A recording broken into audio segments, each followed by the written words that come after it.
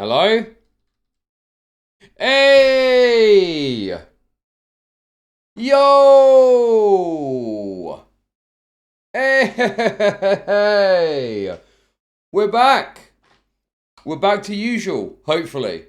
Fingers crossed. We are back. Normal schedule. Internet is connected. Internet is connected. The Virgin showed up and they did what they were supposed to do. Very based. Very based indeed. Oh my goodness. What a disruptive fucking week that it's been. I feel a lot more relaxed today now that the internet's in. The downstairs still looks like a building site. Okay. But, fingers crossed, Tuesday next week, new carpet and tiling and stuff's going in. That should sort that problem out. And I'll finally be able to go downstairs with my shoes off. Yes, we should be back to normal hours now. We should be back to normal hours. So normally I'll go live at 11, maybe 10, and then I'll do 8 to 10 hours. That's my plan, depending on what's happening.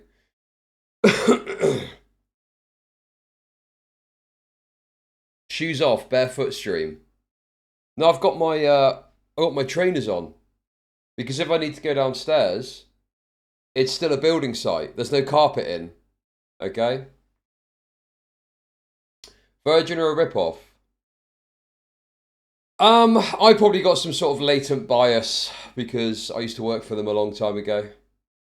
But I've got, what is it?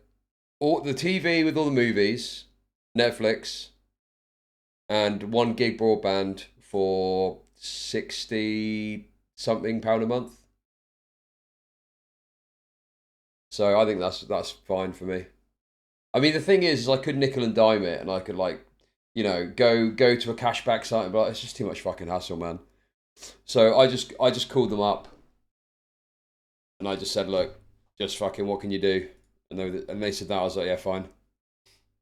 But one thing that's changed is I used to work in the industry, is they're now allowed to increase the price of your package as long as they tell you about it. So every year you have a price increase. So that's very annoying.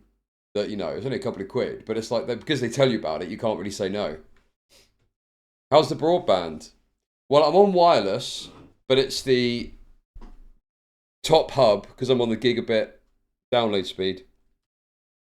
Can I do it without doxing myself? Is that possible? Okay, I'm getting 564 megabit per second download on wireless, and my router is like downstairs. There's a couple of walls it's going through. So I think that's pretty good. And I'm getting 86 megabit per second upload. Because the thing is, in the UK, you don't have equalized download and upload speeds. Normally the upload is a tenth of what your download speed is. Well, this is what I'm thinking, actually. This is what I'm thinking. Okay. I'm thinking about getting an actual business line installed. I'm thinking about getting an actual proper business line installed into my studio, my streaming studio, when that's all ready.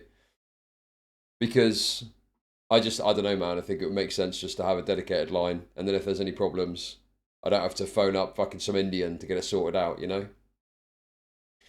You got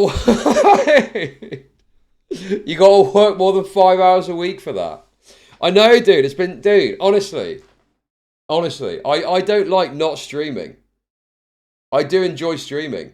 So when I'm off, I do feel a bit like, oh god, I just want to stream. But then I've got like some tradesmen I need to talk to. There's a bunch of other stuff I need to get sorted out. But now, hopefully, we're back in business. Oh, I can turn the auto mod down now. I had it up for a little bit there. But what I was thinking about is going to like a local firm and get, you know when you get like a business that does it all for you and you have your contract with them. I was thinking about doing it that way rather than going and shopping around all the different providers, because they have like certain benefits of doing it that way. Oh god, the melting phone streams. My phone was just absolutely roasting. That was crazy, man. Well, my phone is nice and cool now, which is good. So it means I can get distracted by it during stream. Okay, let me change the auto mod before I forget. Hang on. Right, it's currently on. Oh, no, it's on unfiltered. It's on unfiltered already. It's on unfiltered. So, yeah, anyway, guys. Hopefully, we're back in business. The only thing... Oh, they float... probably a little bit. It's actually quite cool in here.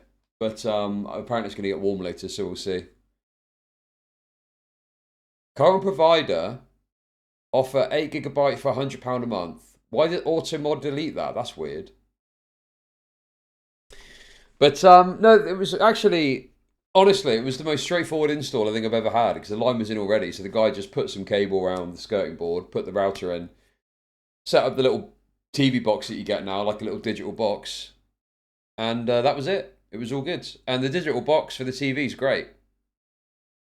It's because I remember back in the day, I used to work there when you had the TiVo boxes with Virgin, and they had to install a hard line to the cable network to get the TV box to work, and they were always like a little bit sluggish and a little bit slow. Same with the Sky boxes; they always used to be a bit sluggish, but obviously now they're all internet based. It's like just instantaneous. You click a thing and it's on. You know. Oh, do you know what I watched last night as a little treat because I got all my shit installed? Well, I had to pay for it because it's only just come out. I watched Obsession. You know the Obsession movie? Oh my god, dude. It's actually really good. It's actually a really good fucking movie. I would strongly recommend it if you like horror. It's great.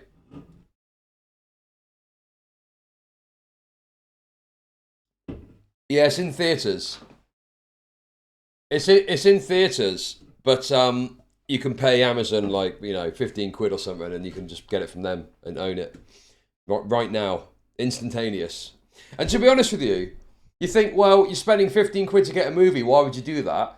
Well, if I went to the cinema to watch it, the ticket is £15 in and of itself. Plus like a bit of popcorn and a drink. So by the time you paid for everything, you're looking at 20, 25 quid to watch it at the cinema. And yes, it's a good experience, don't get me wrong. But now I own the movie. And also, I've got a big fuck off TV coming as well. I got a massive fuck off 65-inch beast working its way to me at the moment from Samsung. So I'm basically going to have a home cinema set up when it's all fucking said and done. So we'll see. 65 inch is pretty big, isn't it? I mean, basically, I tried to work it based on the room size as to what I would need. And 65 inch. Because the thing is, if it's too big, you don't actually appreciate the benefit of the extra pixels or whatever, you know? Midlife crisis. Bro. Dude, what is a fucking midlife crisis? What is a midlife crisis about getting nice shit for your house that you've just bought, bro? Dude, I spent an absolutely obscene amount of money on it. I might as well spend a bit more and get a nice TV to sit and watch in my new fucking house that cost me an arm and a leg, bro. God, you guys are so annoying. You guys are so fucking annoying, dude. It's not a midlife crisis to go, oh, I'm going to buy a nice TV because I've just done a load of work to the house. You think 40 is the middle of Chud's life? Hopeful. But yeah, I'm gonna obviously have like a home cinema setup, so I'm gonna try out Obsession on that because I reckon it'd be really good on that. What parts got me scared? So obviously, I'm alone here at the moment. So when she did all the janky moves. You know when she goes and like walks back, I was like, fucking hell, that's freaking me out. I was like, fucking hell. I kept looking, thinking there was going to be some crazy bitch that was going to be in the corner of my room about to fucking stab me. So there was that aspect to it. And I don't know, I just, I really like the concept of it. Because I think all lads here know what it's like when you're interested in a woman and you're not sure if they like you back. And you got to try and figure that out, But obviously it plays on that, and the guy then becomes this kind of essentially the villain of the piece because he does this wishes for her to be obsessed with him, And then it's like the monkey's paw, the obsession goes wrong, she turns out she's fucking mental in the way that she's acting, you know? Sounds like my ex. Wow, we've all been there. We've all been there. And I don't want to spoil it, obviously, because it has just come out. But it is, honestly, if you're into horror movies, if you're into like quirky, you know, indie horror flicks, it is a strong recommend from me. Yeah, that's another element that the filmmaker plays with really well, is the kind of consent aspect of it, right? And I know it sounds a bit woke. It sounds a little bit woke, but it is actually interesting the way in which it plays with the idea that she's still somewhat in there, but she's not truly consenting to it. And there is a scene where the concept is consensual, but the way it's framed is rape. You know, after the date scene, when it cuts to that, and it's like, you're like, fucking hell. It actually makes your fucking skin crawl. It actually makes you feel like, oh, it makes you feel uncomfortable to see, you know? And yeah, the way, oh god, it is just a really good movie. It is just a really good movie. Consent is woke. No, what I mean is, it's not that consent is woke. It's that a movie that plays with the themes of talking about consent can come across as a little bit woke. Oh, the car scene. Yeah, I won't say. Oh, dude, with the car scene, you know, the thing is, the way it was done was obviously to build tension, because you could kind of knowing horror movies, you know that's the kind of and you're kind of waiting for it, and you're waiting for it, and you're waiting for it, and then it happens. And I was literally like, I was like, dude, they did it so fucking good. They did it so good, man. And I think that the way that they did it, it kind of, you know, somewhat, it was so absurd, it worked. It was so crazy that it worked. No, we're not doing any, no, we won't talk about it more. Everyone needs to go and watch it so we can talk about it, okay? We can watch this scene, because this is a clip on YouTube that everyone's seen already. Everyone's seen the clip already. So I think we can watch this, no problem.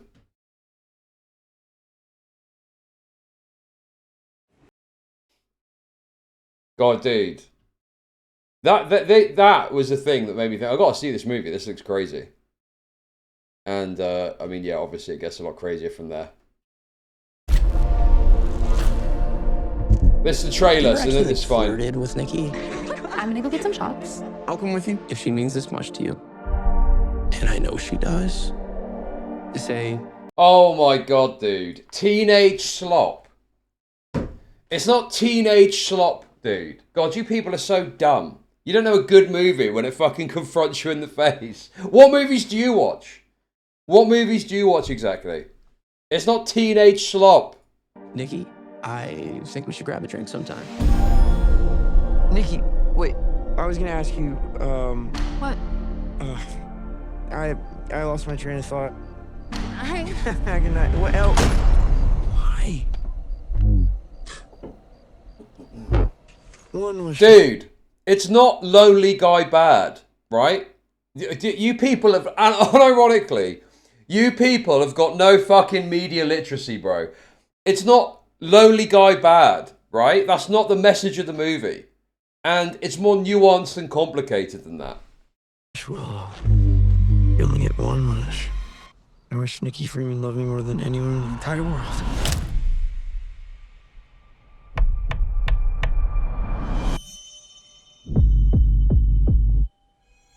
I love you so much.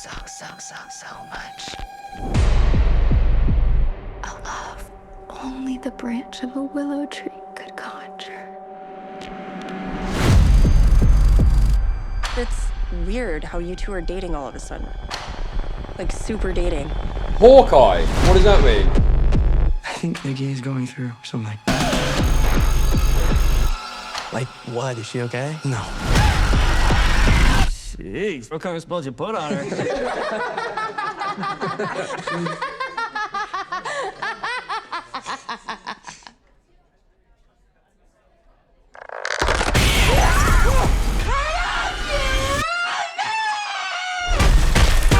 That voice thing as well was crazy. Nikki?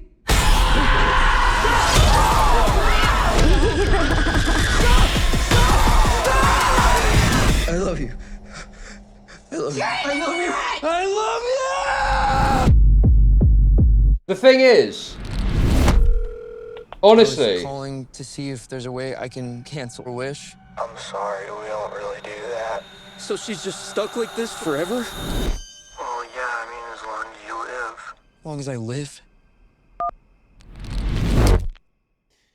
honestly, watching the movie, part of me was thinking, wait, is this like supposed to be a crazy woman? This is just fucking normal, isn't it?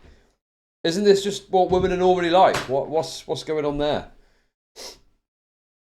But yes, I appreciate, you know, everyone's got different tastes.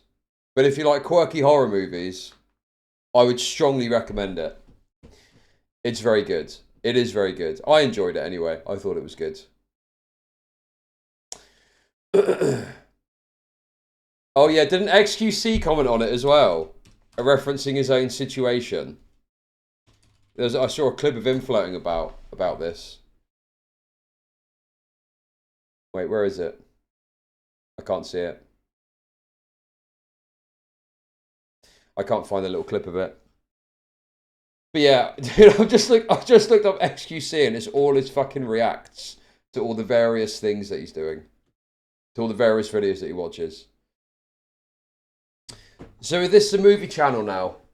Do you know what, Sweepy Logic? Why don't you fuck off, okay?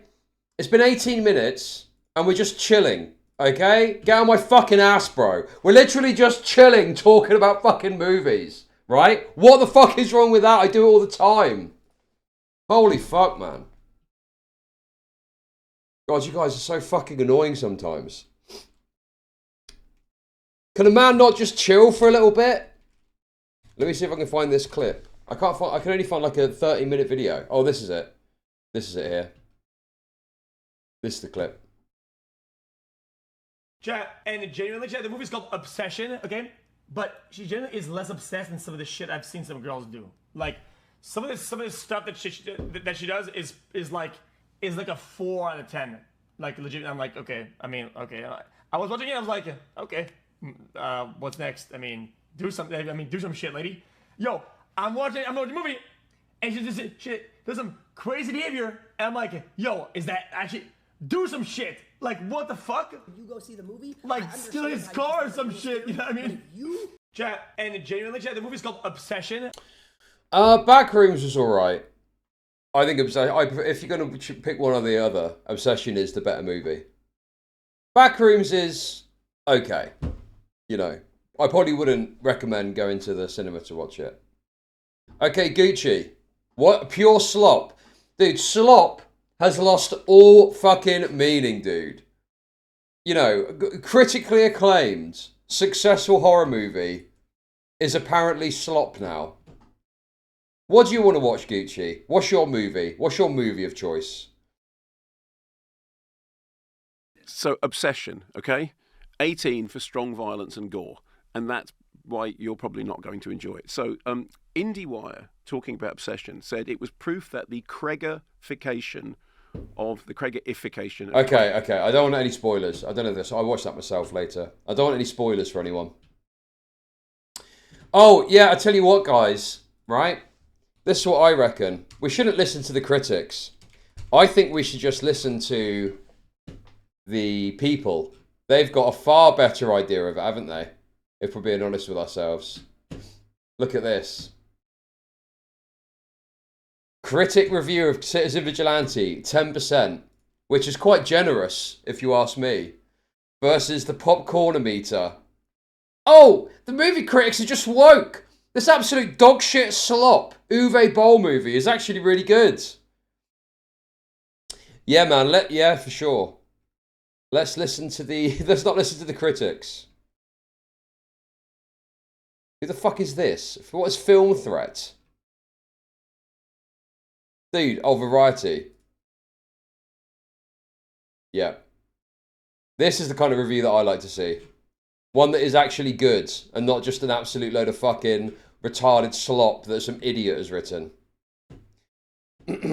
After decades of cinema chronicling men taking the law into their own hands when the system fails them, a thoughtful reckoning is warranted, if not necessary, about the costs and complex morality of vigilantism. Bowl, a cinematic embarrassment since the early 2000s, here delivers a violent, incoherent, morally bankrupt slice of exploitation. Yes, 100% correct, by the way. Absolutely 100% correct from this reviewer. That is exactly what it is. On the same qualitative level as House of the Dead, Alone in the Dark, and Blood Rain. In fact, the film is so astonishingly bad, it almost feels like the writer, director, producer is deliberately sabotaging his star, Armie Hammer, whose intended comeback can only be harmed by this project. Yes, that's true, by the way. Who the fuck is going to want to go near Armie Hammer now? Now, he's a fucking cannibal rapist, allegedly. And on top of that as well, his name is now associated with this absolutely dogshit, rightoid slop about slaughtering Browns. Hammer plays Sanders, an American living abroad in a country that, according to him, has been overrun by criminal migrants. A title card, dude. Yes, bro. Europe at the start, man. Yeah, the Daily Wire will hire him, true. And he's Jewish, perfect. A title card splashes Europe across the screen in capital letters, but without further Jericho context, it's difficult to know which accented character actors are good guys and which are bad.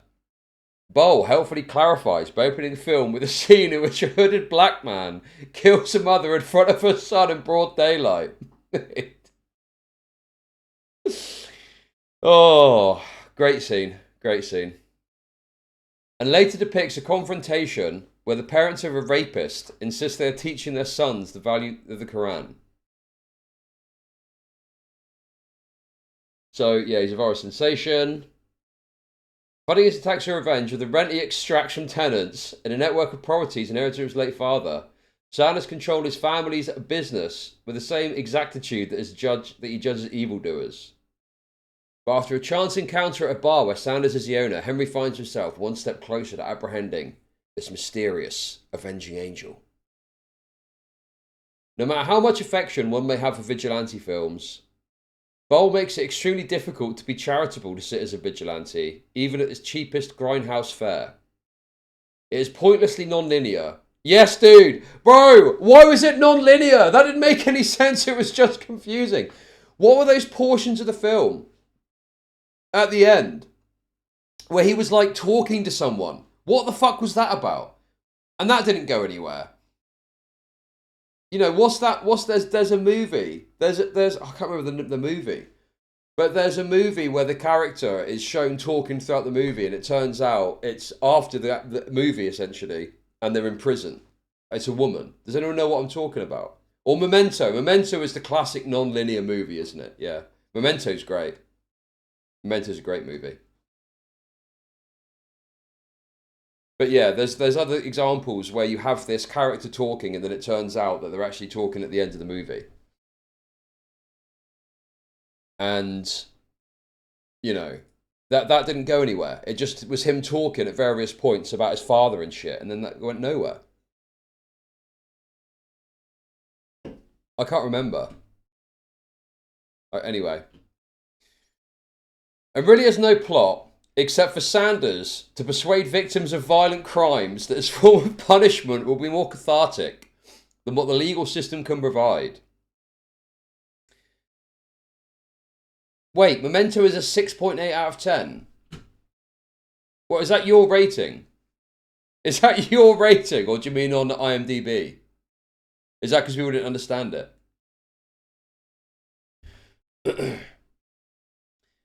Than what the legal system can provide, and then enact it. 6.8 out of 10 for Memento. Yeah, you just don't know what you're talking about when it comes to movies. If you're saying Memento is a 6.8 out of 10, what's a 9 out of 10 to you?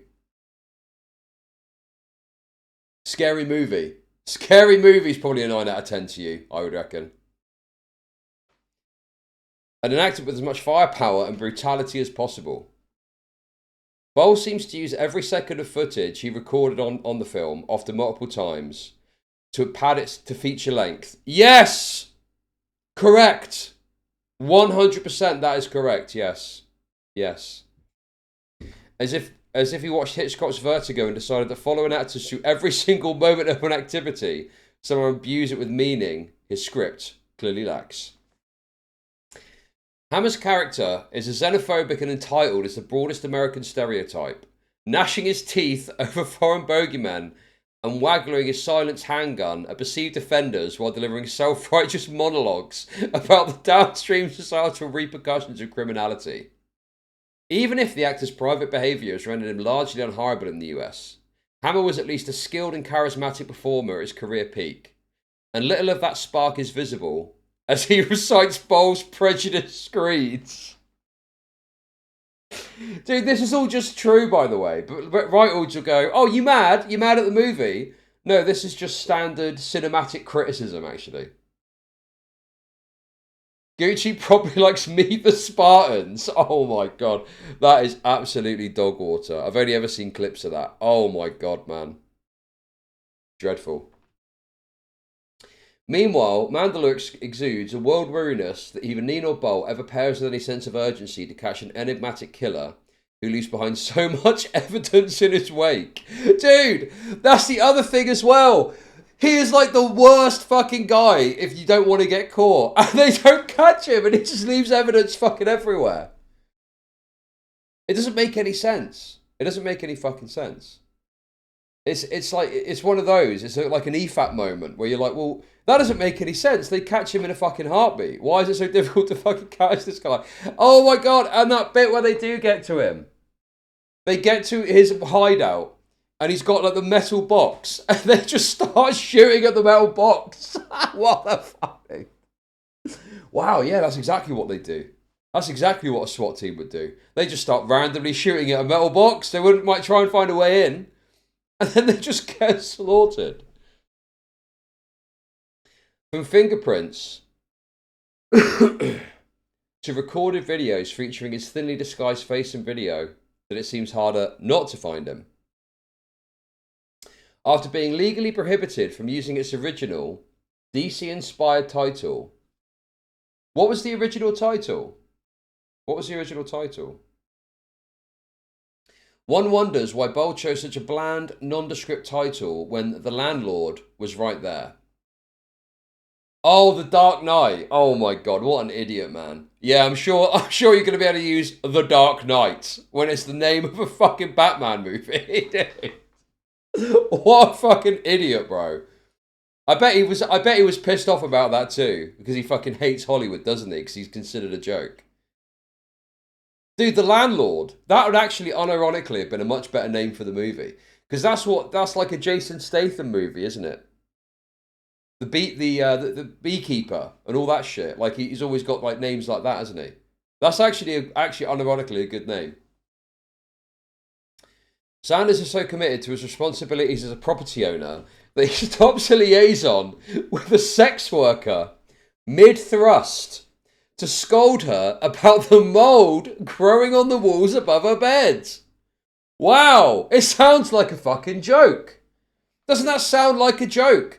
But it's not a joke. That actually happens in the movie. That actually really fucking happens in the movie. Totally unnecessary sex scene, interrupted by a totally unnecessary moment where he talks about the mold on the walls.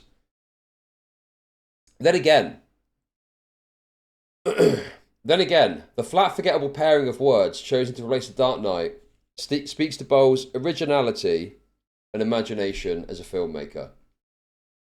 Concluding with a dedication to rape victims in Europe who were betrayed by our legal system. Citizen Vigilante is a film that disguises its exploitation roots behind the pretense of exploring an important topic. That was fucking banging as well. When it just comes up for all the rape, for the rapes. This is dedicated to the rapes. What the fuck was that about, man? What the fuck was that about? And the previous important topic, even as producers treat that subject completely inappropriately. Between Bold and Hammer, it's hard to know who gets the worst deal in hitching his wagon to the other star. But any of those victims to whom it purports to pay tribute would be better served looking elsewhere for a champion than to mistake the shameless exercise in ambulance chasing for an earnest pursuit of justice. Okay. Honestly, that is a completely legitimate and correct review. Okay? Completely legitimate and correct review. But people will go, no, you're just mad because you're progressive. No, that's a completely legitimate review.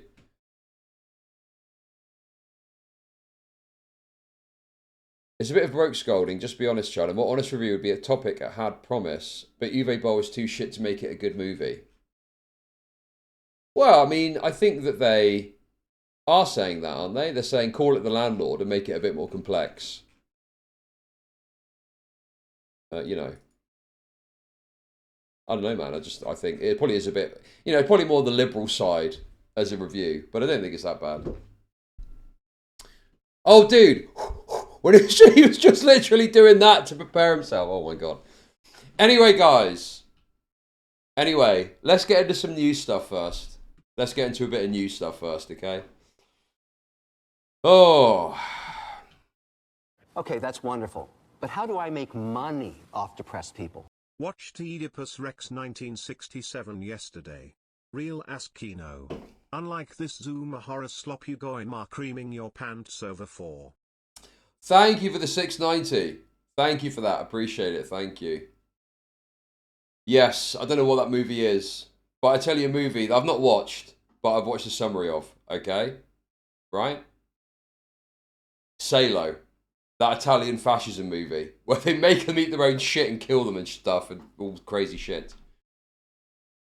Imagine time traveling 20 years back and showing someone the movie and trying to explain the citizen is actually the good guy in the narrative. Yes, very true. Very true. Very true. Anyway, guys, the rightoids are about to go. See, this is why you need citizen vigilante. Ooh, that's a rough headline. That's a rough fucking headline, isn't it? Notorious Rochdale grooming gang leader set for release as he can't be deported. Oh no! Ooh, rough. Damn, these laws are kind of gay.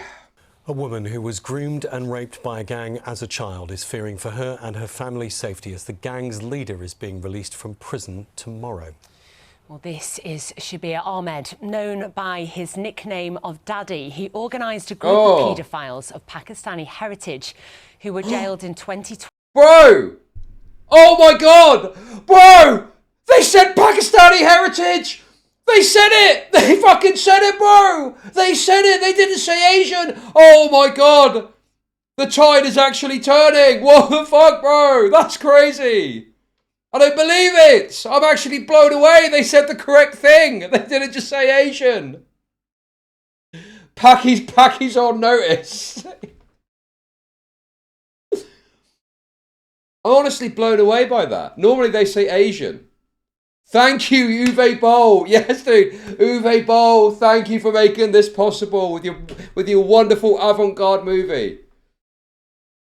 2012 for raping and assaulting schoolgirls in Rochdale. And to add insult to injury, Ahmed's victims have been told he can't be deported because of a law from the early 1970s. The woman who we're calling Ruby now has children of her own. She says, I'm scared for my safety and my kids' safety. The main ringleader is getting out of prison, who is well known in Rochdale, Oldham and Middleton.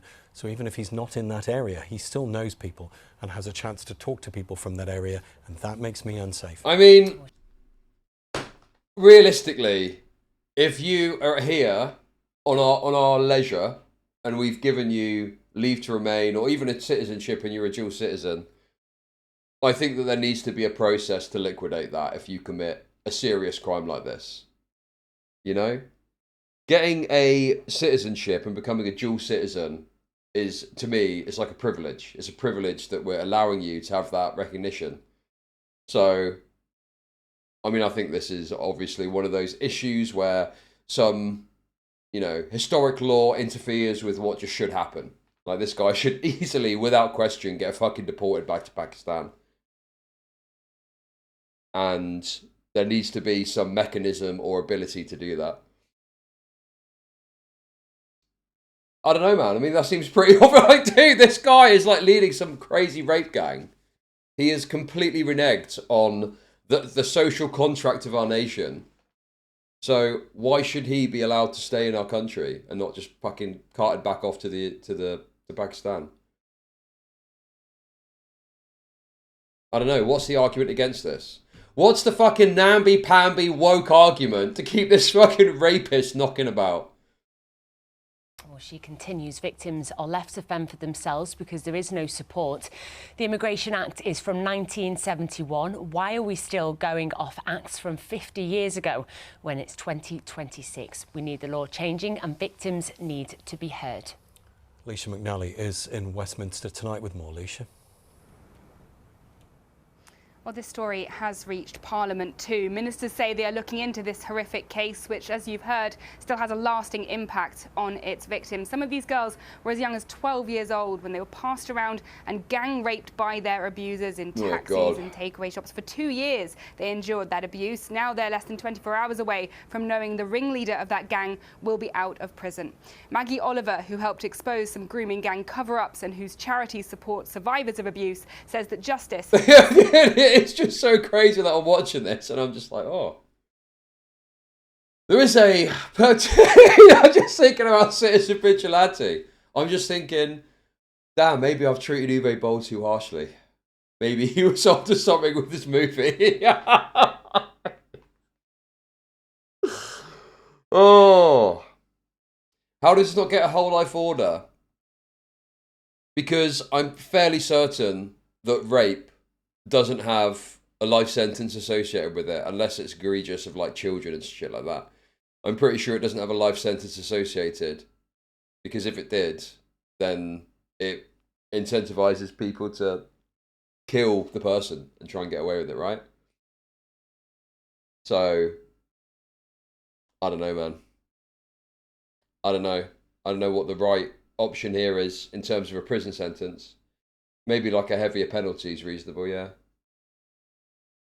But in any case, I think that him remaining in the country is, from a moral standpoint, unconscionable.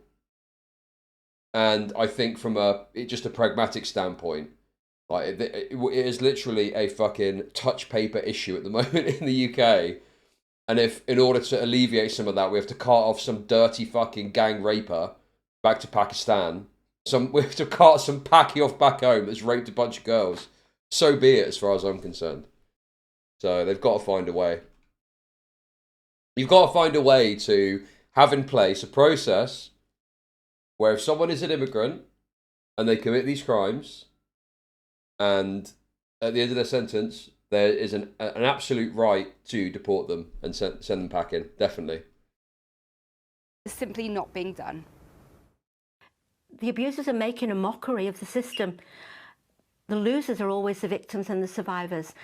We still don't have the changes we need, and you know, you can feel the anger that comes. Define crime. Define crime. Well, if it's shoplifting, I wouldn't. Violent crime. There's a certain category, dude. Bro, are you trying to fucking wind me up, bro? I think it's very obvious if you just... It's very obvious that I'm saying violent crime. If you steal a chocolate bar and you get a fucking one day prison sentence for that or some shit, I don't think you should be sent back and then, no. But if you commit a violent crime that reaches the level that you need a custodial sentence, then yes, I think when you're released, you should be deported. You know? Weak. No, it's not just a question, isn't it? It's not just a fucking question, is it? It's the fucking progressive Oh, but what? Wait a minute. What about the human rights? What sort of crimes are you talking about here? Honestly, it feels like progressives recognise, and I don't even know if Chud Logic is a progressive. I think they just want to wind me up, okay? But what it's like is that they know that the immigration question they're totally raped on. So they've got to do this kind of queer nitpicking at everything that's suggested. I mean, what have the Green Party said about this? I'd imagine they're probably absolutely fucking silent, I'd have thought. But you know, this is a pretty crazy situation. Even Andy Burnham said, we need to fucking deport him. Because obviously he wants to take a strong line against immigration.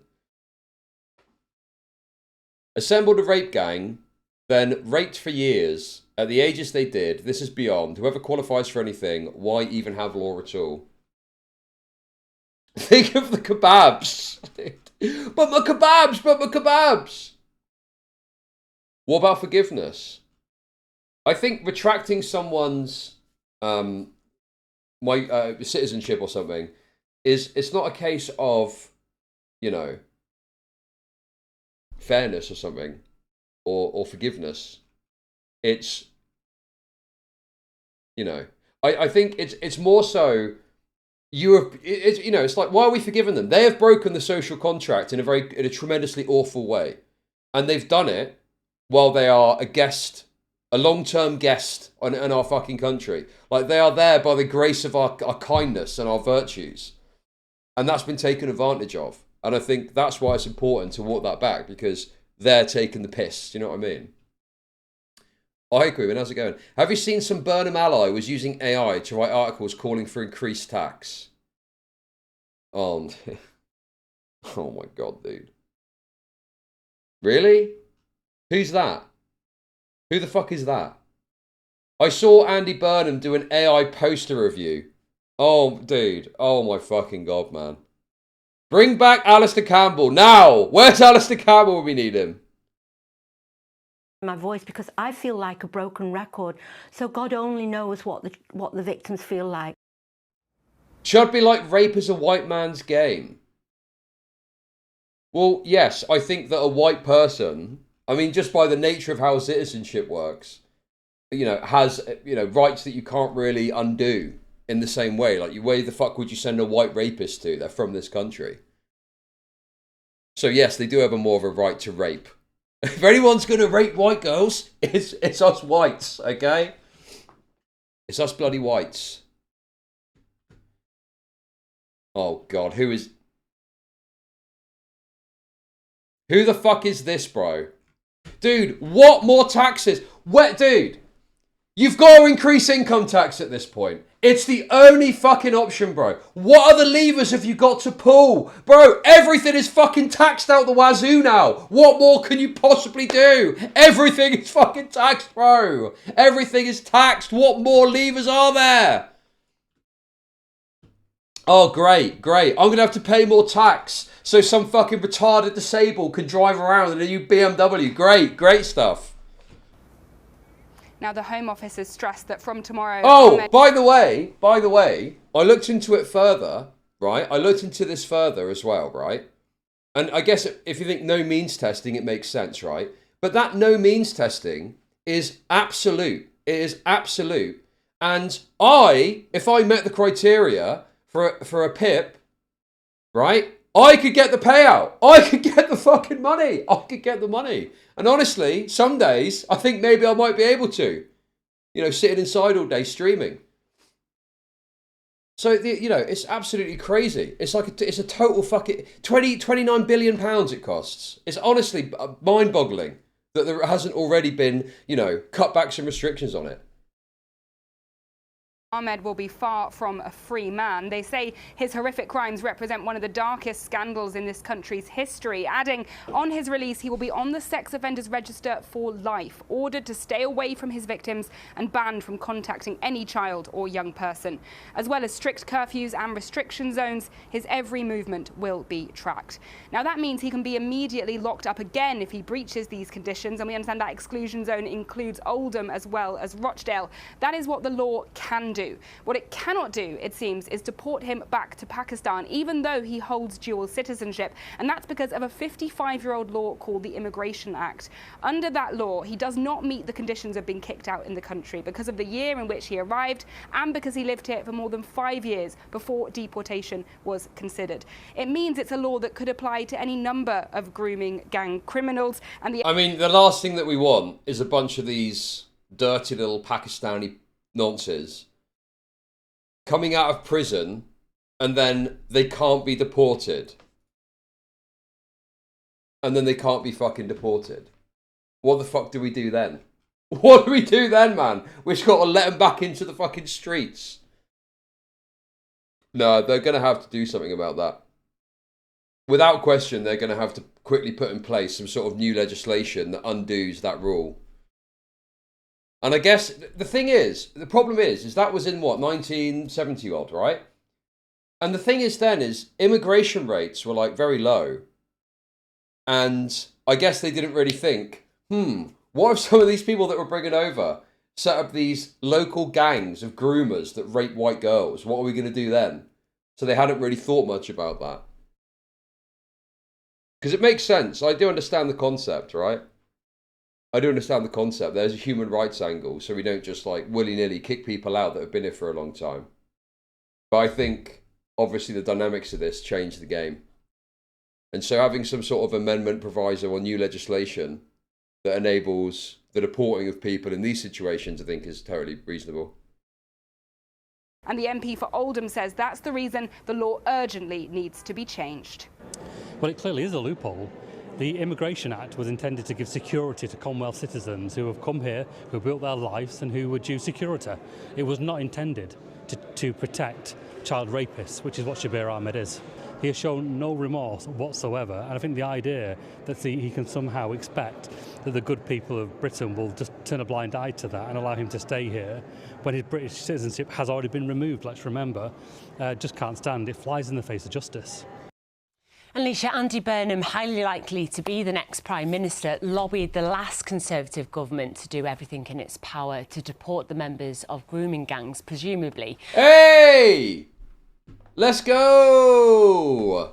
Let's fucking go! Now we're talking. Now we're talking. Well, I mean, Burnham will solve this. Well, I think that Burnham is, you know, again, Labour are playing Reform's game and Reform play it better every time.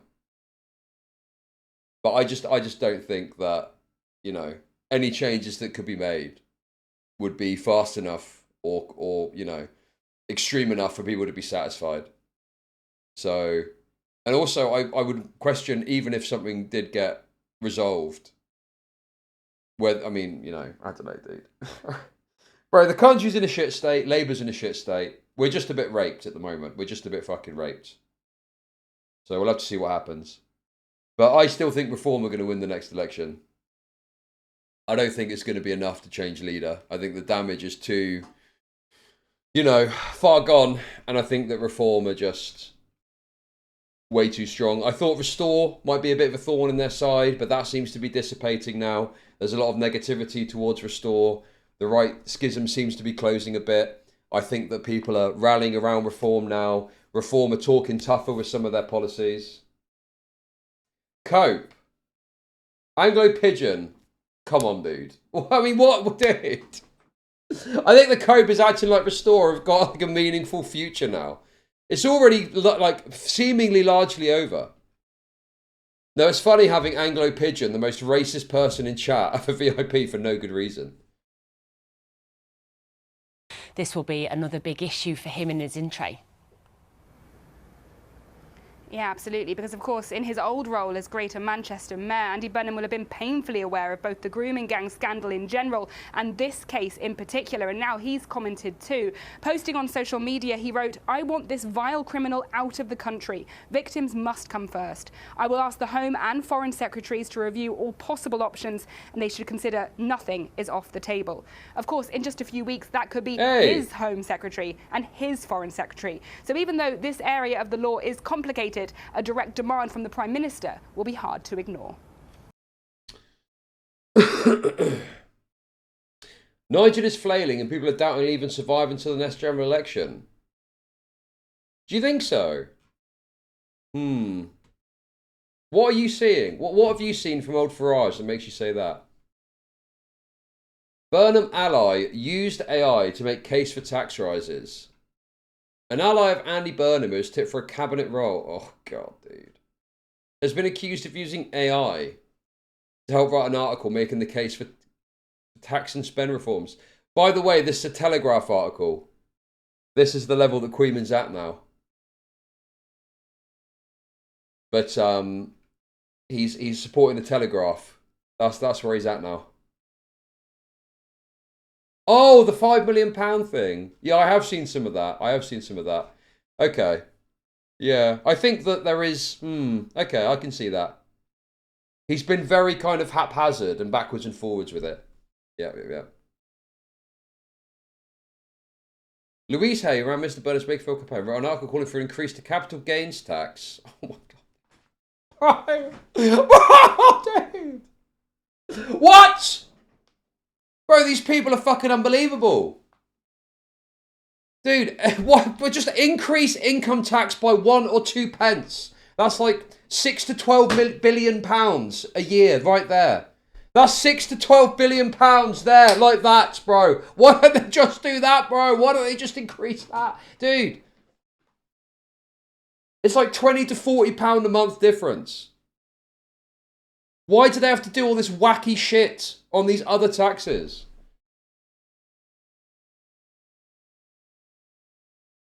I've got to ask you a question.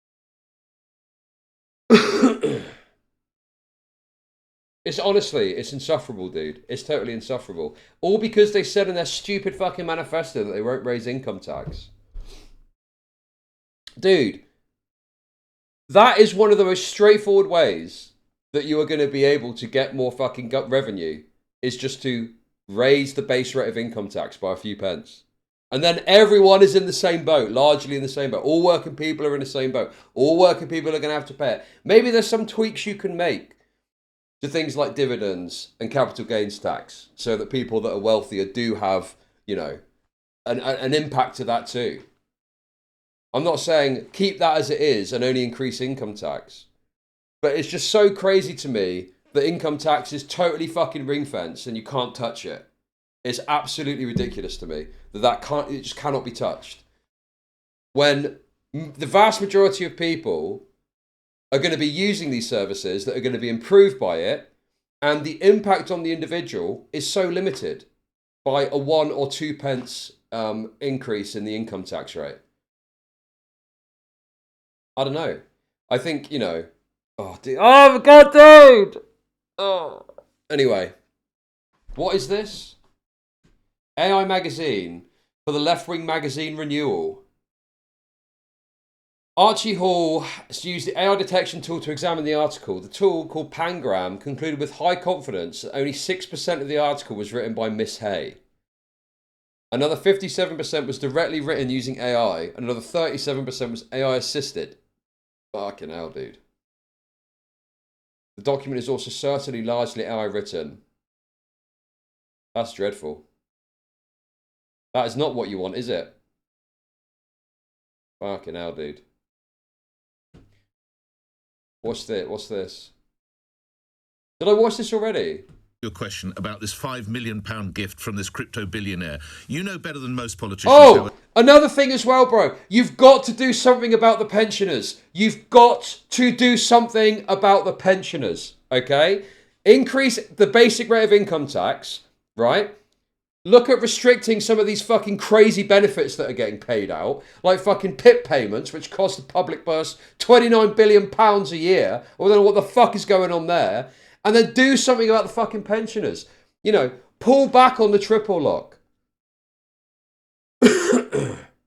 What is it they said? Link it to price increases. Or, no, sorry, wage increases. Link it to wage increases. Why not just have it that pensioners go up alongside how much wages go up by? What is wrong with that, dude? What is wrong with that? Then everyone can say, well, that's fair. That's fair's fair. Working people dictate what the pension goes up by. And everyone's on a fucking level playing field. Pensioners earned what they made. Not true. That's not fucking true. That's complete bollocks. That's how LBC works. I'm getting comments as you and I are speaking. This man needs to tell us what has he done with the £5 million. Get him to get him to be truthful. Nigel Farage, please, what has happened to this £5 million gift? With all due respect, what's it got to do with you? Well, because it speaks to the position of you hold in office. Initially, we were told that it was because of your personal security and it would pay for that for the rest of your life. Then apparently it was some kind of reward for campaigning for Brexit. I am told we have two different stories. Which is the truth? Well, I think you're contradicting yourself there, aren't you? Well, if you tell me what happened with the £5 million, then we're solved. It's an unconditional gift. I can spend it on Ferraris if I want. That'd be entirely up to me. Why did you say it was for personal security then? Because it was given as an unconditional gift, right? The understanding is, and you know very well, I've been physically more attacked over many years than any other politician. I've been with you when you've been abused. I've seen that. But my listeners want to know, we'll look at some of these. So, how much has been spent? Nick, I can do with it as I want. I can do what I want with it. Well, I can put it on the horses. Yes, you are under review, though, by the Parliamentary Standards Commissioner. Well, and maybe we shouldn't be discussing it in that case. But what I will say to you is, I know that I will need protection until I die. Right. I have no idea how long that will be. None of us do. But I know that it's damned expensive, and I now don't have to worry or even think about that, because repeatedly over the years, when I've asked for help from the state, I've been refused. So it was a reward for personal security? Sorry, Nick, you're confusing two things. One, the problem is, right, I think that what Reform and like the likes of Nigel Farage rely on is the idea that they've got this anti-press mentality. And they think that it does go fairly far with people. But I think on topics like this, you can't really do this exacerbated, annoyed at the press for asking you questions thing, because I think normal people are going to listen to you having got £5 million and go, hang on a minute, that's a lot of money. What did you get that for? And then you're acting like this with press that are just asking you questions about it, you know? What's it got to do with you? Well, I think, you know, understanding public servants receiving large sums of money and what it's for is a normal part of the political process, and you're acting very agitated about it. Why? Why? That's a completely reasonable question. Because the question then becomes, so you got £5 million, you say it's unconditional. Well, is there such thing as an unconditional £5 million gift?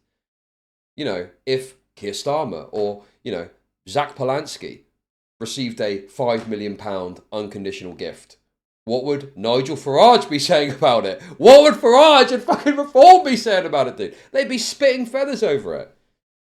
So, yes, this is a very poor form for Nigel to have this kind of, antagonistic response to this when it's a totally legitimate question that is being asked here. Totally legitimate, totally fair question. Why did you receive millions of pounds of money from some crypto billionaire for what?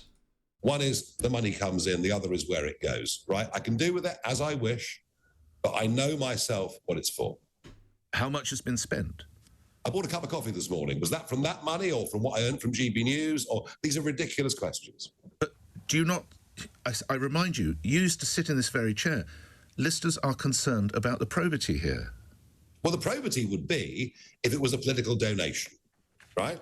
If it's personal. No, I know it was in a personal capacity. I want to make plain you were not an MP when funds were received. Exactly. Has it, as some newspapers have suggested, been used to purchase property? No.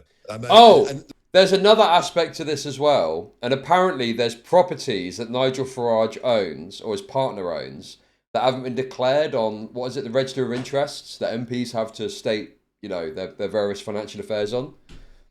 So that's also now coming into the limelight too.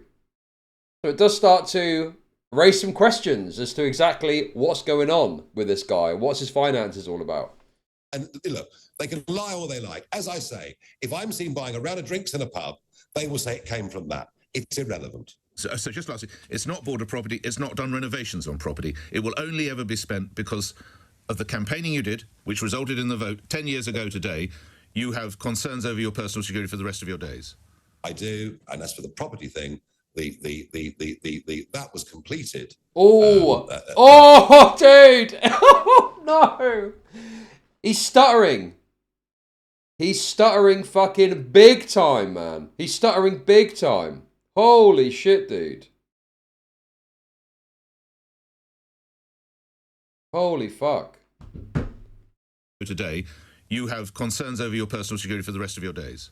I do, and as for the property thing, that was completed.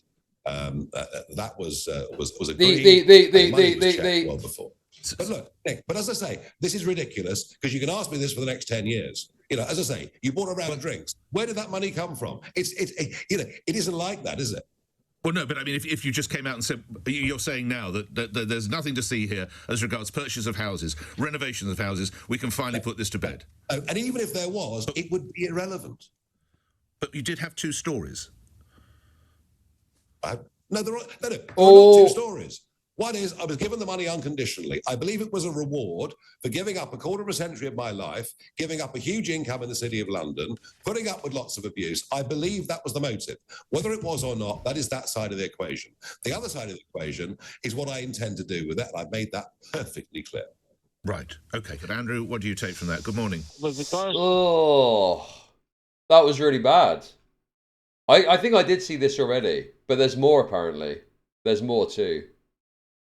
Reform, UK leader Nigel Farage credits himself for getting Keir Starmer out of office, now setting his sights on Andy Burnham. Nigel Farage joins us now on the 10th anniversary of the Brexit vote. Now, as well as all those changing prime ministers, it's been 10 years where the economy's not really grown, been more... Yeah, I think Nigel clearly enjoys being on the kind of disruptive side of the equation and calling into question power.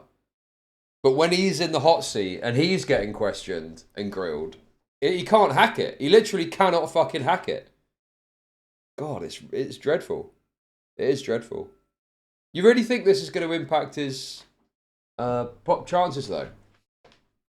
Because I would have thought that, you know, dyed-in-the-wool reform voters... I mean, you might see some reform voters that previously vote Labour consider Burnham because of the kind of character that he is and he's from the north and whatever. But with Farage, I would have thought that, you know, your dyed-in-the-wool reform voters are going to stick with reform no matter what. I think they probably think this is all like, oh, who cares if he got 5 million, blah, blah, blah. They probably are going to sweep for it, no? Some for small businesses trying to export. Our investment has been down. The polls say that only a third of people think it was the right decision. And of course, we had much, much higher levels of migration. What has gone wrong in the last 10 years? It was an earthquake in British politics that happened 10 years ago today. An earthquake.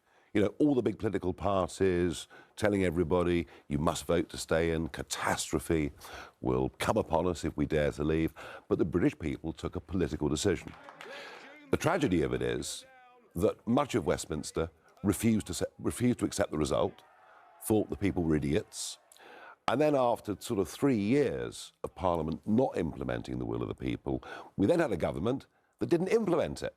So 10 years on... Oh, dude, I love the quote. Oh, well, Brexit is actually, you know... Brexit is actually really bad.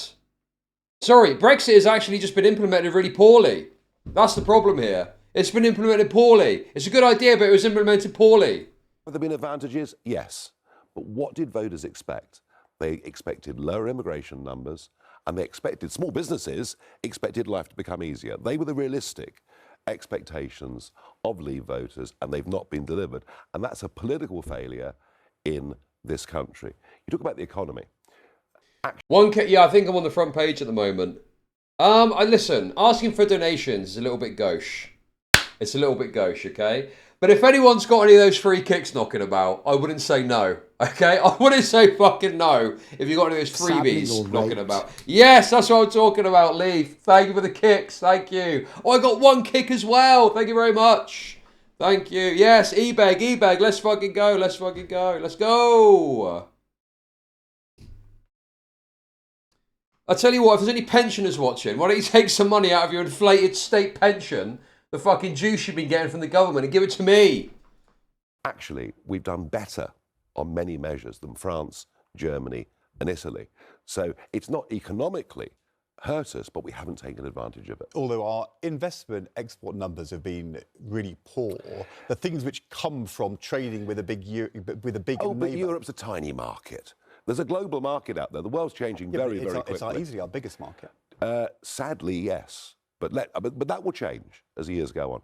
You know, the one comparison is to look at America Sadly, you're and look at raped. Europe. And in the last 15 years...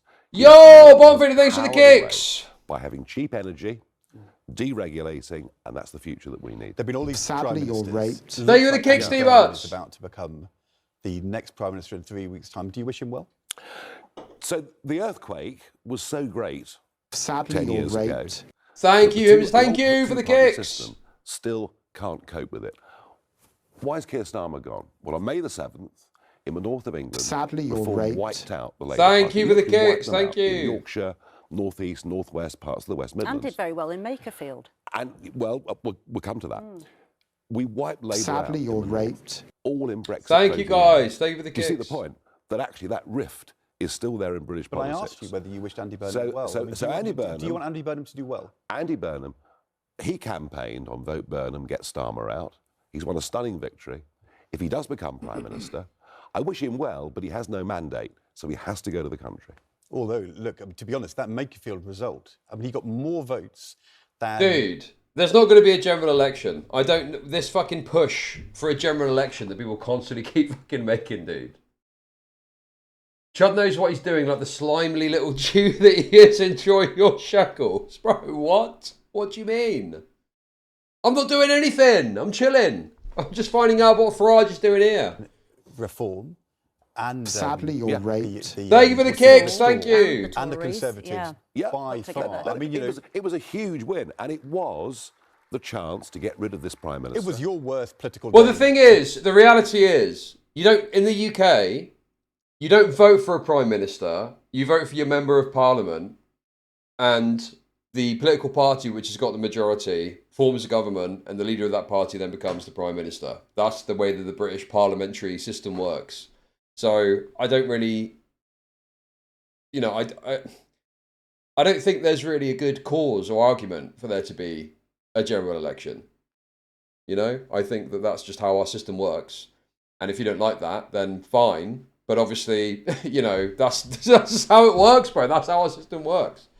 And there hasn't been a general election except for Theresa May, who foolishly called a snap election, which went very badly for her because she lost the majority.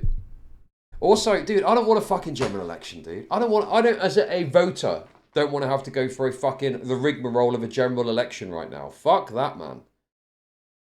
You know, just let Burnham fucking do what he can. And, you know, hopefully we'll see what happens, I guess. It's not about being lazy. It's just a fucking hassle, isn't it? It's a fucking hassle right now. Since you came back into Parliament? Not really. Well, as in, you had big high hopes. I think we have... You lost in Gorton and Denton, you lost in Caerphilly, and then in this by-election, you actually lost quite badly. On May the 7th, we scored historic victories over vast parts of the country, But how do I established make ourselves money in Scotland off and in depressed Wales. Last week you called obsession Foyd slop, while this week you're sucking it off like some concealed gawk. I don't think I called it Foyd slop, but thank you nonetheless for the 333. And you know the game. There are good days and less good days, and that's the way it is. Can I ask you what you've learnt about women voters in the wake of Makerfield? Don't give them the vote. That's what I fucking learned. Do not give women the vote because they're terrible and they make bad decisions. That's what I think, personally. That's what I fucking think. Traditionally, new political movements attract more male than female voters to begin with. Men take risks, I think, much more easily, maybe much less responsibly in some cases. I think in Makerfield we had a problem. Which was? With some of the historic things. Look, our candidate, great bloke, plumber, rugby player, ex-army guy. And sexist. Drinker, one of the lads. Wait, what? Why is one of the criteria for a politician drinker? Bro, what the fuck, dude? That is so retarded, man. Drinker. Bro, I don't give a fuck if a politician drinks, okay? And if anything, I'd rather they didn't, so they could focus on the job at hand. He's a proper lad. He likes a drink. He likes a drink, and he likes talking about rape bitches on social media at the weekend. What's the problem? What were his posts? What did he say? What were his fucking posts? Because I think that what they're alluding to is this idea that he didn't actually get women votes because he was sexist at some point. Going to pubs tonight when England are playing football, you would hear all sorts of banter that in the cold light of day would not look good. That did us harm. And you didn't ask him to apologise to, say, for example, Carol Vorderman. Was that a mistake on your part? I think Wait, Carol what? Vorderman, you know, writing letters to every constituent and directly involving To all herself. the women. Directly involving herself in a political campaign. I think there's some serious questions. Well, she to was ask brought there. into it. She was serious- brought into Wait, what? Carol Vorderman's involved? Okay, let me just find what he said. What did the Makerfield reform candidate say about women that was so offensive to everyone? Let's see. brought into it because your candidate didn't apologise to her. And I'm wondering as a leader You can't whether... even say on breakfast television what was said because it's so bad. Oh! Dude, what? Oh my god, this is crazy. I didn't know how bad it was. I didn't know how bad it was. Okay. Right. Oh, hang on. This is part of it, is it? Fat bit. Oh, God. Look at this fat, unimpressed bitch. What? Oh, no, thank you. No fucking thank you. Okay. Here's an Anglo pigeon banger. Oh, yeah. Oh, my God. This guy as well. This guy's classic too, isn't he? Oh, David, did you raid? Thank you for the raid, David. Appreciate it. Thank you, thank you, thank you. Shoot the mms on the spot. Duly elected. You gotta love the Green Party kvetching about it too. Also, the Green Party are hardly anyone to speak on this. They've got their own problems with candidates. My mate was telling me, my Green Party councillor mate was telling me that apparently they had to axe people because they'd say crazy things about the Jews. And yeah, he got elected. He fucking won. He fucking won, dude. Okay, where is this Carol Vorderman post? I've got to see this, man. Let's find this Carol Vorderman post. We've got to take a little look at this. We've got to take a little look at the Vorderman post.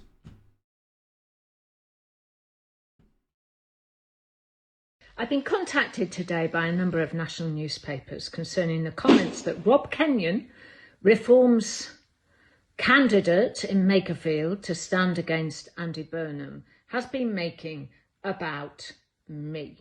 They're disgusting comments. Rob Kenyon is a misogynist, in my opinion. And he's billed as this local plumber. No, he isn't. He's an online abuser. And I tell you what, if he was a local plumber in my area, I wouldn't let him through my front door. It's been reported that he's had 2 ex accounts, one of which he deleted. Now, Hope Not Hate have gone into the archives and have found multiple examples of abuse. I feel respect. I thought they were the party for trannies. So, I mean, think what you want about this. But these posts are only a few years old. They're from 2022. Abusive comments about women, about female rugby. If it's not tits... Dude! If it's not tits and arse or rugby, it's politics. If it's not tits and arse... Dude, women in 2026 are not interested in this fucking misogynistic slop, okay? They're just not, bro. They're sick of it. They're fucking done with it, dude.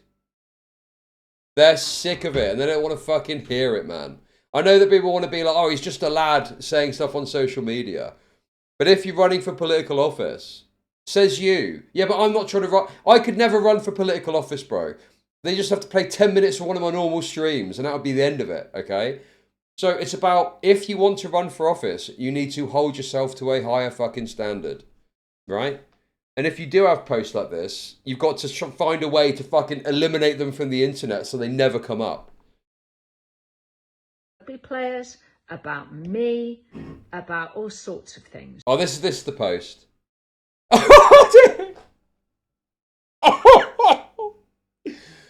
Happy birthday, Carol. My God, I'd love to smell and lick your arsehole. Oh my God.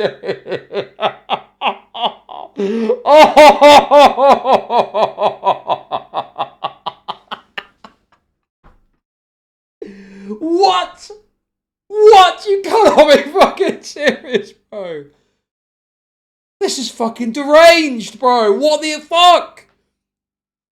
He's only saying what we're all thinking, Chris. Sadly, you're raped. Oh. Whoa. Let the lads post about wanting to lick her asshole. Dude. Segfault, thank you for the kicks. Thank you, thank you. This is just like fucking Sargon of Akkad. Finding out that women don't actually like when guys talk about explicit and grotesque sexual acts like this on a public forum about a public figure. In 2021, no less. In 5 years ago. 5 years ago. 5 years ago is when this got fucking said. Oh, God, it's fucking... Oh. And we're going to put these up now. Guns on him. What does his dick taste like, Boz? Here, so you can pause it and look at. Okay. A picture paints 1,000 words. Boot the chips out their hands, then waterboard the lad. Them in detail. These are just some of them. He also said that he'd been. The problem is not the risk of you getting COVID. The greatest risk is you could get COVID and transmit it to people with bad immune systems who could die because of it. Vaccines are not 100% effective, but they help a lot. So the more people vaccinated, the better. But what a load of crap. Been blocked by Sky Sports Rugby League on their Twitter page for his online behaviour, Rob Kenyon's online behaviour. But it's a torrent of abusive and vile language. But the other X account was suspended by X, and we all know how low a bar they have. So I'm asking Reform right now, what was it that he did that led to the suspension of that X account? Tell us now, because you didn't tell people about James McMurdoch's conviction for kicking his girlfriend outside a nightclub before he was voted in. I mean, the problem is that Carol Vorderman is like a public treasure. And obviously she's some sort of progressive stooge, okay? So she's getting involved in this because she's got this progressive angle or line.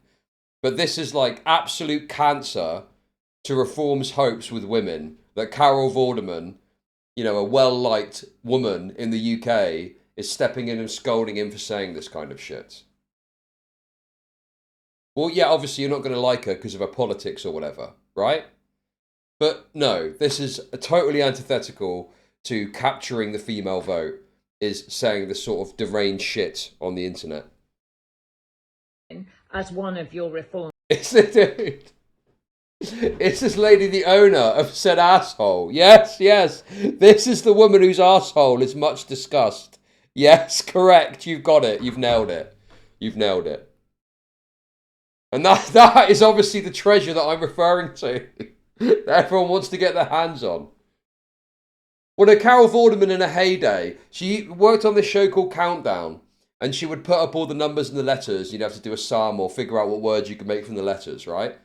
So that was the point. That was the point of her sort of, you know, her beloved nature, is she was on this popular show as a bit of eye candy, putting up the letters or something, right? She was like, you know, the boffin.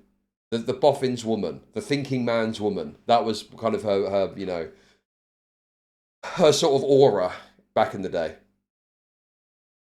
So, yes, this is why this is such a bad look for old Robert Kenyon. Reform MPs in 2024, and he was only voted in by a majority of 98 votes. So you have to tell the people of Makerfield right now why that account was suspended.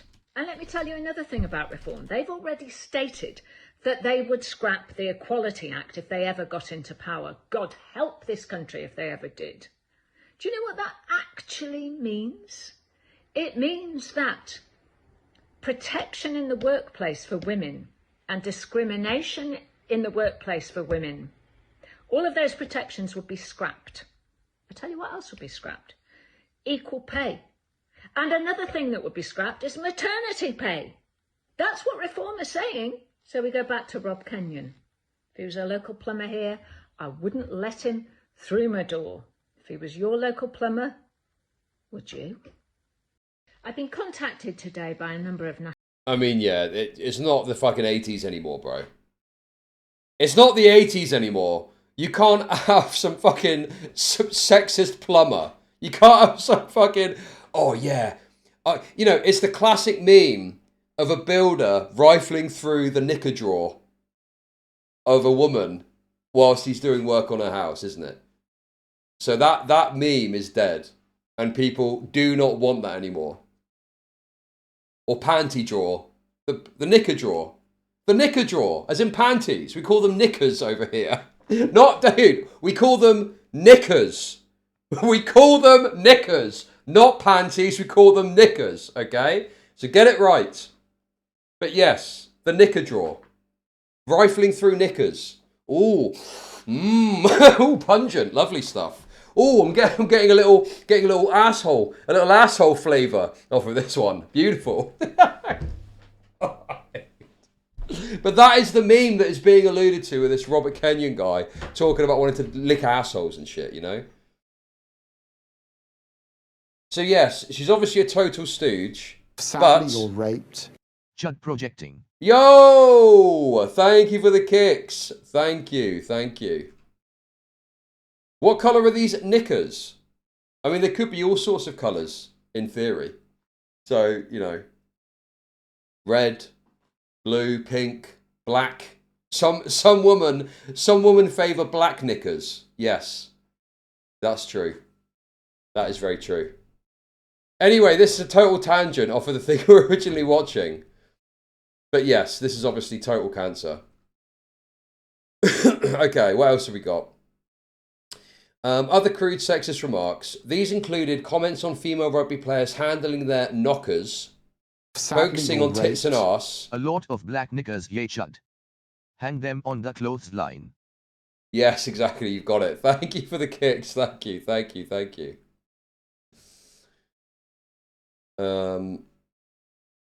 Claims that women can't ref, drive or give directions, and degrading remarks about other women. Kenyon admitted to making some crass or laddish jokes in the past before entering politics, but did not fully apologise in a way that satisfied critics. He and Reform defended or downplayed much of it as non-serious or old. Nigel Farage reportedly called similar comments the sort of thing you'll hear in every pub. See, the thing is, I think, whilst I do agree with that, I think that just rings a bit hollow with women, and I think they don't want a representative to be saying things, and then the excuse for something they don't like is, well, that's just what they say in the pub. You know, that's not a particularly good response to that. So yeah, it's pretty rough. Oh, the post resurfaced during the campaign with Reform investigating potential electoral impact. Women voters in particular were reportedly turned off, contributing to a poor showing. Oof. That is pretty bad, though. That's pretty rough. Every time we go into the pub, the lads are always talking about licking arseholes. I mean, that's quite an extreme comment. But obviously, you know, it's more so the kind of like, you know, robust sexism that he was engaging in. Tits and arse and shit like that. Anyway, so that was what they're referring to there. Let's get back on track, because actually I was more interested in this £5 million payment thing. And it will be in every pub tonight. That's the point I'm making. Oh, no. I'm afraid. Most men do not say that kind of thing about women. What was said by him was lads banter. I don't approve of it. I don't approve of it at all. All right? Not at all in any way. So clearly they're trying to evoke the Trump defense the grab 'em by the pussy defense. The problem is that we're built different over here. We're quite a prudish people by our nature, and we're not as kind of brash as even the rightoids tend not to be as brash as some of the kind of Americanisms that you see. So I think this was a totally retarded defense that was never going to sell well, and clearly it didn't work at the time, and people didn't want to fucking vote for the guy, particularly women, you know? We just, you know, when it comes to politicians, I think we've got some tolerance for some comments, but when it gets to the point that you're just saying crazy sexist shit, I think that that tolerance goes, particularly amongst, you know, particularly amongst women. Way. More broadly, you know, last year we fought a campaign on law and order, and actually we found women voters very much on our favour because they're worried about their kids on the streets. Yeah, it's interesting because your own former head of communications, as you will know, has written a very lengthy essay, Gawain Towler, Reform UK's former, and he was an elected member of the board too in your party. He said you were wrong to not demand an apology, and that on the doorstep it did come up that an apology would have won over women voters who are minded to vote for reform, but they simply don't want a sexist. I can't force people to say things. But look, did you ask him to apologise? Or did you refuse? asked him to think very hard about what to do. I don't bully people.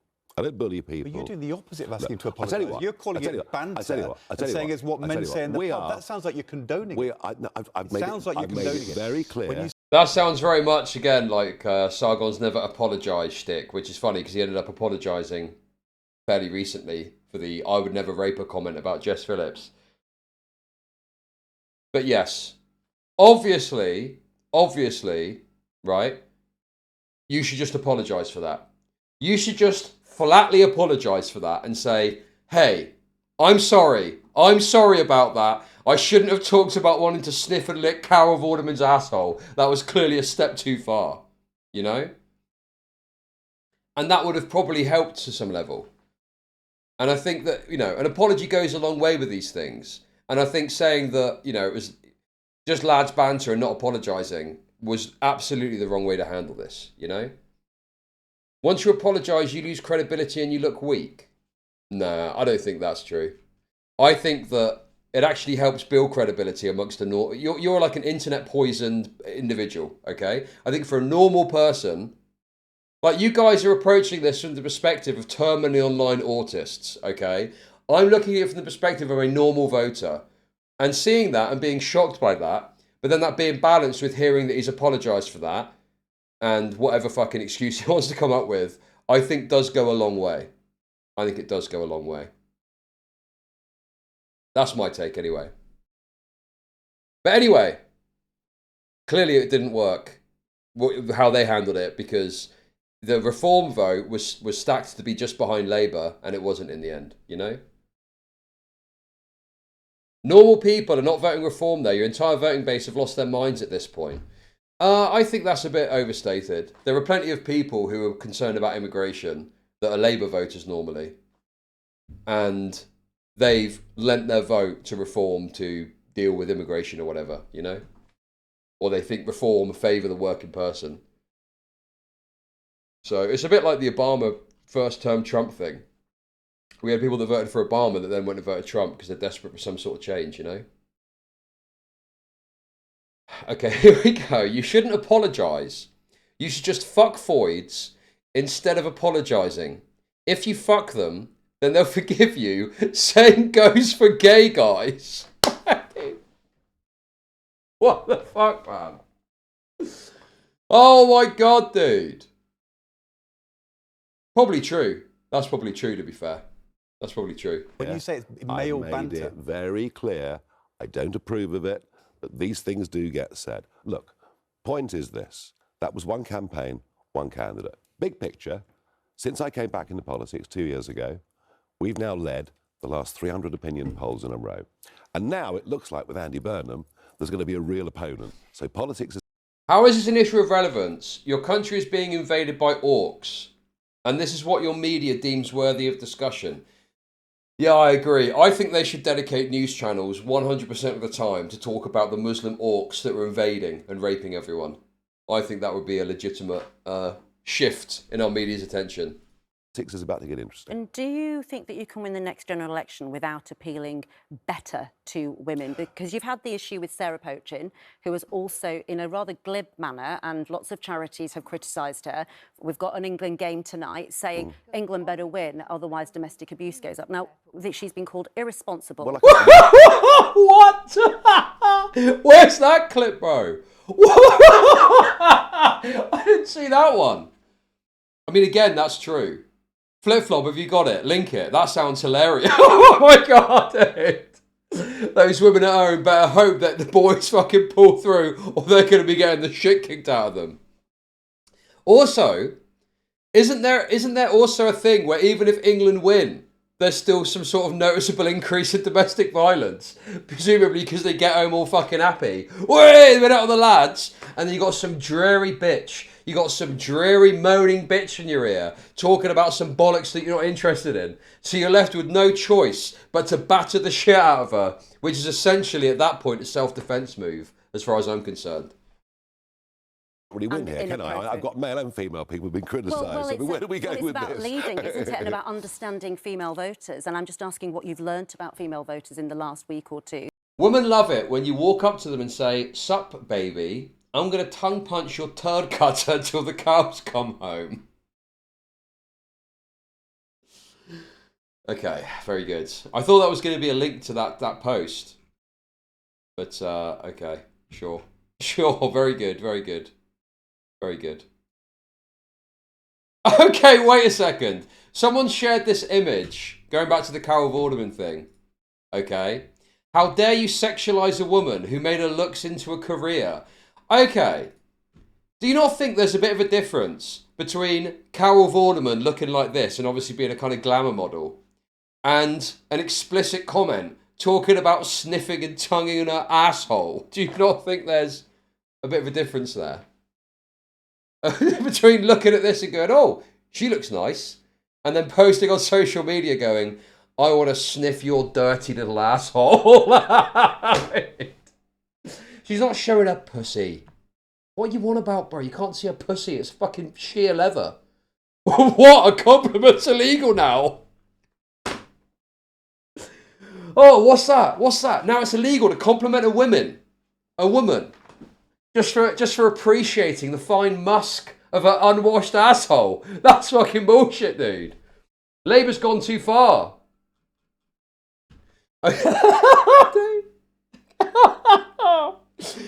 Okay, can we stop talking about Carol Vorderman's asshole now, please? Fucking hell, man. Okay, here we go. This is the clip. This is the fucking clip. This is what I'm talking about. This is what I wanted to see. Okay. Sarah, Reform MP branded irresponsible over claim England must keep winning a World Cup to prevent domestic abuse. Oh my god, man. Where's the actual tweet? Where's the fucking tweet? It's not... Okay, well, I'll just read it.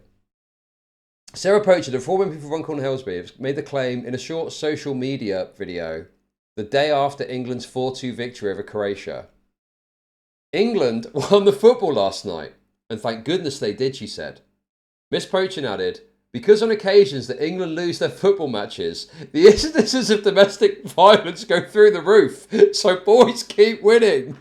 What? What the fuck, man? What an insane thing to say. What an absolutely crazy thing to say. I'm honestly blown away by, and I need to listen to this.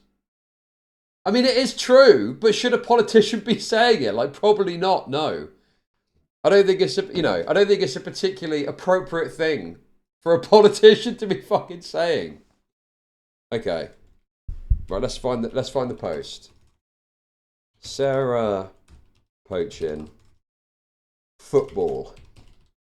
Hey! By the way! It's coming home, it's coming home, it's coming, football's coming home. We won against the fucking Blacks. By the way, I was watching the highlights, and I gotta say, at times, I did find it difficult to distinguish between the England team and the Democratic Republic of Congo, Because a lot of the players on the pitch are fucking black. So I was like, wait, is that what? Which team is he playing for? Anyway. Come on, what's the problem? Right, here we go. This is it here.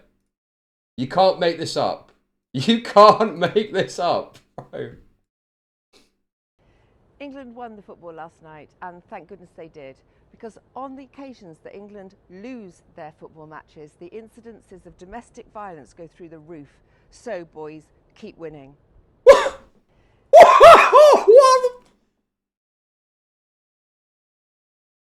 Bro, that's a crazy thing to say. It wasn't even a joke. It was like a serious comment. Dude. Keep winning, boys. You're keeping the battered wives in safe hands for one night at least. For one night at least. Bro, that is such a... honestly, I cannot believe that she said this. She did script this, yes. She thought about this and thought, this is the message I'm going to put out. This is what I want to be putting out there. Fucking hell, man. God, okay, Reform are really taking some L's at the moment then, with their public media campaigns. The videos of Europeans in our lands watching their teams is the most wholesome news of the month. Yeah, there's been a lot of kind of, you know, fun videos of Europeans in America. Fucking hell. Okay, anyway, come on. Dude, we've had two like different tangents on this fucking video. Let's just crack on. That perhaps you didn't know before. We may have had a problem for the last week or two, but I can promise you, in the local elections and the English and Scottish elections on May the 7th, there was no problem at all. Can I ask you about the money you received before the election? Not, I mean, you know, it was a $5 million donation from a... Not donation, no, gift. Gift from... Very different. From Mr. Christopher Harbone. Well, it's being investigated by the parliamentary authorities because they're worrying that it was a donation which you should have declared. It's not a donation. Which it was money which should have been declared in the year before. That's being investigated. I just wondered, you know, I think rather a lot of our viewers will wonder, what's it actually like to receive £5 million as a gift? Well, you know... Because most people don't know what that feels like. No, I know, and I've made and lost money in my business career over the years. I want to say this to you. I don't believe I've broken any rules of any kind at all, but it is, as you rightly say, under investigation. What's it like to get a £5 million gift, though? How do you celebrate? But I tell you what... Is it like winning the lottery? I tell you what, it is in a way. I tell you what you should ask. Oh my God, dude. Okay, I see what people are saying about this. This is dreadful. Is it like winning the lottery? It is in a way, yes. It is. As if that's what normal people want to be fucking hearing. Ask me, why is it I'm the only MP with zero public expenses? Zero. I haven't claimed a penny off the taxpayer for any personal expenses since I got elected. So there you go. Was that because you had a £5 million gift? I chose not to take the money. But I would think, I mean, a £5 million gift, how many MPs could that pay for? Oh, there are plenty of MPs that have got more than that. Schools and what did you spend it on? I haven't. You haven't spent a penny of the $5 million? Right. So you're taking this £5 million bung, stuffed it in some, you know, high yield account somewhere, and are just farming interest or, you know, investment money off of it. Great. Great stuff. Is this not fucking mental? And the way he's acting is like he's bothered by even being asked a question. And the story does keep changing, yes. Originally it was for security, and then he changed it to, well, it's for whatever the fuck I want it to be. And yes, this is obviously not conducive to like appealing to the British public, because it's such a tremendously large amount of money. If it was some cursory sum, some little sum, I don't think people would care as much. But the problem is as well, there's now this new information that's come out that he earns over £200,000 shilling some fucking gold coin slop, which looks like the kind of shit that I used to do. So now he's just shilling some absolute dog shit gold company too. And obviously people are like, well, why are you're making like a lot of money off of this? Like the point of an MP is to be a public servant and to, you know, diligently go about your business. But it seems like you got all these fucking side hustles going on and you're just making shitloads of money off of it. That seems, you know, antithetical to what your true goals are. I've lived... Big nest egg. I've lived with more physical attacks on me than any other politician alive in Britain today. The state has consistently refused to provide me with any protection at all. Sadly, given how divisive politics is, I will need that for the rest of my days. I now don't need to worry about that. So it's like a pension? I will need to be looked after for the rest of my life. Having proper security is very expensive, and if I live to a ripe old age, I will need it. So you're going to spend £5 million on security I tell you what, to pay for security until you retire? I have, until I die is what I said. Until you die? OK. So, and you've spent none of it yet, but there's a £5 million nest egg to pay for your security until you die? This was given to me as a gift. It's unconditional. I can do with it as I wish, right? I can spend it on cars if I wish, but I'm not going to. There's a very specific purpose. And, you know, I've always been the outsider in politics. And the fact that for year after year... Also, I think because... I'm pretty sure, because it's a gift... Okay, let me just double check this before I say it. But my gut instinct is because it's being classified as a gift, you don't have to pay... he doesn't have to pay tax on that either, which is obviously crazy, if that's true. So let me just check before... Is it true that the 5 million that Farage received is not taxable as it is a gift? Was being physically attacked. The state refused to provide me with any support or protection is quite extraordinary. I just wonder whether, you know, for our viewers, I mean, we have a competition every day, but it's not 5 million. Oh, bro! Yes, it's broadly true. This is Grok, so take from that what you will. In fact, let's look at this. This is better. This is the tax policy article. The Tax Policy Associates, which is like a tax interest group. It's the guy, that fucking bold guy that I like runs. Nigel Farage probably doesn't owe tax on his £5 million gift. That is absolutely crazy, isn't it? Christopher Harbour, a British Thai billionaire, gave Nigel Farage £5 million in 2024. Genuine gifts are usually tax-free. However, Mr. Farage has recently described the £5 million as a reward for campaigning for Brexit. That raises some complex tax issues, and HMRC may investigate the circumstances of the payment. But on the facts currently available, our conclusion is that the £5 million was probably not taxable. Gifts can be subject to inheritance tax, but only if the... Yeah, so anyway, you get the gist. If you want to read through all of this, you obviously can do. This is all the tax law and rules around it. But so he gets £5 million because it's a gift. He doesn't pay tax on it. And he gets mad that people are asking questions about it. You know? Yes, I do have to pay a lot of tax, unfortunately. But, you know, I'm gonna get that seen to. I'm gonna get that dealt with. Legally and legitimately. Legally and legitimately. But he gets £5 million, doesn't have to pay a fucking penny. It's pretty outrageous, isn't it? And I think working people will be bothered by that. I think this is the kind of story that riles up the average working person to what are you getting the money for, and it's also outrageous that you're not then having to pay tax on that, you know? Can't kick, just state that your revenue is a repeating gift. Well, my overall plan now, because I didn't do this before because my tax situation was a bit different. But I am going to have to set up a limited company because otherwise I'm just going to get raped. I'm going to get totally fucking raped. But, you know, I'm working on that at the moment. But yes, very soon, guys, I will officially be a company director. I will actually be a company director. Isn't that crazy? Yo, D-Butts, thank you for the 5 gifted. Thank you for the 5 gifted subs. That's super generous. Thank you, thank you. Thank you. Do Americans get taxed on gifts? How does that work? How does that work?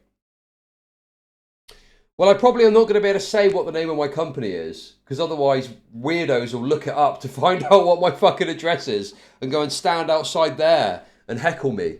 So we're not going to be doing that. £1 million, 150,000 pounds. People buy lottery tickets, but their chances of winning are very, very slim. Well, you could say the same. A gift of £5 million. You could say the same about your salary compared to most of your viewers if you wanted to. Well, we could talk about that.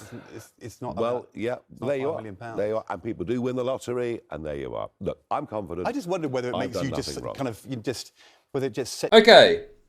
Dude, look at his... Oh my god, dude. Farage is so fucking rapeable. Farage is so fucking rapeable in this video. Look at him, man. Look at his little smug face. The difference is, the relationship is clear. Most people are watching this knowing that Ed Balls, that's the guy's name, by the way, if you don't know. His name is Ed Balls, okay? He is getting paid a salary to host this show. He's probably on 6 figures for hosting this show. You know, he's a broadcaster. Broadcasters get paid a decent salary. And you understand what the dynamic is and the relationship is there. He's paid a salary to come to the show every day, do his fucking show, blah, blah, blah, okay? What is the deal with you then? You're getting paid £5 million for what? What is the mechanism there? What is the deal there? How does that work exactly? You know, it's not the same thing. You're trying to act like it's the same thing, but it's not the same thing. Getting a £5 million gift, tax-free, from a crypto billionaire when you're a politician is extremely suspicious. You're taxed on gifts exceeding $19,000. Oh, that's tough, man. That's a tough situation. Tough situation for you Yankoids. Sets you out as being rather different from the people you choose to represent. Who you could argue that. I mean, you could argue how many people that. in Clacton have ever had a £5 million gift? Yeah. You know, and how many Labour voters live in £4 million houses in North London? You know, this argument could go on and on. Do you think that if you watch the England game tonight in a pub, knowing everyone will know you've got $5 million in the bank, all the drinks will be on you? No one cares. Only. No one cares. You care, but no one Say, cares. go on, Nigel, buy us a pint. Oh, they might have a lark about it, of course. And would you buy them pints if you went in? Would it be all on Nigel tonight in the pub? Well, they'd be very happy if it was, wouldn't they? You're not that generous, though. I've always been buying my round, I can assure you. Oh, dude! This is... Hopefully England win. Again, handsomely. It was quite striking. Stunning. I mean, Nigel and I have been watching England football for 50-plus years, and it's not normal that we win the Dude, he's so pressed. He's so pressed. It's awkward as fuck, man. He is so pressed. It's crazy. That's a bad showing from old Nige. Nige is normally a bit more charming, to be honest with you. But it seems like his charm is failing him in these situations. And he's got no meaningful defence for it. It's just, it's not your business. It's a gift. It's not your business. It's a gift. The first game, we normally struggle. I was really pessimistic about the whole thing, and they came out for the second half, and it was whatever was said to them by the manager at half-time, it worked. It was great. You've got to say, it's such an advert for diverse Britain, isn't it? The England football team. I mean, you know, yeah, they all speak. Just think what migration has done. They all speak to fuel English. Our football team. They all speak English. Oh, and they're proud of the country, and that's great. I know, but quite a lot of them will have had parents or grandparents who came from other parts of the world. Yeah. It's amazing what diverse migration. And when their parents and grandparents came, net migration was 30,000 a year. Yes. Under Boris Johnson, it became $1 million a year. Different. That is a different. That is a different. And all together, we pass the England football test and cheer them on. If that happens, good. What is the thing? Sorry that your daughter got raped by a retarded cannibal, but we need them for the football team. It's that fucking meme, isn't it? Oh, which I disagree with, obviously. Which I obviously disagree with. Let's do a bit of footy whilst we're on the topic.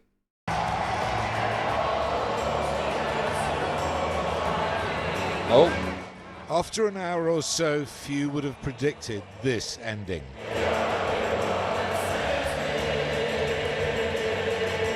Lyrics made for Harry's heroics.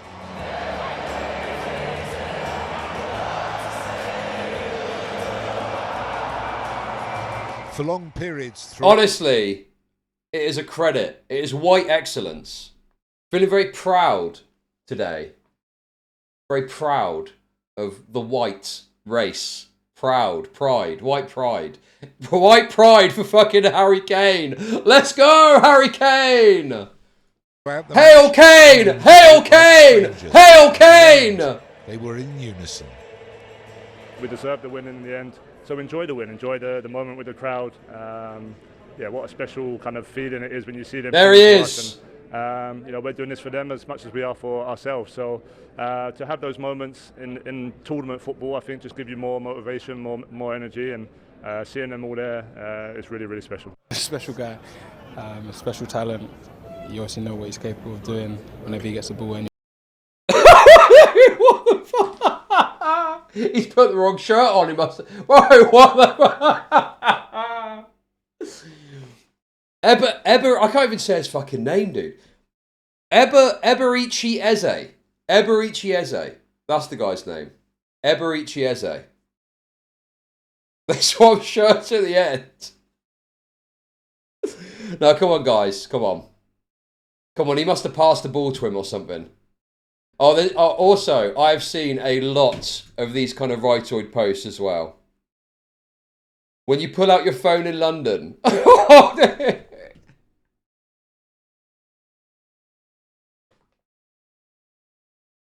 Okay, that's funny. Steve Laws is a prominent remigration advocate and he's extremely racist. But that's funny, man. Come on. That is a good one. You can't deny that's a good one. When you were near the goal, so yeah, he's helped us massively today.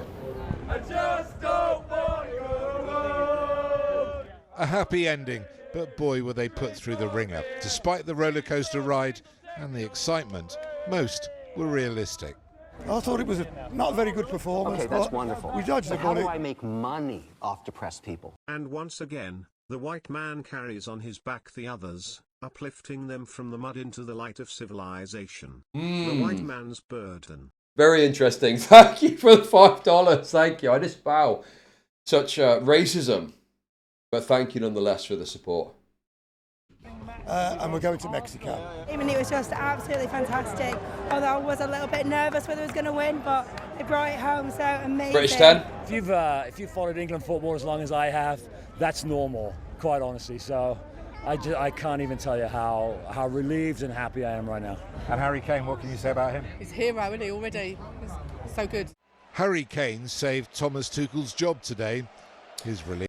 Do you have any opinions on why nons? Do you mean like England? I think that England's penalty calamities often come down to like a single player who just fucking flops, right?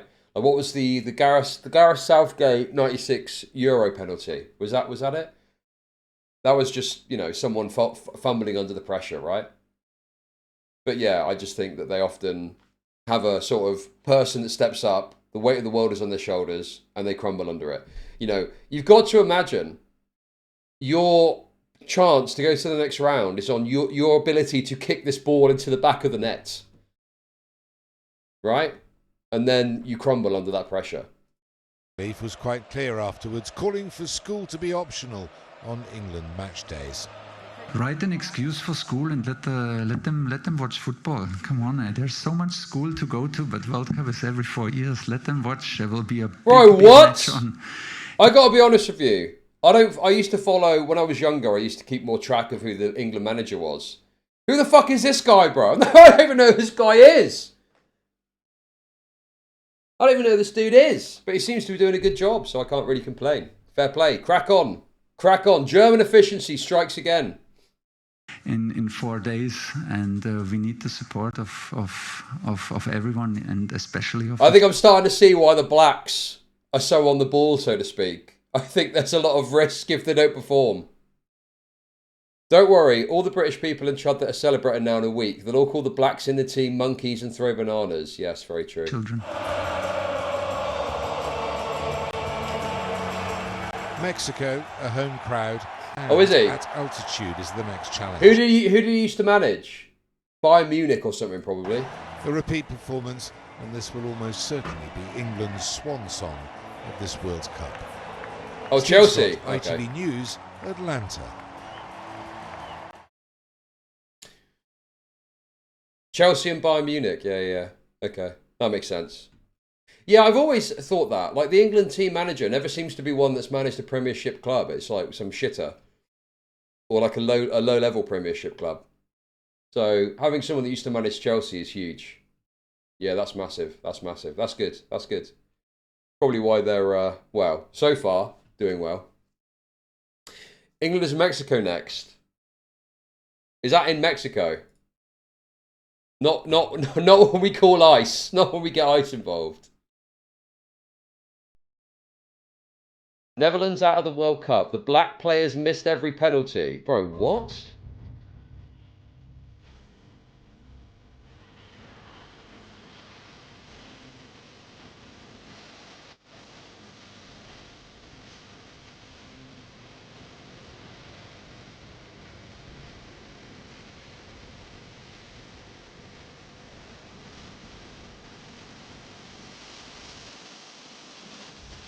Oh, no.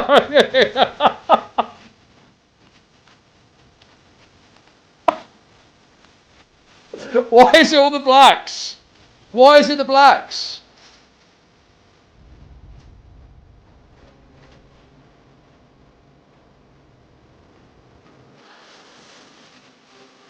Right.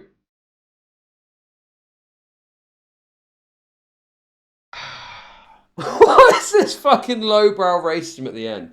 I just want to point out that was Anglo Pigeon that sent that to me. I didn't find that myself. Anglo Pigeon sent that through. Anyway, guys, if you're a bit worried about blacks getting all this positive attention because of the World Cup at the moment, I wouldn't worry. It's not all good news for minorities. I wouldn't worry, guys. I got some other stuff to show you that will probably cheer you up a little bit.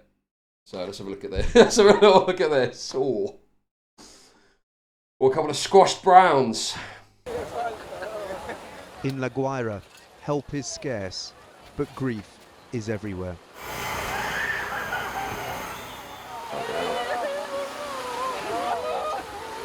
They've just received the news they feared. Their vigil is over, but their mourning has just begun. Juliana has been here. Okay, I've got a question. Why don't they just build their buildings like better? Why are their buildings built out of like straw that they just collapse when there's an earthquake? What the fuck is that about? You would have thought that they'd have built them a bit better to withstand an earthquake, no? That's pretty stupid, isn't it? That's pretty dumb. Tokyo doesn't have this problem. Here for days trying to trace her 18-year-old sister who was on the 9th floor. This is actually really fucking racist, what I'm about to say. Because I know it's a totally different country. But do you know what I'm thinking of looking at this? Do you know what I'm thinking of? I don't know why this came to my mind. But I'm thinking of this, to be honest. Did you know there's a country where poverty is so extreme that people actually eat mud cookies just to fill their stomachs? It may sound unbelievable. How can anyone eat dirt? But it's true. This country is Haiti, located in the Caribbean Sea. The situation there is so bad that people filter yellow clay, mix it with water, add a little salt and oil, and then dry it in the sun to make biscuit-like patties. Okay, this is misinformation. Sometimes, if they can get their hands on it, okay, right? They add a little bit of butter to the dirt mixture as well. And when there's no real food, people eat these just to survive. Did you know there's a... Yeah, I've covered it before, but it just came to my mind. I think all of the kind of crumbled infrastructure made me think, well, you know, if times are that tough, you've always got the Haiti model, the Haiti diet. You can always take some of that dirt and rubble, mix it with a bit of butter and turn it into a cookie. Despite her social media posts, there's been no trace.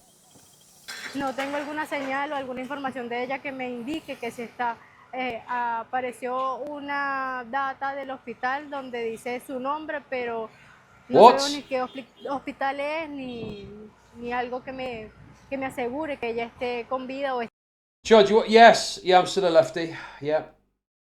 Yeah, what makes you say that? tenga algún sitio. Tower blocks have been skittled into a vast tangle of rubble. Where do you begin amid all this? This is the heart of this rescue operation, and you can see this debris. Oh, that's pretty bad, isn't it? Fucking hell. A couple of squashed tamales in all of that, I'm sure. This is the heart of this rescue. The great thing about it, watching it though, is that because it's in Venezuela, it's so far away from me that I literally don't care. I literally don't have to care about it. I can just watch it and be like, oh, that's bad, and then go about my day and not think twice about it. Great stuff. Operation, and you can see Brilliant. this debris field stretches all the way over there to that damaged building on the other side. There were dozens of apartment blocks here which have come down and been completely flattened, each containing potentially hundreds of people. I think now there's no hope of finding anyone here alive, but they have not given up trying to recover the dead. Bro, it's just the way he's so bleak about it. I'm not laughing at the actual situation, to be clear, okay? It's the way he's so bleak.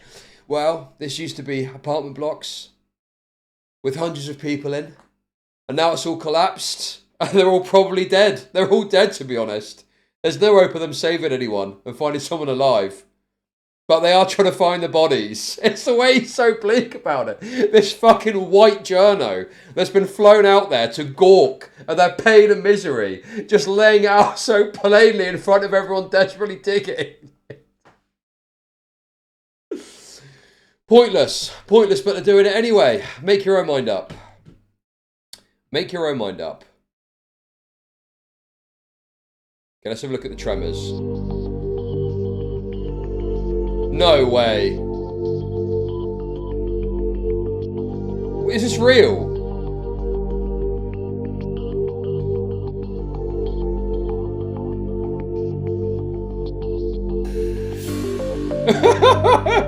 Dude, that one got proper squished by that guy.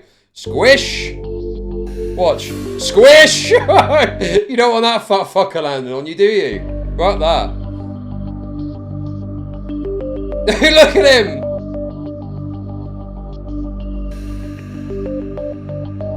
Holy shit, dude. That is pretty wild. The building's collapsed. Oh! What?!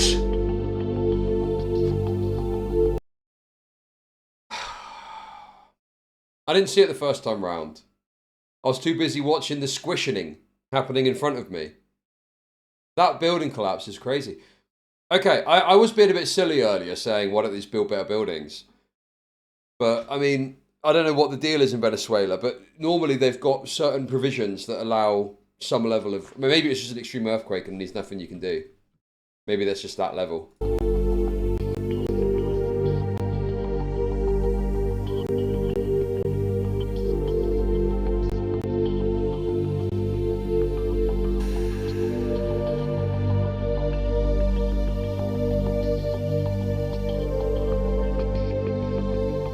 So wait, were there people in this building? Did this building have people in? That's mental. There's no way, man. There were just people in that building. It just collapsed.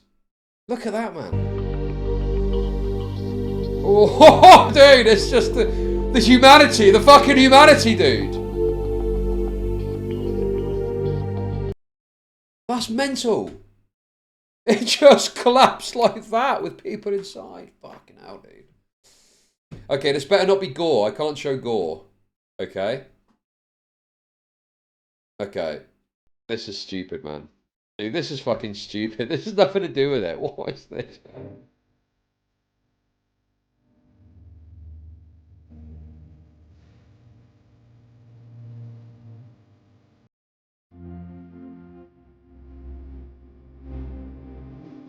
Okay, that's nothing to do with it, man. Anyway, that's pretty wild footage. As we film, a team of volunteers finds a body. Carefully, it's brought down for identification. There are no body bags here, just a carpet. 19-year-old Mauricio Chavez Chino has been trying to find his brother Jason. A glance at the remains is enough to confirm what he's dreaded. You're just lifting up the carpet and there's some brownoid covered in dust like this. Is that your brother? See. Oh. Terrible business. Terrible. Dreadful tragedy. Dreadful tragedy. Don't joke about it, guys. It's not funny. What is this? Rescue efforts. Okay. I mean, to be honest with you, I would just advise not living in a country that's rife with earthquakes. Why not move somewhere? Why not just move somewhere else that doesn't have earthquakes? Estuvimos, el primer día me tocó venirme corriendo, yo estaba en el trabajo y me vine corriendo, después no encontré nada, me devolví, busqué algún lugar donde dormí hasta hoy que me dijeron que lo habían encontrado. So they have been searching here how long? When did they arrive? They started 2 hours ago. Gonzalo Monterrey is one of those still looking for answers. His sister Estrella was in this... Okay. Well, I can help him out with that. I can help him out with that. The answer is, there was a big fuck-off earthquake. That's the answer, bro. There we go. Problem solved. Okay, that's wonderful. But how do I make money off depressed people? I look forward to Pedro laughing at Chud's dilapidated house collapsing. Thank you for the 333. Yes, dude. Yes. Yes, I understand. I'll get my comeuppance, I'm sure. There'll be some fucking brownoid, some Pedro guy sat there. Oh, CC, oh, senorita, ha ha ha. It's my fucking house collapses. Him sat there amidst the fucking, you know, the broken, shattered remains of his country's civilization, laughing at me as my roof collapses in on me. Trying to flee when the second... Thank you for the tip. Thank you. Wait, what? Wait. There were 2 earthquakes. Wait, what? Is that true? There were 2 earthquakes. Bro, what the fuck? That is evil, man. That is fucking evil, bro. Yo, Sinany, thank you for the 5 gifted. Thank you. You know, Mother Nature was feeling very Israeli, it seems, with the double tap situation. All the people pile in, desperate to try, and then it just fucking crumples more because it's like an earthquake. That is mental. Fucking hell. Oof. That's rough. Well, good luck to all involved. She started. Good luck to all involved, and I will not be sending a single penny of my money to Venezuela to help. Unfortunately, a lot of it's tied up already, helping some fat retard buy a BMW or Motability, so I can't afford it at the moment. Going down the stairs, but the second floor, the building collapsed, and she's there. I went to all of these buildings looking for my sister, and well, sadly, nothing. Do you have any hope that your sister could still be alive? No, not at all. She's in the middle of the What? that's it. What a mental question to ask. You seriously think your sister's still alive? Are you some sort of fucking idiot? Well, no. Yeah, that's what I thought. That's what I thought, Pedro, or whatever the fuck your stupid little Hispanic name is. Oh my god. What a terrible person. I'm really sorry. Suddenly, the men think they've seen something. I'm going to identify a body. Gonzalo rushes to look. Pantalón. ¿Tiene pantalón? Any item of clothing is a potential clue about which apartment they're excavating. The frantic efforts to open up a gap continue by hand. They simply don't. In all seriousness, I mean, these buildings are obviously, you know, built with some level, like, you know, there's like rebar, concrete rebar and all sorts of shit in there. It's an absolute, I mean, that looks like steel there. That looks like fucking impossible. How would you need to get cutters and shit for that. What an impossible task. Don't have enough mechanical equipment here. Gonzalo is called up to look. Por favor, grite o haga algún ruido. A call for silence. But there is no sound of life. And this is what it's like inside. Oh. With the risk of aftershocks, this is dangerous work. Oh, fucking hell, man. Gonzalo clings to a veneer of hope. But each time it's raised and dashed, it grows thinner and takes a further toll. Each personal effect is a chance to peak. Oh. Oh, that's a pretty stark image. Some fucking dolls. Oh. Oh, that one's pretty rough, isn't it? Damn. Probably some kids squished up in there. Fucking hell. Piece together this tragedy. A set of keys, perhaps offering more insights. Okay. Well, the good news is you're not going to need those anymore. You're not going to need those to get into your apartment. Every cloud, guys. Every cloud. Don't belong to Estrella. Nearby, a makeshift kitchen to sustain this makeshift rescue. Have you received any help? They have received help from God. other countries. Oh my God, dude. Imagine that. You're working hard all day and then you're forced to eat Latino slop to keep yourself going. Fuck that. But from here, they have received anything. They don't have tools. They are screaming to calling their relatives in the building. The scale of loss is only just becoming clear. Oh. The United Nations is sending 10,000 body bags to deal with the growing toll. That is so bleak, man. What support are you sending? We've got 10,000 body bags coming your way right now. That is so wrong. The bleakness of it is so fucked, is it not? Oh, genuinely, it is awful. It is awful. It's just the way they say it is so crazy to me. Don't sweat it. Don't sweat it. 10,000 body bags are en route as we speak. Anything else? No, don't worry. You're not going to need anything else. You're not going to need anything else. Don't worry. That'll be plenty. We find Geraldine Silver watching the search nearby. She lists who's missing. Yeah, bro. Also, some of them, you say strand of hair. I'm thinking more so it's going to be like a couple of fingers and shit, isn't it? They'll just find a couple of fucking fingers and be like, oh, fuck. We don't know where the rest of them are. We just have to chuck that in a body bag. Her 4 daughters, her granddaughter, and her father. 3 generations of one family, all possibly gone. Fucking hell, dude. That's dreadful.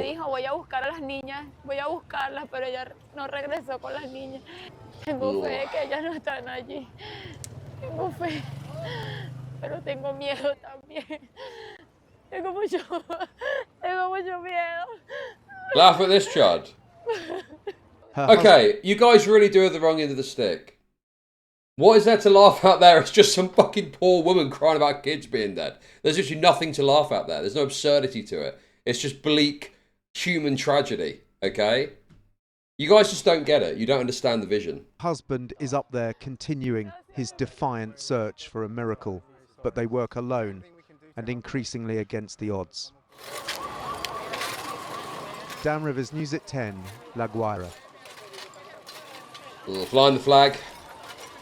Well, the geological fault lines in this region of Central and South America explain why, even though the earthquake damaged parts of Venezuela capital, Caracas, the devastation is worse near a coastal area. What is the flag for? Oh, fuck off with that shit, dude. After 9/11, man, you couldn't turn your head looking at these news reports without seeing some fucking yankoid flying an American flag. Holy fuck, dude. It was so obnoxious. The San Sebastian fault runs right through La Guaira state, 30 kilometers north of the capital. It's here where the majority of the deaths have occurred, as we just saw in Dan's report. The state capital largely flattened. Following that fault along the coast to Carabayade, it's a similar story. Rescuers searching the ruins in the dwindling hope of finding survivors. Further west, in Catia-la-Mar. So what is the deal with building on a fault line? Is it just because they've got no other choice, or is it some? I don't know. It's been a long time since I've even fucking thought about earthquakes. But is there not a means with which you can do it that doesn't have this ongoing risk? I don't really understand how it works and if there's a way to alleviate this issue going forward. Very few buildings have survived, with residents forced to sleep on the streets as they await government help. Let's go back to Dan, who's in Caracas for us tonight. And Dan, growing anger. Oh, they didn't know how fucked the place was. Oh, I see. So when they built up, they didn't know this fault line existed. Or something like that. Presumably they had no idea because they were all fucking, you know, didn't have technology in that back then, right? That's how the help is being distributed. There really is, Gamal. Yeah, in camps like this and in the rubble of the destroyed homes that you saw in my report, there is a real burning sense of anger, I think, growing, that the government simply hasn't been there when they needed them most. You know, yes, some international aid agencies are here, and you know, slowly the government has swung into action, but it's way too little and too late to save the many hundreds or thousands of people that they think are still trapped in the rubble. And more than that, there are stories actually that some people are telling us of the police actually looting the remains of their homes. There is an attempt here now by the government to try and control the... Okay, I don't give a fuck about the government. In fact, we're going to extend this out a bit longer before we get into some of the drama stuff today. We got some on the ground. I don't know why I'm laughing at this, man. I'm laughing at the possibility and potential, I think. That's the main thing that I'm laughing about. Oh my god, dude, this is fucking insane. This is brutal. This is fucking brutal, man. I'm not going to be able to laugh at this. Oh, what the fuck? Oh my god. Marico! Marico, Marico! Dude, what was that bit? Why did they put that in there like that? Maria! Maria!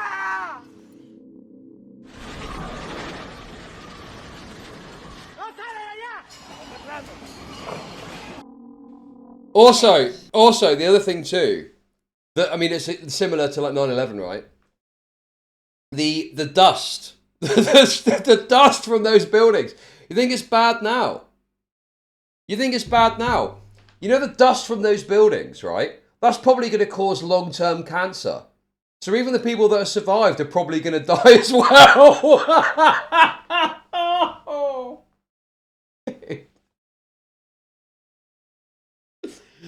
Oh my god, I'm just thinking of the bleakness of it, man. You're like, oh my god, thank fuck I survived that. Thank fuck I survived that terrible earthquake situation.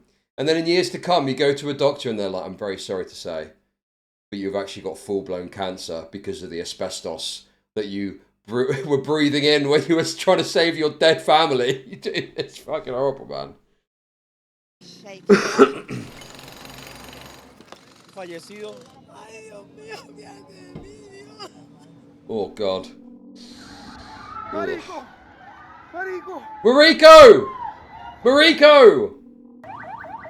Someone has been found alive. Oh. Wait, what's that about? Why they got guns? ¡Asómate en el balcón! ¡Christopher! ¡William! ¡Ya mi niña, William! ¡Y todavía falta más, William!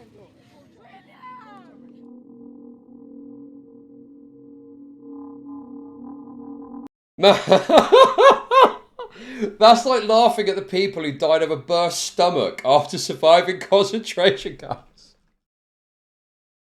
Well, let's have a look at that. That sounds hilarious as well, bro. That was a thing, though. That was a thing. But how do I make money off depressed people? Stupid America's flying stars and stripes after 9/11. Should have flown Israel flag before it, then the planes would not have crashed. Thank you for the 333. Thank you, thank you. Yes, that's true. So you had all these starving, you know, at least 271,000 obviously tragically died in the Holocaust, as we know.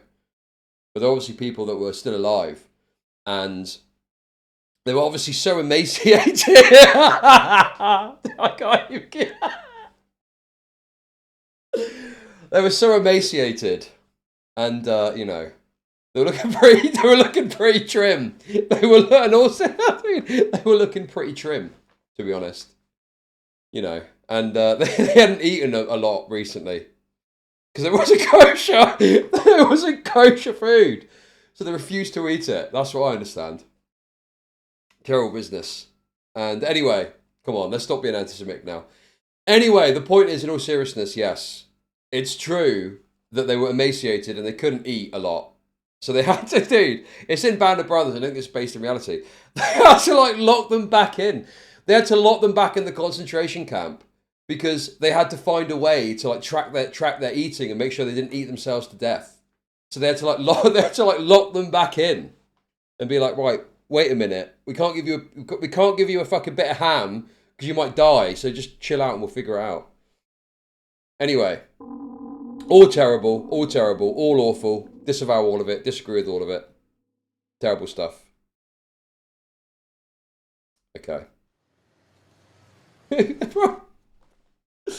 Someone in chat, which is very troublesome, I disagree with, said classic Jew greed, which I think is a very disgusting and horrible thing to say.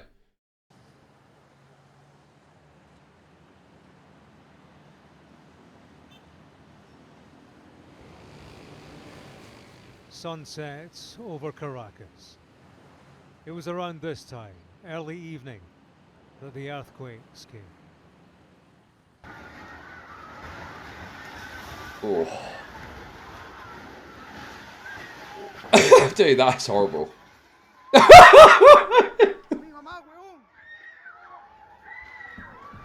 I'm not supposed to laugh at that, man. That is absurd. Look at that. His face just pops up, man. I'm not supposed to laugh. You're telling me I'm supposed to take this seriously? Is it too quiet?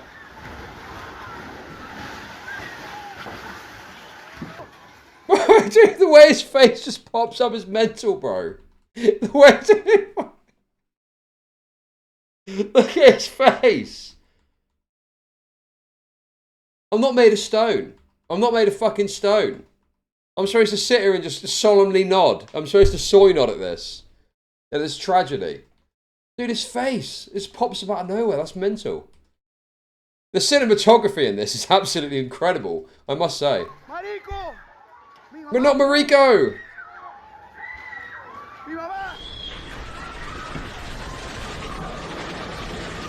Oh, I gotta be honest with you.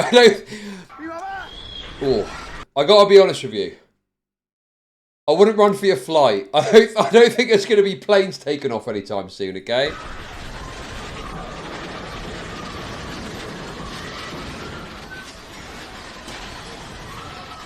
Ooh. That's mental.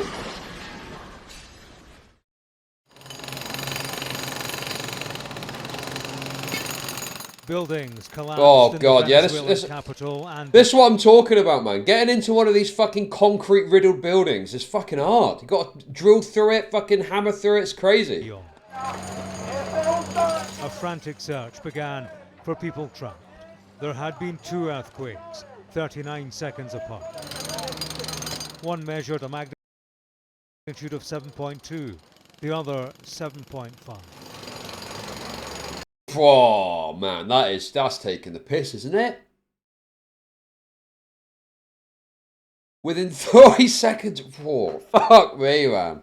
God's having a laugh. God's having a fucking laugh. It was the strongest quake to hit Venezuela in over a century. Okay, that's wonderful.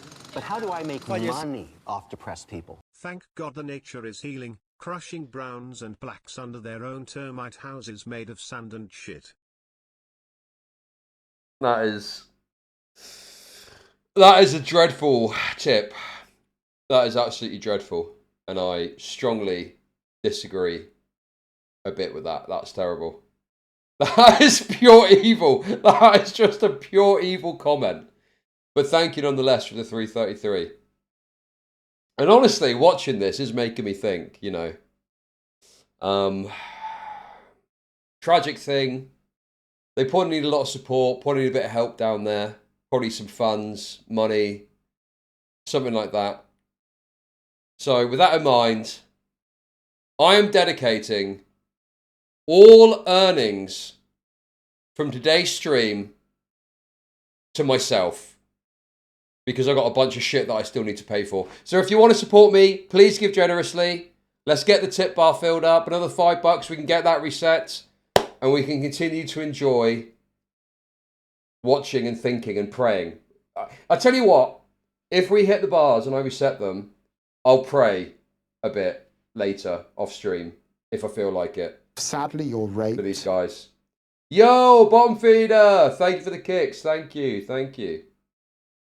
So if you genuinely care about this, give me money. Sadly, you're raped. And if you don't, you hate minorities. Actually, that's probably not a good thing for this chat. I don't fucking know. Anyway, thank you for the kicks. Okay, thank you, wonderful. thank you. Thank you for the 333. Off depressed people. After watching your coverage today, I have come Sadly, to the you're conclusion that raped. your women deserved Rotherham. Okay, dude, fair's fair. Thank you for the 333, Pedro. And Rodimus Prime, thank you for the 5 gifted. Thank you, thank you. 2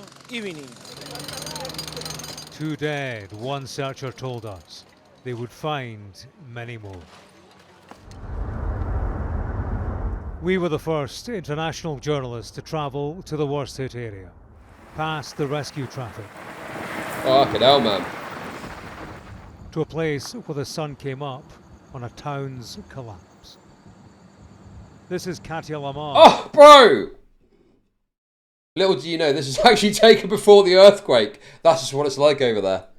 On a town's collapse. Oh. I tell you what, though, look at that. Is that air conditioning I can see? Sadly, you're right. Is that air conditioning Some units? minorities are sometimes all right, some of the time.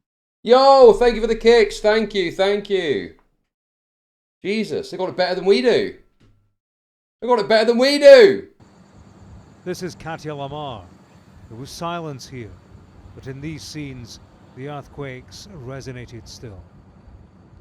How opulent.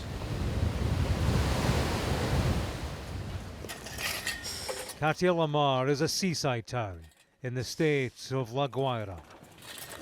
Fucking elbow. Had lost somebody. So, is it just Venezuelans that have been killed? Or do we also have to contend with, you know, are there any white Europeans?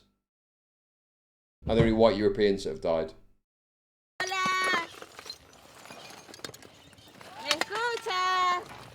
Any innocents? Smell of death.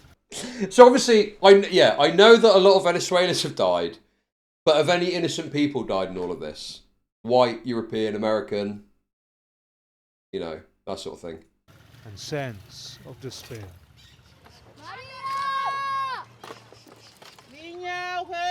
No, what I was actually seriously wanting to ask is this place, would it be like a resort then? That, you know, international tourists and stuff might come to as well? That's what I was getting at in all seriousness. Because, I mean, just imagine being on fucking holiday somewhere and it just collapses because of an earthquake. What the fuck, dude? They found the belongings of loved ones lost. Maria! And it ached. Ooh. Maria! Necesitamos máquina. Machinery was the shout. They were begging for help because they were digging by hand. Oh, God, man. That is pretty rough, man. The problem is that I know it's like a tough pill to swallow. But the reality is, people are going to be mad at the government. And I don't know what the logistics of the government are, right? Maybe they are doing it shitly. I don't know. But actually, the logistics for this are very complicated. Sadly, especially if it's been an earthquake. You talk a lot of shit, but I'll tell you what, 50k Venezuelans aren't dying from the effects of heat every year like you guys and the Indians. That's very true, Dudley. Thank you for the gigs. Thank you. So yeah, I think there's probably some issue with the government. And then there probably is a genuine logistics issue of getting this heavy machinery, particularly if there's been this fucking earthquake. So it's probably like a twofold issue, I would have thought. But I mean, the reality is, you are not fucking digging it out by hand. That's an impossibility. You need the jackhammers, you need heavy machinery. You can't dig this out by hand. That's a fucking fool's errand, tragically. We met Anthony Oropesa at the gates of his apartment block. His wife and 3 children had been inside when the earthquakes hit. Isabela, María Fernanda, mi esposa María José y mi hijo José Alejandro. They were in the rubble behind him. Yeah, even in like a wealthy country, it would be challenging to get the shit you need there quickly, right? In the morning trying to summon help with heavy lifting, without success. We've been trying many ways to talk to them, but we've had no response. But we know they're alive. They're here, and they're alive. The scale of the challenge was plain to see at the hospital too.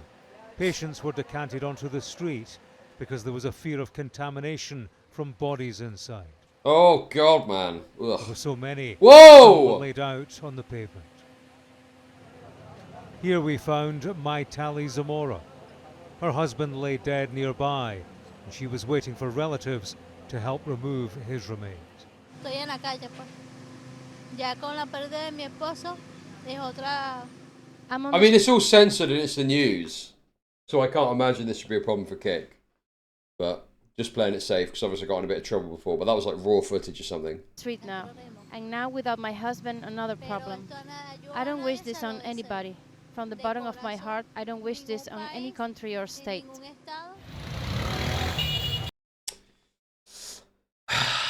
What do you reckon, guys? I think there's probably some countries I could see myself wishing this upon. It was desperate in this town. This was the scene 2 days after the earthquakes, as looters descended on its centre, compounding the chaos. This is a scene being played out across this whole area. They have found somebody here. Japan has big fucking concrete balls that hang at the top of tall buildings to counteract the earthquakes. Insane engineering, but it is possible. The problem is, though, is that I would presume that those sorts of engineering things are designed for lower level earthquakes. I don't know what the Richter scale is, but I would have thought that at this level it probably is just going to rape no matter what, no? And on top of that, it probably costs a lot of money that these countries just don't have.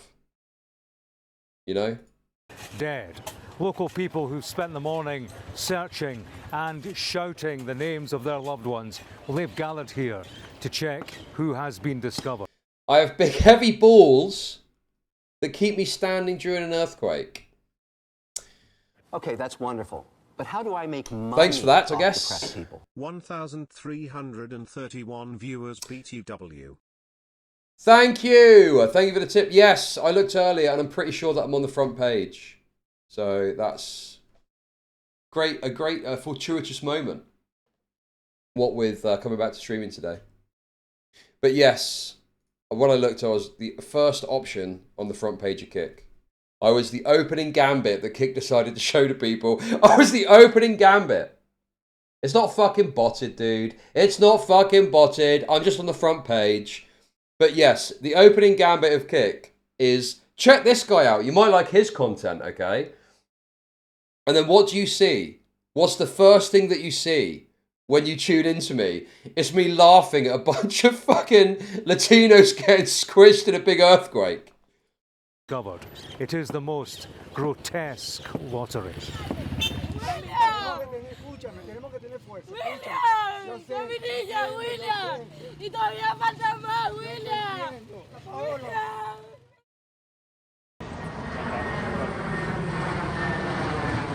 Guys, look, I'm literally on the front fucking page of Kick, bro. Guys. Oh shit, bro. I'm so fucking echoey. I need to sort that out at some point. Fucking hell.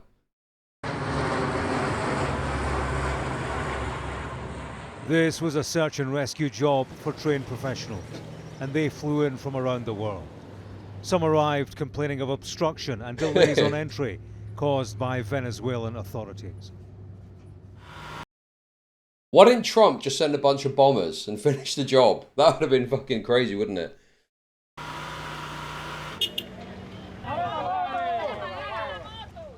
As time passed, so did the window of survival for anybody left alive under the rubble. And yet, hope didn't die. Did you hear that someone was alive in there? There may have been a possibility. So everyone's moving now Who's towards a site in the rubble where someone has been found alive. They're calling for an ambulance to be brought up here. Up there. All right. Sky's Martha Kellner joined a search in La Guaira. Check that one. By now, it was... Who are these guys? Fairfax County. Oh, so America sent a bunch of people to help or something, is that right? It was 3 days since the earthquakes.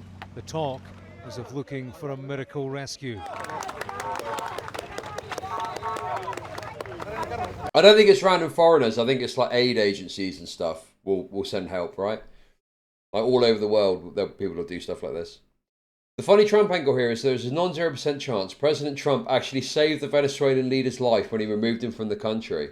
Oh yes, he's still in New York, I believe, awaiting trial for a bunch of ridiculous crimes that he's probably not going to get convicted of, right? The miracle happened here. A boy aged 11 was pulled out alive. Everyone must Oh, let me reset the receive bars such as a well. boost when they find a little boy alive in that wreckage, right? Of course. We all need this help. Bro, what sort of fucking question is that, dude? No, actually, we think it's shit when we save a kid. Dude, of course it's going to be seen as like a... It's fucking journos, man.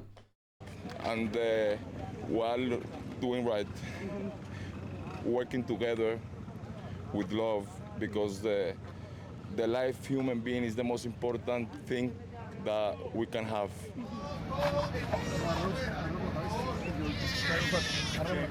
Fucking there hell. were others rescued too.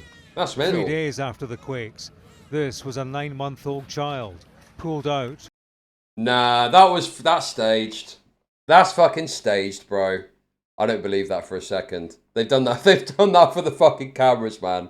They found a little baby and stuck him in there and go, oh, pull him out. Yeah, fucking Venezuela would. Venny would. Fucking Venny would, bro. They've done that for the cameras. Along with her mother. And this was a woman found holding her baby, just 18 days old, Fucking hell. and survived alongside her. They were success stories, but they were rare, as Venezuela's confirmed death toll rose by the day, and tens of thousands remained missing. In Caracas, this is Avenue Luis Roche. At the bottom of the street, they dig in the rubble of a collapsed apartment block. At the top, they wait for news. The pain is unimaginable, but we know we're not the only ones. They are relatives and residents who escaped and who tell the survivors' tale. The first earthquake threw me back like Michael Jackson, and I was like, what the hell? Like Michael Jackson. Run, run, the building is falling down. When I turned, I took 2 steps, the ceiling fell down, and the rush of air blew me out. Here we met Gabriel Corredor. He had his helmet on because he'd been helping to loot. She went, woo! They need to interview Down syndrome to lighten the mood. Oh. Hey, Circular Mr. Suds, thank you for the kicks, thank you. Yeah, I'm looking for a downsies, but there doesn't seem to be any in this report. For his brother, Urel. Yes, yeah, I've obviously doing my very somber, my traditional, well-known somber coverage of tragic events. My brother is here in the hall. And why don't they get some retard strength downies to clear the rubble? Some American aid agency, some novel approach. Rather than sending professionals and equipment, they just send a squad of Down syndrome individuals, hoping that their tard strength will be able to dig through the rubble at a faster rate. It'd be like termites. It'd be like sending termites at a piece of wood. And he is strong. We'd only just finished speaking to Gabriel when suddenly there was news. His brother was a friend too of Rosana Hernandez, and he'd been with her when the earthquakes hit. She was told the news, and then so was Gabriel. His brother had been found the day after the disaster. His remains had already been taken to the morgue. Here, it is hard holding on to him.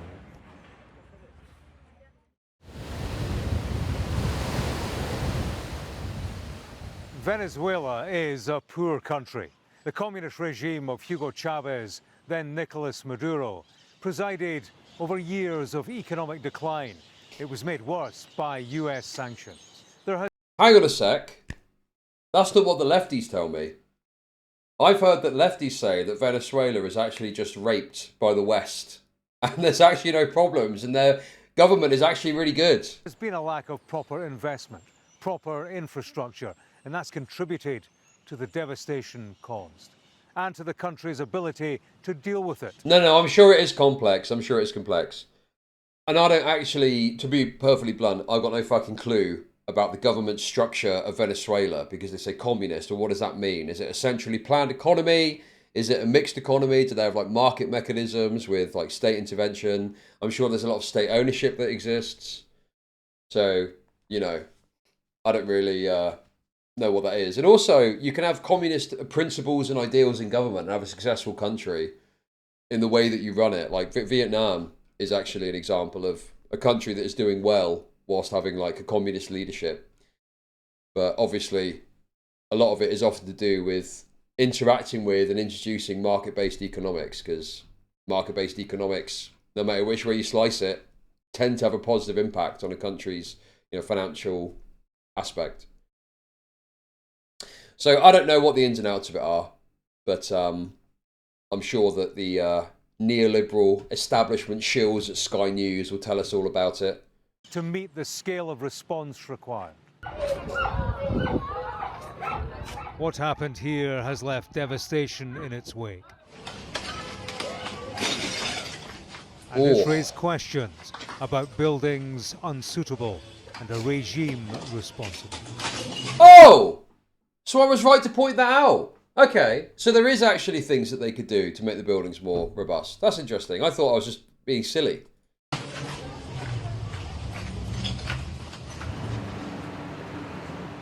And there's anger. But the thing is, you know, I understand it's like a double earthquake, okay? But here's a question. It's not just about can you stop the buildings from collapsing.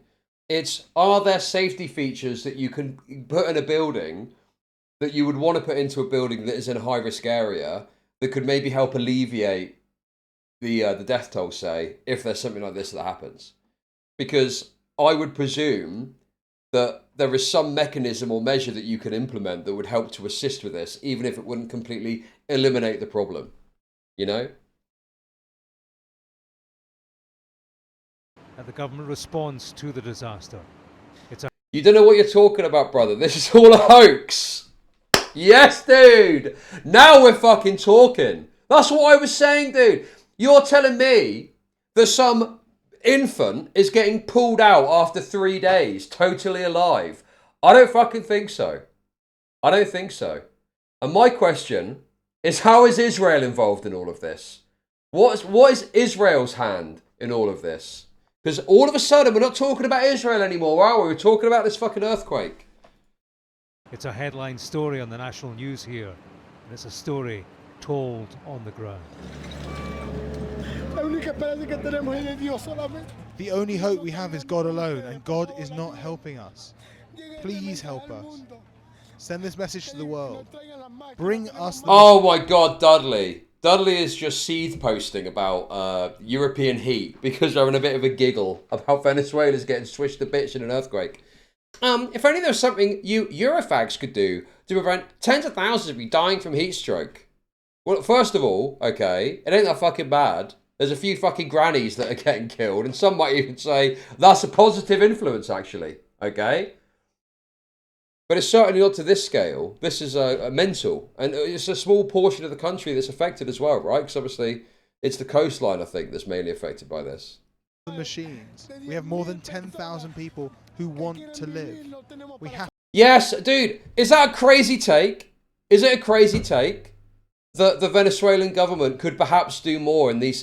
Like, I don't know. I don't fucking know. Maybe I'm totally wrong and there's nothing that could be done and not a single death could have been prevented with certain measures being put in place. Maybe that's how it is.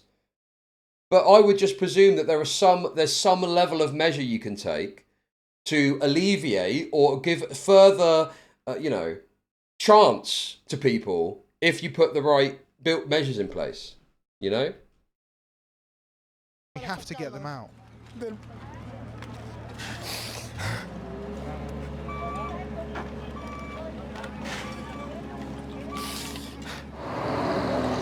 Anger compounds the grief here too. This is a makeshift morgue for the bereaved queue to identify. But how do I make money off depressed people? I can't believe you would even question the earthquake numbers. Shlomo, thank you for the 333. Well, I think 6 million people died in the Venezuelan earthquake, so, you know, you can't come at me for that. And retrieve the remains of loved ones. But many can't afford to bury their dead. The undertaker's vehicles are queued up for collection, but only with payment of more than £300. It's a sum double the average monthly salary here. How is it possible that we have nothing and they are charging us what they are to bury our loved ones and we don't have the government's support? That's pretty fucking rough, dude. So they've got no money and the government wants them to pay to bury people. That is pretty fucked up, man. In these sorts of events, I think there's got to be an acceptance that, you know, you're going to have to, you know, blur the lines on some of that stuff. You know, alleviate some of those issues. Surely. We're waiting. Oh, sorry, wait a second. Although, in fairness, some of them are buried already. So maybe the government's just looking at it that way. Family to pay for the undertaker to come. We don't have the kind of money for the undertaker to come. Oh my god, that is so fucking tacky, bro. That is so tacky. Some AI fucking slop. Oh my god, I'm so sick of seeing AI everywhere, man. It is obnoxious, you know? The idea was that AI was going to, like, take over and do this and do this. That's actually not what's come to pass, okay? The issue is that it's just been implemented at sort of every facet of our lives now, that everywhere you turn, you're looking at some fucking AI slop. There's a new thing opening down the road from me. Massive advertising thing plastered over the side of this thing.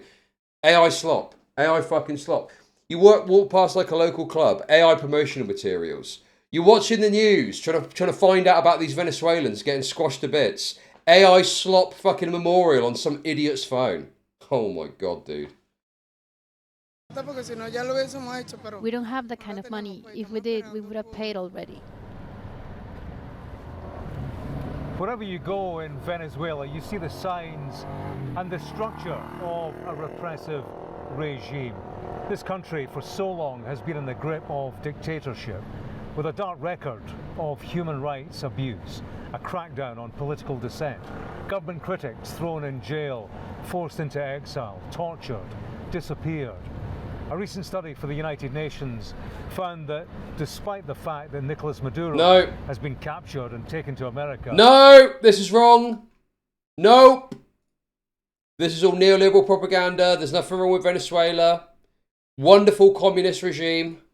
There remains in place the apparatus of a repressive regime, and it remains operational. You look around and you see police and military personnel, armed and conspicuous. No, claro.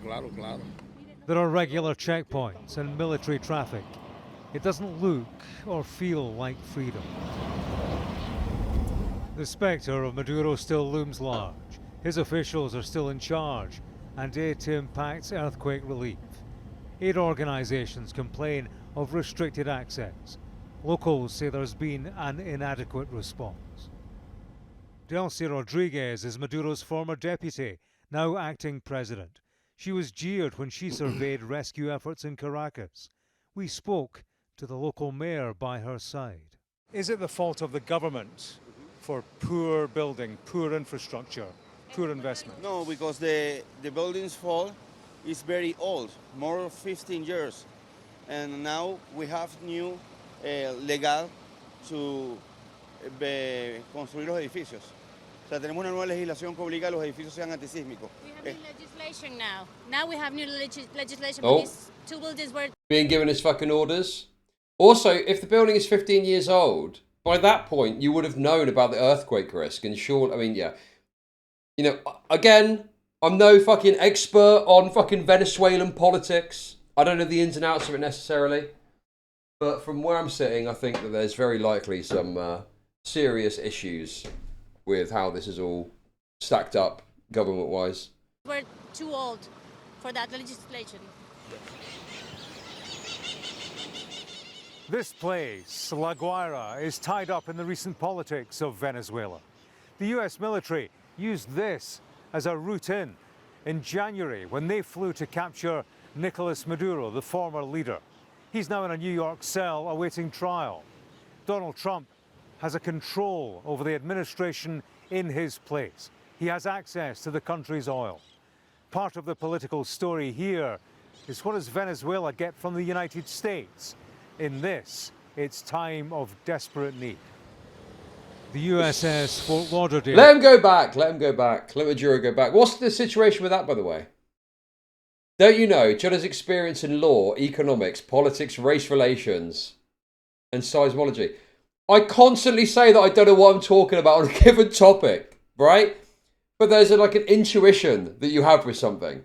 Earthquakes are an issue that the entire globe has faced, and we have got very, innovative, infrastructure-led responses to these things. And so surely there must be some measures that you can take that save lives, even with a very extreme earthquake. And if what they're saying is true about the way that Venezuela's run, then yes, it would seem likely that there are, things they've not done correctly that have likely exacerbated the problems. Dale is anchored at Caracas, supporting American search and rescue personnel sent here with social media profile. The American government has committed several $100 million So what is that, to aid dude? agencies and the United Nations. USA. There's a sanctions exemption for transactions related to the relief effort. El cuerpo y la sangre de nuestro Señor Jesucristo nos guarde hasta la vida eterna. In a country over 90% Catholic, we attended Sunday Mass in downtown Caracas. Why isn't there money in this third world shithole to rebuild the infrastructure? Okay, but Venezuela, my limited understanding, does it not have resources that it can tap into? Like, is it not the case that the government has just fluffed up its fucking financial, standing and has suckled money that could have gone into some of these things, no?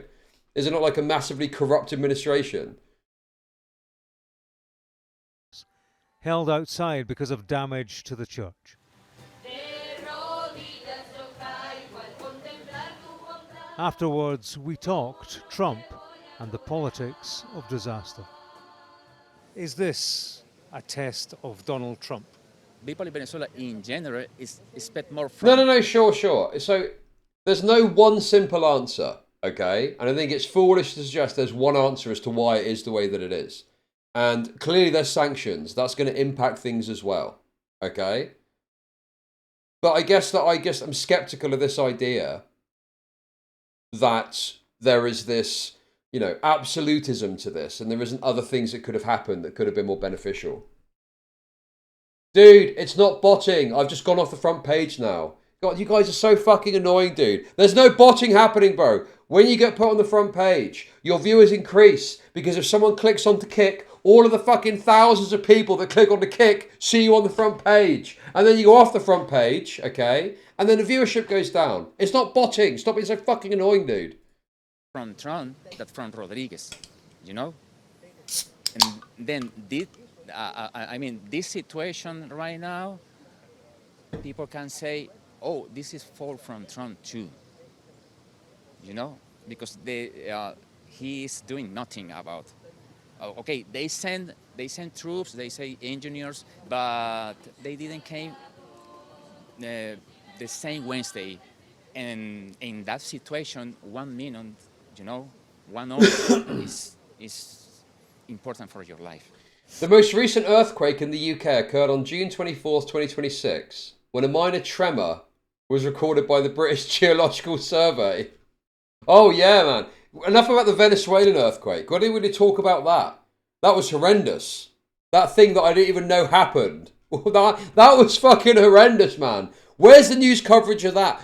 Once again, obsessed with talking about how bad the Brownoids have got it. And nothing about how the brave British white patriots have got to struggle with the fucking earthquake that we had. We've not had any response at all. Nothing. Everything has come from foreigners. That's all we have. That's all that gives us comfort. Porque también tenemos un problema en nuestro país que esto no sirve. We have a problem in our country. This system does not work. Politically, it doesn't work. Everything's been taken. Everything is repression. Everything is the persecution of people. And this regime has to change. This is a country with long-term challenges, politically, economically, and they feed into its immediate crisis. It is felt acutely here, not least by the thousands displaced and dispossessed. In Caracas, they are housed in shelters, in sports centres and in city parks. The trauma here is generational.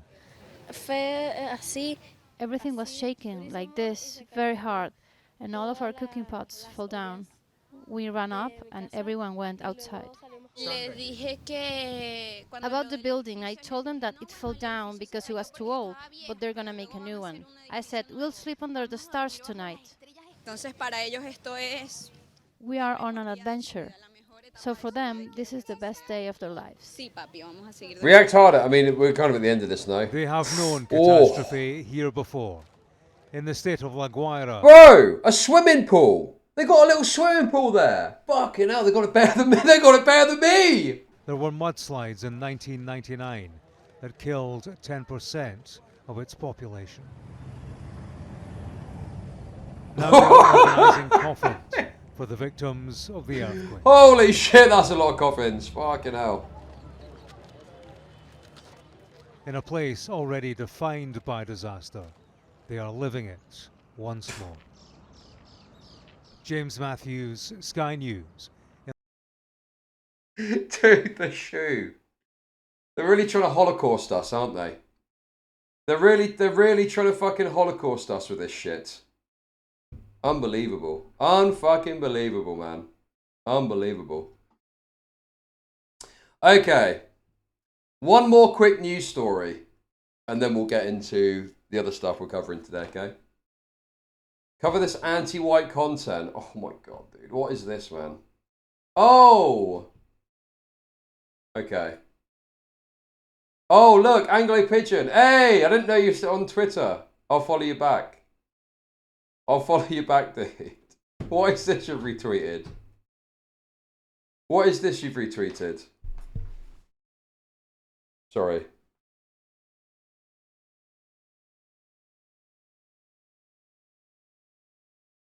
One sec. One sec. One sec. Let's have a look at this. Let's have a little look at this. What is this you've been retweeting?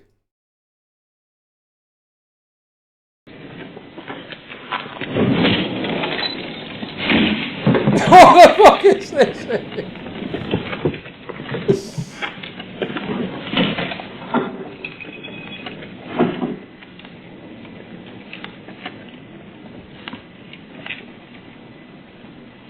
Oh, this is the mosque getting set on fire.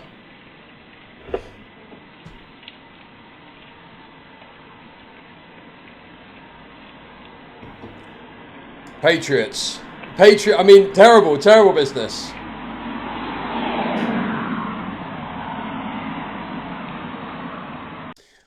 Anyway, I just saw that you'd retweeted that. That isn't even what you wanted me to look at, is it? You wanted me to look at this. You wanted me to watch this. I saw people mention this earlier, but I just didn't get around to watching it. Okay, what is this? Let's do a little analysis of this. So this is Anglo Pigeon's framing, okay? 3 blacks attack a drunk white kid in Birmingham. The female police officer comes in to protect the violent blacks and arrest the white kid. Absolutely disgusting the way white people are treated in England. Okay, dude. Let's watch, though.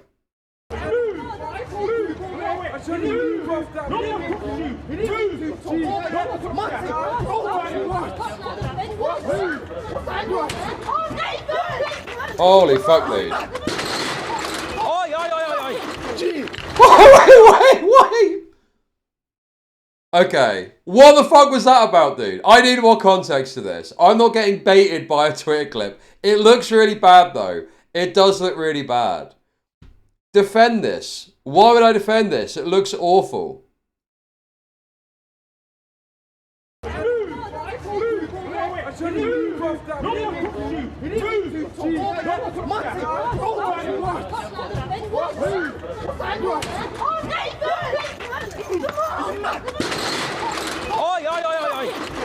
Wait a second. Hang on a minute. Hang on a minute. Right. So, this guy doesn't know it's a police officer, right? He is perceiving a threat because he's getting surrounded and attacked. And he doesn't know that there's a police officer on him. I think I know what's going on here. I know this is going to get framed as like anti-white or something like that. I think this is just the way that police operate is if there's one person that's causing a problem or causing a ruckus, they tend to target them because it makes their lives easier. You see it in protests and stuff. There can be someone who is like the one person causing an issue to them, and they'll deal with them rather than dealing with the group. Gee, do not fucking punch me right behind. I'm trying to do that. Put your hands behind your back. But I mean, it's dreadful. I mean, you know, the guy is obviously getting singled out. Okay, that's why wonderful. aren't the police But how do I interjecting make sooner? money off depressed people. Officer Spades is just acting in her best interest. You pause it at just the right moment. You can see a little Queen of Spades tattoo just there.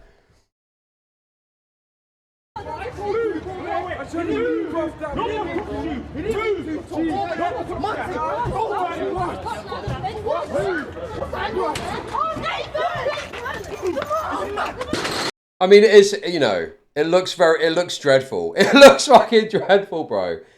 I'm pretty sure that this is a product of them wanting to arrest him because that solves the problem easier than if they try and arrest all the other people, which is retarded. Like, the police should obviously have stepped in sooner.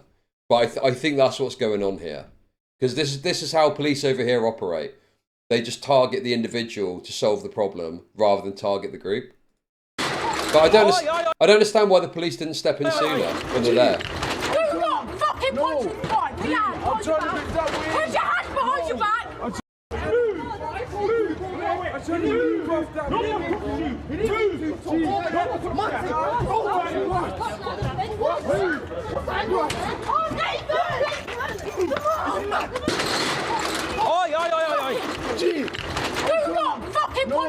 But the thing is, I don't think he knows that's a police officer. Look, watch. I think he thinks it's one of the groups still. I'm pretty sure. I don't think he knows he's a copper, and also I think he's drunk, so obviously his senses and whatnot are going to be fucked too. Yeah, like, you know, from his perspective, that's one of the group body slamming him, and he's trying to defend himself. Gee, do not fucking punch me right behind. I'm trying to do that. Put your hands behind your back. Okay, can I just point out as well? Female police officer. It's a female police officer again, isn't it? Another fucking female issue because of a female copper. Wow, great stuff. Classic. Classic. Okay. The female officer in the video with the bright high vis runs back to help the other female officer arrest the white lad and lets the blacks walk away. The guy with the glasses tells the officers the white lad has been randomly attacked. They ignore him. Do we have a full video of this? What the fuck, bro? I'm trying to go. No, you watch the fucking car, you dick. What the fuck, bro? Please, I'm trying to go home. That's it, good job. Okay, this is dreadful. Dreadful from the police. Dreadful conduct. Dreadful conduct from the police. Ah yes, this is completely normal and good. The police should target the guy being attacked by the mob because it makes their job easier. Okay, I didn't say that. I'm explaining the mentality. I'm not saying that I agree with it. I'm explaining the mentality of how our police tend to operate in instances like this. And the problem is that it's female coppers. So, look, these female coppers clearly are not equipped to deal with a gang of savage blacks, okay? Yet again, another example of where female policing falls down. Oh, God, man. What is this? I'm telling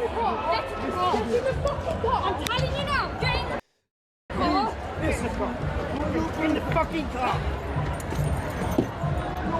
Fucking hell, dude. Get in the fucking car. I'm telling you now, get in the car. In the fucking car. Dude, can I not just see the... Where's the full video? I just want the full video. I don't like these clips. Your country sucks, lol. An American copper would have gunned down that crowd of blacks, no problem. Okay, dude. Okay, man. Guyman when he tries to rob his heroin dealer. Very good, Cassie Flockin. Thank you for the kicks. Thank you. Thank you. Yo! Yes, I will give you everything. I will give you everything. I will give you everything. I promise you. I'm a little bit as well. I will give you everything. Listen. Also, if anyone knows the White Louder's family, send him this. These filthy, traitorous pigs will try and get him sent down for assaulting a police officer. For anyone wait. Dude! Bro! No way! Anglo Pigeon has gone viral! Bro! Anglo Pigeon's gone viral! That's mental! I don't believe it! He's the person that spread this! Let's go! Go on, Anglo Pigeon! Now we're fucking talking. Guys, the racists have won again. Okay. Let me see if I can find the full footage. How can I search for this? Drunk, white, Birmingham. Is this the origination of this? Or something? Okay, I can't find it. If anyone's got something, link it to me. Is this it? You bro, do YouTube shit. Yeah. You recording me now? Yeah. No. You're only acting bad because you got camera in test. You're gonna get it in a minute, I promise you. Turn your camera off then, big man.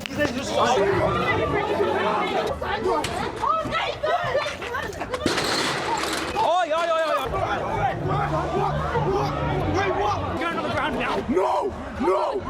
In the fucking car. Poor man. Let's go. You ready? Everyone. You ready? Oh, go on. So we're back again. Looks lively already, Saturday night. We're on Broad Street, loads of clubs and bars. Am I misremembering, or isn't Anglo Pigeon a terrorist? I don't believe that Anglo Pigeon is a terrorist, but I think he was detained at an airport under the Terrorism Act, and I believe that he had his electronics confiscated as a result of being detained by the terrorist police, yes. But as far as I understand, that matter is now resolved, and I don't think anything happened. One man's terrorist is another man's patriot, okay? Good atmosphere. I prefer freedom Birmingham, fighter. Let's see what you got for us. Run the track. That's fine, alright? Yeah, you? Yeah. Filming? YouTube. Got a YouTube channel. Tonight's Birmingham. Like, comment, subscribe to Knockout Audit. We're in Birmingham tonight. Bye. We'll see what we can do later on. Nice one for that. Cheers, lads. Oh, yeah, you okay, yeah? Good. Yeah, man, good. Ready for a better one tonight? You might say something. Pretty wild last night, to be fair. But... Oh, wait a second. We're missing some gold here. We're missing some gems. Oh, dude. Birmingham rape meat spotted. Oh dear. Couple of Muslims licking their lips, looking at the pork, walking down the street there. Pretty wild last night, to be fair. But... Boys. He's on the deck. Yeah. Wait, dude, what is going on here? Boys. He's on the deck. What the fuck? What, dude? This is quality, man. What is this? What is this fucking chungus shit I'm seeing? Oh my god, that is so good, man. Dude, bro, what? Lee said Mud Shark build. Mud Shark build. That's 2 whites or 1 black. 2 whites or 1 black job. That's what I'm saying. On the deck, he's on the deck. Yeah. Oh, there they are. No, well, I like to go around on my own. Then you got your own footage, but there's someone else out he's dotting about somewhere.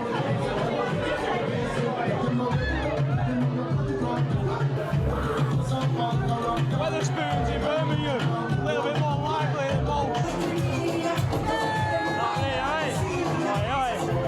Got a good feeling about this one, guys. Looks like Birmingham's popping. Big shout to all the Birmingham crew. Everyone watching, big shout to you. We're doing it. Yeah, some Weatherspoons at night turn into more of a club type dynamic. This is a thing that exists, yes. It does happen, it does happen. So, yeah, it might be a bit alien to you, but this is something that happens in some Weatherspoons. How are you? Can we get a photo, bro? Yeah, of course. I actually can't believe we bumped into you. Yeah, man. Pleasure to meet you, yeah?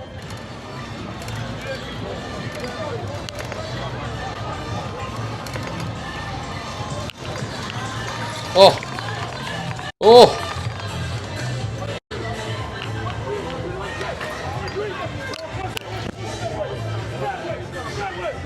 Oh, can't help but notice the racial dynamics at play already.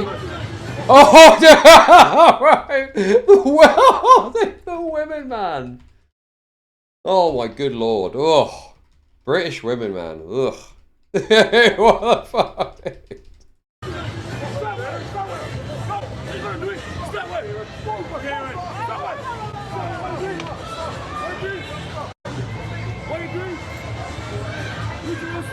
I just said, why are you pushing me? It's only another club. Go somewhere else, yeah? I just want to know why he's pushing me. You believe you're going to hit me? You were giving instructions and you told me to shut up. I don't have a problem. Good night. You go somewhere else. No, I'm going somewhere else. Good night then. YouTube, for YouTube. Got a YouTube channel. I'll ask the question. You want to see someone suddenly appear with a camera? Yeah, of course, man. Don't mind you asking. It's not a bit very interesting. Say again? Just inquisitive, why? Yeah. So, I don't know who you are, I don't know start. Yeah, I know. I've asked you a question, you've answered me, you say, are you a YouTuber? That's the one, mate. Fair enough, isn't it? That's all I want to know, mate. Yeah. First, I'll just be nosy. No, I don't mind, mate. I don't mind telling you. Oh, a bit tense. I'm not being funny with you. No, I'm not being funny with you, mate. Good. I'm asking you a question, that's all, mate. I just saw that madness then and I just stumbled across it. Wait, can you guys genuinely not understand the Brummie accent? You don't hear... Okay, I'll turn subtitles on, but I understand perfectly what's being said. Basically, this guy is a security guard for the club. And he's come up and said to him, why are you filming, essentially? And he's obviously like, well, I'm just a YouTuber. And it's caused a bit of tension. And now it's being alleviated now. Life on the street, that's what it is, life as it happens. That's what the channel's about, man. Oh, no worries, kid. Discover it. I don't give a fuck. I'm a British citizen, and I don't give a fuck. When 2 fucking nothing. Who is this patriot, man? What the fuck? Discover it. I don't give a fuck. I'm a British citizen, and I don't give a fuck. When 2 fucking knock me in the fucking face. They'll knock me in the face. 2 fucking horrible cunts. Don't be in the fucking face, all that. And yous have got me on arrest. Yous are fucking tearing the piss. They don't be in the... Okay, so we got... Dude. I mean, that's a male cop, obviously. You've got this woman who's shorter than... What the fuck is this, bro? What? I am so sick of female cop... This is not... How can you be capable of policing the streets on a Saturday night or whatever night it is when you're a woman and you're fucking half the size of a short guy? This is fucking crazy, man. This is completely unacceptable, bro. Bring back the 80s. Bring back coppers that were 6 foot something tall, that had a wooden truncheon okay? Yes, they're a bit racist. Yes, they're a bit violent, okay? But it's better than whatever the fuck this is. What is the argument for this? What is the argument for a woman that is 5'3" or 5'4" policing the streets on a Saturday night? It's fucking insane. It's totally unacceptable. It doesn't work. It doesn't fucking work, bro. A police officer on their own should have a capability of physicality over like an average person in the street, okay? That's the way that I think of it. If you're a copper, an average person, you know, a man, 5'9", 6 foot, 5'8", whatever, you should be able to handle that person by yourself, okay? I think that's a pretty reasonable kind of rough standard that you can look to adhere to. Not this. This is fucking crazy. This is absolutely insane. What chance does she have? What chance does she fucking have? It's totally crazy to me that this is permissible in the current British police force. And they've got me on orange. Fucking freak. Fucking get me. No. No.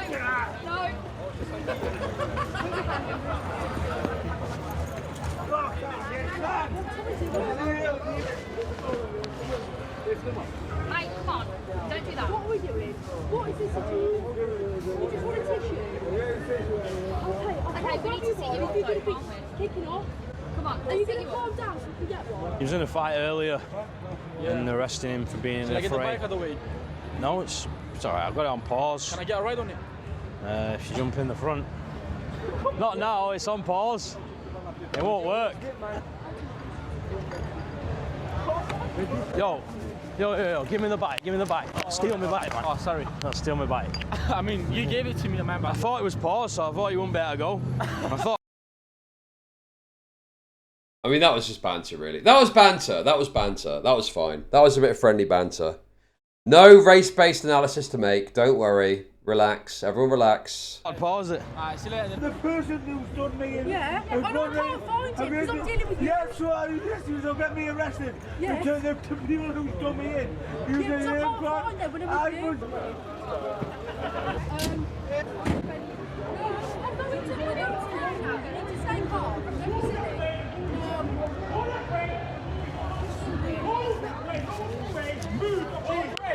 Here we go. Okay, so right, we're getting more of the context now. The context doesn't make it better for the coppers here.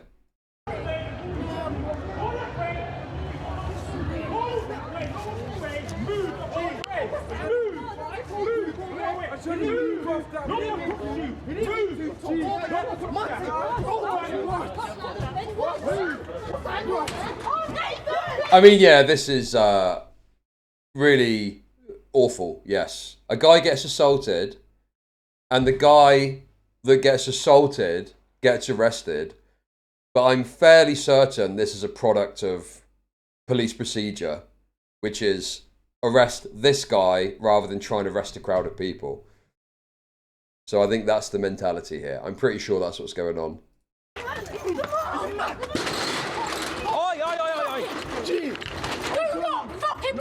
But the problem, I mean, look, when he recognises a police officer, he immediately stops fighting. But, I mean, how is he supposed to know that it's a copper? And now this makes a lot more sense. I don't think he recognises that there's a police officer because he's got tunnel vision, obviously, you know, engaging with these black youths. One better go. I thought I'd pause it. Alright, see you later then. The person who's done me in... Yeah, I can't find him because I'm dealing with you. Yeah, so this will get me arrested. Yes. Because the people who's done me in. You Yeah, so I can't find them when I'm with you. I'm going to the hotel now. You need to stay calm. Don't be silly.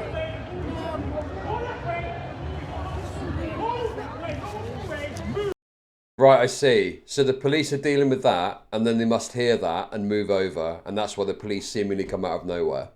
That I think I understand what's happened here.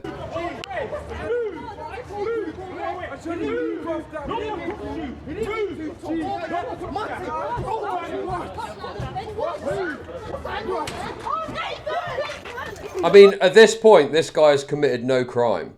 Like, this guy's not committed a crime, right? He is the one that's had a crime committed upon him. And yet the police officers single him out because he's the easier target because there's only one of him, to arrest him. And then in the course of being accosted by the police officer, he obviously, as far as I can see, doesn't recognise it's a police officer or assumes it's someone attacking him from the group.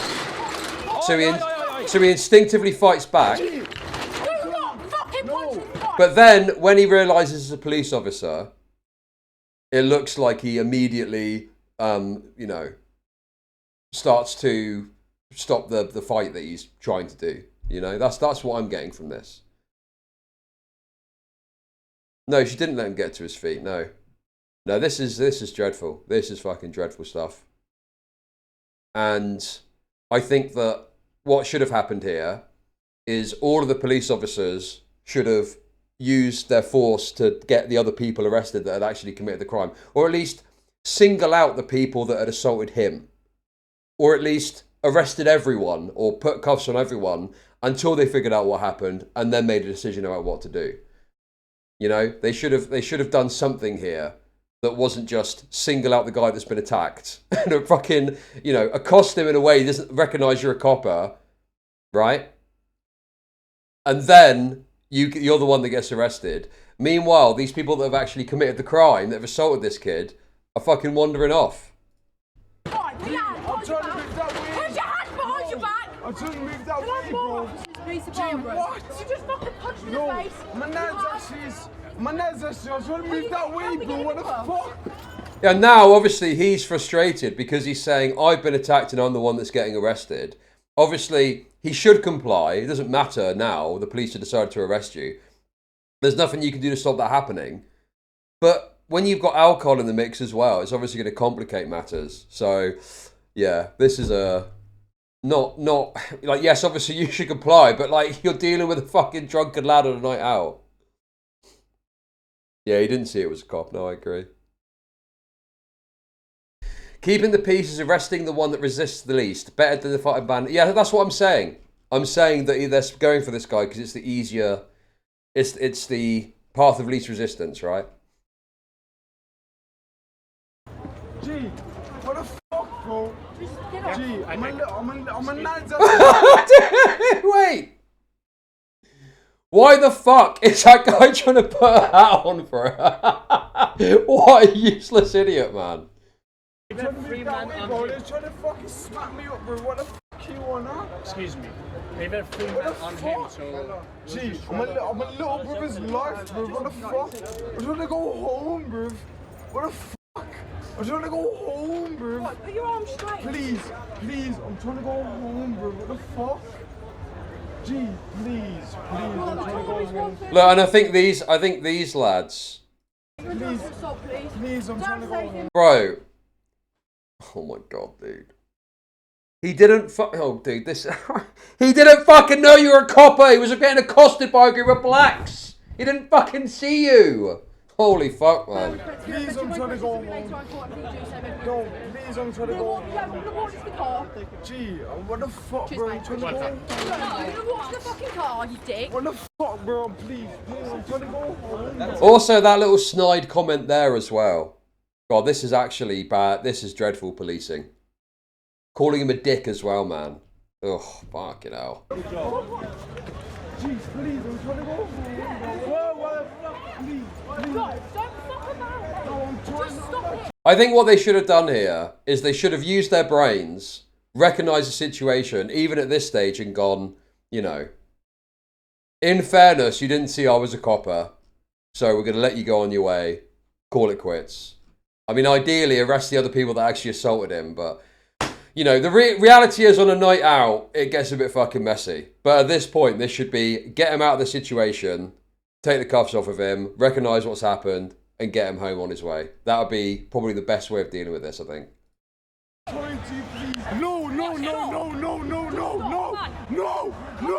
got a little brother here, please, I'm not trying. Please, I'm not trying. Fucking hell, dude. Please, I got a little brother. Please, I got a little brother here. Please, I got a little brother here. Please go and look What for are you me. doing? Please go and look for Okay, me. just stop. Please, please, listen. Where's your brother? Listen to me, listen Get to me. up. No, listen, Get listen, in the listen, car now. listen. My little brother's after you. Get in the car now. Get in the car. Get in the car. Get in the car. Dude, I mean, it's obviously easy to say. I mean, he's drunk, obviously. It's not going to happen. But at this point, if the police are arresting you, it's the classic take. You know, don't resist on the streets, resist in the court.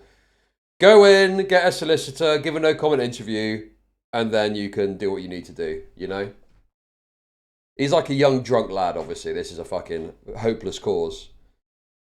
But yes, at this point, there's nothing you can do to stop this. So you need to just comply and then handle it down the line, even though the police seem to be completely fucked in this situation.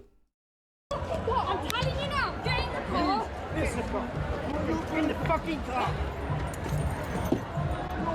Put your legs in. What's your fucking behaviour about? Just stop. Put your legs in.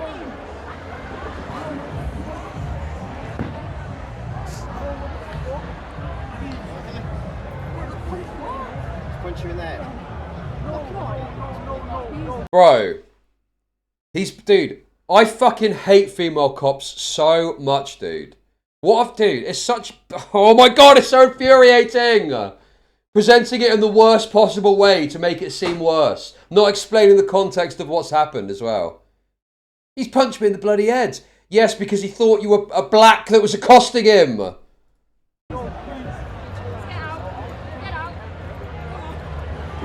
Yo! Yes, I will give you everything. I will give you everything. I will give you everything. I promise you. I'm a little bit as well. I will give you everything. Listen. You do anything, you get dropped. You understand? That's fine. I'll give you everything. Anything on you that's going to hurt any officer? I'll give you everything. That's fine. I'll give you everything. Bro, so they did such a bad job getting him in the car and doing it properly. They had to take him out and do it again. What the fuck, dude? What a fiasco. Yeah, this is dreadful. Policing. I'm a little bit as well. Someone clotheslined him, and then someone hit him in the back of the head, and that's when police came right to him. So as he stood up, police were in front of him, and he's whacked him. Whacked a copper? Yeah. Well, I promise you, I ain't doing nothing. I ain't trying to be an asshole to nothing to no one. To no one. I promise you, I promise you. I promise you, I ain't trying to be an asshole to no one. That's fine. But can you explain where my hand is being? Oh shit, what the fuck? What the fuck?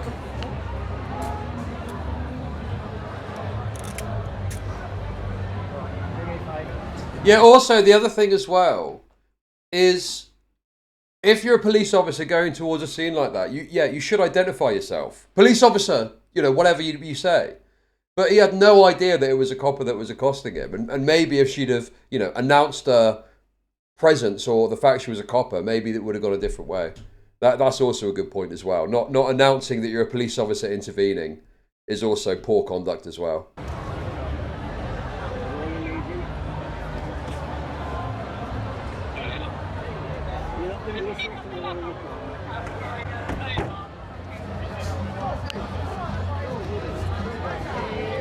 Okay, listen, I'm now invested in this, so I'll finish watching this and then we'll get into the other stuff.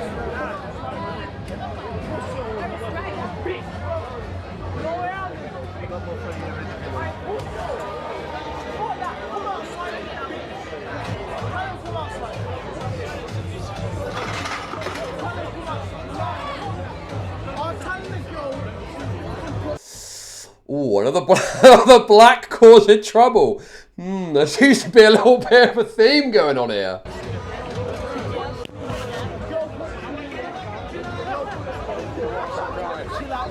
Seems like we're seeing white patriots getting arrested. Meanwhile, the blacks are running rampant.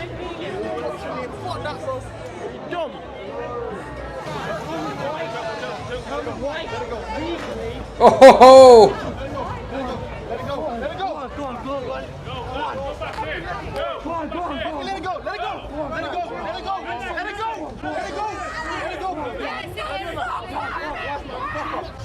Wow, another white guy getting mishandled, this time by security. Great stuff.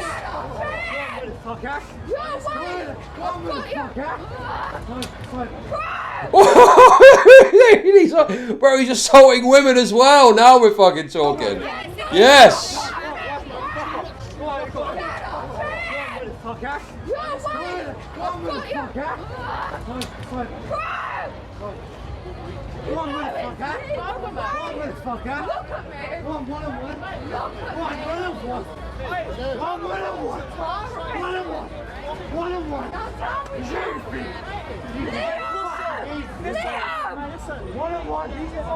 Liam! Liam! Liam!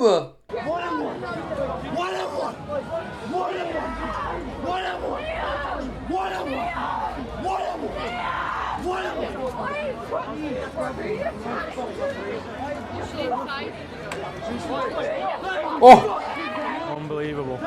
Okay. Listen. Oh wow, look at this. Male coppers and they're doing the right thing. What a shocker.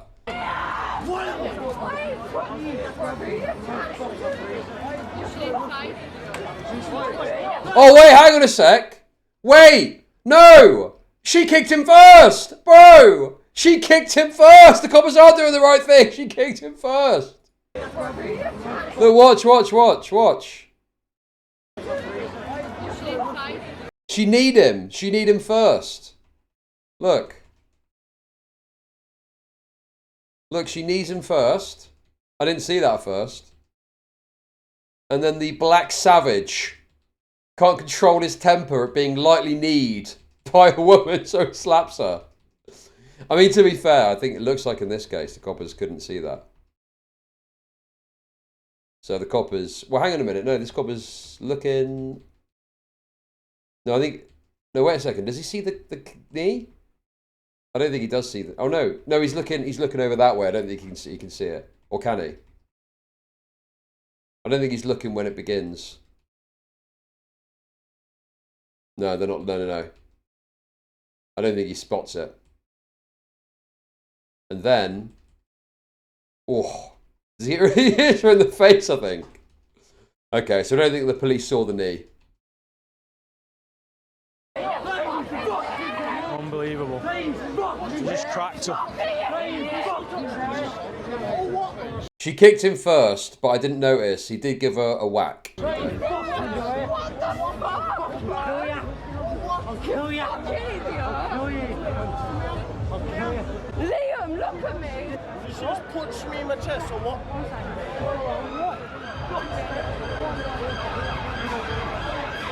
Wow. Very soft touch with the... Dude! The lightest of silk glove touches with the black. Sends him on his way. Okay, that's wonderful. But how do I make money off depressed people? I totally misjudged your country. I didn't think you guys had cheeks like that. Yo! Thank you for the 333! Thank you! I'm sorry. Behind your back. I'm sorry. Behind your back. Oh, I'm sorry. You seen that as well, so I don't know why you fucking talking shit. Oh, you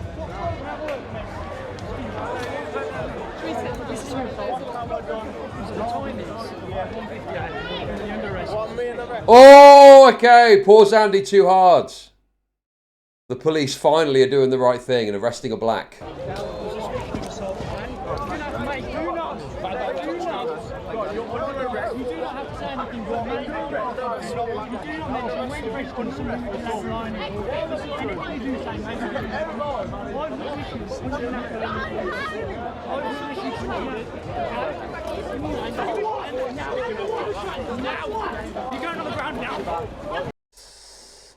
Oh, resisting. Wow. Resisting arrest. Incredible stuff. Interesting. Almost like it's built in somehow to their mentality.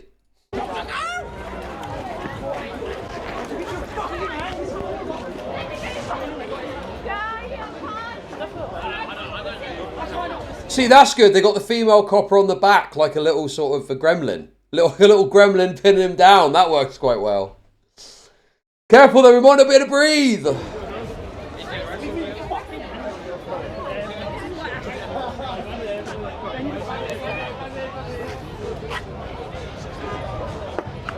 give us your hand now. So British coppers, beat cops haven't got a gun. They've got like a telescopic baton. But some of them carry a taser. And I think they've got pepper spray as well. But that's it. That's all that coppers have got as their default sort of loadout. Give us your hand! Make sure he's breathing, no? Make sure his head chin's up. His knee was on his head a second ago. What now?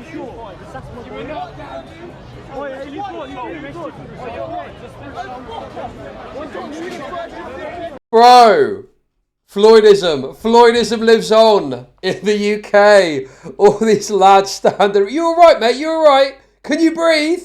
Okay, that's one. Can you definitely breathe? How do I make money off depressed people? If this night owl behavior is normal for you, honestly just nuke UK from orbit at this point.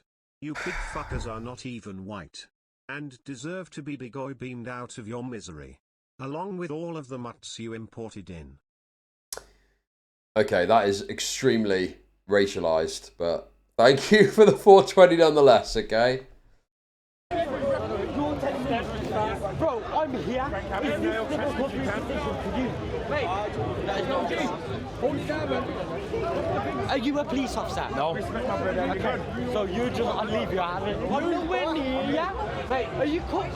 Bro, look at this race traitor. You should be thankful that the brave bobbies are finally arresting a black savage, and you're stood there with your bottle of Coca-Cola moaning at the coppers.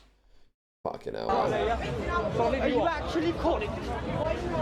Move back, you've been told. I'm here, are you cooked? Yeah, and you're getting too close. Too close? Move back, bro. You've been trying to say that's the recovery position. Move back. If you were standing there all the time. Position, he was standing there all the time. You've just come to him. And you've just come over. They're outside Albert Fox. Get off me, bro. Oh. Space, it's all out. Just yeah. YouTube. Yeah.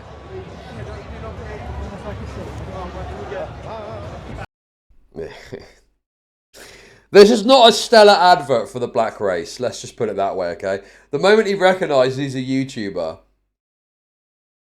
all of a sudden, he's like, oh, knockout audits. Am I going to be on YouTube? Are you going to make me famous? Hey, check out the CD. Give a listen to the CD.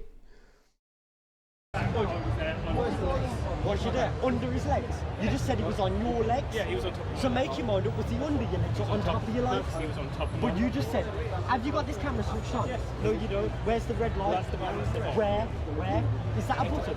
Turn it on. Turn the camera on. That camera's not on. It is. Listen, there's a red light around the camera when the camera's on. You can also have it in stealth mode. It's on. Stealth mode? Yeah. Well, you think we're in Assassin's Creed? What the fuck? Yeah, but listen, look at your cameras. Oh my god, dude. Why are they fucking giving the police such a hard time? I don't fucking get it, man. Why are they giving the police such a hard time over this? It's fucking ridiculous. Compared to my man's camera. Yeah, but look, it's all it's recording, but you won't think so. I'm not trying to read your collar number. Are you dealing with him or are these dealing with him? I'm dealing with him. You have only come over here because I walked over here. Exactly. Okay. So are you dealing with this? Are you dealing with me? Are you dealing with me? Exactly. God, it's so obnoxious, man. Oi, V, chill out, bro. You're gonna make it worse for yourself. V, just stop in the van.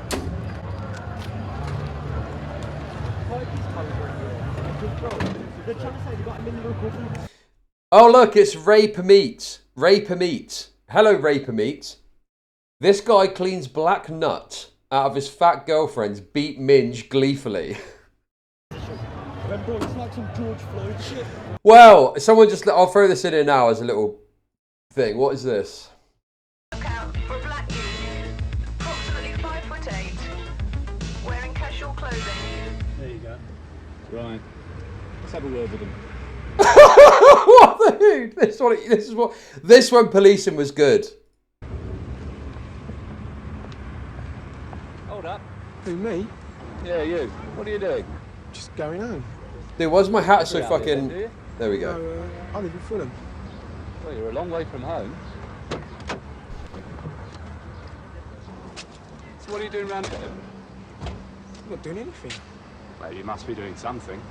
No, I ain't really doing anything. Just going home. What's the problem? You're the problem, all right. Why? What have I done? You ever been in trouble with the police before? No. You sure about that?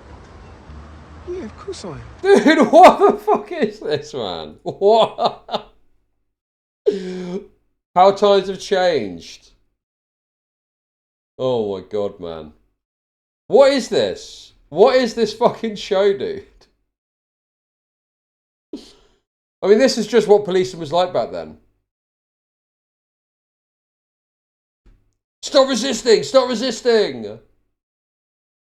But, you know, this is what policing used to be like. And this is what progressives want you to believe that policing is like now, in 2026, in light of George Floyd. And a bunch of white officers. On the floor. Also, that is true. The propaganda aspect is the idea that a black person isn't breaking the law. That's the other thing that's layered in there that's easy to miss.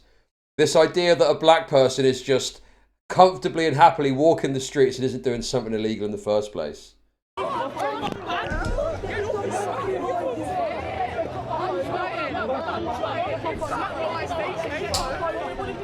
Oh God.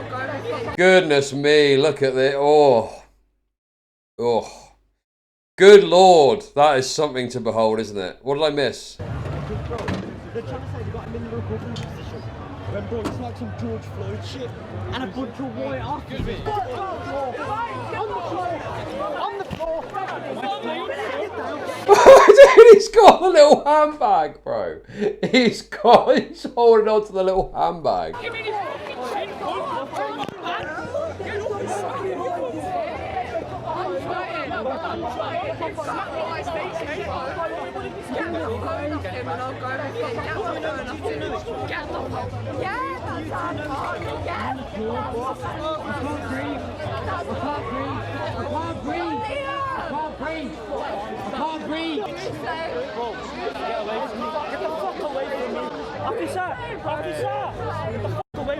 Oh my God, man. Typical fucking Muslim, knowing the state's going to side with them. Officer, this woman is halal. Arrest her immediately. At once, my liege. At once, my liege, no problem. We will enforce Sharia law for you right now. You done bitch, suck your mum. She's hitting me for no reason. Oh my God.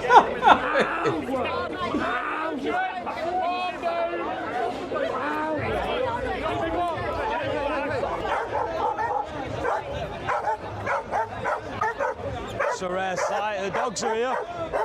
Look at them. I'm half expecting them to release the dogs. Release the hound. From the bottom of my heart.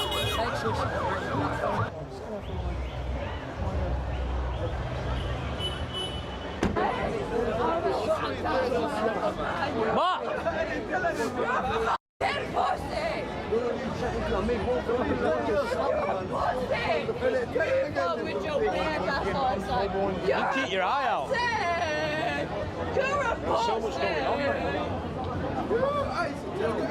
I mean, not when I was growing up, no. It wasn't this hectic.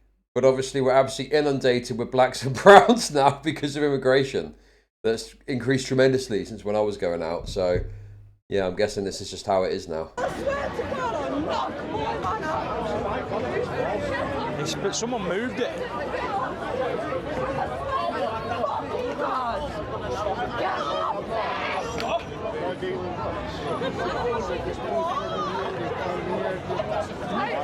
The main troublemaker.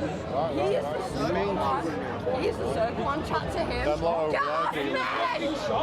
Who? That's what he's just said. These?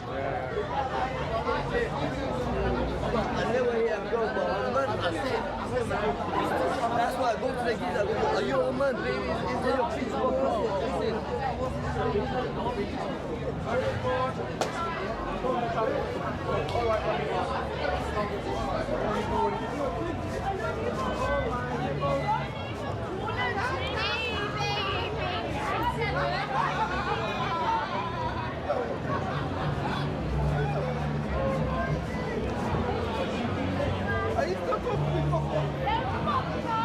Guys, stop. I know I did it earlier. Maybe this is a bit hypocritical. But is it possible for you to stop calling every single woman that you see on the screen rape me? Is that something we can manage, do you think? On YouTube, yeah? Maybe. Yeah. Let me get a quick picture, bro. What's going on? You're doing good shit for the community. Thank you. I did it earlier, man. You inspired me. There's some foreigners shouting at fucking our girls. Oh, yeah? Yeah, I told them fuck off. I made them run off and then fucking... Yeah, they ain't got no bollocks, bro. They just all talk, innit? That's what it is. Good on you, man. Come on, man. Knockout. Hey! Yeah, son. Yes, boys. I make sure I'm in that, yeah? Alright, yeah. Active. I'm gonna see... Hang on a sec. Is this guy even white? Is this dude? He looks like mystery meat. He looks like a mystery meat fellow. He looks like some sort of grotesque mix of various different races. He looks like the byproduct of Genghis Khan rape. We've got a new contender on the throne for maddest place in the UK. Brumtown, Birmingham, definitely up there.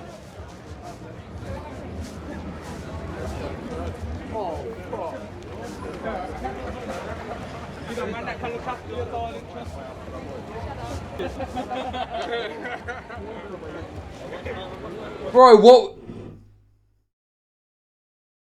Wow. I wonder how rape gangs happened. I wonder how rape gangs happened, guys.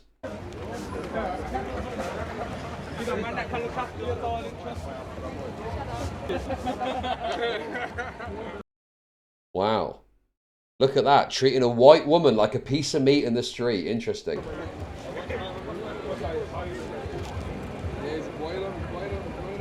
Right, boys. Alright, yeah.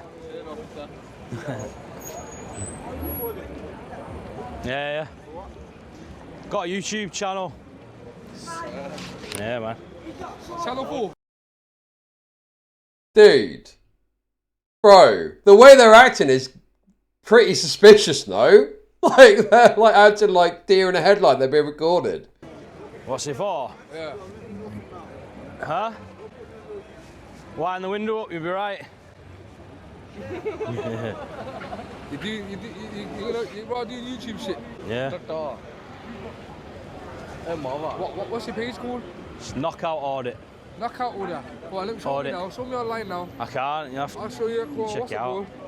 Go on Facebook.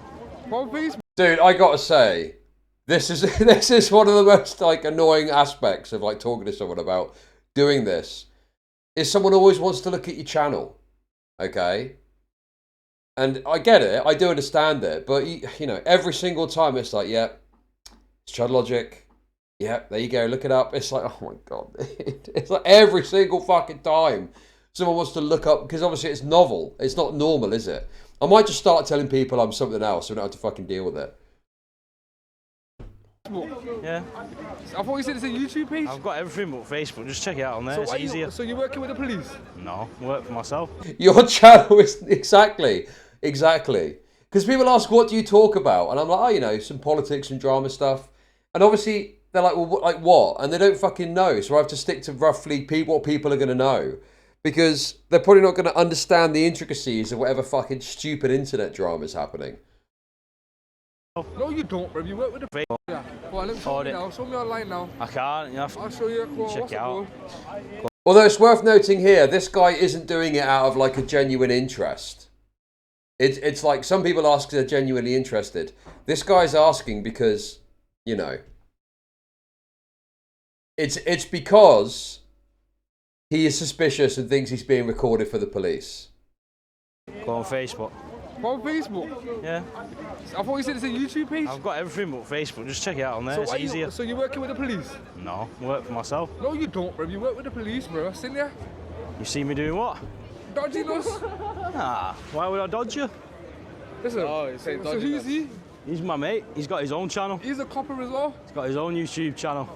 Well, Type it in, have a look. Don't blend it.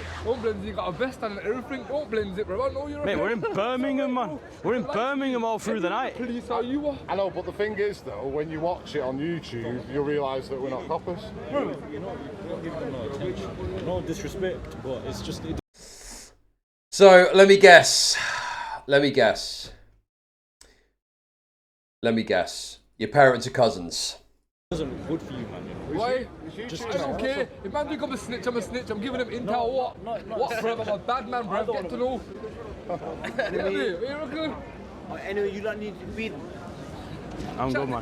We don't do drugs. We're legal people. You don't see the people, man. What are you trying to do? Why are you harassing people, bro? You just got here. The businessman. No one's being harassed. Why is he saying that, man? He's not. You're one of them undercover, trying to want to be a feds ones. Dude, one thing I don't really account for is just how much like gangsters these Muslims act like.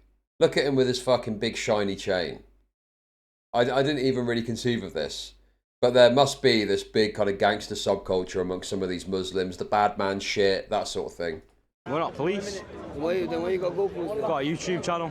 Are you recording me now? Yeah. Turn it off. No. Turn it off. No. You don't have the right to record me. Yeah, I do. In public place, scout my way. Oh, you don't have... Oh my god, flip-flop. Remember when Chud made a schedule where he'll talk about YouTube drama at 1 PM? Between like 1 to 2 PM, yes, it's going to go a bit beyond that, but I like watching this. Notice how the libtard flip-flop is desperate to get us off this topic because he doesn't want us to see the actual reality of what Muslims are like in the UK. So he desperately wants to get off of this. No, you can't do this. That's racist. Don't show Muslims. That's bad. Yeah, because it looks awful for Muslims, doesn't it? Don't fucking get near me. Don't touch me, fam. You ain't got the right to record. Yeah, we do. You're in public. Don't touch me like that. Turn your video off. Stay out of my way. Nah, fam, what are you going to do? Stay out of my way. Just stay out of my way. Swear to God, Baba. Bang you, smoke you, and I'll get you on self-defense, Baba. Why you trying to back up? I'm waiting. You stupid. Back up. Beg you don't even try. Back the fuck up. Without my consent, man.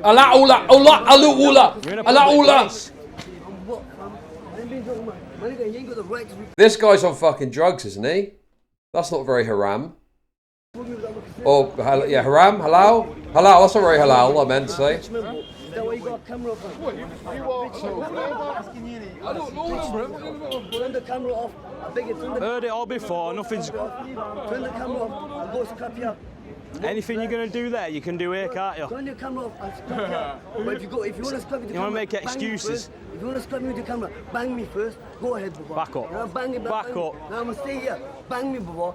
Why would I want to bang you? You want to scrap with the camera? Bang me in my face, then, big man. Then I'll smack you. If you want to be a big man, turn your camera off. Be a mistake. If you want to be a big man, turn your camera off. You're the one trying to be a big man right now. You are. Shut the fuck up, you little wannabe. Or what? Bitch, nigga, bro. You ain't going to do nothing, man. Bitch, nigga. Relax yourself. Calm yourself down, man. Relax. Relax yourself. You got little puppy eyes, mate. Little puppy dog eyes. He's getting mugged. Little puppy dog eyes. You're just figuring him both. You're just triggering him both. It's your own fault. I'm not drunk. I'm listening to me. I'm not drunk. You're triggering him more. Get my space. You're triggering him more, fam. Get my space. You're triggering him. Oh! Yeah, you're in my space now. You're in my space. No, I'm not, Baba. You are. Nearly. Nearly. My hands are down. Relax yourself. My hands are up, big man. Just calm down. Down, big man. Turn the camera down, and I'll show you who's a pebble. Okay, guys. I'm very reformed. I'm very reformed in the next election. This has tipped me over the edge. Nigel Farage, if you're going to send these inbreds home, you got my fucking vote. Let's go. You won't, mate. It'll be a mistake. Promise you. Turn your camera off. Say, it'll be a mistake. I've got this man in my face, man. We'll see in the video. We'll see in the video. Unedited. Who instigated it? You want to call me a puppy? He won't. He ain't going to do shit. Not me. Not me. Turn your camera off. Not me. You want to have the confidence? Take your camera off. Let's have the confidence. Just get the foot. Just go away. Just go away. Bitch, bitch. No, mate, I'm not. Bitch, I'm not. nigga. Yeah, you are. You ain't pumping no fear, you understand? You ain't pumping no fear. Turn your camera off then, big man. Whoa, what happened there? Yeah, you understand? You ain't pumping no Turn your fear. camera off then, big man. Oh, he pushed him. He fucking pushed him, bro. Holy shit, dude. Oh my god. You ain't ready for me, I promise you. Oh! You ain't ready. It's not worth it. It's not worth it. It's not worth it. Don't let them fight, brother. It's your boyfriend. Don't let him win. Brother, it's not worth it. Don't let him. Hey, brother, it's not worth it, man, bro. So you not gonna want to get arrested. Come on, man. Come on. We won't get arrested though. It's on camera. Is that a white Muslim? You got nothing, mate. It's in a bit. Oh! Where are we going? Where are we going for a date? Going for a date? I beg you to your camera. Just go away. Just go away. Just go away. Don't make me self-defend myself. Don't make me self-defend. I'm the one that's self-defending myself right now. You're coming at me, look, you're taking steps forward. You're taking steps forward. I'm taking...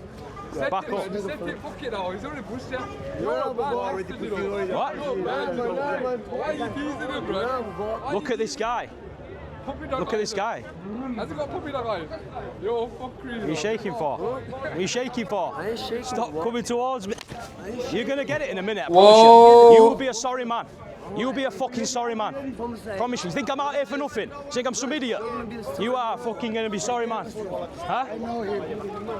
Tell him go away. Why are you going to do that if you get him for him? Are you going to get him all? If you get it cracking, are you getting him all? Oh, man, God, have one there, fuck it. You still have one there, go ahead. I beg you to go. Take the camera off, I want one. Shut up, man. Just go away. Turn it off, Baba. Turn it off. Mate, you ain't got nothing for me. Baba, turn it off. You ain't got nothing. Bitch nigga, Baba. No, you. Bitch nigga. Alright, keep talking. Talk all you want. That's why Talk all you want. I know all the rules. That's why I smack ya. Mate, if you smack me, you'll be on the floor. You'll be finished. I will finish you. I promise you know You wouldn't have a chance with me.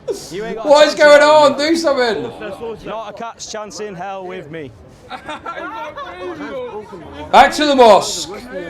Back to the mosque! Don't make me do it. Don't make me do it. Don't make me do it. Liberals really try to pretend like these inbred freaks are a benefit to our country. I mean, this is obviously a bad example, right? But I mean, there's some that are like taxi drivers, kebab house owners, and some of them are not raping children. So there are some that are actually just doing their normal work, to be clear. Barbers, yeah, exactly. You've been gagging for a fight all night, I've seen you.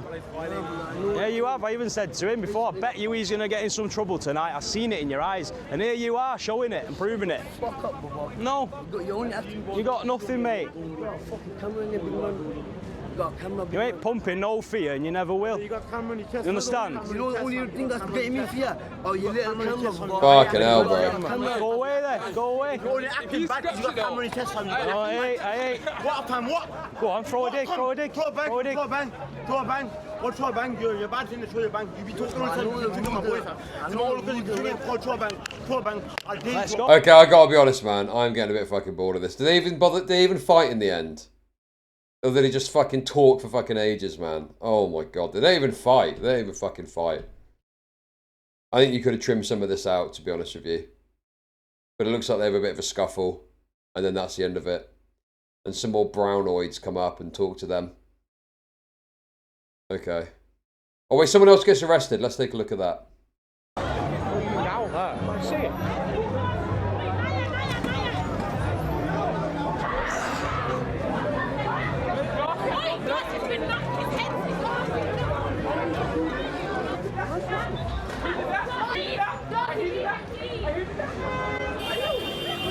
Non-stop madness.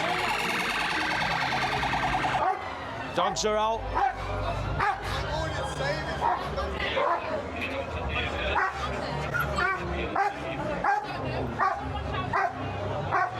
Okay, hang on a sec, bro. Dude. Are you fucking serious now? Does anyone else see the problem here? Does anyone else see the problem? Does anyone else see the issue with this? Look at that fucking ponytail, man. What are you doing? If you got into a scrap, that is one of the first things that someone will go for, because you could just yank on that and you'll fucking go back like that onto the floor. Totally rapeable copper with a fucking hair up in a ponytail type thing. What, dude? That's crazy. Is that not fucking crazy? Is that not fucking mental?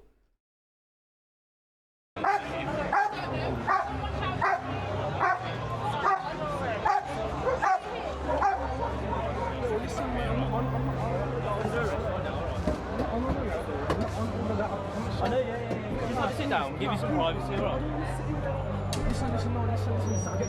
That's an insane thought to have upon seeing a ponytail. What? No, it's not. What are you on about, dude? That's not an insane thing to think at all. It's obvious, bro. I'm looking at fucking them arresting someone thinking, fucking hell, that's someone could grab in the middle of a fight. Dude, listen, if I saw a normal woman with the hair like that, I wouldn't think twice about it. Because, yeah, women have their hair up in a fucking ponytail or whatever, right? It's specifically the context of them being a police officer. That's what I'm talking about. Nah, don't do that, because I don't like it. Yeah. Dude, Chud sees any woman with hair longer than 3 inches and his brain immediately starts processing a million different ways to rape her. I didn't mean literally rape. I meant rapeable as in someone could pull her hair in a fight. I didn't mean she's literally rapeable, for fuck's sake, dude. Yeah, you're alright, man. Hey. Shall I tell you how I'm feeling in this situation? You're calm enough, mate. You're calm enough. I'm not calm enough. I want to sit. I just want to sit down. Can I sit down there instead? It's up to them, mate. It's up to them. I feel better if I close the door. I've got my dog. No, listen. I did not touch no one. No, I didn't touch no one. I promise you I didn't touch no one. I didn't touch no one. I swear on my life, I didn't touch no one. It's like, I'm not trying to get physical. I know you're not. Obviously not. So all that happened literally at kick-out time, 4 o'clock. Birmingham. No, I mean, first of all, I don't think there should be female cops on the beat like this. This is ridiculous. And secondly, I think that even if you have female coppers, I think there's ways and means that you can put your hair up that mean you don't have a dangling thing that can be used to yank on to pull you to the floor very quickly. One of the wildest places in England. Let us know what you thought of it. Thanks for being here. Like, comment, subscribe. And see you soon. Well, he just said hello. Keeps on going over to fucking women on their own, like. Dude, what?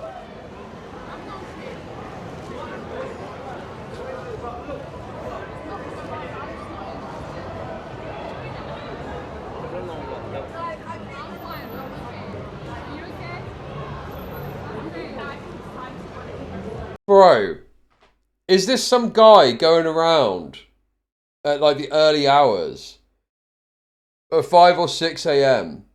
trying to pester women to go home with him? Is that what's going on there? Trying to find the most drunk, passed out bitch for scraps.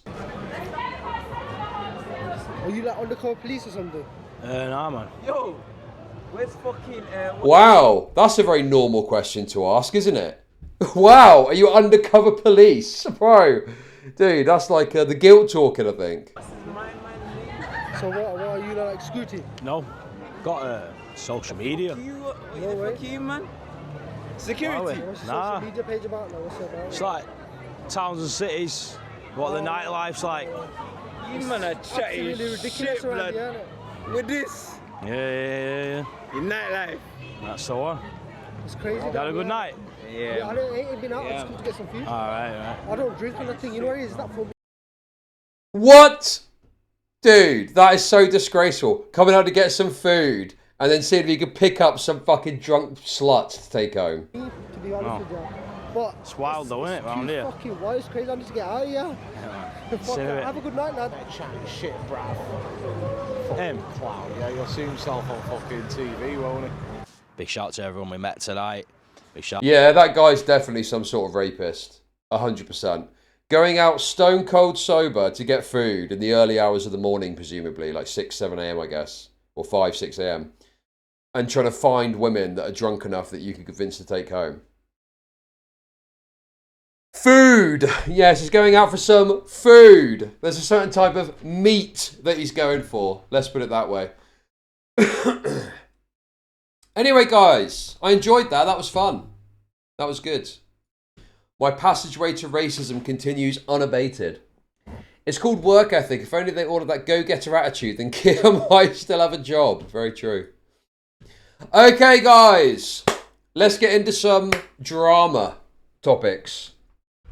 Let's get into some drama topics, ladies and gentlemen. Let's get into it, guys. 6 hours of race talk. Well, that's not strictly true. I've only streamed for 4 hours so far. So the first thing today, guys, is DENIMS has officially prevailed in the copyright suit over the reaction to the nuke. Okay? So it is now official, and so far there's one person in particular that's been licking their wounds over this, which is quite funny. Okay? And I think you're going to see more come through too. So basically there was a motion, and it was what was it called? There's a certain type of motion where the judge is basically saying, this is what we're likely going to find based on the analysis of the situation. Okay? And there was a lot of cope about it. There was a lot of people that were like, no, it doesn't mean this. You don't know what you're talking about. Tentative judgment. That's it. Tentative judgment. People were saying, you don't know what you're talking about. It's not over yet. You know, DENIMS hasn't won yet. The judge hasn't actually determined it. Okay. Yes, I'm talking about Luss. Yes, I am talking about Luss.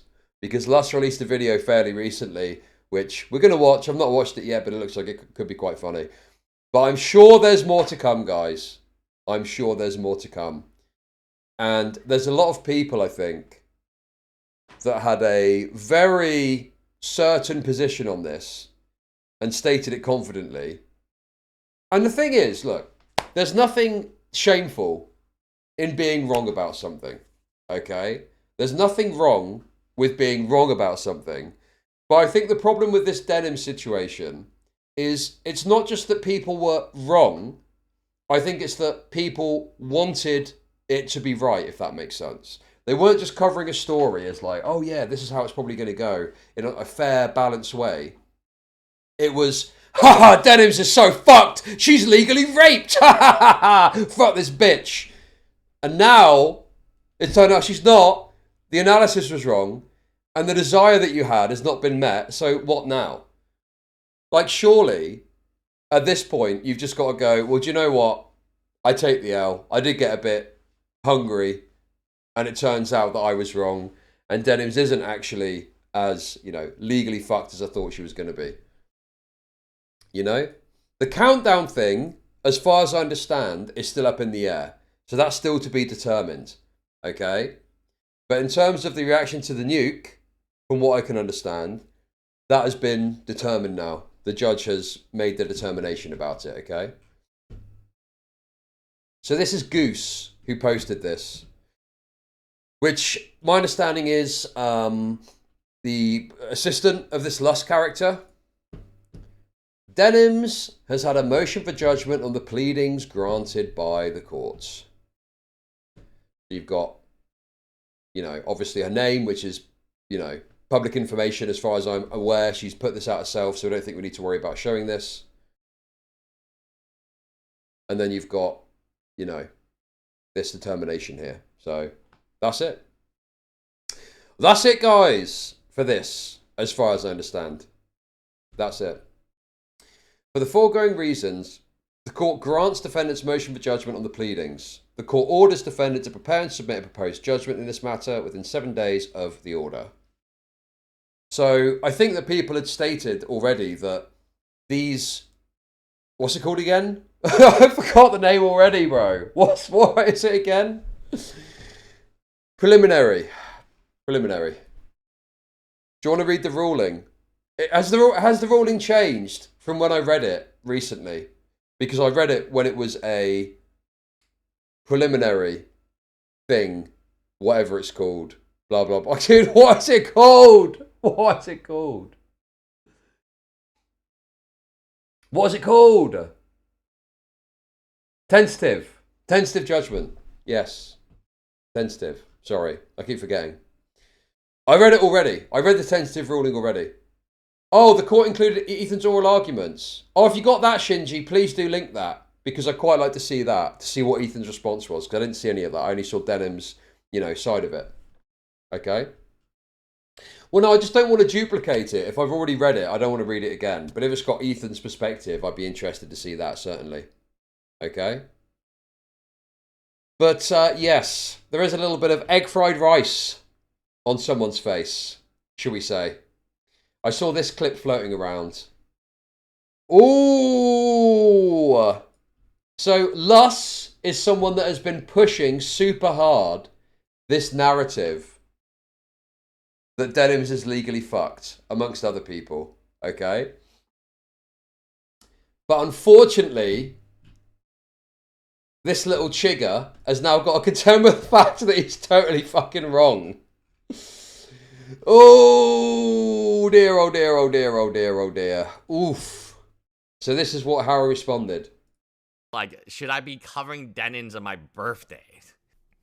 God, yeah, the snarkers are going to, like, eat this alive. I mean, I don't even want to see my old videos, but I stand by everything I said. You know, I stand by everything I... Notice that as well. The snarkers are going to eat me alive. God, the fucking snark word is so raped at this point, okay? What that means is people on the internet are going to mock you because you weren't just wrong, you were confidently wrong about something. And so, yes, this is a consequence on the internet. When you're confidently wrong about something, people are going to come back and mock you for saying it. That's the reality of it. He bring dishonor to his family. Oh, that's very racist. I disavow. Everything I said is, now if the judge is like... Yeah, judge talking about Hassan Piker, Hezbollah, like, I think... two things. I think the judge is, like, really, like, political. Like... Hang on a sec. God, what a fucking hack, bro. The judge is quoting Ethan Klein because that was packed into Ethan's lawsuit. What a disgusting fucking hack. What a gooked out fucking hack this guy is. Yes, it's all political because that was in Ethan's fucking lawsuit, bro. Dude. It's absolutely insufferable and disgusting that these people act like this still. The judge is not political. Well, every judge is political, but I don't think their politics has been a determining factor in this case. If you read what the judge said about it, they seemed to have a pretty reasonable position on why they considered this fair use. This wasn't, oh, well, this person likes Palestine, therefore we're going to side in their favour. It was a coherently argued aspect of why they thought it was fair use, you know? And here's the other thing as well. Here's the other problem too. I mean, I don't know if maybe there's some more content in this. This is only a 30-second clip, okay?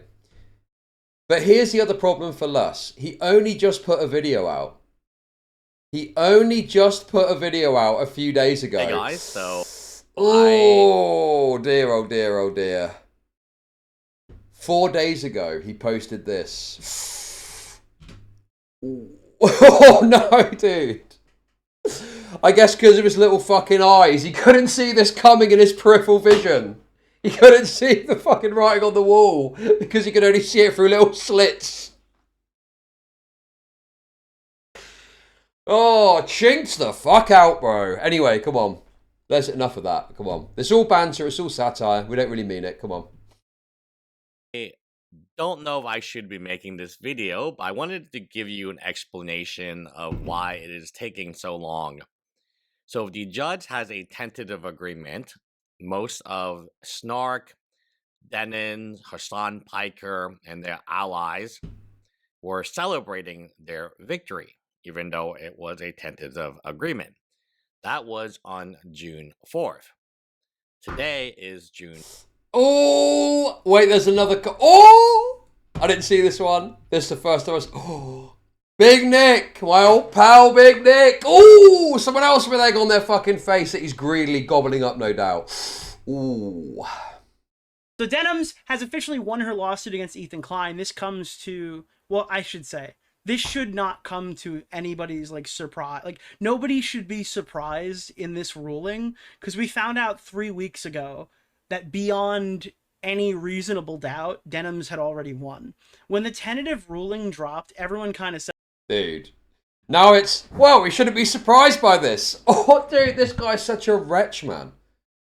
This guy's such a wretch. He pumped out countless videos, some of them reliant on Luss's dog shit fucking analysis to push this narrative about DENIMS being unquestionably fucking owned. And now the tides have turned all of a sudden. Now we shouldn't be surprised by this. Fuck off, man. Said, look, these things don't get overturned. Like, it could happen, theoretically. They have to hear from Ethan's lawyer. But that judge, like, I'm telling you, like, that was going to go that way. I was not surprised today when it popped up that the lawsuit was officially over. Ethan's obviously going to be appealing and shit like that, whatever. But I wasn't expecting the judge to 180 flip after issuing a tentative ruling. It just was not there. I was not expecting that. I know there was a lot of copium in the last 2 or 3 weeks that something could have changed or there'd be some big fucking shift. But as far as I'm concerned, I already... Yes, dude, yes. Well, I mean, it wasn't even that I reached... I can't remember what the situation was. But yes, I had to spoon feed to him why you shouldn't just listen to Legal Mindset and it's not to be fucking trusted, bro. Because he was fucking shilling Legal Mindset on his channel. Because whenever someone says they're a fucking lawyer, Nicholas just goes along with it 100 miles an hour and doesn't pause to think, maybe they've got an agenda, maybe they could be wrong about something. And he's just fucking gobbling up whatever that fucking gook slop that fucking Lust guy's putting out there. He did this segment. Yeah, she won. DENIMS gets the first ruling, and unless it's overturned in a appeal, it's like the first ruling for a live streamer.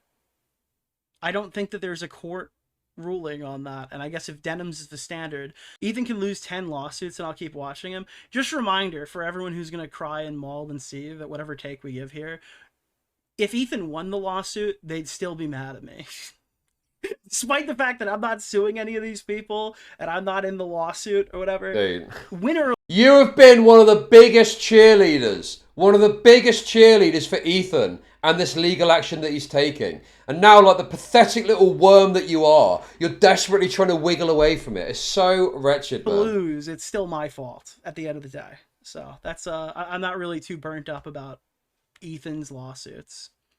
Dude, what a fucking disgusting, pathetic little worm. Distance, the fucking distance thing again, isn't it? The distance thing. Go back and look at his videos about fucking DENIMS. He was one of the biggest cheerleaders for Ethan in all of this. Endlessly cheering on what was happening. And now it's turned, and all of a sudden he's acting like this about it. Dreadful stuff. Dreadful stuff. Dreadful stuff. Okay, what? More clips. As for lawsuits, though, remember, all lawsuits are bad. Unless DENIMS suing Ethan Klein. Then it's good, but... Piker is... Okay. What was that? What was that? So, yeah, I guess this is the DENIMS judgment. If that's the bar... Okay, that's wonderful. But how do I make Great. money off depressed people? Chung ching, ching chong, I know law. Gem money, I defend you in court, you go to jail. You don't worry, you go to jail. I have 10 licenses, all legit, real lawyer, chink chong. Sergeant Hartman. Okay, dude. Thank you. Thank you for the 333, but I completely disagree with that. I think that I'll have a long, prosperous journey as a live streamer on YouTube. DENIMS gets the first ruling, and unless it's overturned in a appeal, it's like the first ruling for a live streamer. I don't think that there's a court ruling on that, and I guess if DENIMS is the standard, 2021 video Nick Diorio is screaming, but 2026 Nick Diorio reminds 2021 Nick Diorio that we converted to streaming. So not only are we not getting fucked by AI, but nobody's stealing our segments anymore. I mean, that works for me. Dude, he just acts like he's not said everything he said about this fucking topic, and now he's trying to act like it's good for him. Now he's trying to act like actually this is good when you think about it. And his viewers just gobble it up. Oh my god, man. Very obnoxious stuff. Very obnoxious shit. June 28th, which means it's been... Higaless has won again, guys! And even if they get a finalized decision, that will be 25 days. Why does it take so long? Well, the thing that DENIMS has not mentioned, Hassan Piker has not mentioned, was after the tentative agreement came out, there were actual arguments. So Ethan Klein's attorney argued. I have the audio, and I have the audio transcribed.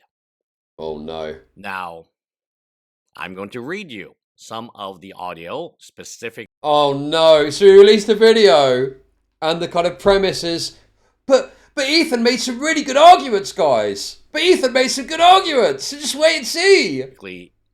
Ethan Klein's lawyer's arguments. And these arguments, I think, are pretty interesting. Ooh. So there is a scenario, a hypothetical scenario that does exist where the judge had a tentative agreement. Then he heard Ethan Klein's arguments. So the thing is, my understanding is 90% of tentative agreements stand, okay? And the only way that you can flip a tentative ruling like this is if you bring some like new bombshell compelling evidence to the table. That is when you can actually shift it. And because of the nature of this case, what new information could you bring to the table that isn't already out there? This is something that happened, you know, last year. So what could you possibly bring to the table that would shift or change someone's fucking mind? Ethan Klein's arguments via his lawyer. Then he heard DENIMS' arguments via her lawyer, and he didn't like it. And he's thinking about it. In fact, one of the things that he specifically seems confused about. Even to the end, even to the bitter end, these people are still shilling bullshit cope to their audience. Even to the bitter end, they are still trying to sell this cope. It is so disgusting, man. Judges don't make 19-page rulings they'll completely throw away after a 30-minute hearing. I mean, my assumption is that Ethan's lawyer didn't bring anything new or substantive to the table. Confused about is Judge Kim's ruling. It does not appear to me that he spent much time reading Judge Kim's ruling, and he was a little bit surprised. So, without further ado, I'm just going to read you, for the most part, again, not everything, but enough that you understand where I would be going with this. Before I begin, it is always, so this is Rom, Ethan's lawyer. It is always an unenviable task to try to persuade a judge to change their tentative. And so, in advance, I apologize if anything I might say might come off as sharp-tongued or inelegant. So, my apologies about that. There are a number of things that I think is worth drawing the court's attention to with their tentative. First off, I think, given the applicable standard of the motion for judgment on the pleadings, it is hard to reconcile the tentative with Judge Kim's decision about 5 weeks ago. And here's the reason why. Judge Kim recognized that there was an audience for the work, those that wanted to hate watch it, those that they were... I mean, the problem is, having read that judge's ruling, having some understanding of how copyright works and the market replacement shit, it's very well laid out, isn't it? And they even use, they use Ethan's own case, precedent-setting case, as an argument, to back up an argument. But what they also do is they take Ethan's own position and use it to support the idea of fair use.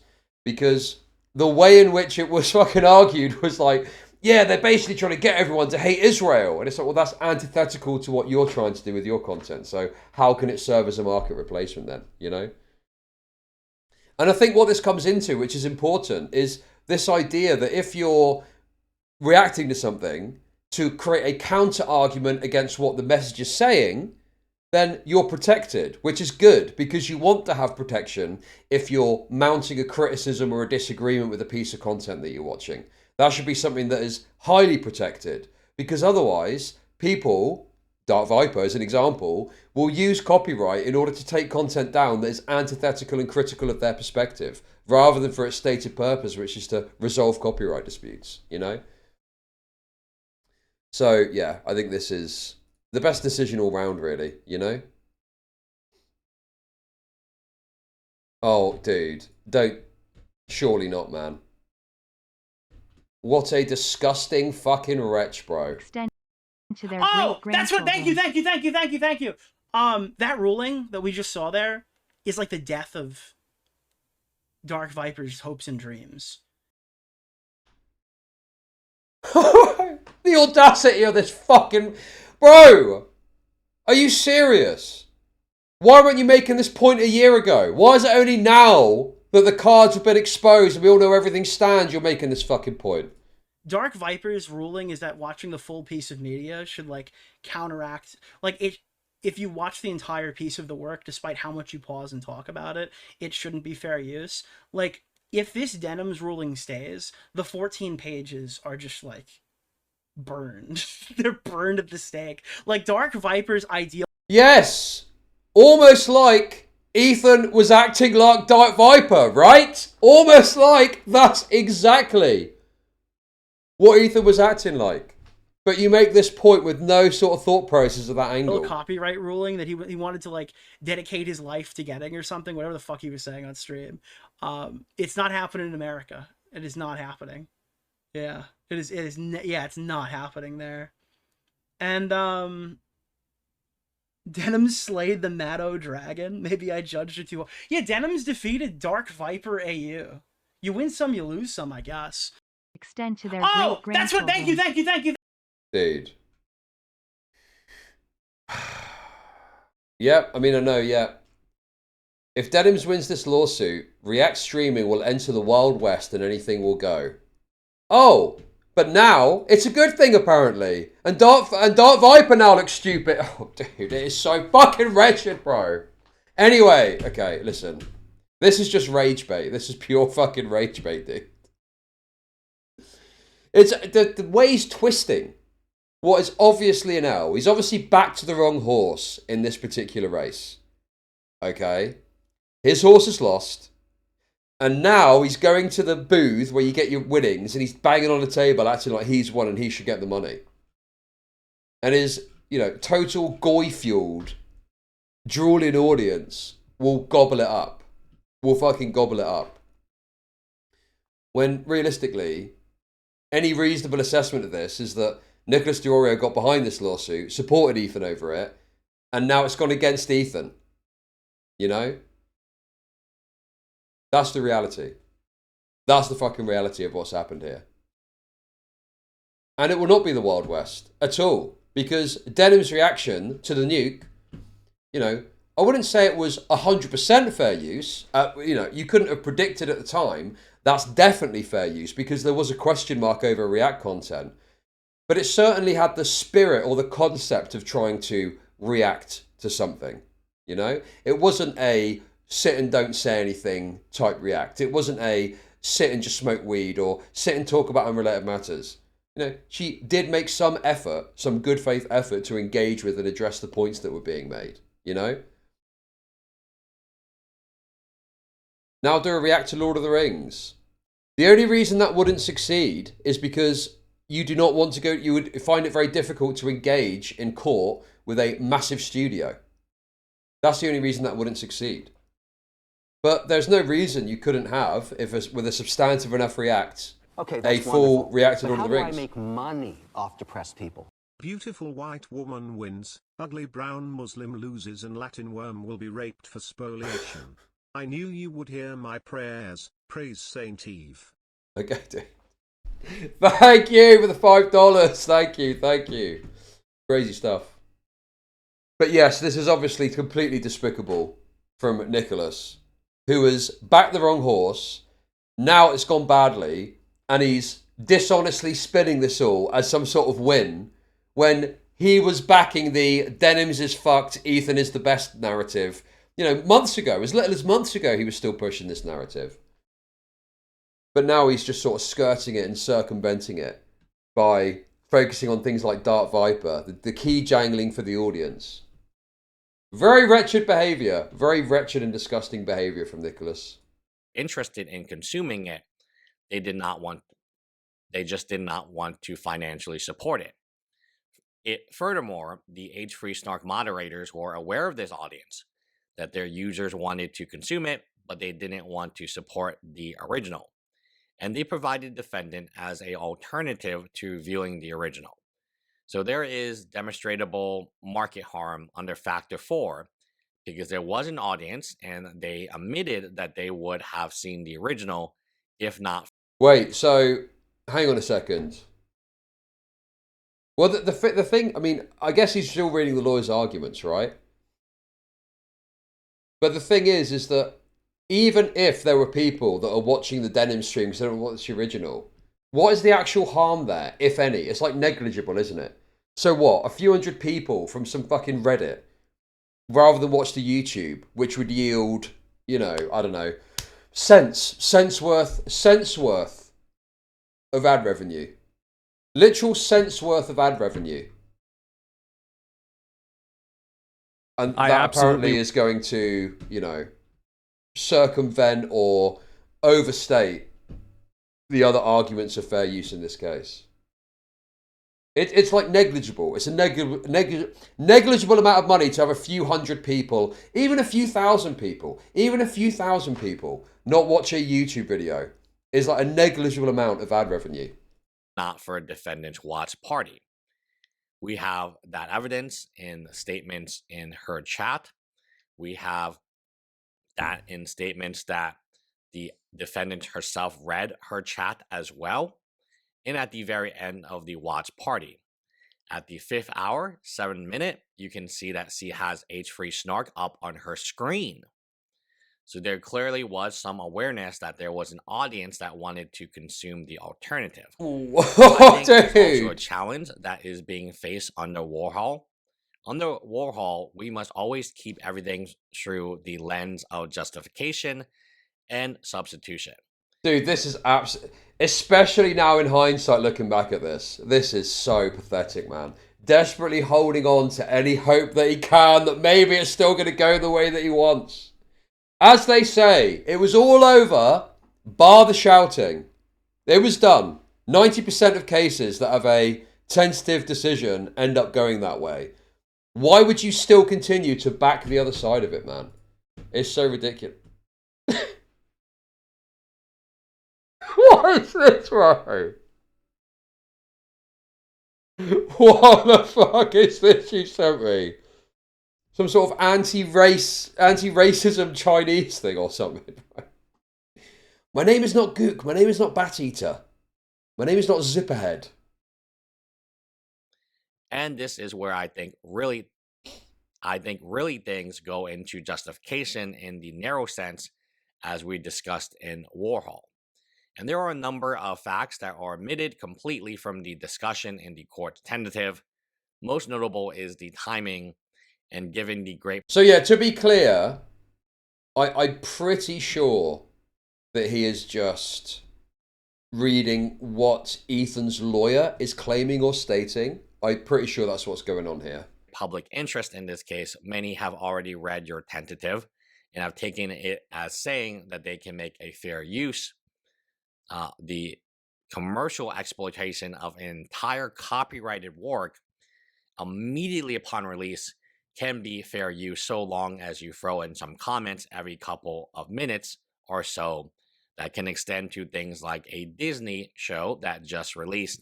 The timing matters. Now, a lot to digest. That was the opening statement. I did skip some parts of that. Okay, but this is just not true, is it? Timing doesn't matter when it comes to a Disney movie. If I put on fucking Snow White or whatever fucking cartoon and reacted to it in a substantive way, do you genuinely think that Disney are going to be like, well, it was released a long time ago, so it's no big deal? No, they're going to try and rape me anyway because they don't give a fuck about, you know, this fair use stuff. They just see you're using the content. This is something. This is something. I think that's a shit argument. You literally made your channel off a couple of hundred people watching your content instead of others. Yeah, okay. You fucking idiot. There's a difference between a live stream viewer and the economic benefit that that brings versus a few hundred people of a video that gets a fucking million views anyway, okay? Or even a few thousand people. A few thousand people that have a quick look through a YouTube video versus average viewership of a live stream. You can monetize a viewer on a live stream way more than you can a person that just happens across a YouTube video.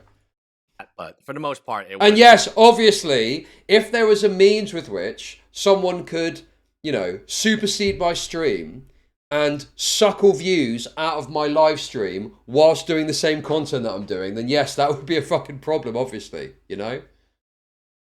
I'm going to do the JIDEON body cam, don't worry. I'm going to get to that today. Don't fucking worry.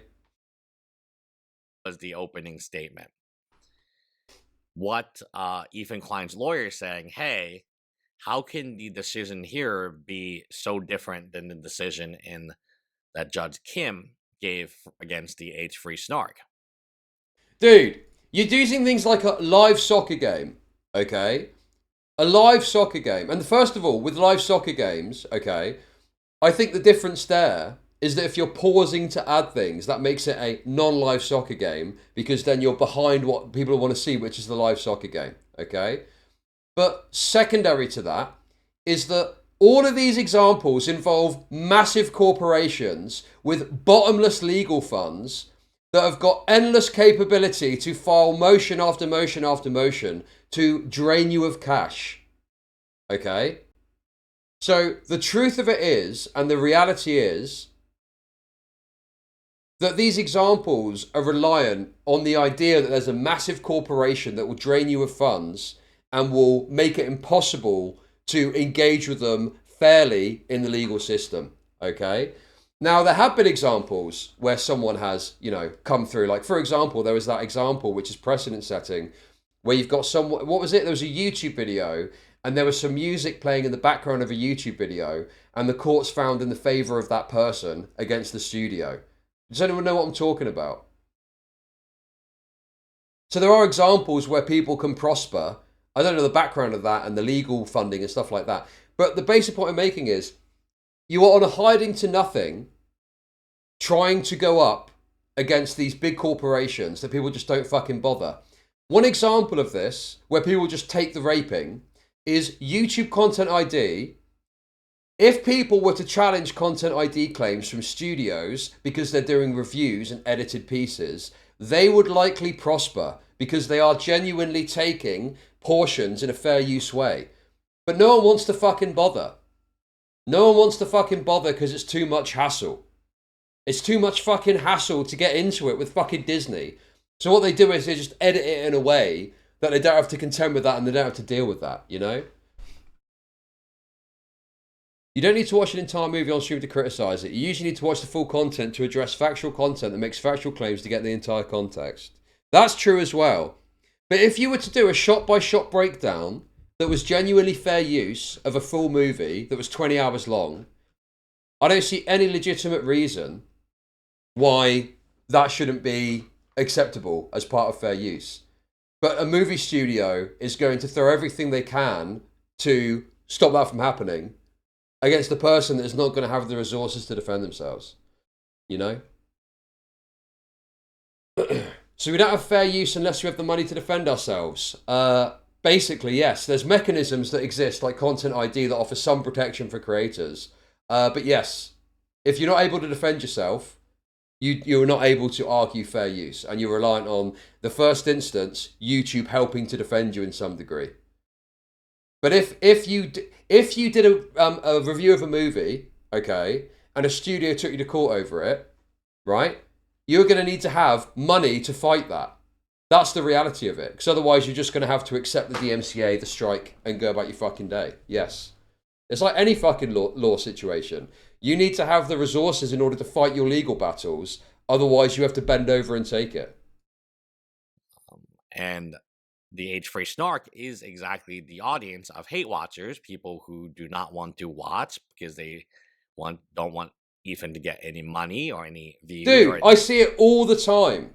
These channels that do these edited pieces about movies are constantly legitimately complaining about this because Content ID is essentially a layer above copyright that YouTube have implemented so that creators don't have to deal with copyright strikes all the time. But backing it up is like the copyright system. So if you put up an edited piece and you try and challenge it, the studio will just kick back the claim often without engaging with it or thinking about it.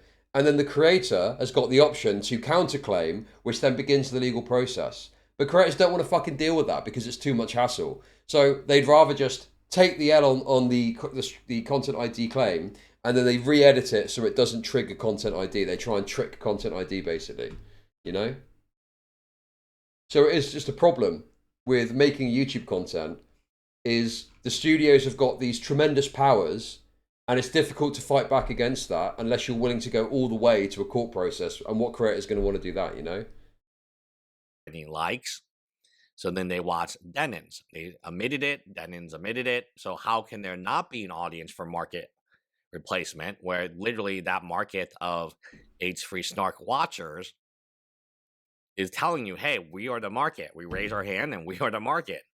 We are the exact market of people that because DENIMS is copyright infringing the nuke, we are the exact market of people who are not going to watch Ethan Klein because we can watch DENIMS. And they will admit to this over and over again. Here's another very important part, and probably the part that like actually is legalese, right? If this is the ruling, then can you watch a Disney show right after it is released? Let's say when I'm making this video, Supergirl is out. Can I? That's not Disney, but that's Warner Brothers. Can I watch that movie? And even though I hate Supergirl, there's a lot of YouTubers who I haven't watched. The other problem with this example as well is that any new Disney movie that comes out has some sort of paywall on it, right? You either need to pay a subscription to Disney Plus, or you need to pay a cinema ticket to see the movie. Whereas YouTube has got a different distribution model that anyone can watch it, at, you know, free of charge, and you pay at the back end for the advertising revenue that you generate. So I think there is a difference of like there being a paywall with Disney content that does change the dynamic of that interaction, because you're creating a market replacement potentially in that you've got an entire version that you can watch without having to pay for it. Whereas with YouTube, it's just that you've got a version that you could get without paying for anyway. But on top of that as well, okay, I don't necessarily see a problem, copyright-wise, with engaging in a full react to a new Disney movie that's 20 to 30 hours long, doing a shot-by-shot breakdown, whatever the criteria is, okay? But again, who is going to want to fucking try and do that? Who is going to want to challenge fucking Disney on this matter? No one is going to want to try and challenge Disney on that. So no one's going to bother, and we're probably never going to find out how that would stack up and what that would look like. You know? Do it. Well, I mean, I'm not really in the game of movie reviews. But that being said, it would be interesting to see who would prevail if you had a hypothetical situation where you had a guy that had, you know, bottomless money that did a full react to a Disney movie that was a adequate amount of time long that fits a fair use criteria, and how that would actually, you know, stack up in court. So I don't know. But in any case, I think that there are differences in those examples there between like a Disney movie that's paywalled and a video that's available on YouTube anyway. Even though it's treated the same as copyright, I think that's like a flaw of the copyright system, in that a YouTube video that's released free for anyone to access in the entire world is treated as the same piece of, you know, content for the purposes of copyright as a movie that you need to go and pay $15 at the cinema to watch. The movie, yeah, I thought Superman was okay, but there's a lot of people who do not like the Supergirl movie, and obviously they hate it. They made videos hating it. Can those individuals, because they hate it so much, just watch the movie on their laptop and stream it to their viewers, pause the movie once in so often, and the answer clearly is no, right? So that's part one. There is a longer part, a more condensed part, and I'm going to do my best explaining it. This is not everything. This is just some of the things that are being discussed here. Mr. Barneysom, Ethan's lawyer. Oh, well, certainly the contents of the reaction is always important, and I would stand firm that having been the one who litigated two of the cases. Yes, exactly. The other thing, the other distinction here too, is that Ethan didn't file a DMCA on these videos. He just went straight to filing a lawsuit. You know? Whereas big studios normally would use the live tools if there was a creator that was watching their content live, or they would, you know, file a DMCA through a YouTube upload of it. Sneedoid has got some great takes on this in chat, by the way. Big studios usually just use DMCA anyway because they also hate lawsuits. DMCA systems in most platforms and content ID takedowns are much more favorable to the IP holder. Ethan is just fucking dumb. If Ethan had filed a DMCA, then that would have been the end of it. The DMCA would probably have been accepted. None of these people would have wanted to go through the rigmarole of going through a lawsuit, and that would have been the end of it. But obviously, I think with DENIMS, he bit off more than he could chew. And I think if he'd have just stuck to Frogan and Caseytron, I mean, you know, assuming everything happened as it did, they would have been bested, and that would have been the end of it. But the problem with the DENIMS one is that she had the fight and some sort of means to fight the lawsuit, and she did have a stronger case for fair use, you know?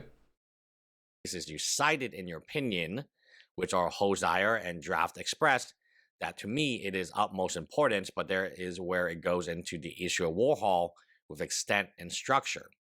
Because, for example, one of the things that I'll be candid, I was actually really interested in knowing defendant's opinion about was, if you recall in each section, whether it is Hamas, Hezbollah, or Ansar Allah.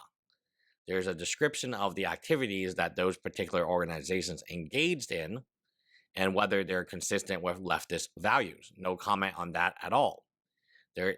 This is where, and the case is much more an issue like the Elvis Presley case, as opposed to your focus on the front and Munich. And the Elvis case, it said sometimes it was transformative, but other times it was not, because it was being used in excess of its benign purpose. And so when there are huge swaths of work that is 3 Chinese chromosomes. Do I need to, I mean, he seems to be going over some of the points. Do I need to read? I honestly, do I need to read? Do I really need to sit here and read? No, what I mean is it duplicated to go over the lawsuit? We'll skim through it. We'll skim through it and see if there's anything interesting. Not being commented upon and are certainly sometimes at the heart of the work. It begs the question of why then had it been used in its entirety immediately upon release. Certainly there is a freedom to comment on it. In the very stream that is at issue, there are free works by my clients in there. We only moved on 2, not the 3rd. Okay, I gotta be honest with you, man. I am chigged out to the max on this one. His voice, I cannot get through one of his videos. His voice is too fucking draining, man. The funny part of this is, haha, this guy was still going at it, still defending Ethan, still acting like DENIMS was actually on the precipice of losing, in spite of all the information otherwise. What did Asmongold say about this? Let's have a quick look at that. Was. So Ethan won her lawsuit against Ethan Klein. Is this for both of them or one of them? Oh, man. Judgment and proceedings, defendant proposed. Defendant's use is transformative. I don't see how, by the way, I think this is total bullshit. It's total bullshit. Dude, Asmongold is such a wretch for talking on this, man. Your content is fucking reacting to shit, bro. Go to his YouTube channel. It's all reactions, okay? And it's exactly the same kind of reactions that DENIMS did to the content nuke.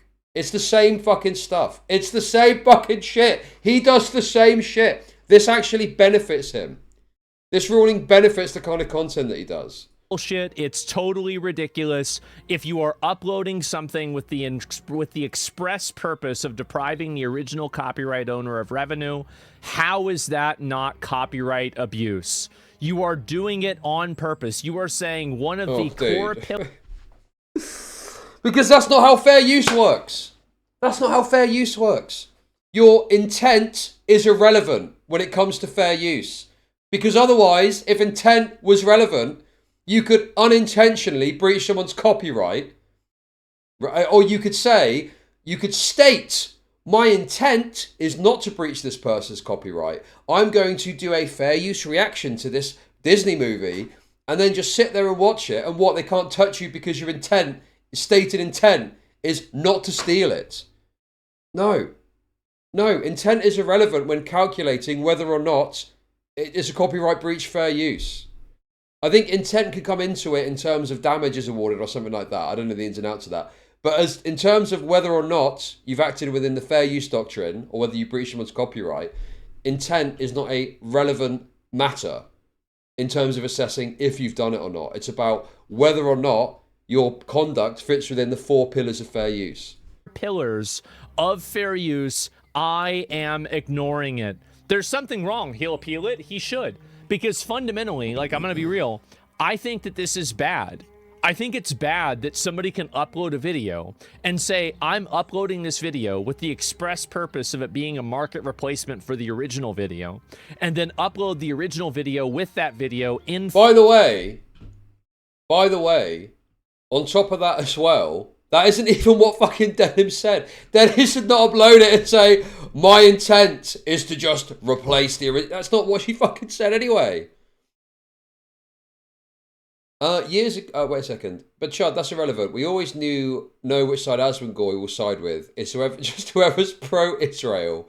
He would side with the rape gangs if somehow it becomes the pro-Israel position. Very true. In full, it's in its entirety, or like 95% of its entirety. I think that's a very, like, you're going directly against what fair use is. That's crazy.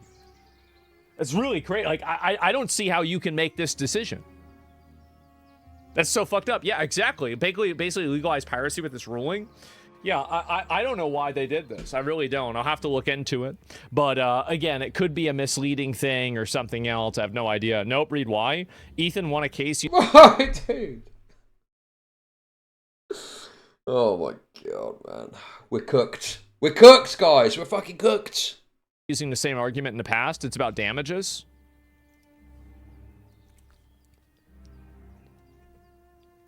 So you think that somebody should be able to... did Ethan upload that video? And did he say with express intent, I am uploading this video so people don't watch the original... It turns out that express intent is not... What the heck? It has nothing to do with it, bro. You could say, I'm uploading this video to steal every single view from the original creator.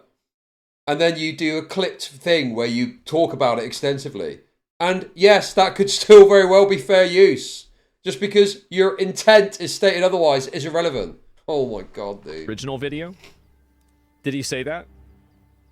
Whenever he won that lawsuit?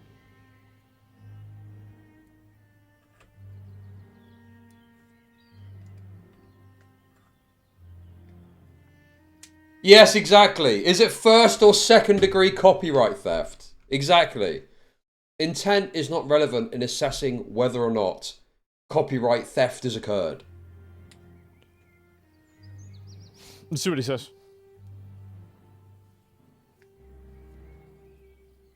It's alright. We're gonna figure it out. I don't think the video he reacted to is copyrighted either. Copyright is created at inception. That was changed in about the 1970s. Nope, read what? Yeah, this is the same message, right? That's actually not true. Copyright used to have to... He didn't? I'm just telling you a judge's argument in short. Well... So Asmongold has not read this. And he's firing from the hip with some bullshit take, totally misunderstanding how it works. And then he's arguing with someone that has actually fucking read it. You understand how that's a bad argument though, right? Like, I'm not talking about what the person is saying.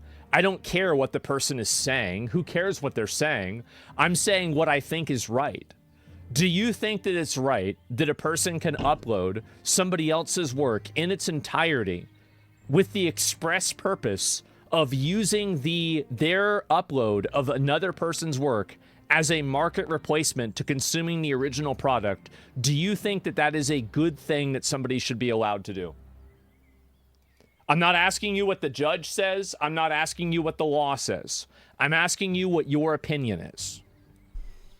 But the problem is Asmongold is arguing with this on the basis that it's wrong this has happened, right? And he's arguing the toss about the details of it without knowing the details. And now he's pivoting off to what's right and what's wrong from like a moral perspective, rather than actually engaging with the case as it is. And also, I don't think he's really put much thought into the broader issue here, which is that what other consequences could you have? Dude, also, yes, Asman Roach, dude, his entire fucking YouTube channel, well, in fairness, he does do more political pieces and content now of him talking about stuff. But I remember recently I watched him literally watching the news and just nodding along and going, yep. And there was no like substantive commentary. Like, in some ways, some of the content he does is worse than what DENIMS did with that fucking nuke. Yep. Upload it. 400,000 views. We're laughing.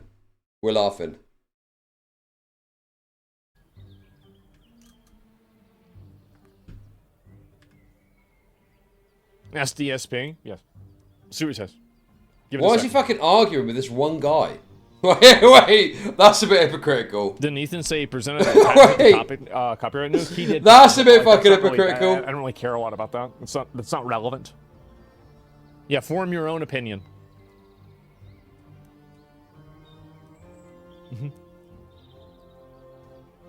Okay, I get the gist. This is very fucking tiresome. Okay, let's take a look at this ruling. Let's take a little look at the ruling here. It's only... oh, fuck it, I'll just read it. It's only 20 pages. We'll rattle through this. I don't think that they replicate DENIMS' original position. I think that they give a quick summary and then they give the counter arguments that Ethan made. Okay? Let's watch more migrant videos. If you want more migrant videos, you'll have to come back tomorrow morning UK time. 11 AM UK time. And we'll get to the bottom of the savage Muslim orcs that are currently raping our women. Do you know, I was thinking at some point, I might still read through that rape gang report, even though we're a bit out of a bit late on it, possibly. Okay, let's take a look at this. So this here is the counterpiece, or I should say the hearing. This is the hearing notes, or whatever you call it. I don't fucking know. You know what I'm talking about. You know what I'm getting at, okay? Let's just have a little read of this. In chambers, order re defendant's motion for judgment on the pleadings. The court is in receipt. John, I've heard through the grapevine that Ethan's lawyer fucked something up with the Frogan default filing and there's a glimmer of hope left. Have you seen anything regarding this? I know nothing about that. That sounds like total cope, to be honest with you. I could be wrong, I don't fucking know, but... I mean, my understanding is Frogan didn't respond to the lawsuit and a default judgment has now been filed and that's a done deal. And I think that Frogan is pushing this idea that there's something else happening. I don't think that's the case. But I don't know. I've not looked into it. I've not thought about Frogan for a couple of weeks. And if there is any information, obviously I'll take a look at it one way or another. Okay? Okay. The court is in receipt of a defendant's motion for judgment of the pleadings. The matter is fully briefed. And the court heard oral arguments on June 5th. For the reasons explained herein, the court grants the motion. Okay. So this is the court taking into account the DENIMS side of it, and then Ethan's side of it, and then still deciding to grant the motion, right? Background. Plaintiff Ted Entertainment sued defendant I mean, again, Denim's name at this point is out there, so I don't know what to tell you. These court documents have just put it out there, so it's basically public knowledge at this point. Defendant, Denims. Plaintiff brings the following claims for relief. Direct copyright infringement against Denims and the contributee copyright infringement against the H3 Snark mods. Plaintiff is a production company that produces content for social media. Defendant is an online streamer who releases content on social media platforms, namely Twitch. Plaintiff, through its owner, YouTuber Ethan Klein, filed this action seeking statutory damages against defendant for alleged livestream reaction to plaintiff's tragicomic documentary entitled Content Nuke, Hassan Piker.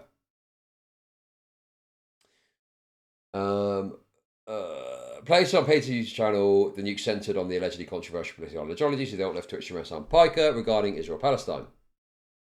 The nuke contains original footage, highly edited montages, parodic skits, and archival materials. The nuke can be divided into 7 sections, which we know already. Contains original footage. Okay, I mean, again, I don't want to just replicate stuff I've already read here, but this just goes through the different aspects of the nuke and what it's supposed to be. And then it talks about the aim of the video. Yes, true. A judge had to watch the whole nuke. Yes, that is actually worth pointing out, yes. A judge had to watch the entirety of the nuke in order to assess all of this.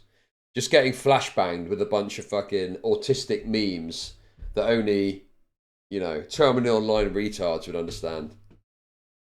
So there we go. Throughout defendant's live stream, defendant provides commentary pertaining to criticism of the nuke. Indeed, plaintiff states, wait a second, what's this? 400-hour ass lawyer. He handles the 7 different lawsuits run out for Ethan, including the lawsuits against NVIDIA Meta that Ethan decided would be a good idea.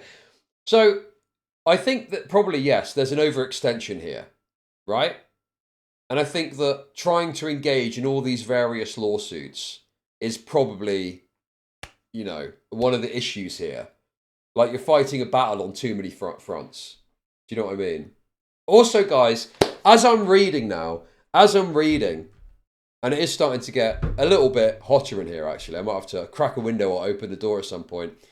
Let me just say, I appreciate the support. You support me just by watching. If you want to take that support that little bit further, though, that little touch further, you can, of course, to support this excellent reading that I'm doing, you can, of course, chuck some kicks my way, some subs my way.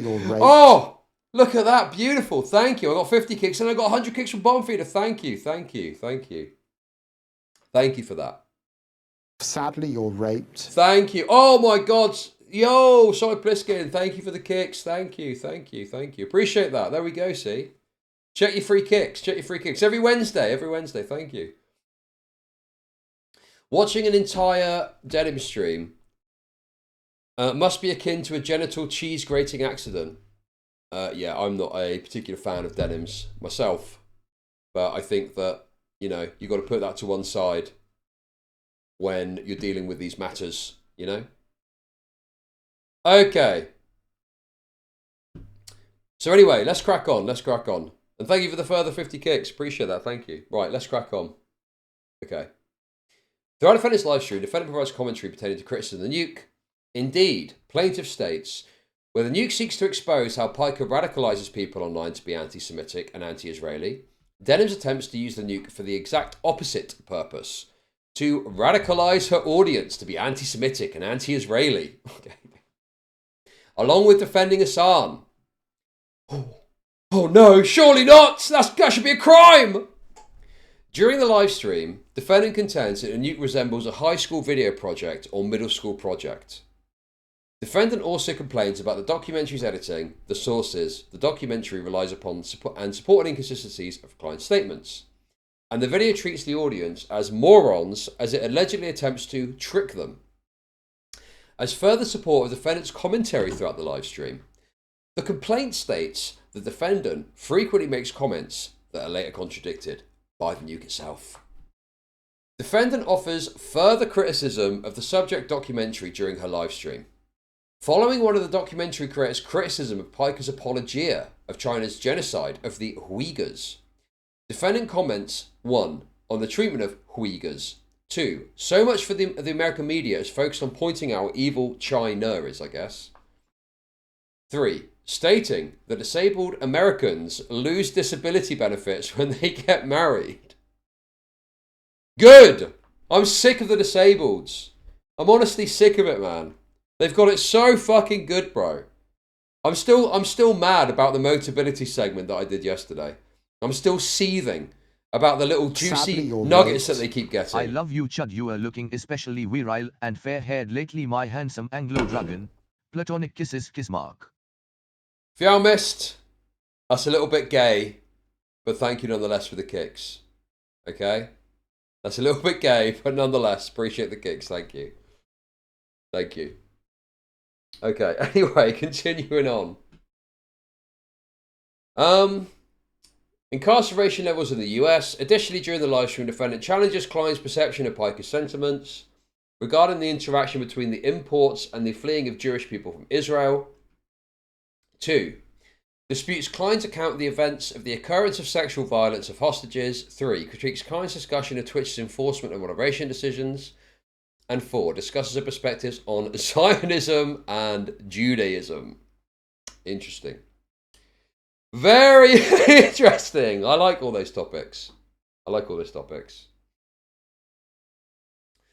June 19th, 2025, plaintiff filed the complaint. On April 17th, 2026, defendant filed a instant motion.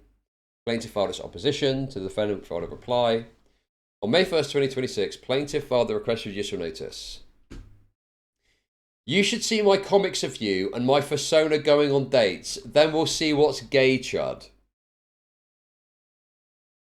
Okay, dude. That sounds fucking crazy. And something I will literally never look at for as long as I shall live, okay? For as long as I shall live, I will not be looking at any of that stuff. Anyway, continuing on, okay? Continuing on. Okay. On June 19th, 2025, plaintiff filed the... Okay, we just saw that. Discussion. A. Legal standard. Okay. So is this the discussion that happened in the court? Is that what I'm understanding here? A. Legal standard. After the pleadings are closed, but early enough not to delay trial, a party may move for judgment on the pleadings. A motion for judgment on the pleadings under this rule is functionally identical to a motion to dismiss, and the principal difference is the time of the filing. The same standard applies to motions brought under either rule. Thus, the issue presented a Rule 12 motion is the same as that posed by a Rule 12. Okay, this is all just procedural stuff, but I'll read it anyway. Whether the factual allegation of the complaint state a plausible claim for relief. A claim has facial plausibility when I'm getting it. The thing is, I don't have a problem with reading it. I just know that it's not relevant. I know that it's not relevant to what I actually am interested in.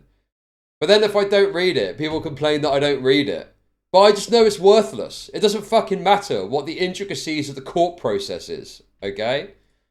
It's a total fucking irrelevance.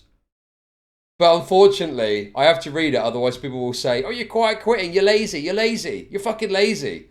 So, do you know what? I'm going to go over every detail in a torturous fashion just to teach you all a lesson. A claim has facial plausibility when the plaintiff pleads factual content that allows the court to draw the reasonable inference that the defendant is liable for the misconduct alleged. Ashcroft versus Iqbal, 556 U.S. 662 678 open parentheses 2009 close parentheses open parentheses citing Bell ATL.corp versus Trombley dash 558 US dot 544 comma 556 open parentheses 2007 close parentheses dot. Okay. In evaluating a motion for judgment on the pleadings, the court must accept all factual allegations in the complaint as true and construe them in the light most favourable to the non-moving party. Fleming versus Pickard. Okay, I'm not going to go to that level. For the purpose of the motion, the allegations of the non-moving party must be accepted as true, while the allegations of the moving party may have been denied or assumed to be false. Judgment on the pleadings is proper when the moving party clearly establishes on the face of the pleadings that no material issue of fact remains to be resolved and that it is entitled to judgment as a matter of law. Analysis. Defendant moves for judgment on the pleadings as to the plaintiff's first claim for relief for direct copyright infringement as to the nuke based on the second affirmative defence of fair use, as pled in the defendant's answer. The fair use doctrine is an equitable rule of reason that permits courts to avoid rigid application of the copyright statutes when, on occasion, it would stifle the very creativity which the law is designed to foster. The fair use of a copyrighted work for purposes of such criticism, comment, news, reporting, teaching. Depressed people. Reading court docs as part of the stream if quiet quitting. I will only consider yelling at criminals in body cams as actual work as far as you're concerned. If you aren't being racist, you aren't working. Thank you for the 333. Well, good news on that front. After this, we're going to watch the JIDEON body cam.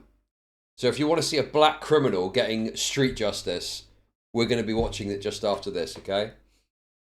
But thank you nonetheless for the 333. If you want to see JIDEON's juicy black ass jiggling all over the place, we're getting there. We are getting there, okay? The fair use doctrine is an equitable rule of reason that permits courts to avoid rigid application of we saw that.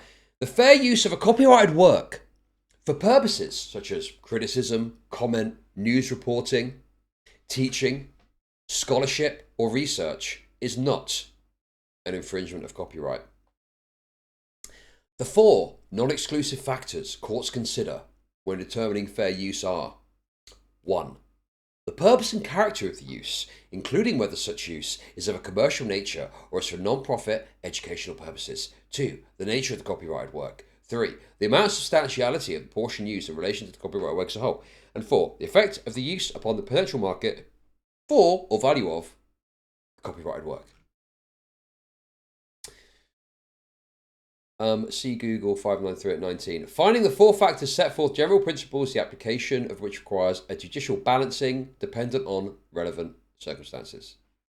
Fair use is a flexible concept and its application may well vary dependent on context. So this is an important detail that people really don't think about, like your Dark Vipers, your Ethan Klein supporters, okay? Fair use is not a rigid concept. Okay, they lay out four factors and they ask it be considered in a judicial context as to for each individual case what applies and what doesn't apply, how it applies, what level this applies, what level that applies. It is literally a case by case basis. Okay, but people think there are these rigid rules. Like for example, they think that if you say magic words like, I don't want the original creator to get any views, that's like a magic spell that inevitably determines that a video is not fair use. And that's not the case. And also, what the four factors determining fair use, okay? None of them say the intent of the person. Look, even the portion that references market replacement, the effect of the use upon the potential market for or the value of the copyrighted work. The effect, not the intent of the person that is fucking stating it, bro. This narrative, the intent, has got some massive weighted factor to the point where it, completely demolishes everything else. It's total bollocks, and it always has been. But because idiot law tubers presented this narrative, and it was pushed by Ethan as well, for some reason, everyone has latched onto this absolutely insane idea that just stating something is determining how a fair use claim is going to go. By the way, guys, new energy drink, Vimto Energy. Vimto Energy, 0 sugar. You guys know what Vimto is? It's like a British soft drink. Kind of a fruity British soft drink. Strongly recommend it. Very good. Very good.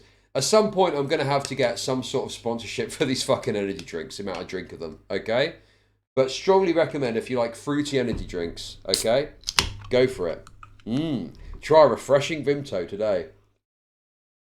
I don't think Vimto would sponsor me because it's primarily a children's drink, not energy drink. It's predominantly a drink marketed at children. So, obviously the energy drinks are for adults. You can't drink energy drinks if you're under 18 or whatever. You can't sell them to under 18s. So I don't think they'd be interested in sponsoring someone like me. Hey Vimto, it's me, Mr. Pedo. What'd you say to a little sponsorship deal? What do you reckon? Okay. Anyway, let's crack on. Let's crack on, okay? Let's crack on.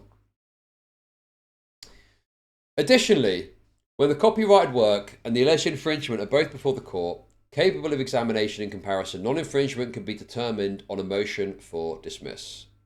So this is just saying that if it's determined that a work falls within fair use, at this stage we can dismiss it. We don't need to go to trial to determine its fair use nature, right?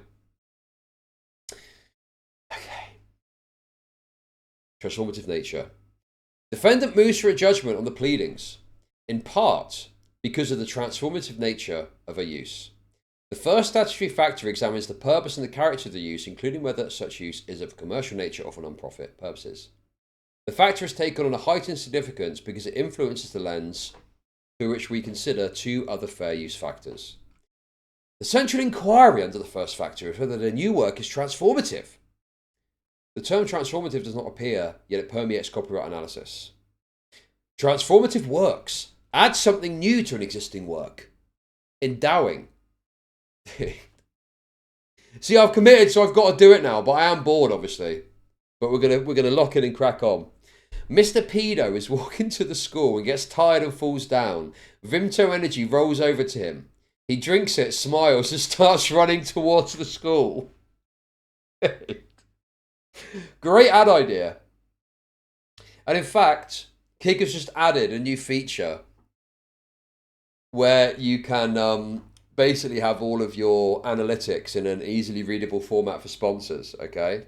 Unfortunately, my figures are a bit off at the moment because obviously I've had a very haphazard, interrupted stream schedule. Like, for example, it's got me down as doing an average of over 7 streams a week because the other day it was fucking up and I had to do a bunch of different streams and it's counting them all individually. Those 30-second streams will be counted individually. So I just need a bit of time for that to settle and then we'll maybe get some sponsorships going. We'll see. We will see. We will see. Nobody cares about this dog's-like reading. Do it in the Asian LUS voice or Jar Jar Binks voice or skip to the next segment, bitch. Thank you for the kicks. Ooh, Misa, read the copyright ruling. I'm not doing voices, bro. I'm not doing voices. I'm not doing fucking voices, man. Okay? No, no. How far are we through it? Come on, we're halfway through it. We're halfway through it, okay? We're halfway through it, guys. Come on, we'll get through it. We'll get through it. And then we'll get to the real content. The JIDEON body cam. Watching that big, beautiful black ass get raped by the police. Okay. Transformative works add something, blah, blah, blah. Okay, dude. We've read that bit already, haven't we? I'm pretty sure I read that bit already. The court in Campbell held the central purpose of the investigation is to see whether the new work merely supersedes the object of the original creation, or instead adds something new, with a further purpose of a different character, altering the first new expression, meaning, or message. It asks, in other words, whether and to what extent the work is transformative. In contrast, commentary that has no critical bearing on the substance or style of the original composition, which the alleged infringer merely uses to get attention, or to avoid the drudgery in working up something fresh, the claim to fairness is borrowing from another work diminishes accordingly. So yeah, I think what they're saying here, and this actually is relevant, it's whether or not you're actually reacting to the video or you're pretending to react to the video. So I think we all know what the difference is. And many have referred to it as the quiet quitting stare. When you're looking at something and watching it, and you're reacting to it, but it's like a fake reaction. You're kind of going through the motions and you're not actually engaging with and reacting to it. And you're going off on tangents and you're saying a bunch of other stuff. Normally elicits the response from chat of react harder, react harder, react harder. But yes, there's a difference between reacting and reacting, you know? Okay. The court deems defendant's use as transformative. Could we do a mock slave auction for JIDEON using channel points as a little treat for patiently waiting through this absolute coal?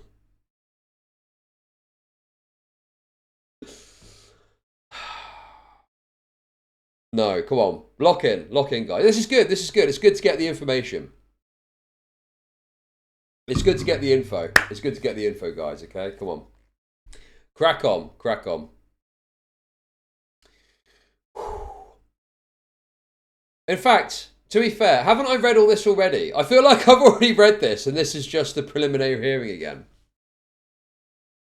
The court deems defendant's use as transformative. Throughout the live stream, defendant provides commentary pertaining to criticism of the nuke. Defendant contends that the nuke resembles a high school video project, middle school project. During the subject live stream, defendant complains about the documentary editing and the video treats the audience as morons and is attempting to trick them. The complaint further states that she frequently makes comments that are later contradicted about the nuke itself, thereby the face inquiry does not ask whether the criticism or parody of the copyright is accurate or mean-spirited, but simply whether the use is of the kind the copyright is designed to protect. Okay. So what is this? See, Weinberg versus... Weinberg versus Dirty World. Finding fair use where a copyrighted image of a model was posted on a website with comments underneath, including, every time I saw her, I thought she is super ugly and awkward looking. I'm wondering how the model could get married to the rich guy and be a model. Very good. Very good. Very funny. Very good. Defendant offers other criticism of the subject documentary during her live stream. Following one of the documentary creators' criticisms of Piker's apologia of China's genocide of the Uyghurs. Which, by the way, anyone that hates Muslims should be all for China genociding the Uyghurs. I don't understand why writers get so het up about this. I thought you fucking hated Muslims. Why are you not supportive of the Chinese just cause of bringing an end to the scourge of the Uyghur orcs on China? Anyway. Uyghur please. Uyghur please. One of the only good things they're actually doing. Defendant comments on the treatment of Uyghurs. So much American media is focused on pointing out how evil China is, stating disabled Americans lose disability benefits when they get married. Incarceration levels. Haven't we read this already? Challenges crime perception of Piker, blah, blah, blah. Listen, we've already fucking read this earlier, man. Okay. The court finds defendant's criticism and commentary within the live stream video to demonstrate the following. Telltale signs of transformative use. Further purpose or different character in the defendant's work, i.e. the creation of new information, new aesthetic, new insights, and new understanding. And 2, the use of quoted matter as raw material instead of repackaging it and merely superseding the objects of the original creation. All of this is good for live streamers. All of this is a benefit, and it lends weight to the idea that in America at least, you are protected under fair use doctrine as long as you are actually substantively engaging and reacting with a piece of media that you are reacting to. And you aren't doing the fake shit where you sit there and you pretend otherwise. Okay? These genocide snarkers are awfully quiet about Canada's wildly successful residential school initiative. Do you remember that? Do you remember? And there was this kind of like progressive push that there was these graves that were found. And then the story moved on and it turned out that it wasn't fucking graves at all. And they got it wrong. But people were like, no, it was graves. It was graves. And then there was like, it was at the Surfs that did a debate about it with that rabbit guy. And they just performed terribly throughout the whole thing. Anyway, classic story. I don't know why that came up. Anyway, come on. Let's crack on, okay? Let's crack on. I think, really, we should consider reopening some of these indigenous schools, but for minorities broadly now. But for minorities broadly. Get these Muslim kids trained up correctly. In English stuff, not Muslim shit, okay? Not in this Sharia shit. Get them trained up properly on English stuff. That's what I reckon. Anyway, come on. Let's actually try and lock in and finish this fucking document, bro. So we can get to JIDEON's BB fucking whatever it is. Okay. Okay, I'm bored again, dude. I'm bored again, man. Where are Ethan's comments? I'm fucking skipping this, bro. Where's Ethan's comments? I was told that Ethan's comments are in here. This is the preliminary hearing that we already know about. Okay? Holy fuck, dude. Where's Ethan's actual fucking comments? Where's Ethan's comments? Oh, okay, hang on, it's here. It's layered in, it's layered in. Wait, I think I'm going back up further. It's layered in. It's layered in, it's layered in. Wait. Here we go, look. Wait, did I go past it again? Wait. Let's scroll back up now. Wait, no, I missed it. I'm sure that I saw it. Okay, no, this is where it started. Okay, let me just skim through it and find it. Blah, blah, blah, we get the gist. The facts here align with this. Yep, we get the gist. Stebbins, yep, okay. Talking about what the courts recognise. Okay, here we go. In opposition, plaintiff presents unsuccessful arguments for the proposition that the purpose of the plaintiff's video defendant's live stream overlap to undermine defendant's transformative argument. Okay.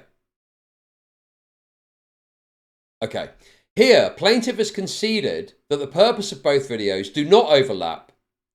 Right, so, okay. So they're talking about how their own case is undermined by what they said. Okay. Will you cover Cookie Lol? Oh, it's funny you say that. I just got a message from DK about Cookie Lol. Yes, I will cover Cookie Lol, but I'll probably do it tomorrow. But yes, I will cover Cookie Lol. Okay. We don't care. We want to see blacks getting arrested. We'll get there. We will get there, guys. We will get there, okay? Dumpster ass beckons us. Can you hear that? That's the sound of JIDEON's cheeks. When he's in jail. Because they look so juicy. Okay. Come on, dude. Can we just lock in and stop fucking around, please? Hang on a sec. This is what we've seen already, isn't it? Isn't this what we've seen already? Plaintiff presents unsuccessful arguments. And they're talking about how it's undermined by their own case. And the two subjects are disparate. I feel like we've already seen this. Second, plaintiff cites this for the proposition that the defendant engaged in wholesale copying sprinkled with spoken commentary, which the court in Monge found at best minimally transformative. Defendant's live stream went beyond merely reproducing or supplanting the nuke, however. Rather, as set forth above, the live stream incorporated real-time commentary, criticism, and analysis that altered the purpose and character of the original work. Accordingly, unlike the defendant in Monge, the defendant did not simply repackage or publish the underlying work with incidental commentary, but instead used the work in furtherance of a distinct expressive purpose. Okay. Right, so to understand this then, so these are the oral arguments. So this is what Ethan's lawyer argued in court. And Luss was trying to convince everyone that this was going to somehow flip the script and change the case. But from the sounds of it, the judge found these oral arguments totally fucking unconvincing. Okay. Okay, so this is the oral argument here. Flip the script. During oral arguments, plaintiff argues that due to defendant's hate watching of the nuke, the entire purpose of DENIMS watch party was to hate watch TEI's work without giving any benefit to TEI. Plaintiff provided this argument to diminish the defendant's claim of transformative use. As in Stebbins, defendant's live stream provided commentary on the nuke and sharp criticisms of the claims made within the documentary. Although the court finds some merit in plaintiff's position regarding hate watching, it is insufficient to negate the transformative nature of defendant's work. So basically what they're saying is, we agree that hate watching would not be transformative. So sitting there and just watching someone's video because you hate them would likely not prosper in a lawsuit like this as fair use. But this is not a hate watch situation. Defendant often paused the nuke to offer spontaneous reactions, engaged with the audience through a live chat, and provided real-time commentary interspersed with tangential discussions. Defendant did not simply repackage or republish the underlying work with incidental commentary, but instead used the work as a furtherance of a distinct expressive purpose. Oh, Vipes! Oh, Dark Viper, what happened to your gay little league analysis? It's just been fucking raped. Oof. That's tough, man. I tell you what, it's great looking at this. Obviously in the UK, I don't know how this would stack up because our legal system is is different in some ways. But having some level, I think, of, you know, argument that validates what you do with this stuff is actually quite cool to see, I must say. Okay. Further, plaintiff presented a piecemeal argument during oral argument and asserted that defendant, through a reaction video, could potentially demonstrate fair use as to pieces of a video, but not as to other pieces. Plaintiff does not present authority to support this argument. Oh my god, dude! So, they're trying to argue that some pieces of the video are fair use and others aren't. Is that right? Okay, dude. I just fucking read Rape Meat's comment. That's crazy. The court does not find authority or a bright line rule to endorse plaintiff's argument. So hang on a sec. Plaintiffs does not present authority to support this argument. So my understanding there is the lawyer is making some sort of novel argument, but isn't using case law to back it up. Is that right? So they're just saying shit, basically. But they're not saying, here's the precedent or here's the case that I would reference here. They're just saying it. Dude. Ooh, that's pretty rough. That is pretty fucking bad, isn't it? Whoa, dear, oh dear, oh dear. He can't just bring up completely new arguments as far as I know at this stage. Right, got it, okay. The court is not... Okay. Indeed, in Stebbins, with respect to the subject live streams, the defendants viewed the subject video for seconds at a time before pausing to respond and critique the subject video. The court in Stebbins did not hold that certain pauses or portions of the video, accompanied by defendant's criticism, constituted fair use while others did not. Instead, the court found the subject live streams to be highly transformative work. So this is the best that his lawyer had, which is pretty fucking bad. And Luss was holding on to the idea that this was going to flip the script. So stupid, man. For the foregoing reasons, the court finds defendant's use to be transformative. Okay. So this is about commercial use, okay? And obviously we've looked at this already. Defendant contends the use is not sufficiently commercial to outweigh the transformative. And they make the arguments there about it. I don't think this is particularly relevant, and I don't think they argued a toss on this one. Accordingly, under the analysis of the first factor, the court finds defendant's use weighs in favour of fair use. Nature of the copyrighted work. So again, this is just replicating what we've already seen with the previous filing. We are getting there. Dude, there is no fucking decent counter-argument from Ethan here. It is so crazy that he had his opportunity to argue against this with his lawyer. His lawyer did a terrible job, and now they're going to file an appeal off the back of this. There's nothing here of any substance to combat anything that fucking is presented by DENIMS' side. It's outrageous, man. Okay. So here we go. So this is no further arguments on this point, I don't think. So they find here, this part weighs against fair use, but it's not significant, so it's largely irrelevant. Copyrighted work as a whole. I will read this part, because obviously, you know.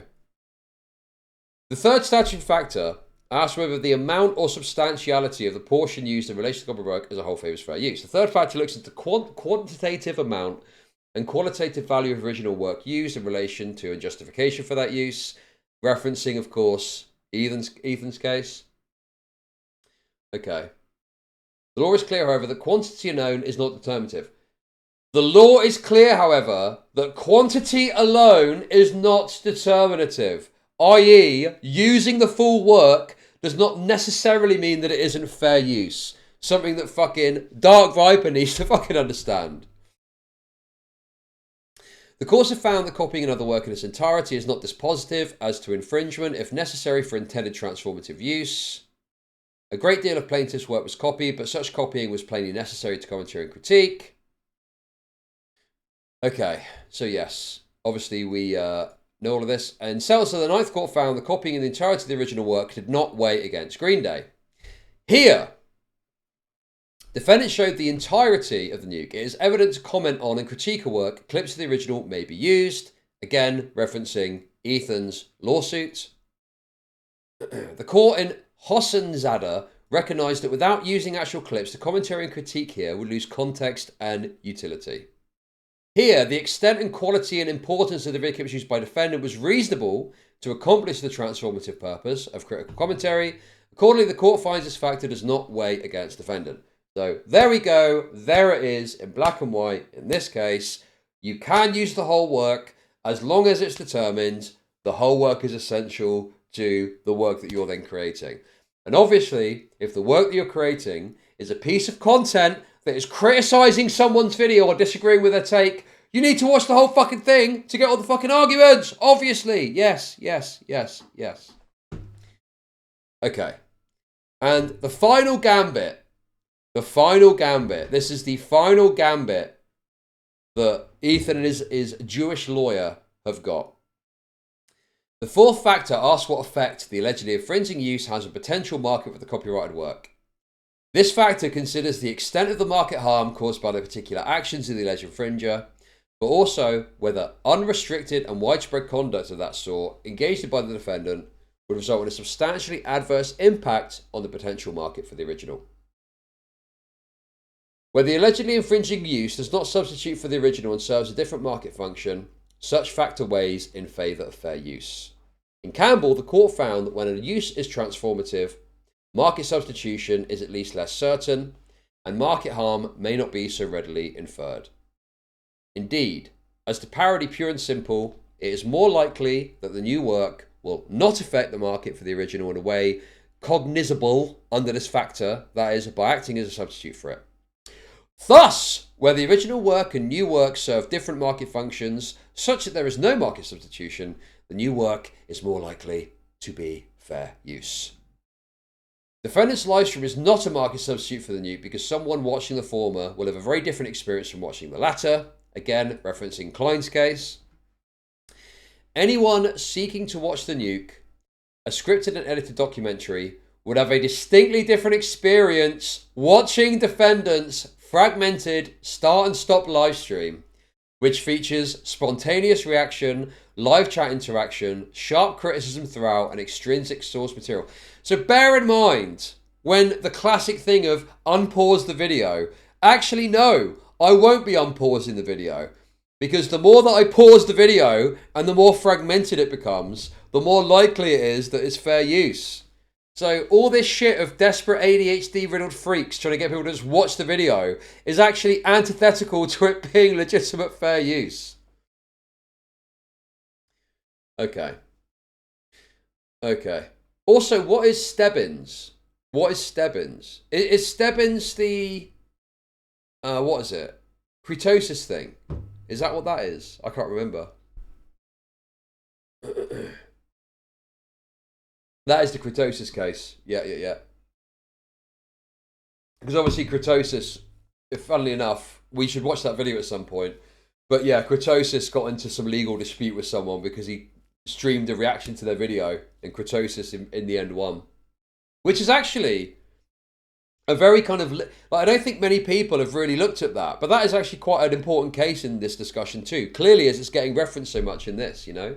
Very relevant to all of the live stream stuff, but it kind of you know, went under the radar, I think. Okay. A person wishes to purchase sheet music for magic. Okay, so this is about some other case. This is just making the argument. Okay. So, the decision, and this is a good point, this is Carl Benjamin's copyright case. This is Sargon of Akkad's copyright case, where he took 2 clips, stitched them together to present a hypocrisy point, and just put that onto YouTube with the title, SJW Levels of Self-Awareness. Sargon is referenced in this as well. Sargon of Akkad helped DENIMS win the case. Isn't that fucking crazy to think about? The smuckles and the smuckles intensify. There the court held. Here, there is no danger that SJW Levels of Awareness will usurp the market of progressive commentary such as "We thought she would win." Benjamin's target audience, generally political conservatives and libertarians, is obviously not the same as Hugh's target audience, generally political liberals. Moreover, although SJW Levels of Awareness is comprised entirely of portions of "We thought she would win," there is no reason to think that Hugh's audience will abandon her progressive YouTube channel to watch the derisively titled SJW Levels of Awareness on a conservative YouTube channel simply because it contains part of her work. Accordingly, the court finds that the defendant's live stream is not a market substitute for the nuke.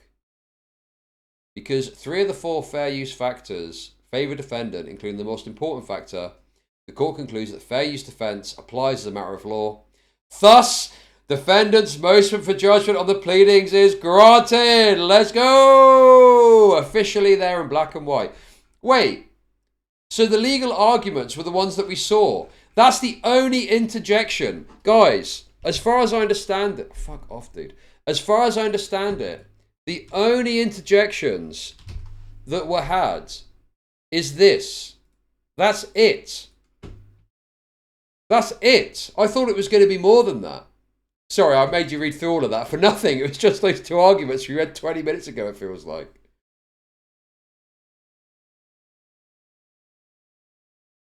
Oh.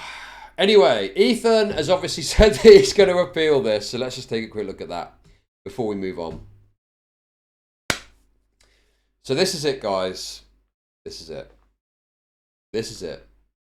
We lost the DENIMS case, but we're appealing. According to the judge, you can react to any piece of copyrighted work in its entirety immediately upon release, as long as you pause occasionally. Not what was said, by the way. Not what was fucking said. Not what was said. You can even explicitly state your intention is to steal money and traffic from the original source. The judgment is also in total contradiction to the other judge's ruling in the same district regarding the snark mods. I'm extremely confident this will be overruled by the appellate courts, and we will be proceeding with the appeal immediately.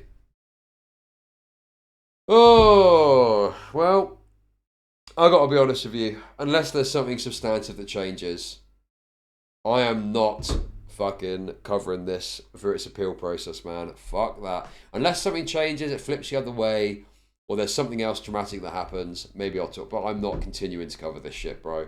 As far as I'm concerned, this is done. This is dealt with. This is over. And this is just complete cope. And this is a classic example of a wealthy YouTuber who's got fuck you money, who wants to continue to try and fuck with this person. Also, with appeals, my understanding is that you need to have something pretty substantive to bring to the table. People think that it's some sort of, you know, get out of jail free card, so to speak, and that there'll be like a tremendously different angle presented. But normally, it's quite a rapid thing. You need to have some sort of issue with the process, and they generally favour the judge's decision unless there's been some sort of like absurd thing that's happened that totally undermines the judge. You're 15 minutes in front of the court to make your case. Yeah. Judges don't like overturning another judge's ruling unless they have to. Yeah, exactly. They generally favour what the judge has decided because they want to like back them up, unless they've done something terribly wrong. Okay, guys. Anyway, as far as I'm concerned, the DENIMS story is done. Okay. The Denim story is done. I'm finished with it now. Unless something else dramatic happens, I'm bored of talking about it. And clearly you guys are bored of fucking hearing about it. So don't worry, guys. We're done. We wash our hands of this story. Great stuff. Dude, I'm not doing Reddit bricks today, man. I'm so bored of talking about Reddit bricks too. I want to talk about JIDEON's big, black, juicy ass right now. We are going to talk about JIDEON's delicious ass cheeks. It's time for some black meat, boys. Let's fucking go. Let's go. How fast do you think this is going to get dropped? Do you really think the charge is going to stick? I am a multi-millionaire. I promise you, I can take this as far as you want. When a famous YouTuber and his crew are arrested, it seems like the end of a harrowing day. But the events that unfolded leave some officers wondering just how far people are willing to go to film content. I don't understand all this, dude. Something so stupid over some, like, YouTube views. The dispute begins around 10:49 a.m. on June 22nd, 2020. So obviously we saw JIDEON's side of this. Okay. Dude. And obviously, you know, JIDEON's side is unfavourable as it is. So, and he's trying to do a reckless Ben, obviously. I'm certain this body cam is going to make him look even worse. And I just want to point out this grotesque comment from Raymond Pimit, okay? Bro's just teasing us with those white basketball shorts, showing off every curve. By the way, apparently this is a thing on TikTok. There is this genuine thing on TikTok where people are actually like lusting over JIDEON's ass. You know? Genuinely lusting over JIDEON's ass. So that is a thing. That is a kind of thing that exists. When a man named Joe contacts Woodhaven police officers from a local McDonald's in Michigan, claiming that his nephew and his friends are stalking him. His nephew is 30-year-old Kenneth Chambers, who runs the YouTube channel Skeeter Gene, which currently has around 2.5 million subscribers and is well known for doing sting operations. Joe tells the officers that Skeeter and his friends have been following him and filming him throughout the day. Over the past several months, Skeeter has amassed millions of views on his channel by posting videos about his uncle. But Skeeter and his friend and collaborator, 25-year-old JIDEON Adams, a popular YouTuber best known for high-energy prank videos, social experiments, and comedic vlogs before transitioning into true crime content focused on exposing criminals through sting operations. True crime content. Fuck off, dude. It is not true crime content. That is the biggest cope I've heard all fucking day, man. It's not true crime content. It is the same shit, but you've managed to find a target that everyone obviously hates, right? Pedos. And so you're justified in all of your actions, but we don't fucking question it. Have a reason for following Joe wherever he goes. For the past decade or so, he's been financially exploiting and abusing my grandmother, who was also his mother. And before that, he was doing the same thing to his grandmother, which is my great-grandmother. Skeeter explains that despite repeated warnings from the family, his Uncle Joe refused to leave his grandmother's house and had been squatting there for months. So, he decided, I was gonna go over there and kick his ass myself. But then I thought, wait a minute, I have a YouTube channel and it's monetized, so I can just expose him on the internet and make some money off of him. But according to Skeeter, when Joe still refused to vacate the home, he came up with a plan alongside JIDEON to solve the problem once and for all. He moved JIDEON into his grandmother's house, eventually forcing Joe to leave the property and end up at McDonald's. But according to Joe, the harassment did not stop there. He claims Skeeter, JIDEON, and their film crew continued following and filming him at the restaurant. Yes, this is all true, by the way. To be honest, I think that, funnily enough, JIDEON was hoisted by his own petard in this. Because I don't think anyone would have given a fuck about them hassling this fucking guy because there's this narrative that he's some evil moocher, right? But the problem is, he got people involved that looked like children, and obviously that is what his audience is primed for, taking advantage of kids being bad.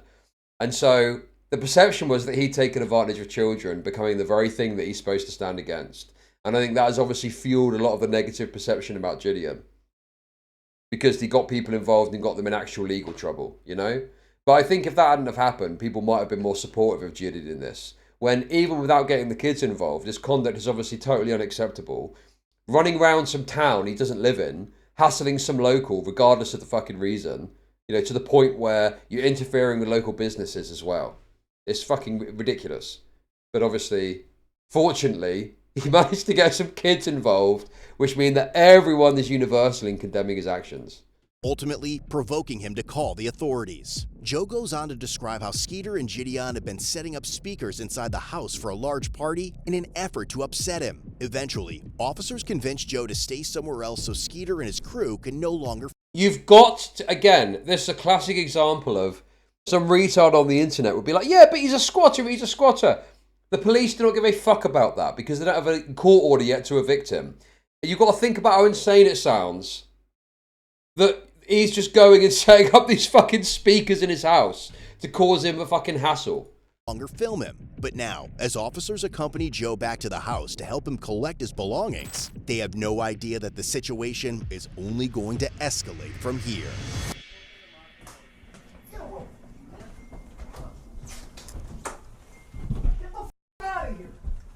Hello, officers. Oh, what's good, my man? Yeah. Just wait down here. Okay. So, chat, we got a giant speaker here. We got a giant speaker here. Bro, the police are giving him a ride. I'm actually dead. Boo! But one of the Dude, I didn't see that. I didn't notice that before. I think I might skip some of this. Look at the posse of youths that it's got on the side. Dude, in another fucking angle, this guy could have actually been lynched. This could have been an unjustified reverse lynching rather than a justified correct lynching, if you know what I'm trying to say. Those kids are auditioning to be the next bait in his next Preg Catcher video. Unrelated to this video, just a coincidence. Okay, dude. But one of the officers soon notices an orange sedan following them as they transport Joe to the Woodhaven Police Department, where a friend is supposed to pick him up.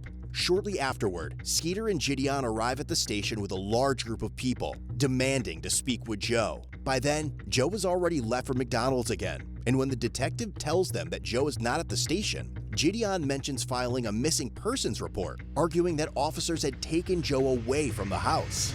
Yeah. So they followed the police car as well. Fucking hell, man. Maybe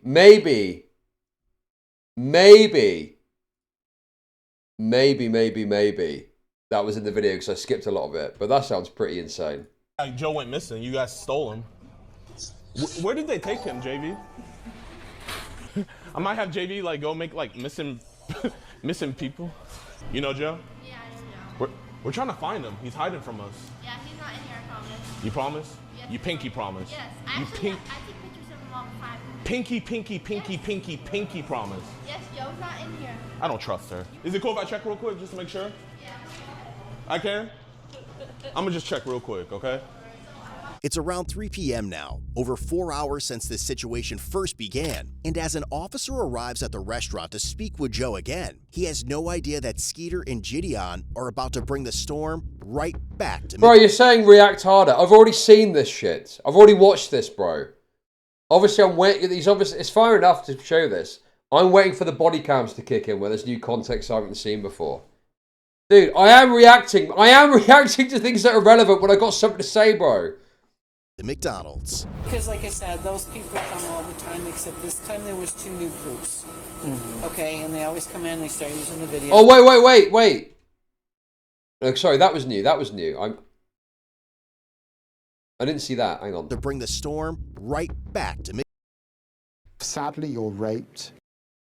Yo, Sister Barrymore, thank you for the sub. Let's get the bars filled again, guys. For my glorious return to my normal schedule. Let's get the fucking bars filled again. Let's fucking have at it, okay?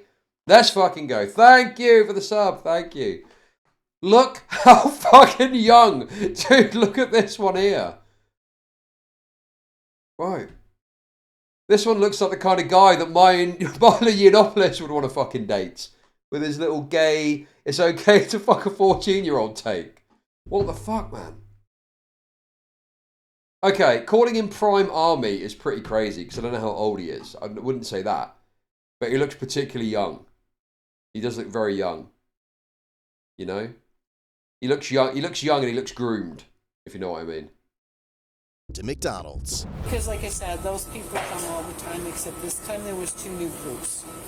Okay, and they always come in, they start using the video, and they say, and then they don't want to leave, and then they did come back later. Yeah. The bald-headed guy starts the first. Oh my God, Animal Dependence! Yo! Thank you for the 5 gifted subs. That is super generous. Thank you, thank you, thank you for that. Thank you.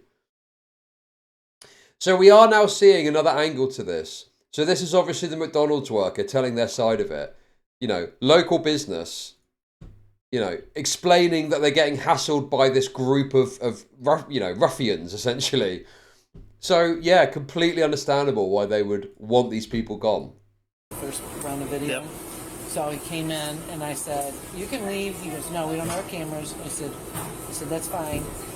I said, but you still need to go. And he goes, do you treat all customers like that? I said, only the ones that have videos and phone systems. So he sat outside. So then Joe was in and out. So he said, they are outside waiting for him. So I said, you need to stay in. I said, and then there won't be any confrontation. So they finally did leave. But they were in and out. Yeah. That other group got Batman, whatever he was. Yeah. They're at his house and they're not doing anything illegal. It's just super annoying. They're trying to get him. Right, yeah. So they're not doing anything illegal, they're being annoying, right? So there is a recognition initially that they're not doing anything illegal. But obviously, if that's the situation and you're trying to stay within the law, you do need to keep your nose clean. Because if you make a single step out of line, obviously they're going to fucking take you for it because you're causing a problem, you know? Court docs equals no subs, no donos, no support. Good content equals subs, Pavlov streamer. Keep it up, chat. I'm actually salivating right now. I'm actually salivating at the sound of the dono alerts going off. It must be said. But yes, at the time this is being recorded, there's still a few days until this eviction notice comes to its fruition or whatever. And then, I don't know obviously the ins and outs of it, but my assumption or guess is that you can then file something with the court in order to make it enforceable by the police or something like that, you know? Salivate for that black meat. Big Mac twink butthole, that's gross. And a side of JIDEON's milkshake. Get him riled up so they get their YouTube views. We're just trying to find somewhere for Joe to go because they have access to the house. They're allowed to be there, and so is Joe. So we can't make somebody leave. They have those shelters. Sadly, you're right. None really close to here. Lovely, tasty. Thank you for the 400 kicks. Thank you for that. Appreciate that. But he said right, come on, lock in. We're just trying to find somewhere for Joe to go because they have access to the house. They're allowed to be there, and so is Joe. So we can't make somebody leave. They have those shelters. None really close to here. But he said that his buddy was trying to find somewhere and we're trying to keep Joe out of the spotlight. So He'll be out at their house. Yeah. So thank you so much for the help. I greatly appreciate it. While Joe has stepped out to run an errand, the officer later learned from the restaurant manager that JIDEON and his film crew had returned to the McDonald's multiple times looking for him. The manager told officers that despite being asked to leave and informed them that they could not record on McDonald's private property, they continued live streaming. The group is then seen returning to the police station once again, demanding to see Joe. Believing they may head back to the McDonald's in search of him, the officer returns to the restaurant to keep watch. All right, we're gonna go back and deal with them. Hopefully we can see what we can do about getting them out of there, but we'll see. And soon, a large group arrives back at McDonald's. Right. But so that contextualizes the police officer saying, you're all trespassed. McDonald's staff are clearly just like, there's this group of people that keeps coming in. We need to stop this. And you can see in the live stream there, they're all just stood around on the stream. So it makes perfect sense why the police were like, you. Even if people hadn't been individually trespassed on like a one-by-one basis. And the recording inside as well is mental. I mean, I think I skipped past that because I was trying to get to the good bits of the stream. But yes, the recording inside is obviously, not wanted by McDonald's either. And obviously McDonald's has got an absolute right to say, you're not allowed to record here because it's private property. You know? So any position of a pro-JIDEON thing is just completely falling apart at the seams, you know? But this time, the officers are ready. What's the problem? McDonald's doesn't want you guys on the property, so you guys gotta leave. Is he here? Doesn't matter where he's at. McDonald's does not want you on the property. You guys have to leave. You're gonna. Who's you guys? Can you be more specific? You. So they said them, these people? Him, yes. Right, yeah, well, yeah. Yeah, they did. We just seen it. That the person is complaining and talking about all these people coming in. So totally legitimate for the copper to do this. You guys cannot be on the property. Hey, or they're gonna arrest you. Do you guys want some McDonald's? Y'all wanna go inside real quick? You're gonna be arrested for trespassing if you go in there. Bro, why? You don't have any, like no offense, officer, but like, do you genuinely have nothing better to do? Like, do you have anything better to do? Officer, you're actually like supposed to protect and serve. All right, get off the property. You guys are gonna be arrested for trespassing. Okay, we'll leave the property, but like, I'm just trying to figure out, do you have anything better to do? Because this is like a... Yeah, they told you earlier that they don't want you guys on the property, so you guys gotta leave. Because you've been camping out there for like 20 minutes, wasting taxpayer dollars. I'm there for about 5. You guys need to leave. You guys are gonna be arrested for trespassing. It's crazy how you don't arrest them. That's crazy. People saying, bring back lynching. Every lynching was justified. You guys are joking, right? You guys are messing around. Yeah? Here, let's just stand on the sidewalk. But the warning has little effect. Soon JIDEON is seen standing on the... I hate to see him leave, but I love to watch him walk away, bro. You wouldn't hear a swinging of the rope from the tree if JIDEON got lynched. You just hear a... Maybe more like this. Maybe a bit more like this pace. That's more what you'd probably be hearing, you know. A bit more like that. Sidewalk yelling, creating a disturbance, and stopping vehicles attempting to enter McDonald's to patronize the business. At the same time, officers noticed... Wait, sorry, I got distracted. What's that? Sorry, guys, I had something on my mind that was distracting me. I got a bit lost in the sauce there, so to speak. It's crazy how you don't arrest a squatter. That's crazy. Here, let's just stand on the sidewalk. But the warning has little effect. Soon JIDEON is seen standing on the sidewalk yelling, creating a disturbance, and stopping vehicles attempting to enter McDonald's to patronize the business. Okay. I don't know if that was really clear in his live stream, but that is fucking mental. That is fucking crazy. Stopping, you know, a customer going onto the business. Obviously, that's a problem. Chud can't get in trouble for reading things that other people said. Don't worry. Hopefully. We'll see. We'll find out. At the same time, officers noticed 2 members of the film crew attempting to enter the restaurant with their cameras, prompting them to make their move. Let's see if there's some McJoes in there. We gotta arrest Joe. Chat, man, is this what you want your tax dollars to go to? Cops camping out at a McDonald's to protect a squatter.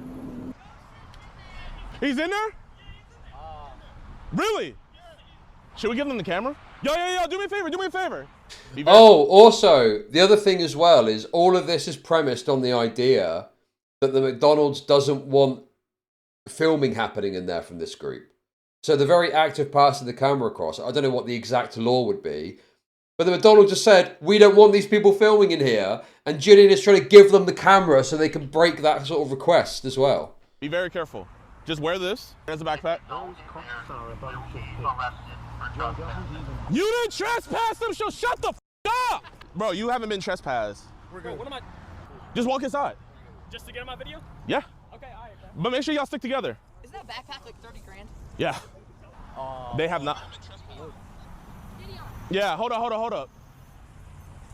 Wait. Actually, come back. Bro, they're really protecting Joe. Dude, they're not protecting Joe. The McDonald's just said, we don't want filming in here. You are trying to circumvent that with some sort of trick, so the police are taking action completely legitimately because this local business has said, this is fucking us up. We don't want this happening anymore.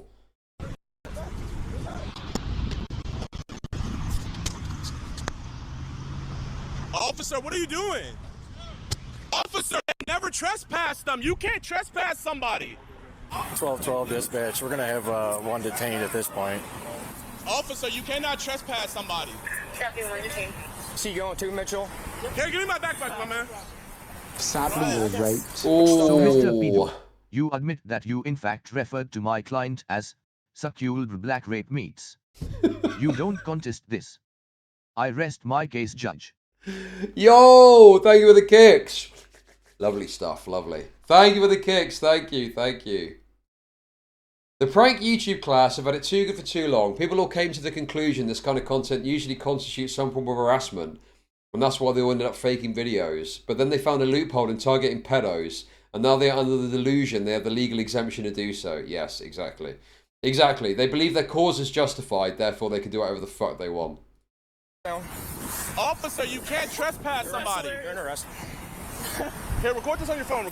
That's serious, bro. Wait.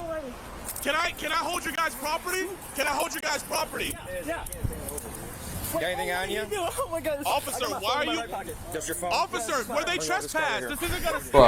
Bro, this is so rough, man. These poor lads are getting like involved in this because JIDEON did a stupid thing to get them to get involved. Oh God, it's so fucking annoying, dude. It's so stupid.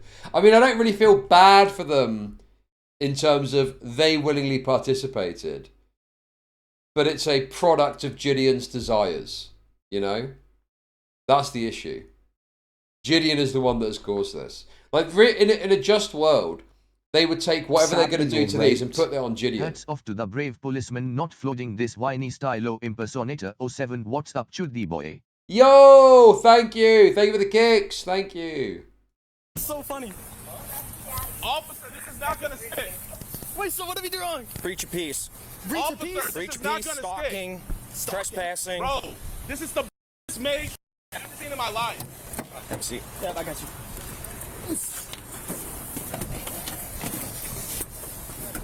They never even went on the property. How are you gonna trespass someone that never went on the property? This is a violation of rights. This is a violation. You cannot arrest somebody that never went inside and was never trespassed. Ma'am, they are arrested children that never went inside of a McDonald's. Call the DA and see how fast that gets dropped, you fucking dumbasses. So the other thing that's really obnoxious about this is people like JIDEON have had some level of interaction with the authorities as part of their predator catching thing, and they think that they fucking know everything, and so they say really obnoxious shit like, call the DA, call the DA! When this is all legitimate, and there's some charge they could probably get you on. You know, and realistically, this is probably going to be one of those where you end up with a slap on the wrist. But this is all totally legitimate. And yeah, this is correct. The correct thing is happening here. Okay. Call the DA and see how fast that shit gets dropped. These three? Watch. Call the DA and see how fast that gets dropped. He's yelling, so he's being disorderly. Yeah, everybody's looking. This is absolutely... What are you arrested for? Yeah, also, disorderly conduct. So this is clearly them going, okay, we don't have anything like, you know, we can't get him on trespassing now, but we can get him on disorderly conduct because you're in the street yelling. I mean, yeah, perfectly reasonable. That's the reason you have crimes like that, and the reason that you have that with on the books is so that you've got the ability to deal with situations like this. Because obviously someone could not be on the grounds of McDonald's, but if they're stood outside shouting, causing a fucking ruckus, you want the ability to deal with that and not just say to McDonald's, sorry, it's free speech, there's nothing you can do. It's a way of, yeah, flattening out and ironing out those grey areas. So you've got some ability to take action, even in like an edge case. You're yelling, disorderly. You're under arrest for being disorderly. Freedom of speech. You can yell on the sidewalk. Sitting here causing a scene. On the sidewalk? Yep. So you can't yell? Officer. Anything I need to know about? Officer, how fast do you think this is going to get dropped? Do you really think the charge is going to stick? Do you guys really think this is going to stick? Sure, we have a do you want to waste your DA's time? I am a multi-millionaire. I promise you, I can take this as far as you want. Officer. Oh. Dude, his coat stream about this was so funny. Oh, that sounds rough, doesn't it? As if that's going to make a fucking difference. As if that's going to make a difference to anything that's happening right now. I'm a multi-millionaire. Officer, you will be in a deposition and you will be arrested. This is... Here, back here. No! Call Jake and have him get my lawyer. Call Jake and get my lawyer. Is this really the route you want to go, officer? Yep. Okay. Do you want to waste taxpayer dollars? Yep. Officer, can I ask you a question? No. Can I please sit? I tell you what's going to stick is Gideon's ass cheeks after his first night in jail. Okay, I've gone too far with this. You guys have gone insane with the Gideon ass cheek comments. It's gone too far, man. You guys are saying crazy stuff that we... Oh, my God, dude. Okay. Let's chill out on lusciously licking our lips at the thought of Gideon's ass cheeks getting filled on this first night in jail. Do you really want to abuse me, officer? Get your foot in. I can't even fit in here, Get your foot in. Bro, it is innate. It is fucking innate, man. This resistance, man.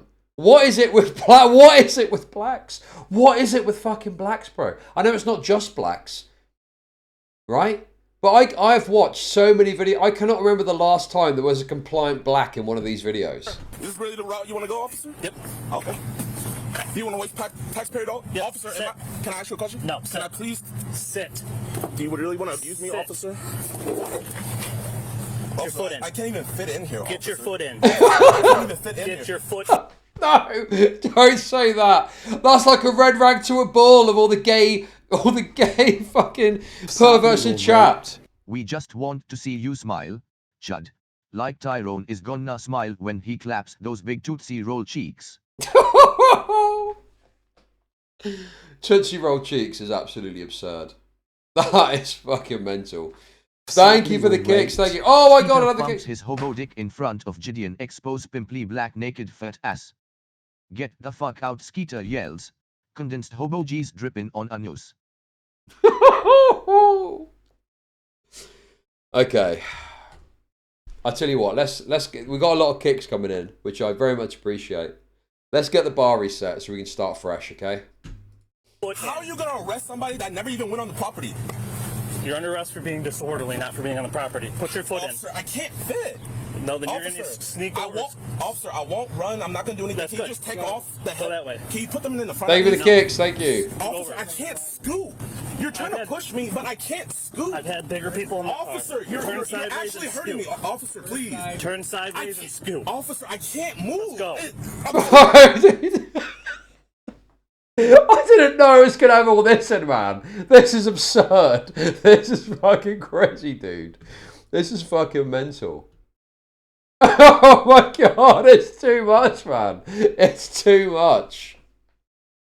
Officer, my big luscious ass cheeks can't squeeze into the vehicle. Please, officer, please. Oh, I didn't know this was going to be in here. This is mental. I don't think any of this was recorded before. This is the first time we've seen this. Too big. Put your foot that way. Let's Officer, go. I can't. I'm not trying to be. Here, I'm not resisting, officer. I promise you. Let's go. It is literally my body autonomy. I cannot move. Can you just put my handcuffs in the front? No. And it'll make it so much easier. Turn your body. You have to turn and scoot that way. Have you guys consulted with the DA? We don't have a DA. You don't have a district attorney? No. You have a state attorney? You There's can no go. district attorneys down here. What about state attorney? Go. Put your feet in. Let's go. Officer, I'm telling you, I can't move. Scoot that way. There you go. Officer, I can't move. Bro, you pushing me is not going to do anything. Bro, officer, you're actually hurting me. Come on. Officer, I can't Scoot. move. Yes, you can. Scoot. Okay, can I Oh my God, dude. They can't get him in. They're trying to squeeze him in. They're trying to squeeze his cheeks in and they can't do it. And then slide in? Yeah, step out and slide in. Bro, Jay, bro. Set your butt in first. I sat inside. Yo, call Jake and get my lawyer. Hey, get him. Officer, why you guys... Slide your butt back. There you go. And he's in. They had to put him in sideways. They had to put him in sideways so his black dump truck could fit in there. Oh my God, man. You can tell why they focused on that part in this video. That's too funny, man. Anybody making the scene can slow down. We're secure. But even after being placed under arrest, JIDEON remains confident that the officers have only created bigger problems for themselves, as some of them try to make sense of the situation. Breach of peace covers it all, so. Where are your car keys at? Right in my pocket, sir. Pocket. This one here. Where's your car at? It's the black one right there. That Black Fusion? Yes, sir. We'll take Lions for a Black Fusion. You towing it? Yep. So are they all trespassing this property or what? I told them to leave or going to jail for breach of peace if they don't want to leave. So. Looks like they're leaving. I don't know. Dude, the guy's having his vehicle towed as well. I know he's a dumbass, but that's all because of JIDEON. That's because JIDEON convinced him to do it. And like little idiot lemmings, they went along with it. I mean, again, you make your decision, you live with it. But there is a level of, well, that is JIDEON's primary fault for pushing it in the first place, you know? Who's all trespassing here? I didn't catch all that from earlier. So. Hey, have you ever read our breach of peace ordinance? Yeah, it covers everything. I'm good with the breach of peace. It's stalking. I mean, we got a whole bunch. I mean, dude, they are stalking this dude. Like, there's got to be some kind of resolution to it. So what, we got 4? We got 4 right now. This is absurd, dude. Was he arresting him too? Oh, get out and get off the property now. Yes, sir. I was not a part of this. Then you better walk away quickly. Yes, sir. I was just in Oh, they got another one. They're tucked away in vehicles. What the fuck? Oh my god, dude. Oh my god, they're literally just tucked away, ready to pounce. They got to find them in cars. Car, I'll leave. I'll have to pay. Dad, do you mind? Actually, never mind. I'll walk home. Now you're impeding traffic. Poundstown unit, can you light this black SUV up right here for us? Good, he's pulling up and stopping him for us.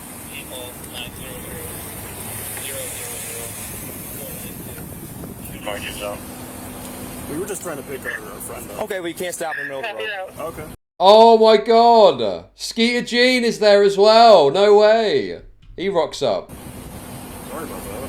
I didn't mean to keep traffic. I have my insurance on my phone. That's not. Is it the same, it's the same policy? Same policy. That's not current. Okay. Hey, should I back up?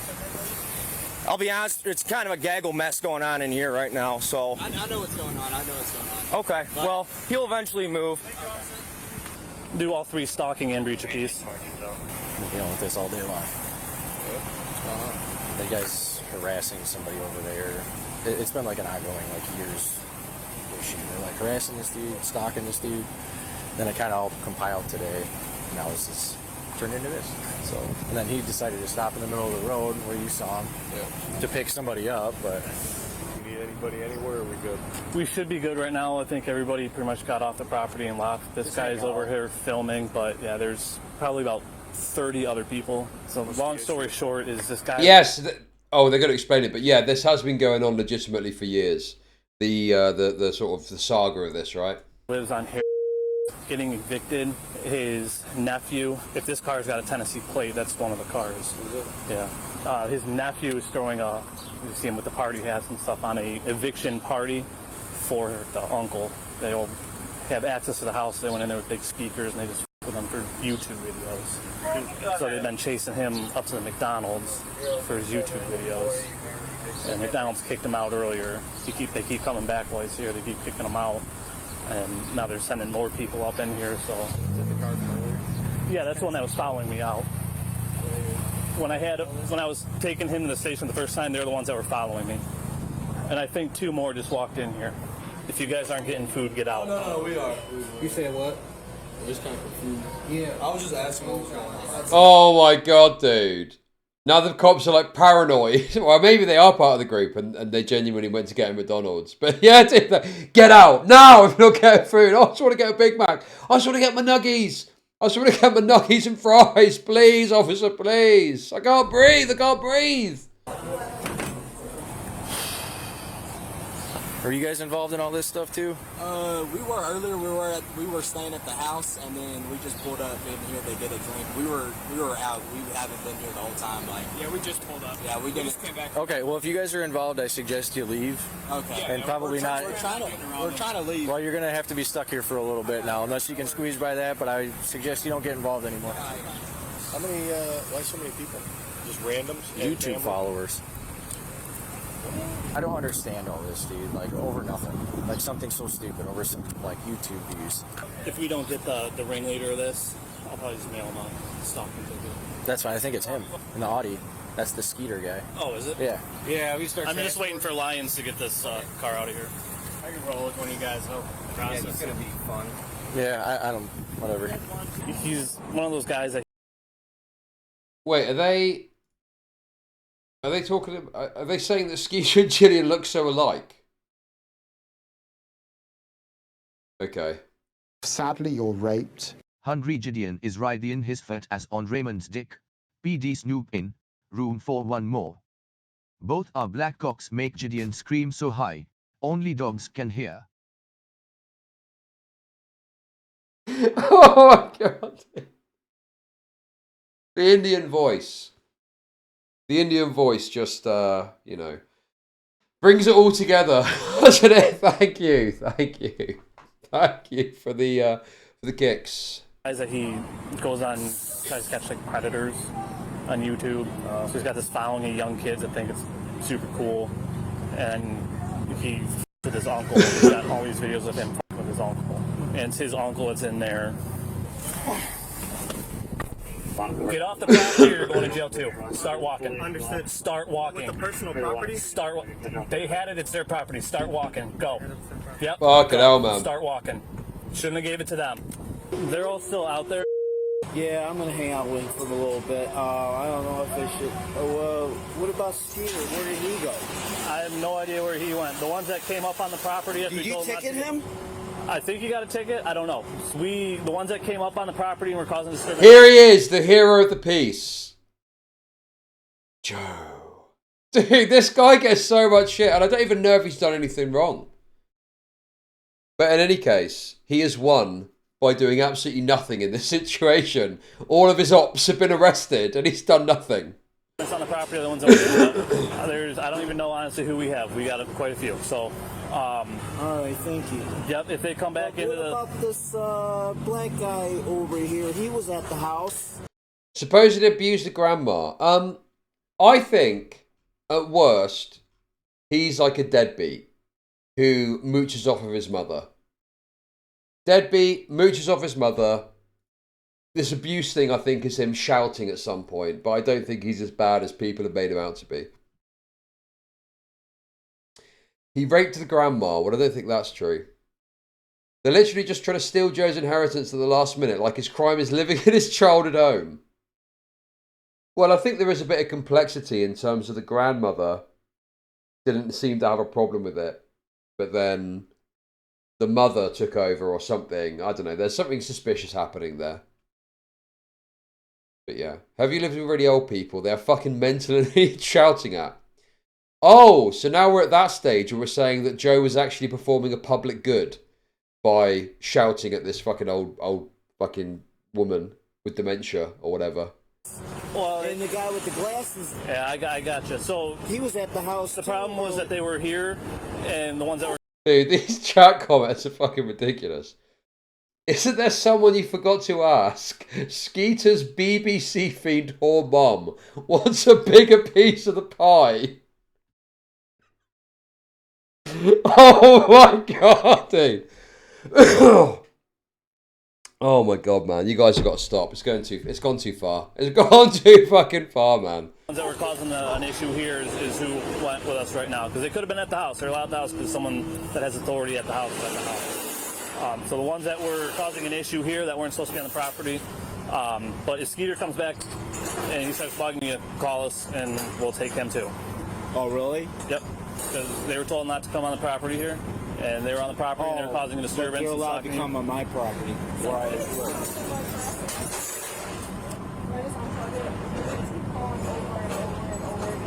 Yeah, just unplug it, ignore them. Wait, sorry, what was this? Yep. Because they were told not to come on the property here. And they were on the property and they were causing a disturbance. They're allowed to come on my property. Right. Oh my god.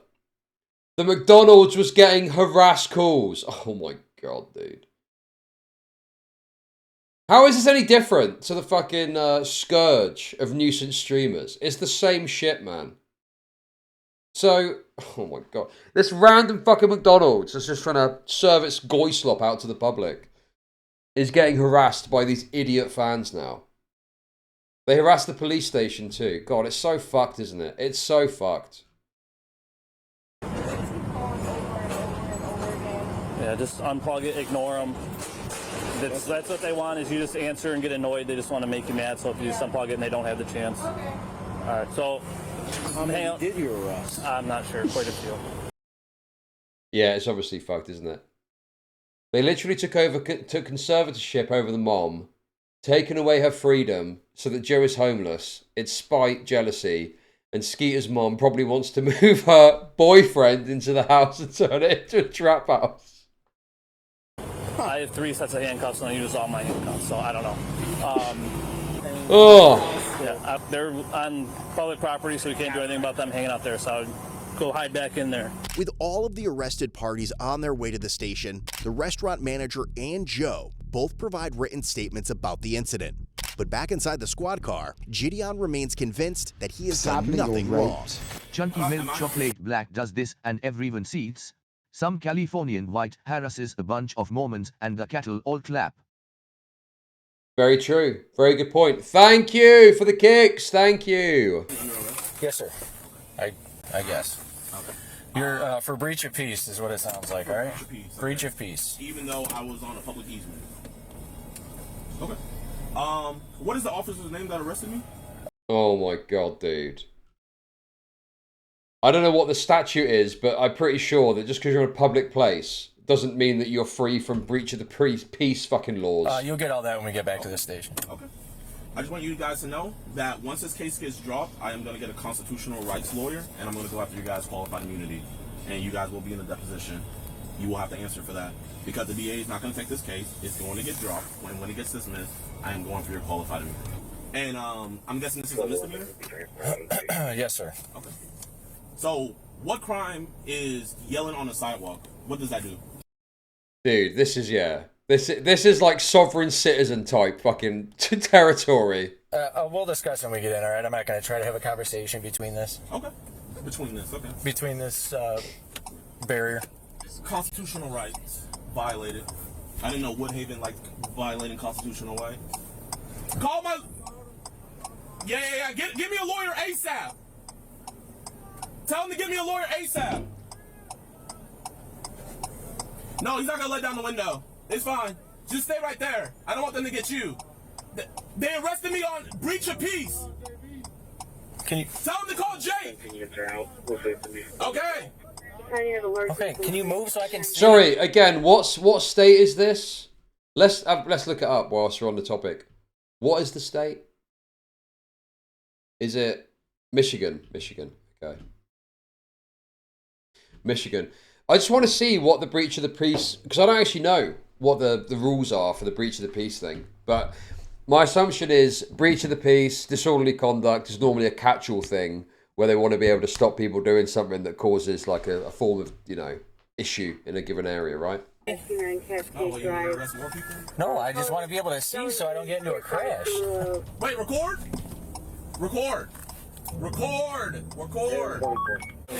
Hey, you got a second? My detective's asking if you fill out a written statement of today of what they've done to you. Okay. Are you able to do that for me? Yeah. I'd appreciate it. They've been following you around all day. Yeah, and they drive around. They're driving around a U-Haul truck. I don't know. I think they're back in the house because I've seen them go that way. Okay. Oh, U-Haul truck. There we go. Okay, they've got disturbance of lawful meetings, often called disturbing the peace or breach of the peace. Okay.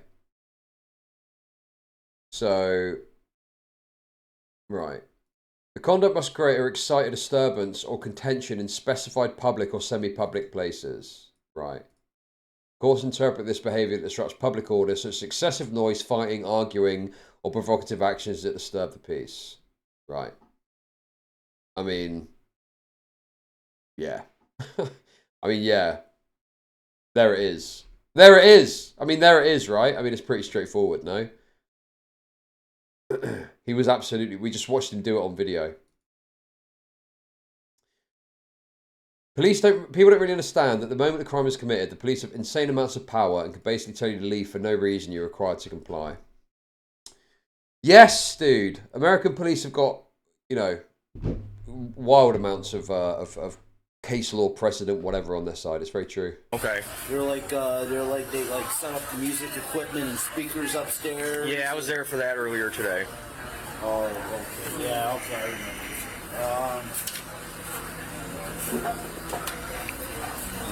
What happened to Skeeter? Did you guys give him a ticket? You guys were talking to him over here in an SUV. No, I just gave him a ticket. You gave him a ticket? Yeah. For what? Impeding traffic for stopping in the middle of the road. That's the only thing I could have charged him with was impeding traffic. But we arrested 4 altogether, so. 4 of them? Yeah. Huh. Now they were setting up speakers. What if they start blasting loud music? You guys might be back there? Probably. So do you guys think these charges are going to stick? Do you genuinely think these charges are going to stick? Sir, we'll have a conversation back here, okay? Listen, man. Here, you seem like a nice guy. Was that guy who was doing all that, was he your boss? Yeah, I'm the junior person, sir. Yeah. Just let him know, hey, man. I want his qualified immunity. I am the junior person here. Dude, that is another, like, sov-sits thing. This qualified immunity is actually exceptionally difficult to challenge. And there are cases when it happens. But it is in, like, very explicit, obvious cases of police misconduct. This would not touch that, right? It's like, you know, a copper gets someone and gets a truncheon and just slowly inserts it into their fucking anus. That would probably be fine to qualified immunity. You know, they'd probably lose a qualified immunity for that. But something like this, no fucking way, man. No fucking way. Say more. 1363. I know my constitutional rights. I know my rights here. Oh.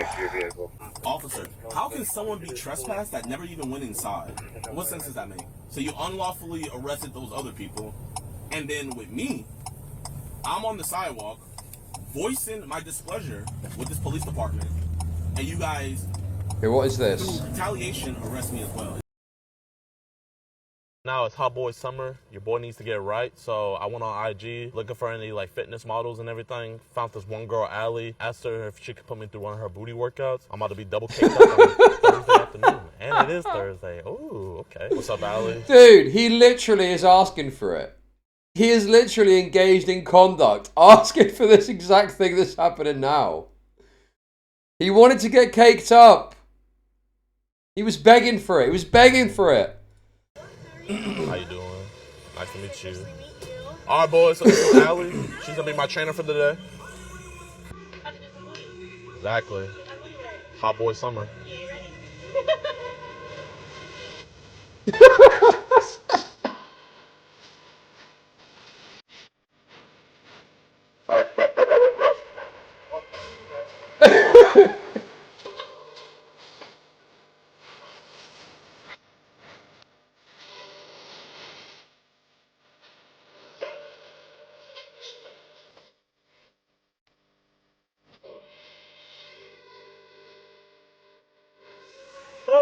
Now it's Hot Boy Summer.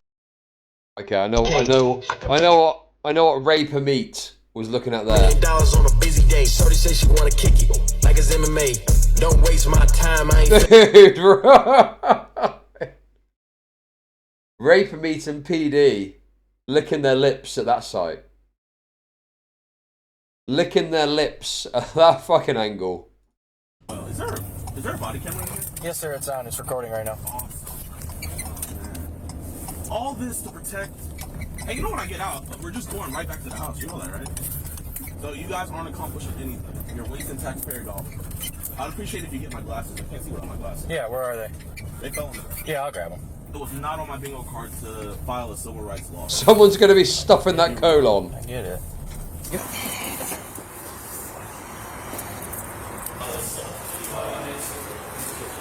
Yo, what's good, my man? What's up, man? Don't worry, I'll pay for your bond. It's not gonna stick. You guys can just come up to this counter. I'm gonna get us with the best civil rights attorney. Nope, right there's good for me. Stay right there for 1 second. Ultimately, JIDEON Adams was charged with misdemeanor stalking and breach of peace. The other 3 crew members were each charged with 1 count of breach of peace as well. A judge set JIDEON's bond at $10,000, which he posted to secure his release. The other 3 crew members also posted personal bonds. While JIDEON was in jail, his and Skeeter's fans made hundreds of calls to the Woodhaven Police Department and Downriver Oh my god, bro. It's so outrageous, the conduct that these fucking retards engage in. Police did nothing wrong in any of that. Just like in the Reckless Ben case. Following the arrest, Adams and Chambers' online following made hundreds of calls to the Woodhaven Police Department and Downriver Dispatch. These calls included creating fictitious crimes, including a homicide, and bombarded the Woodhaven Police Facebook page to the point it had to be deactivated. Oh, dude, it's just so tiresome. It's all so fucking tiresome, man. Just harassing the local police department for no good cause or reason. And yes, this is now where we're at, is people can whip their fans into a frenzy and lead them to do retarded shit like this, which just wastes police time. Some callers reported fictitious crimes, including a false homicide, while others flooded the Woodhaven Police Department's Facebook page with messages. And upon his release, JIDEON launched a campaign called Free JIDEON, claiming it would prove his innocence and what he believed was the bias officers had shown in favor of Joe. Skeeter, on the other hand, still wants Joe out of his grandmother's house. JIDEON's pretrial hearing is scheduled for July 13, 2026, where his defense attorney will begin addressing the stalking and breach of peace charges. If convicted, he could face up to 93 days in jail for breaching the peace and up to 1 year in jail or a $1,000 fine for stalking. Whether you're on patrol, on the couch, or in an interrogation. Oh my god, the AI slot. It's very annoying that an AI slot channel got hold of this. What can you do? Okay, there's one more thing we're going to watch on this, actually. Because Skeeter Gene, I was thinking about watching it at some point. And it's kind of prime opportunity to do so. Let's get to the bottom of this Joe stuff, hopefully. Because Skeeter Gene also released a video about the squatting. And my assumption, I could be wrong, is that this played a part in it, perhaps? But I don't know. We'll find out. You can't even afford a burger from McDonald's. Where'd you get a lawyer from? You're stalking and following me. Joe, if you and filming me. Well, Joe, if you're so bothered, why don't you just call the police? Why don't you just leave? Yesterday, the neighbor called me and said, "Hey, there is a gold-colored SUV outside your grandma's house. I saw a woman come out of it with a dog and go in." Most of the time I just hand them food by hand. You hand him the food? Have you ever heard of a dog eating, not wanting to eat out of a bowl? Okay. Don't yank him so much, Joe, or her.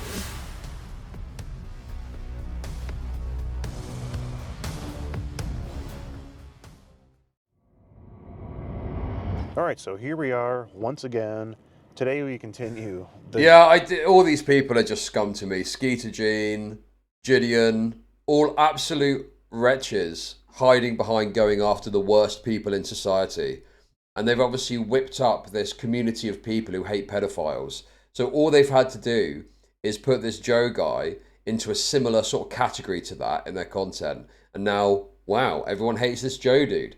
Even though we've got no fucking idea about anything he has or hasn't done. Because it's all based on their word and, you know, their assessment of what Joe is like.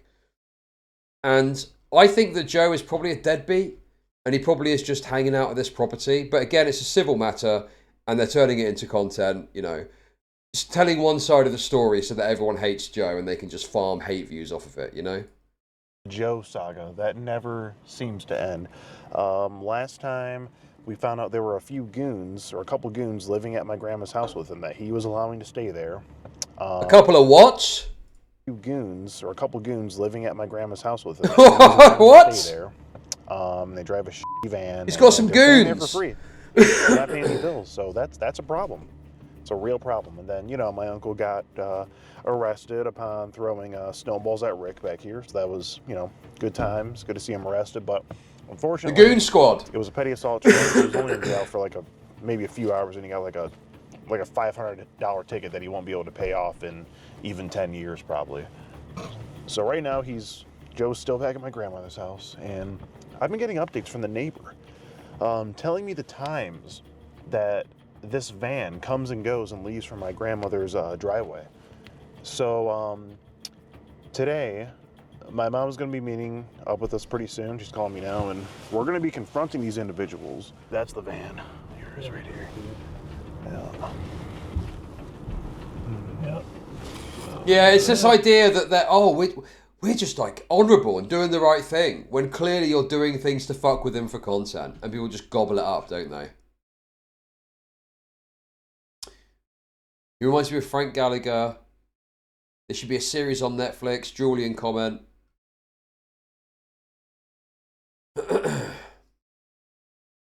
Yeah, it's obviously people that have just latched onto this idea that, you know, Joe is some sort of wretched, horrible beast. Wait, where do I recognise these people from? Oh shit, dude. Wait, is that the incel guy? Is that the incel guy? There's an update on that. I just recognised her face. Isn't that the incel guy that slaughtered a couple of women? Look at this. There it is. Oh my god. They're here. So what are you gonna say to them? A lot. Oh, okay. That's all I need to hear then. He locked this. Oh, you locked it? Fucker. That motherfucker. Did he lock it, really? Can we open the garage? Who's this? It's actually a bit tricky because the way that the sun is beaming through the window now, it's actually like cutting a line across my monitor. So I can't actually make out what's going on very well. Maybe if I just adjust it a little bit this way. There we go, perfect. We got it. Is that Skeeter's mom? I think it could be Skeeter's mom. Yeah, it could be, right? The BBC feed. Is Skeeter's father black? Or is Skeeter's grandfather black? What level of race mixing are we dealing with here? What level of mulatto are we dealing with it? The mud shark mom. You guys, anyway, come on guys. Can we just, let's cool it with some of these remarks, okay? If you're gonna be racist, at least stick it on a tip or a fucking fucking notification, okay? And then I don't have to worry about it so much. There we go. Here we go. It smells good in here. So it smells like it.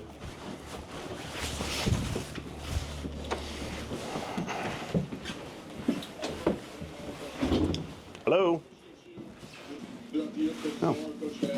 No one's down here. I'll go up here, Rick. Yeah. Someone's got it. Oh, maybe they locked him before they... Oh, no. There he is. Oh, Joe, where are your hooligans at? Right now. Get Craig. Where is he? I don't know. No idea. Joe, who's... Well, whose van is that? Bro, he's just out of there. He's gone. He's fucking gone, dude. Hey, that's so based. Zero attention paid to these fucking losers. And he's just straight out of there. Very based, Joe. Oh, they're in the car. they're hiding like bitches. Joe, are they just sleeping here? Are they just like sleeping out in the front here? Where are you going? Dude, Chud 1 year from now doing IRL preg catches, but it's just him harassing random Muslims with no prior contact. Idiot. Just like stringing bacon along the doors of the local mosque. That's the kind of thing that I think we could be doing. I think they left you. Yeah, they'll pick him up down the street. Go down there. Okay. Why are they hiding from us? That's so weird. So there's Joe right there. It looks like he's maybe waiting for them to come back and pick him up. He's like right over there by the tree. Yeah. Oh, yeah, we got the laser on. Yeah. He needs to be pissed about that. Yes, exactly. It is just a siblings dispute over a property. That's all this is. It ain't that deep. It ain't that big of a thing. But it's been zhuzhed up into this big narrative because they painted Joe as some sort of, you know, elder rapist. Okay. I don't normally talk about people following the channel. Okay. But someone did just follow the channel called Sexual Chocolate Survivor. Who the fuck is Sexual Chocolate Survivor, man? That is a crazy name. That's Skeeter's mom. Oh my god. Right, come on, guys. Can we be sensible for a bit, please? Can we lock in? Yeah. What the fuck is he doing? What was that whole ordeal about? I don't know. Yo, we just wanted to talk to your friends. Huh? We just want to talk to your friends. You sit there, I'll be knocking on the door and they'll be calling the police on you. Well, remember what happened last time you called the police? Right? Keep talking, I'll knock on the door. I don't care if you knock on the neighbor's door. I don't care. Why would that? Why would we care? You're really about to wake up the neighbor? What the? Do you see him? He's off his rocker, dude. Oh my god, Moody Morgan here again with the fucking drooly and shit. Chud, there are police reports and victim statements from Granny that Joe's been abusive to the grandma. Do you know what? I'm siding with a person earlier that said that old people need to be shouted at, right? Sometimes, to get through the dementia-riddled creases of some coffin dodger's brain, shouting is the only option. It's the only way they understand, okay? And especially if they've got like a touch of Parkinson's, all jittering about the place. You know, they're making you a coffee and they're coming like this, jittering it about, spilling it everywhere. One of these is the only language they fucking understand, okay? That's it. You got to get the point across somehow. He's about to wake up the neighbor to try to call the cops. You tried the doorbell, Joe? He's such a bum. He doesn't even have his own like cellular phone plan. Bro, they left his ass. Yeah, why'd your friends leave you, Joe? Oh, kicks up at 6.49. I'd imagine if that's coming up, it's probably because you're trying to purchase it through the Apple Store or the Google App Store, which I think has got an increased cost. If you log into the Kick website on a browser instead, you should be able to circumvent that. These definitely aren't them coming here. Those are way too bright of lights. Yeah, those are way too... No answer?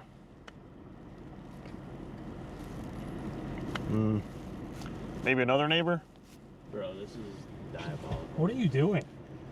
Joe, it's 9:30 at night. People are trying to go to bed. Well, we just need answers. Squatting, bro. Sadly, you're right. You shouldn't have people over here. Yo! Gates to the wall. Thank you for the kicks. That aren't welcome. Is he like actually stupid? He actually is, yeah. Joe, you're literally squatting at this house. I'm allowed to be here. Joe, they're probably going to call the police on you for knocking on their door. Seriously. Like, what do you think's going to happen here? You are looking a bit old yourself, Chuddy boy. The dramas have worn you. Listen here, you coffin dodging streamer. Put the reaction in the bag. That's only because of the white background and the lighting.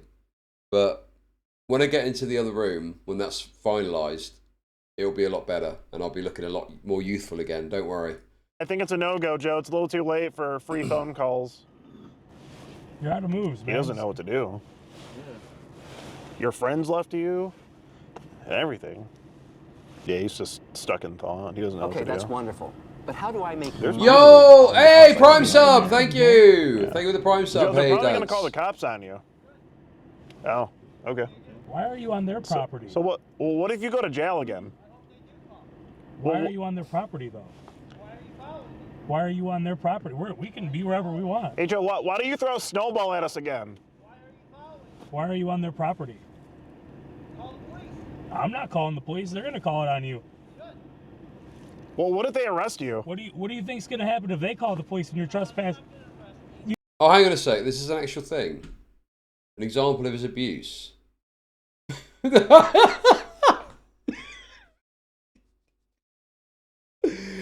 Oh my god, yeah. Yes, now we're talking. Beautiful. Pour coffee on your grandma challenge. Problem? Little bit of fun.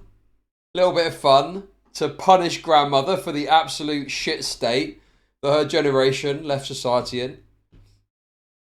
Is it boba? Those are ice cubes, aren't they? I'm not sure whether it's boba or coffee, but either way, I fully support this. I fully support this. Do you think they're That's what happened last time. That's what you said last time they arrested you. So I guess now the strategy is just stand here until they call the cops. It's kind of cold out, bro. Yeah, it's a little cold. Is this her? All right, Joe, we're done. We're done following you, all right? You don't have to do this anymore. Shut the fuck. Yeah, well, we'll be back. We're more concerned about your friends right now. Oh, the cop's turning around now. Yeah, he's coming in. Oh my god. All right. I thought I saw it turn down here.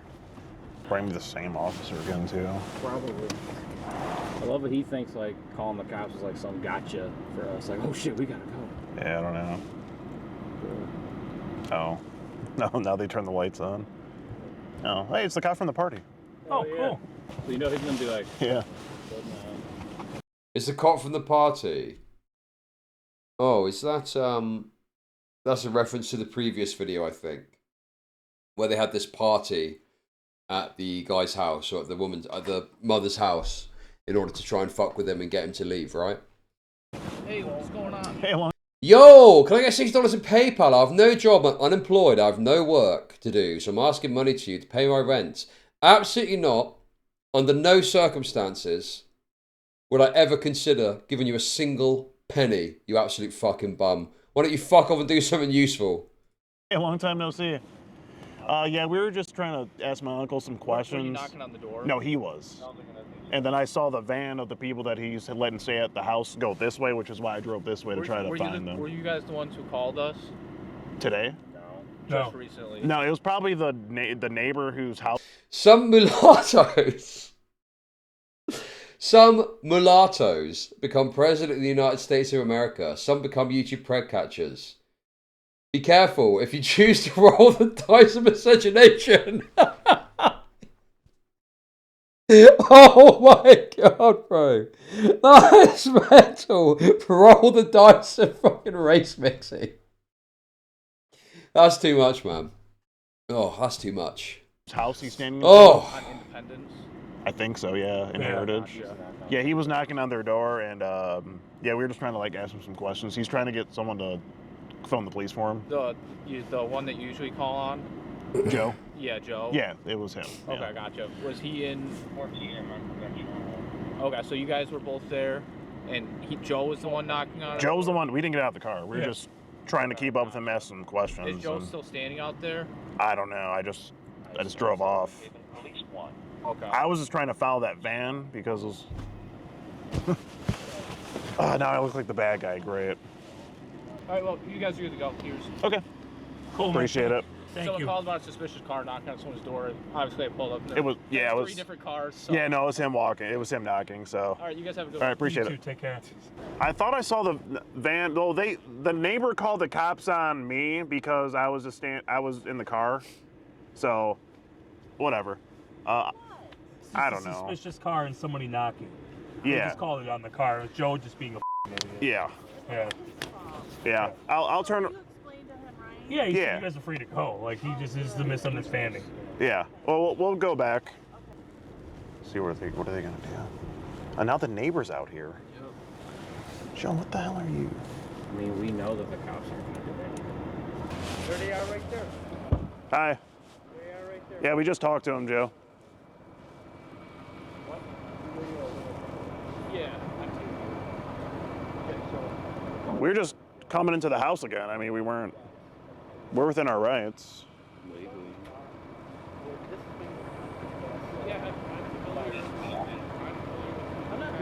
Sorry for disturbing you, sir. Did he do anything today, or? Outside of the usual dumbassery, no, I guess more the normal stuff. No assault today. Okay, he's just walking around. Just walking around, yeah. That guy right in front. He threatened what? Rick didn't threaten you. We have everything on Dude, camera. Mihawka. Can you just... should be put in zoos and locked with PS5s. Can you just chill out a little bit? Okay? I get it. You're racist. Dude, Mihawka does this thing where they want my attention, so they just say ever increasingly insane things. I don't think there's much that Joe could have done to the old bat that would maybe side with this mixed race mistake. Well, the thing is that it's a fairly unremarkable story, really. You've got some deadbeat that is, not moving out of his mother's house. Clearly there's an issue because there's this eviction thing happening. But the narrative that therefore it legitimizes Skeeter Gene and Gideon harassing and hassling this guy is just retarded. He's Egyptian. That's true, actually. He's Egyptian. He's literally African crying about black. So that is true, Mahorka. How do you respond to that? You yourself are basically African. Camera, so we can show you. Just go home, man. I say, they're going to keep bothering you until you leave. Right? They made that clear, right? That's how it's going to be, Joe. So, you know, I'm not going to tell you to leave. I'm supposed to leave if you want them to stop bothering you. I mean, they're allowed to be there at the house. I don't blame you. So why don't you just go home? Again, don't even close the door. He's allowed to be here. It's on public. Yeah, but he's not going to bother me. I'll just be calling you guys again. Okay, well... I mean, I can do anything I want in the house, Joe. Yeah. No, you can't. Officer, no, can I... No, you can't. Is that you true, can't just officer? shoot your mouth off and harass me and bother me. I'm not harassing you, though. Yeah, you are harassing me. Bullshit. Well, your definition of harassment If is they were in the house and they heard you, they would think you're harassing me. You're full of shit, dude. Well, your definition of harassment is me just being in the house, so... You just shoot your mouth. Well, I mean, that's a bit deceptive, isn't it? It's not just you being in the house. You are clearly there to fuck with him, and you go to lengths and means to do so as well. There's just an abject dishonesty constantly with these types of creators, where it's like they do this thing where they're like literally an inch away from touching you, and they're like, I'm not touching you, I'm not touching you, I'm not touching you, I'm not touching you. It's like, well, perhaps not. But the spirit is to fuck with them. You want to be in the house so that he feels a certain way. Your mouth off. You can't shut it up. Well, camera as well, yeah, exactly. You can't. You seem to not be able to shut yours up either. They don't shut their mouth off anyway. Why don't you... Joe, it's not a crime for me to keep mouthing off at you. Just chill in your room, Joe. Yeah, I tried. Last I talked to you... I mean, you were mouthing off at my grandma all last year. What are you talking about? I heard you on the phone. Joe, you know you guys don't like each other. He's going to bother you. You're going to bother him. It's just going to be that way until somebody... Very good point here. There's a difference between saying, if Gideon was in the zoo, call me the kid who got mauled by Harambe because I'm hopping in that cage with him, and they should all be locked in cages. There's nuance to this. Yes, I agree with you. He gives up or moves. Until he leaves. That's what... So, no... Yes, guys, I'm aware of the Shelbo news. Unfortunately, it's only a little snippet, but I'll throw that up in a little bit, okay? Fuck it, I'll just throw it up now. Guys, just a little brief update on Shelbo for you. Very tragic and unfortunate news that I'm forced to share with you.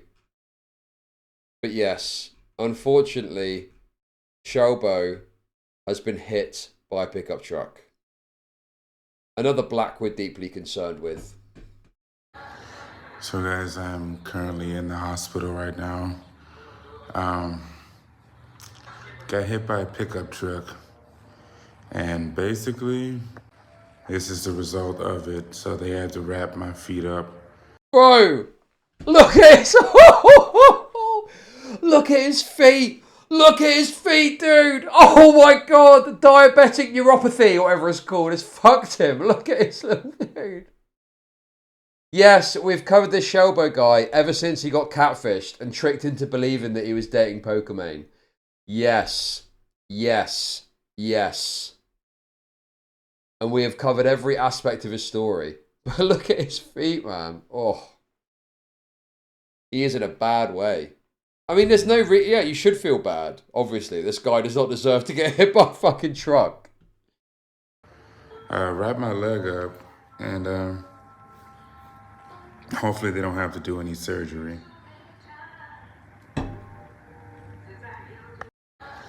So guys, I'm currently... So yes, guys. Yes. Shelbo, tragically, unfortunately, has been hit by a truck. So, prayers to Shelbo. Prayers to Shelbo. Oh, apparently there's some good news as well. Oh no, dude, wait, there's two, dude.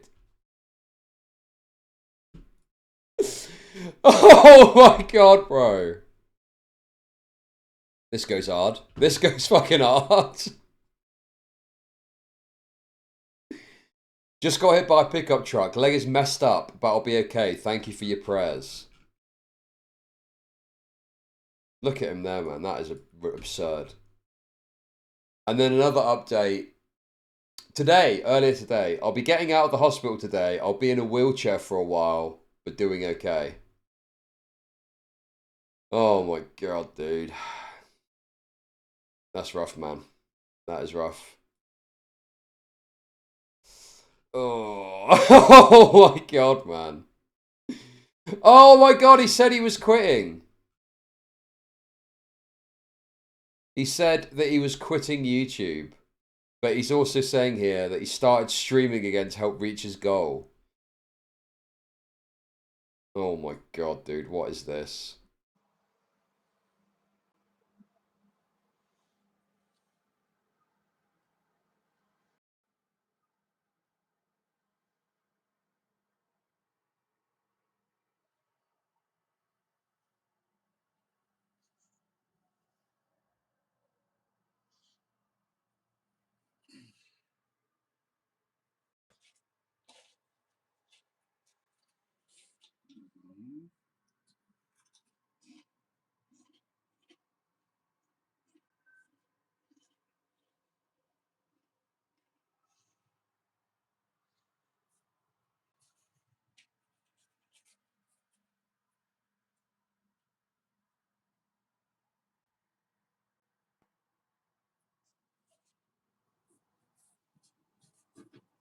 Has he pissed himself? Has he fucking pissed himself?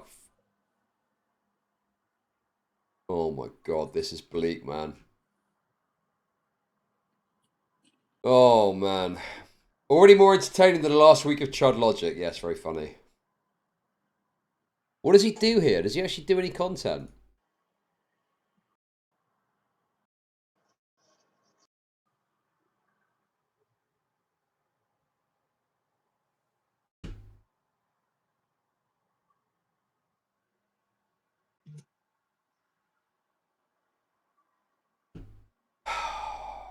Jesus, man. Wait, dude! Actually, this is fucking based. He goes live, eats some chips, and then, do you know what he does? Watch. Check this out for content. This is what you want, dude. This is what I aspire to. New content idea. This is actually quality. Anyway, I'll skip forward a bit because you don't need to see this, but you'll see in a sec. So then we got silence. Okay. Get Shelbo in contact with JIDEON's trainer. Has a little sip of water. Lovely stuff. And then he just fucking goes to sleep. Then he just goes to fucking sleep. That is so based. He just goes to sleep. Look at that. It's literally gleaming through fucking light, middle of the day. Look at his little, look at his little eye. Look at his little beady eye watching there.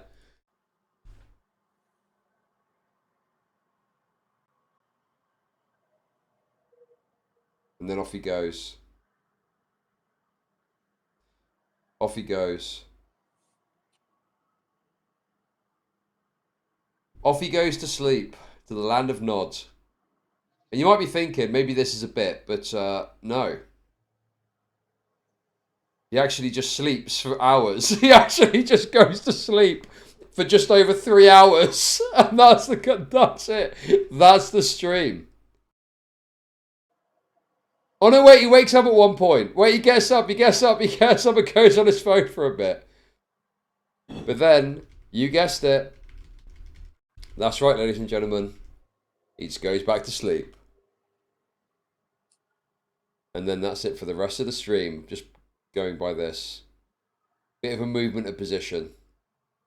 He went on his phone to reply to Dicker's DM. Anyway, guys, I do need to take this opportunity, because I've been sat down for fucking 7 hours at this point. I need to take a very quick break. But don't worry, guys. These are Bluetooth. So I'll still be listening. I'll still be listening to make sure I don't miss anything. Okay? Enjoy. Enjoy.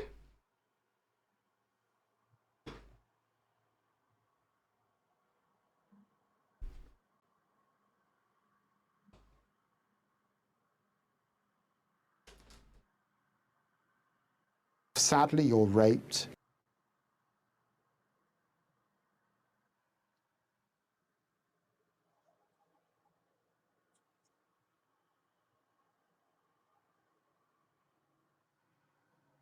Sadly, you're raped.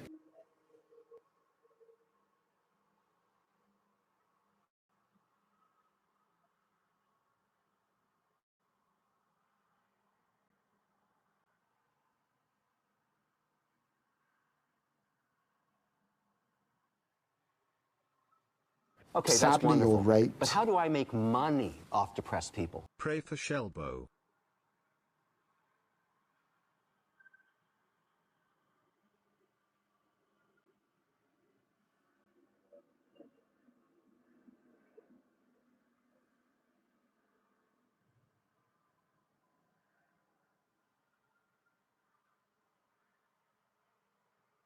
Sadly, you're raped.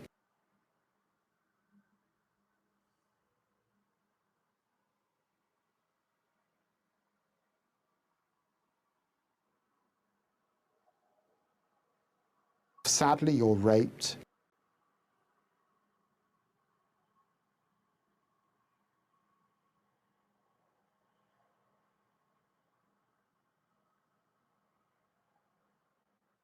Sadly, you're raped.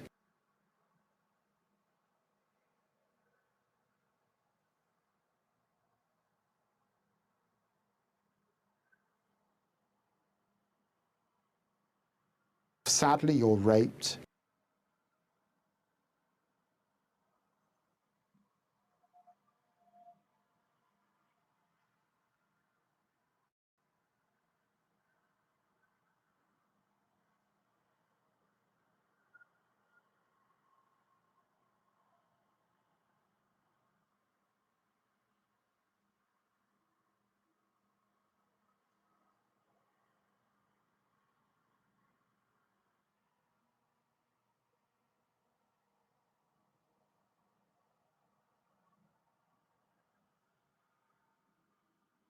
Okay, that's wonderful.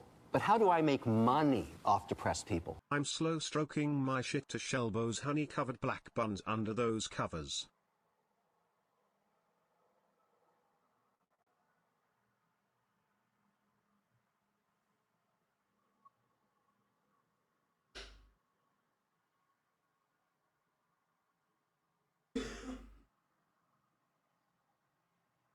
Sadly, you're raped.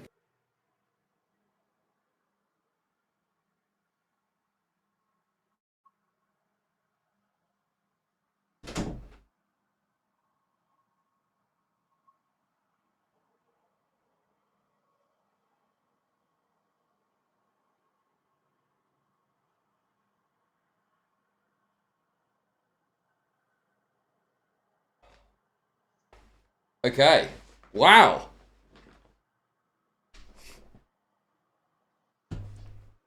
Very generous. I heard all that going off. Great stuff. Thank you for all the support I got.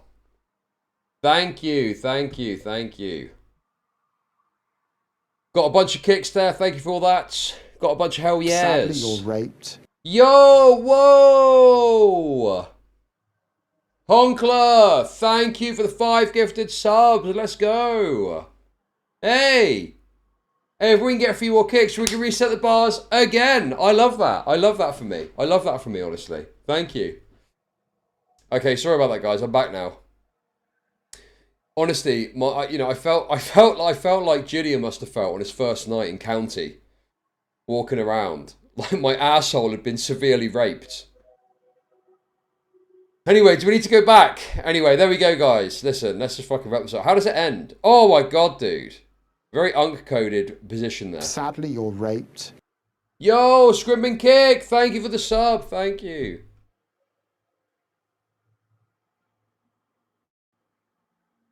Anal Fisher. Sure. Chud being bent over by every contractor in the UK. Okay, man. Okay. Okay, whatever. Whatever.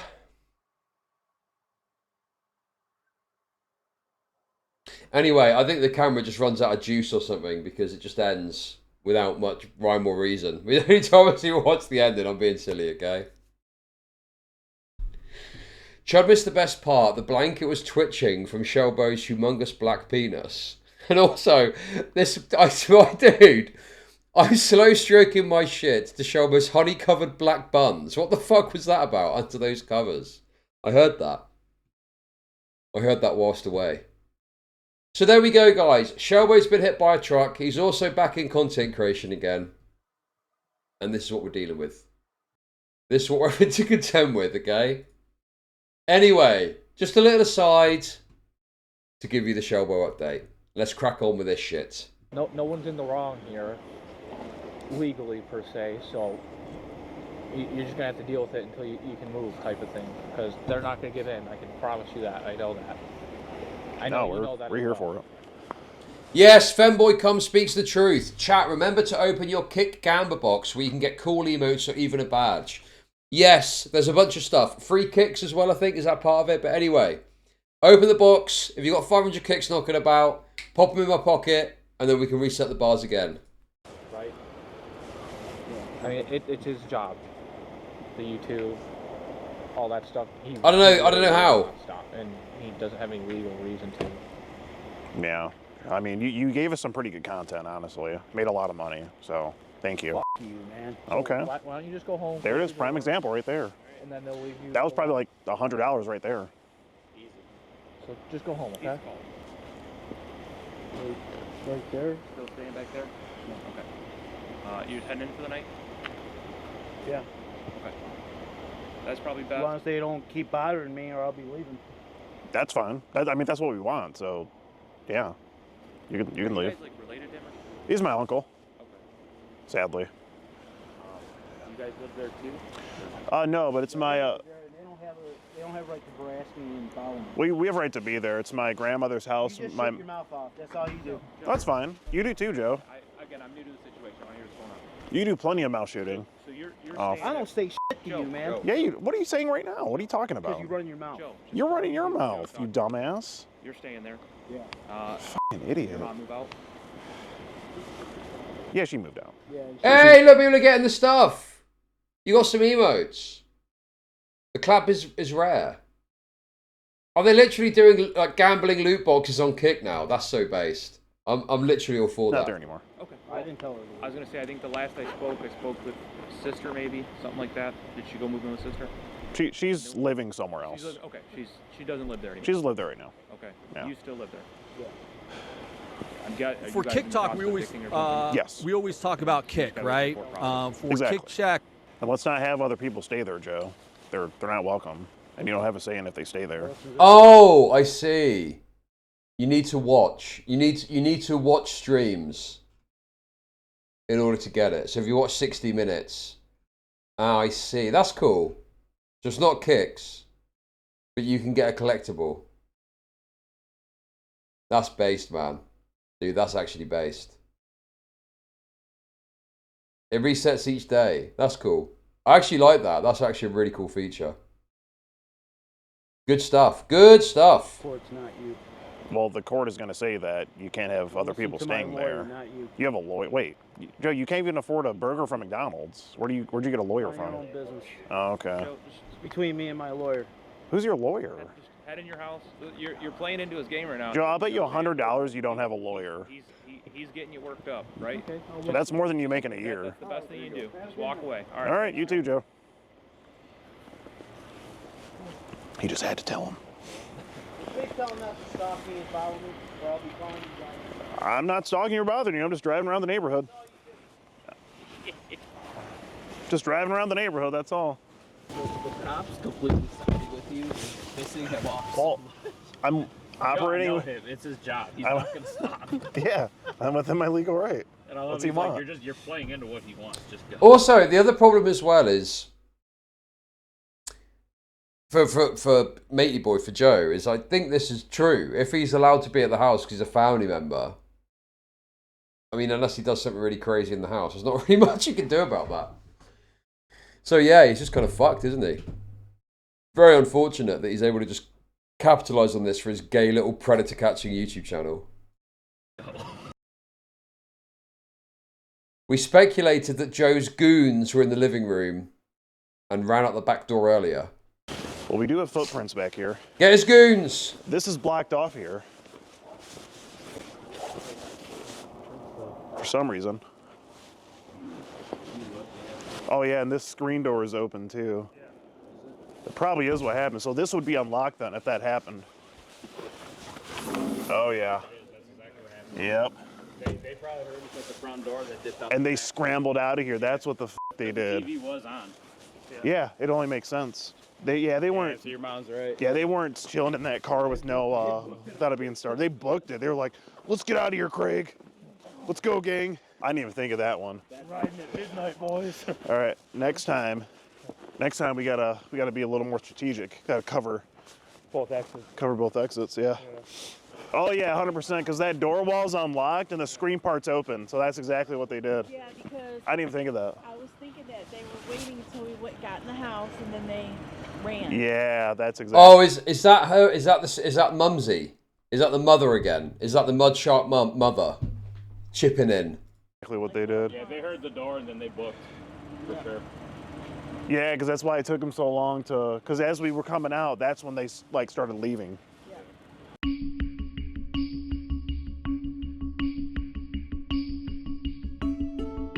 What's going on? Okay, so this is, I guess, a precursor to what we saw recently where there's this other eviction Boys notice. and girls, today we continue your favorite series on all of YouTube, the Joe Saga. He is still at my grandmother's house. It's been like, I don't know, somewhere around 6 months now that we've been trying to get him evicted. My mom just got conservatorship over my grandmother, so we were able to send him another eviction. Okay, what is that about? That seems a bit suspicious, does it not? Having to get conservatorship over the grandmother in order to facilitate something for content's sake. What is going on there? Why is that necessary? Eviction notice now that she has conservatorship. And let's see, this one was signed. This one was actually signed by the judge. And yeah, it's like, there's this angle of, oh, Joe's this terrible person, blah, blah, blah. I'm sure he's a fucking deadbeat, but there's clearly some motive on the part of the mother here that she needs to get conservatorship of the grandmother for something to happen. No, I know what a conservatorship, it means that you take responsibility for their decision-making. In terms of you can then legally, do things on their behalf that normally they'd have to do themselves, right? And generally speaking, it's designed for people who have got dementia. That's the, what I dude, it's called something else. Power of attorney. That's what it's called in the UK. We call it power of attorney, I think. The idea being that a person is so dementia riddled, they can't make their own decisions. So when I sold coins, you get these family members call up going, why are you selling my dementia riddled grandfather all these coins? I've got power of attorney. Stop selling him fucking coins now. Oh, it's slightly different. Okay. But the concept is the same, right? You then have overarching responsibility for decision making. You take decisions out of their hands, right? And it says that he's supposed to be out of the house by March 20th, which is today. So right now we're going to go by there and see if Joe's still there. He probably is. I'm guessing there's probably going to be another note on the door, if I had to guess. And we're going to, probably confront him. He's probably going to call the cops again. It should be a good time. Now, since he's probably not going to be out of the house, the next step is going to be for the judge to actually write like an eviction letter to actually get him out. And if he doesn't get out from that one, then the police are going to be able to come and physically remove him within like 14 days, I want to say. So it's coming. It's coming to an end. We're finally going to get him out of the house here soon, hopefully. But yeah, going down the street here, he's either going to be here at the house or he's going to be at McDonald's. I can't imagine anyone allowing him to actually. So again, yeah, very you know, reckless banker. Why is it you that has to do this? Why is it you with a YouTube channel that's having to facilitate all of this? Well, obviously, you don't need to facilitate all of this, and you are doing it solely because it's good content for you. They didn't want him at McDonald's anymore? They said that, but for some reason, he's still there. They haven't really enforced it. But I've been getting messages on Facebook. People send me pictures of him actually in the McDonald's. And there's been no trace of his goons that were living there before. The grandmother didn't even give her power voluntarily, by the way. They got it through court order. How do you know that? Is that in another video? That's pretty wild, though. So they got a court order to force her hand to do this. So this has got to be, yeah. It's not just, oh, we're looking out for grandmother. There's some sort of legal thing here as well, where they're trying to get the house in their own pockets or something, right? Or does she have dementia? Does she actually have dementia? Does she have dementia? Power of attorney is voluntary. Okay. I clearly don't know enough about the grandmother. If she's got dementia, that could be legitimate. I don't fucking know what the story is with her. Or we haven't heard from them again. I think we scared them off last time. Unfortunately, I really wanted to confront them and have my mom yell at them. The window's shut. He might be gone. He might be gone. Interesting. Interesting. What the hell is this? Yeah. What the fuck? Oh, he's here. He's him right there. He's locked. Hey, Joe. What's going on, Joe? You were supposed to be out today, I believe, March 20th, according to this eviction letter. No, I gotta send it to court. Why can't they trespass him from the property? Because I think as a family member, the mother has got conservatorship, I guess, over the grandmother who owns the property. So she has got absolute legal right to say that Skeeter Jean is allowed to be there as it's like a family home. So I don't think it's possible to trespass him from the property because of the complex ownership aspects. He's a tenant, you know. I don't think it's as simple as just kicking him out. Oh, you can have a copy, Joe. You just have to ask nicely. Here you go. That's for today. You're supposed to be out. I trust Joe more than some fat chocolate dipper. Bitch is likely trying to steal the property. So, Joe, can you explain why you're still here? Dude, chocolate dipper is crazy, man. Then if you're supposed to be out by today, March 20th, he's going to take his tablet back and go to McDonald's. Joe, because now you realize it's going to go to the next step, and a judge is going to write the next eviction letter, and you're going to have to be out within 14 days. So, now, Joe, you do realize this, right? Can you explain? Joe, you do realize why you're this. still, why you're still at the house? Like, what's going on? Why are we not out yet? No, I guess he's going to go to McDonald's. Are you going to the police? You going to McDonald's? Maybe they'll arrest you again, Joe. Maybe. All right. Let's get in the car. Well, the good thing is there's not going to be any snowballs for him to throw at us this time. Right. Yeah, right. Look at him looking. No, he's pissed. Oh, look. Now, Joe, why aren't we out of the house yet? Joe. I mean, this is absurd, man. Literally driving around hassling him when he's not even in the property that you apparently want him out of. Just hassling through the fucking street. It's so obnoxious. I think you learned from the last time. Yo, I just want an explanation. No answer to fake police. Fake police? What? Who's fake police? You're his nephew. I'm a family member, unfortunately, to you. You're his nephew. How are you fake police? So, Joe, where do we go from here? I mean, you're not going to be able to throw any snowballs this time. So, what's going on, man? Hey, how you doing? Hey, do you know my uncle? Oh, you do? Hey, just be careful. Dude, this is so annoying, man. But now, I need to get a blind ASAP for this fucking window if I'm going to be in here for probably a couple of weeks. Because now I can't see chat because of the fucking fact that light is beaming onto my monitor. I'm going to have to, like, try and adjust it a bit or something. Can I twist it? Twist it round or something like that, maybe? Oh, fuck. Fucking hell, man. There's literally no room on this desk. Anyway, I wanted to read this very lengthy and absurdly racist comment. The Mudshark daughter pulled a blinder. Drugged up Mumsy, got the social worker around. Clearly dementia, gets conservatorship. Ships Mumsy off to the cheapest old age home with the highest levels of elder abuse she can find.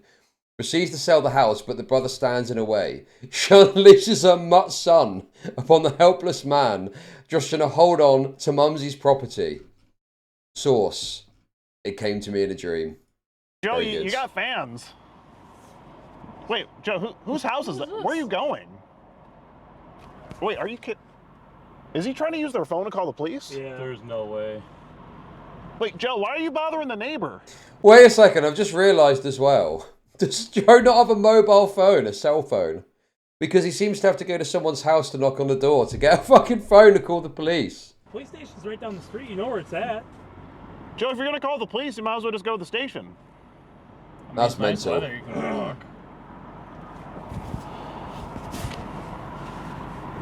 Don't answer the door. Man, I recommend not letting him use your phone. He's Dude, dude. I mean, to be honest with you, it seems like the kind of neighbourhood when if the neighbour's looking out and seeing some fucking half-breed in the car, they're probably like, oh, okay, yeah, here you go, phone the police, no problem. He's a criminal. Okay. He is a wanted fugitive. No! Race traitor! Race traitor! Just get that out. Very creepy individual. Oh, he's still waiting on the door. Still waiting on his doorstep. Joe, why are we bothering the neighbor? Concerning that much leak. Why don't you just I think if it's so concerning to you? Well, I'm staying here because it's concerning to me. Well, then leave. I don't want to leave.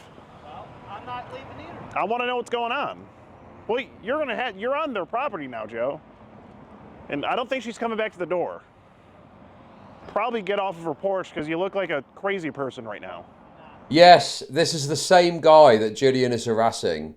It's just clearly there was some sort of, you know, combined content strategy here. Okay? Because this was released just after the JIDEON stuff.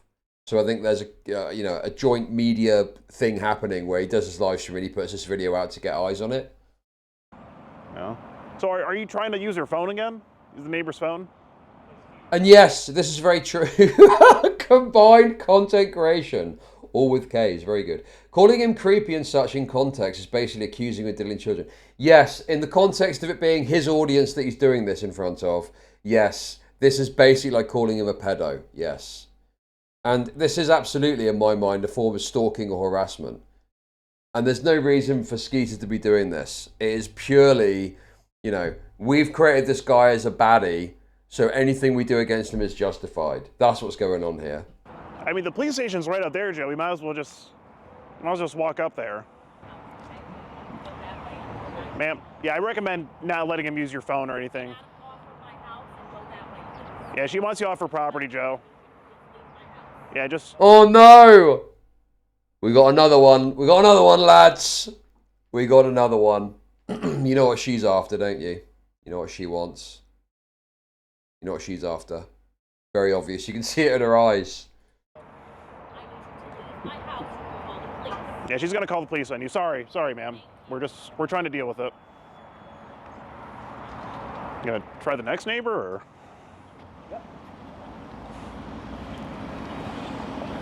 Just give him a fair warning here. All right, we're good here. All right.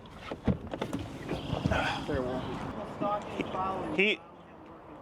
He is an active squatter and elderly abuser. I recommend you don't let him use your phone.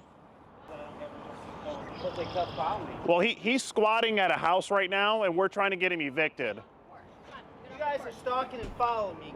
No, Joe, we're trying to figure out Oh my good why you're still God. squatting in the house. Okay? He's squatting him. I have a legal right to stay there. That's Well, why. right, but we're trying to figure out why you're still there. Because I have a legal right to stay there. Okay, but And you know this. you were supposed to be out today. Today's Bro, the this is 20th. such a That's what the court circus. order says. Take me to court. And you guys know That's well, that's where it's. He just started walking. He lives the next block. following me. He lives the next block over. You guys kept Yeah. following me. Because I need answers, Joe. No. Do you know him? He's my uncle. Oh, unfortunately. It's my uncle, yeah. Unfortunately. I answer to a lawyer, not you. I answer to a lawyer, not you. How can you afford a lawyer? You can't even afford a burger from I don't McDonald's, answer to Joe. Well, you've been answering to me for the last 20 minutes. What do you mean? I don't effing answer to you. Oh, now you want to clean up the language? Go ahead, Joe, let it fire off. You might as well. Okay, so like, I don't answer to you. how are we gonna resolve this? Like, they Yeah. need to go home. You have a home. No, they're gonna follow. They're gonna Yeah. stalk me and follow me Well, anyway. we have the right to be there. My mom has conservatorship, Joe, as you know. Okay. We have every legal right to be at the house. Yeah, that's fine, but you don't have a right to stalk and follow me. No, we're just... You're stalking and following. We're just walking... Yes, I mean, Joe is just correct here.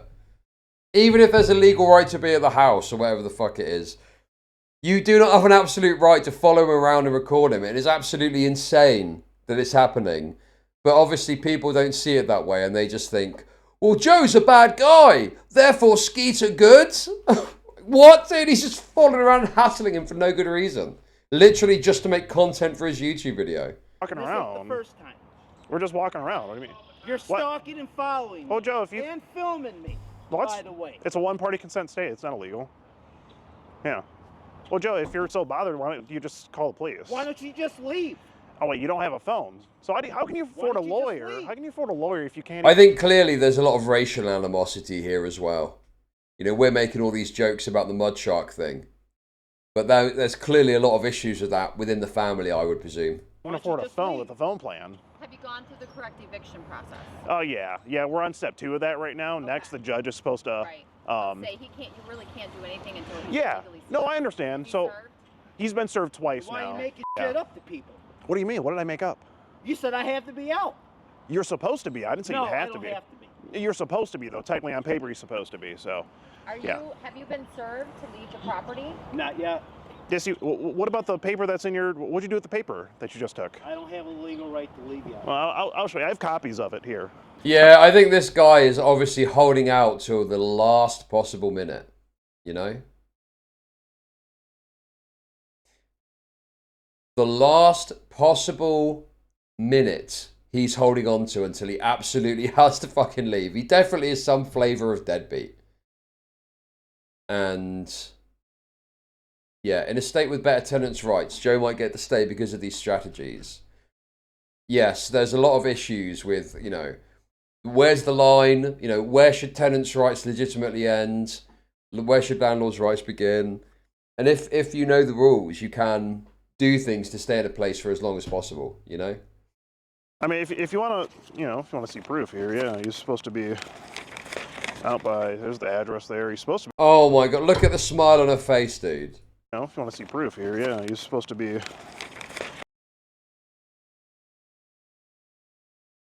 What are you thinking, guys? What are you saying? What are you saying about her?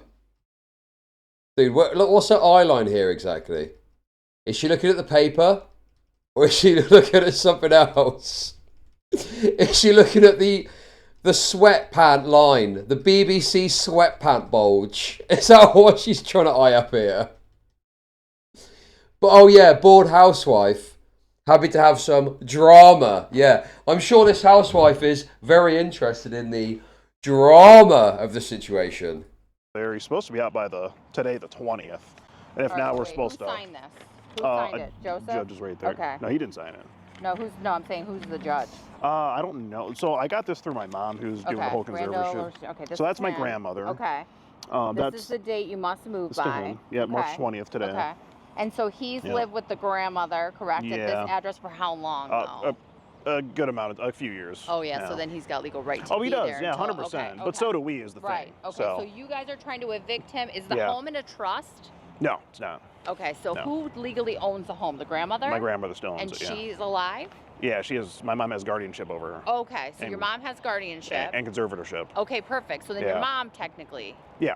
So she's doing the whole thing. I'm just sort of like helping her. Okay, so your mom technically has rights. Yeah. Dude, these people, it's such a fucking lie, dude. Yeah, you're helping her. No, you're making a fucking YouTube video. It's so disgraceful the way that these people just fucking lie and lie and lie. You're not helping her. You want to make a YouTube video mogging this Joe guy because it's good for your pedo hunter channel. Right, over the home. Right. And so you want him to be evicted, and he doesn't. Husband peeking through the blinds. Real excited that his hot wife found a new chunk of Hershey's on the side of the road. Bro, hot wife, that is absurd. To leave the house? I need a police report. But do you understand that you have to leave the house? Wait, is that... No one has done anything illegal. Dude, is that the light? Can you...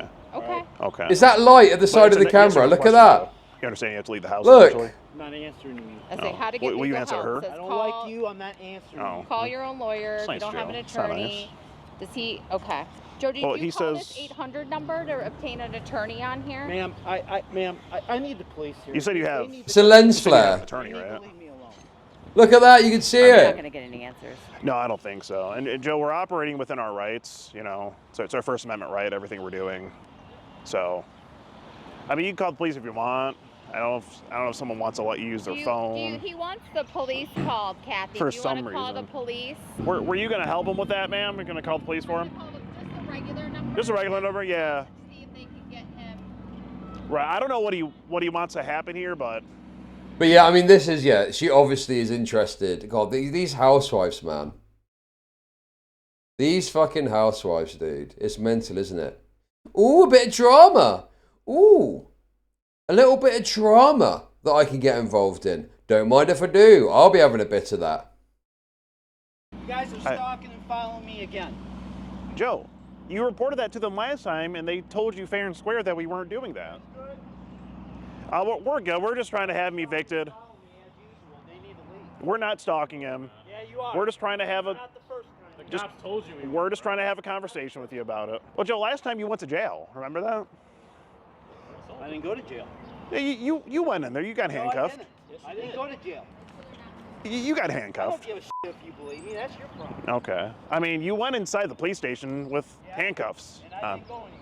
Oh, okay. We still got handcuffs, so that's pretty funny. You got arrested. I guess. So I think she's calling for you, Joe, if you want to stick around. Yeah, because they're not going to go away.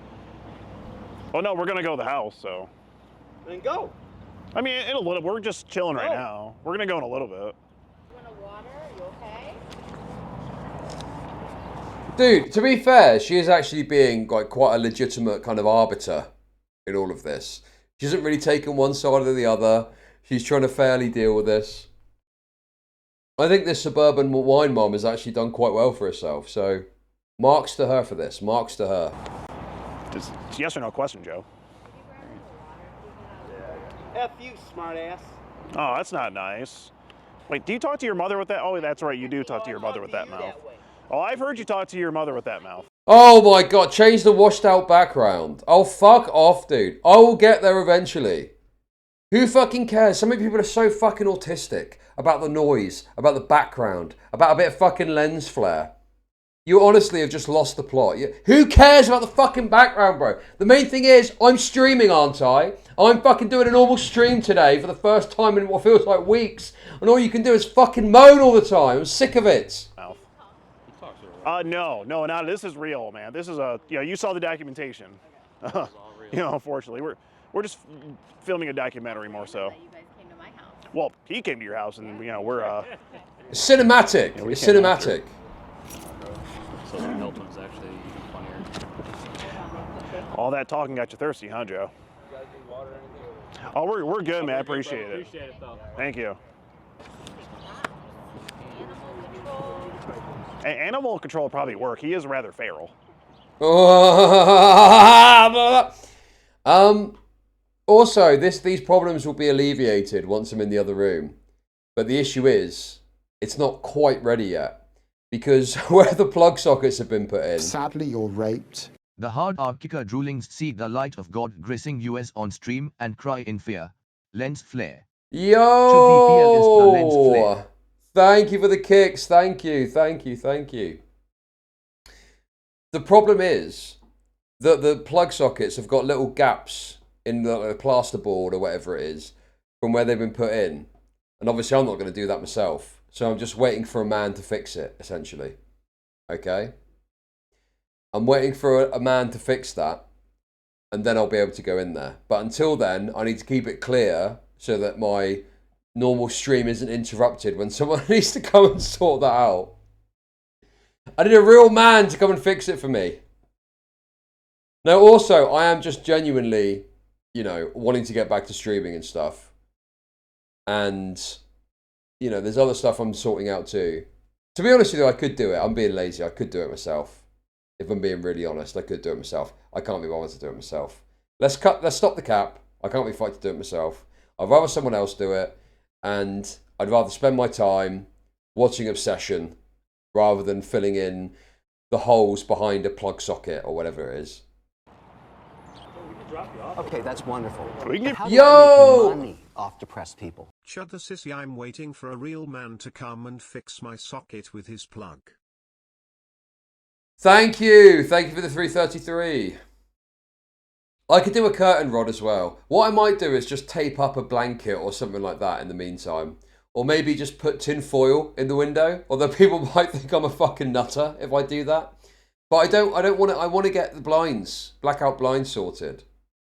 That's the ideal solution to this, is I have blackout blinds installed in the rooms that I want them installed. But I'm just waiting for a few other things to complete before I, you know, look into that. Basically, it's a, you know, it's a work in progress. It's a work in progress. But my eyes actually are starting to hurt a bit from the light and this sunlight at this time, past 5. Because of obviously the way the sun is setting, it is extremely annoying. Yes, that's a good way of putting it. My house, yes. Exactly. My house is early access. We can give you a lift. We can all go together if you want for the 4th time. Well, the thing is, right now we're on this kind lady's property and we haven't been asked to leave. So we're not trespassing or anything like that. We're not. And Joe's still here. We're all. It's all mutual, yeah. Get a picture, bro. Oh, sure, man. Dude, I recognize you from outside. Hey! Take one for it, too. Yeah, please, bro. Please. I thought it was a pedophile thing. I was like, oh, no, not this one. You see how it works as well? Anyone that gets wind of this and sees what's going on assumes it's some sort of pedophile catch because of the kind of normal videos that he does. It's so fucked that this guy is getting seen as a pedo by these random people because obviously that's what Skeeter normally deals with. Well, not that we know of. What's up, man? Not that we know of. What's up, dude? What's good, bro? Dude, this is freaking crazy. Keegan, you mind if I step into your driveway? I mean, my uncle did without permission, Holy so. crap. What's up, man? Holy Oh, here's the cops. Yeah. Just got here, so. Yeah. Yeah, we could do Dude, it I live on Cabin. Okay. My friend texted me and said that you were here. Right on, man. I need a photo. All right. Do you want to get a picture with Joe? Oh my God, can I? Hey, Joe, can you get a picture with you? Please. I think you're very cute. Is that okay? Oh, here come the cops.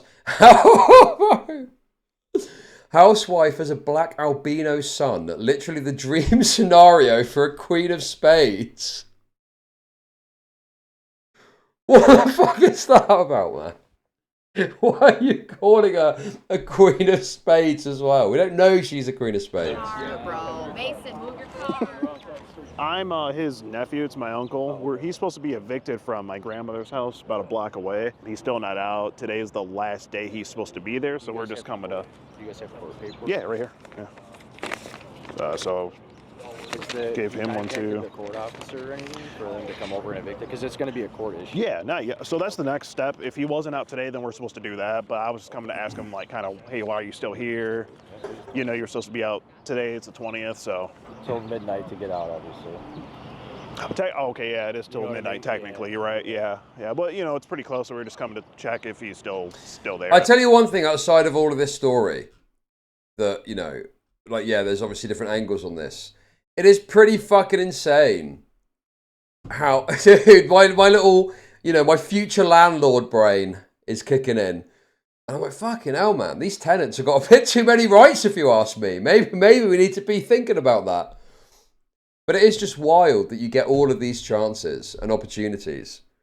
Like, in the UK, for example, I think it's 3 months. 3 months not paying rent until I think legal proceedings can be started. And then off the back of that, there's obviously things you can do to push to kick the can down the road, essentially. you know? Well, I think the tenants' rights are critical. But then also I think that if someone is taking the piss, that needs to be handled too. And I don't think that someone should be able to spend months and months and months at a given property. Not that I know what's happening here, but to spend months at a given property not paying rent, that's obviously an extreme, isn't it? You know? Because when I was younger, I had rent issues, you know? I think everyone has had that experience of, you know, and you talk to the landlord and you figure it out and you come up with an agreement. And normally landlords are pretty reasonable to try and figure something out because they'd rather, you know, you be a tenant that sorts it out rather than having to evict you and then having to find another person to fill the gap. So, you know, they generally can be reasonable about it. But obviously if people are unreasonable, they can just, you know, take the piss and be there for months without paying any rent. It's exactly for this reason that's happening right now why these protections exist. So you can't just harass people and kick them out on a whim for personal petty squabbles. See, obviously I agree with that. But then on the other side of it, having someone that isn't paying rent in a property for months upon months upon months without good cause or reason, or without there being an attempt to try and rectify it, you are just fucking the landlord over at that stage, you know?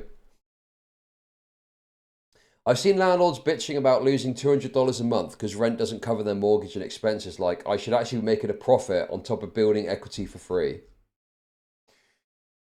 Well, yeah, obviously one of the reasons that you do it is because you build equity in a property. And the ideal is that you get a bit of profit on top, but that isn't always necessary, particularly if there's certain things and provisions that you need to pay for, you know? Don't forget to tip your landlord. Don't forget to tip your landlord.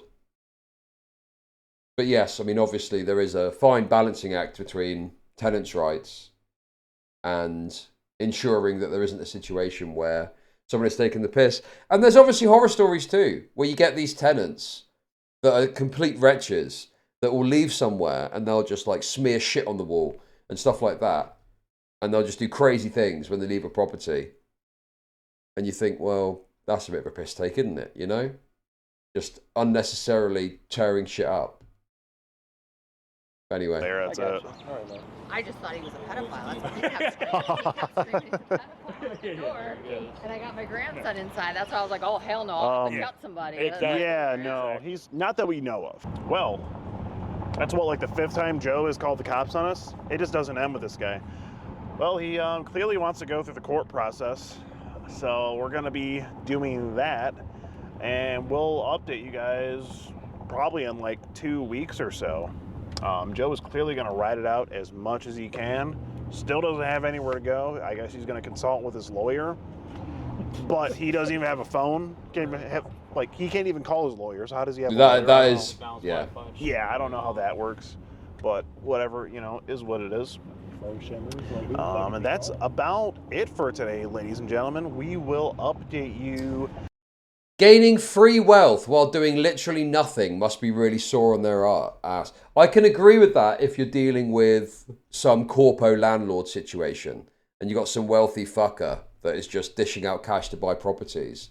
But for example, a prior landlord that I had was very hands-on and they did all the interviews, and if there's a problem you contact them and they sort out the maintenance, and he was very quick and efficient doing it. So it's like, well, that kind of guy isn't just doing nothing. He is an active hand and actually building and doing something with his property. So it's about like the kind of nuances of it, where if you got some slumlord corpo shit, yeah, that's one thing. But there are some people that do actively do the landlord thing. And I don't think that it's reasonable that they get fucked necessarily, you know? To be honest with you, I've never had a bad landlord in my whole life. I can't think of a bad landlord that I've had. I've always been quite lucky. Well, I think that there's this kind of flattening of all landlords to being the same level. And there are some narratives which suggest that landlordism in and of itself is wrong.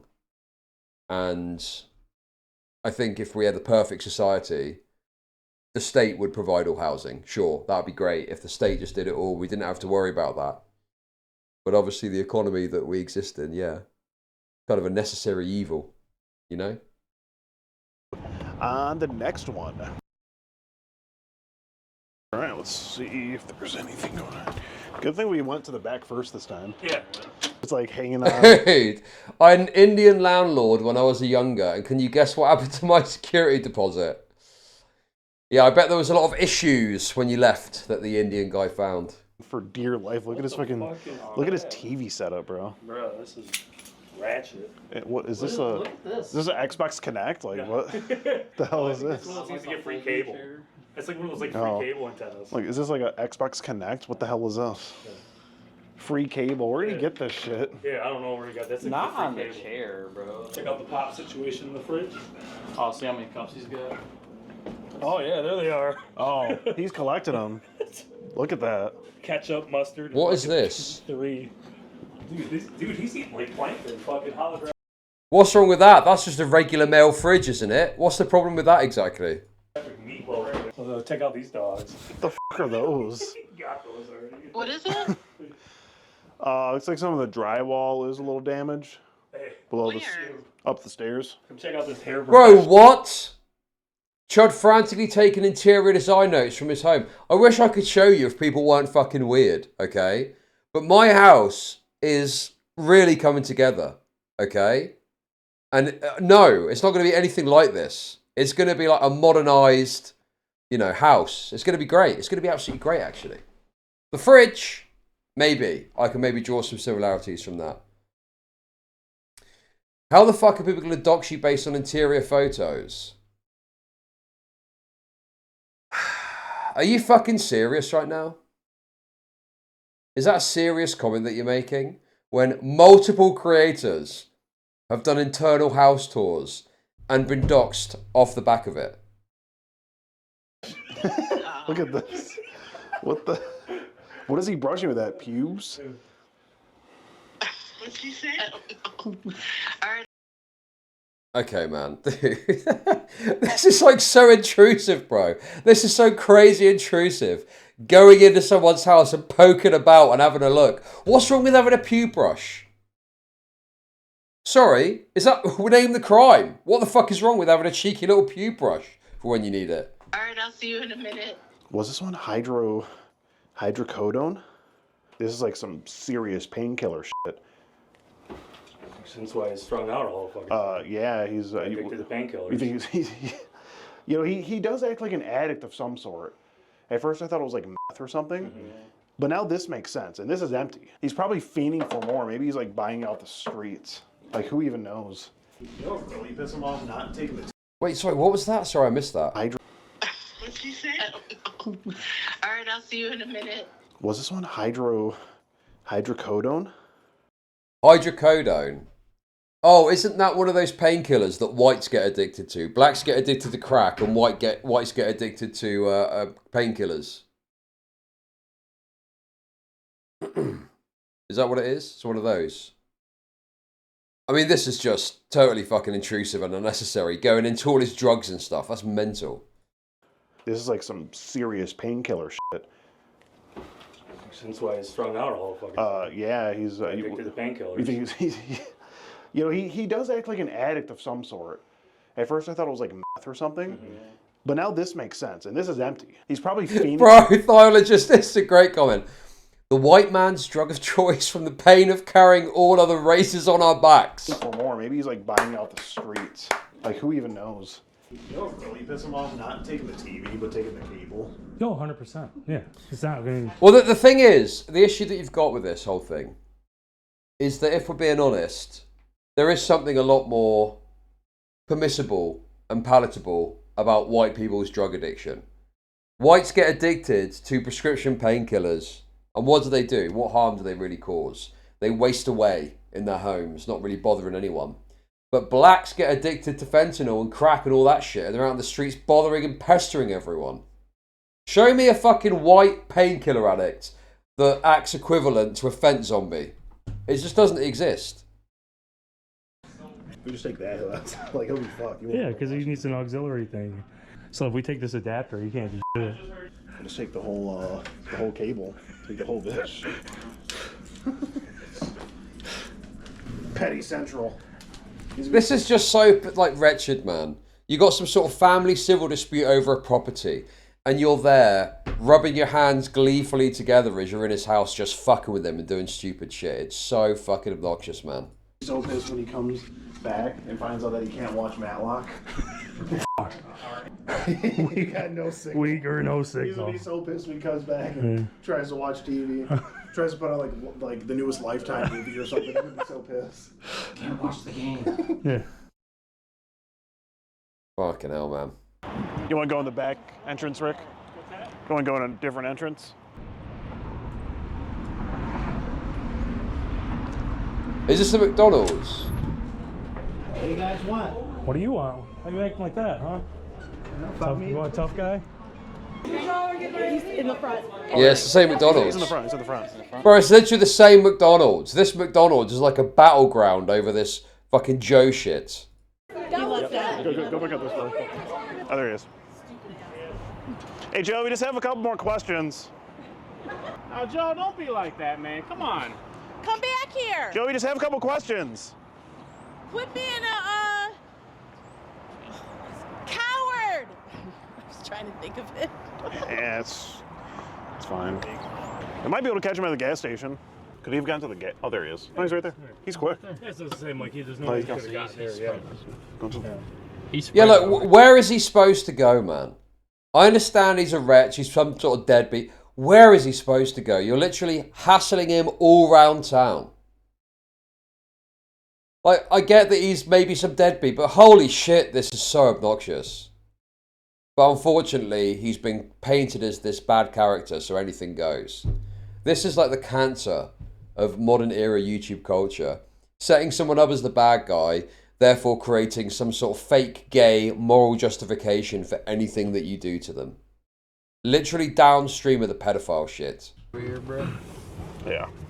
Well, we would have saw him across the street.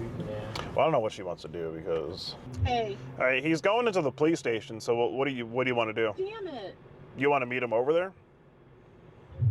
Yeah. Go ahead. He's walking in. He's walking in right now. He's probably already back there. I don't think you'll get to talk to him. Hiring Honey Boo Boo as bait to prank catch JIDEON and Skeeter was something they won't be able to resist. No, he's already. Oh. Oh my god. My brother came up here. Yeah, I wanted to tell him something. He's evicted from the house, and today he's the 30 days, and I need to let him know that he's being charged rent the longer he stays. So that's all between you guys. It's all civil. Right, and I just want to tell him. I know. Exactly, as the police officer is saying, it's between you guys. It's civil. Nothing to do with the police. Oh my god, man. Oh, this is so fucking obnoxious. I have a right to do that. That's fine. You But know. again, this isn't an us issue. I'm not harassing. Well, That's what he's saying. We're not. you guys are following him around. Like, I'm not following him. this crew's been following him around days. Yes! He's abused my mom. I'll take that. These guys are following him around. True statement. True statement. Okay? True statement. Response.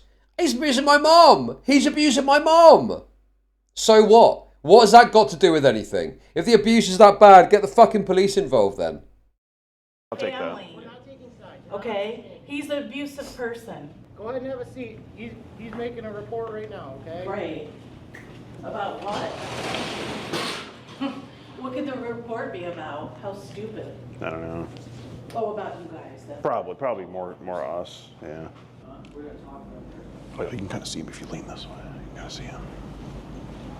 I just want to inform my brother that he is being charged rent, and the longer he stays in the house that my mom can't go back to, that owns the house, because of him, he's being charged.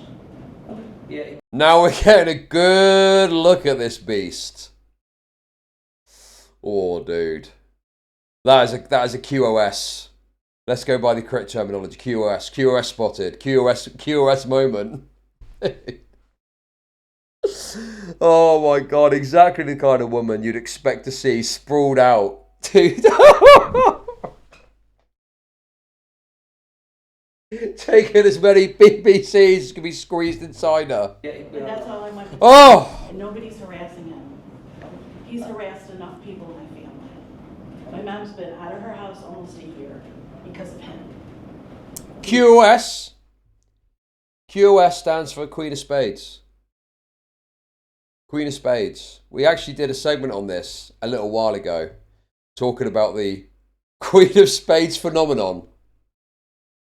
And if you genuinely don't know, it's where a woman has got a tattoo of a black, obviously, Queen of Spades to denote their sexual proclivities. Let's leave it at that. And it sounds like you guys are going through the courts, right? Yeah. So that's It's in process right now. Okay, and now that concludes this part of the Joe saga. Yeah, he's just gonna keep playing this game with the courts and the police and...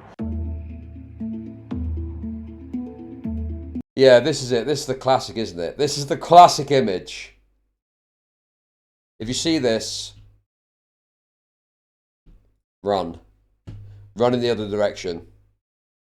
Get the fuck out of there. Get the fuck out of there now! It's over. It's fucking over. Yes. This, gentlemen, be on the lookout for this. I think I told you guys before that an old housemate of mine that I used to live with many years ago, either run or man up and reclaim them. Use your BWC to reclaim them. But yes, my housemate was an anti-Queen of Spades advocate to the point where his belief was that if a woman had ever slept with a black man, he would not continue with the relationship. You know, he treated it as if the woman had slept with a dog. That was his perspective on it. Like, obviously, any normal man, if you found out a woman that you were dating had slept with a dog, you would immediately cut that off because it's too disgusting and degenerate. He took that approach, but with black men. So if he saw one of these, he was hardwired against it. Yeah, that's kind of racist. Ooh, that's a bit problematic. That's a bit heckin' racist. Ooh, that's a little bit yes, of course it's fucking racist, bro. Not dating a woman because she had a black cock in her. Yes, that's racist. What's going on, boys and girls? It's your boy, Skeeter Gene, aka Skeet Hansen, back at it again. Today, once again, we continue the Joe saga even further. It seems like it's never going to end. Right now, we're in the process of still getting him evicted. It takes a long time with these civil matters.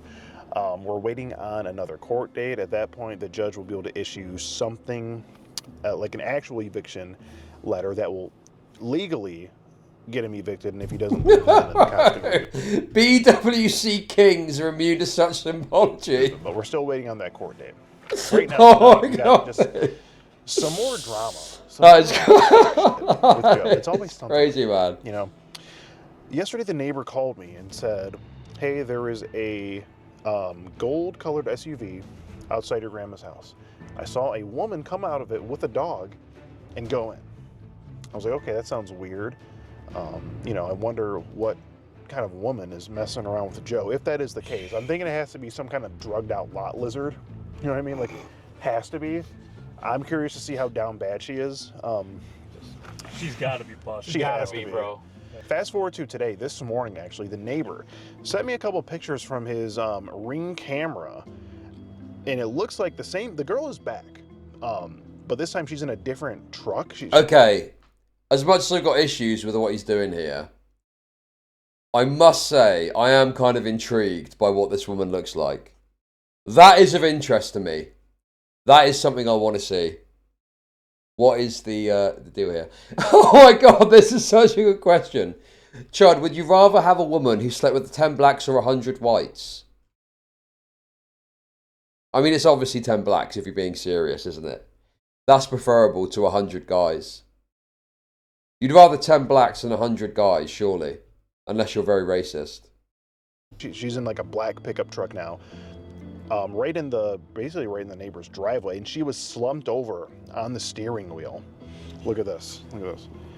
And they had to call the cops because she was just like out. So I'm pretty sure, so this is, you can't really see it, but this is from like earlier this morning. They had to call the police because she was blocking their driveway here.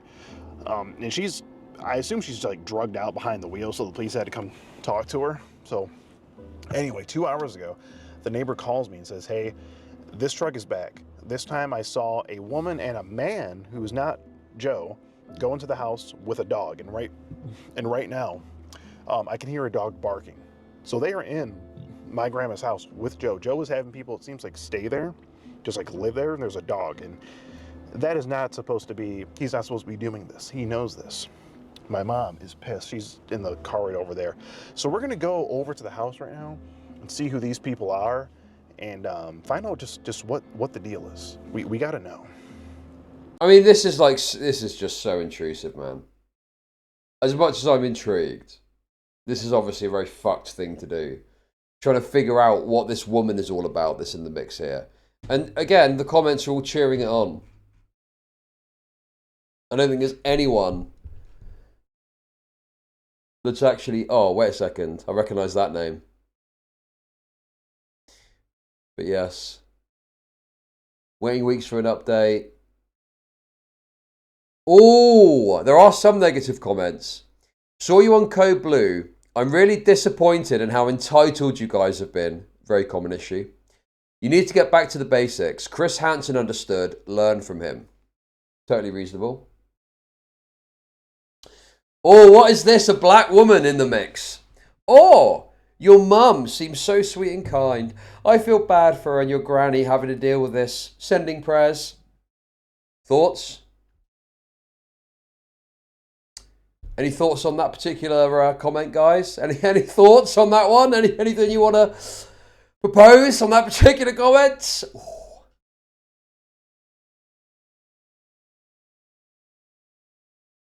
Skeeter is such a loving, caring piece of shit. Okay, why would you put your ailing grandmother through this when your goal is YouTube views? Yeah, very true. Okay, so there are some negative comments, actually. It's not all positive. Okay, fair enough. Okay. Terrorizing your uncle for views. Super gross and ratchet. Skeeter and his disgusting entourage should be banned from every social media platform ever. Fucking hell. Oh. So the latest update is something over here. The latest update is that they're still... Oh my god, can we stop doing these bizarre proposals? Chud, woman who's been with 10 blacks versus woman who's been with 10 blacks and 10 whites. Important. I mean, I guess the 10 blacks? I don't know, dude. I don't fucking know. These are getting so bizarre. I don't even understand what point you're trying to make anymore. Still there, and the dog barked a couple times, and someone told it to shut up.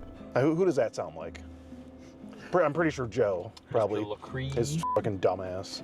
Anyway, and I also have to talk to him about some another Facebook comment I found. If you look at this one, this woman here posts, let's have some fun in a dress. And then he down here comments, sure, I'll watch you and 2 of your girlfriends, then I'll join in. What is the fucking... dude. Oh, he's a straight male. And that's now a crime, apparently. Oh my god, dude. Yes, he's a bit skeezy, sure. But he's some random fucking Joe schmuck American guy. Of course he's gonna fucking say shit like this, dude. I love the lol. Game is game. Game is game. I love the lol at the end as well. That's a good detail. Joe, that LOL. would never happen even on your luckiest day. Like, you're so... He doesn't have enough money to pay for that. No, you're so down bad. Even if he could pay for it, I think they would just tell him no. And I saw it myself, unfortunately. Joe was not slinging enough dick to handle 2 girls at once, I'll tell you that. It's just not, it's not happening. All right, my mom's right behind us. We're gonna pull up in the driveway here and see who these lovely people are, these lovely guests that Joe is having over. On this week's episode? On this week's episode of Joe, of the Joe Chronicles. So fucking crazy. I would rather date a total canine slut that fucks a dog daily than a race mixer ever. Now that is a mental take. That is a fucking crazy take, man. Red Rocket. You'd rather kiss the same lips that's guzzled a red rocket than a black man's cock. That's mental. I don't believe it.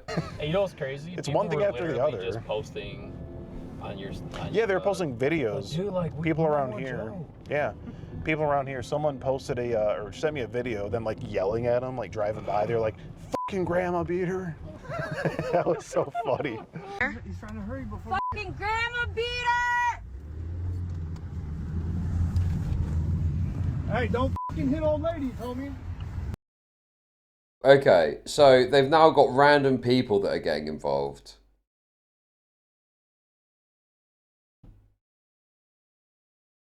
Yeah, what's the problem with this? Dude, honestly, people get so fucking het up about, oh no, my brickwork. Yeah, it's called modernization. Get with the times. Get with the fucking times. My brickwork, my metal fence. Fuck off. Looks cool. Looks cool. I think that looks way better than this old fucking slop.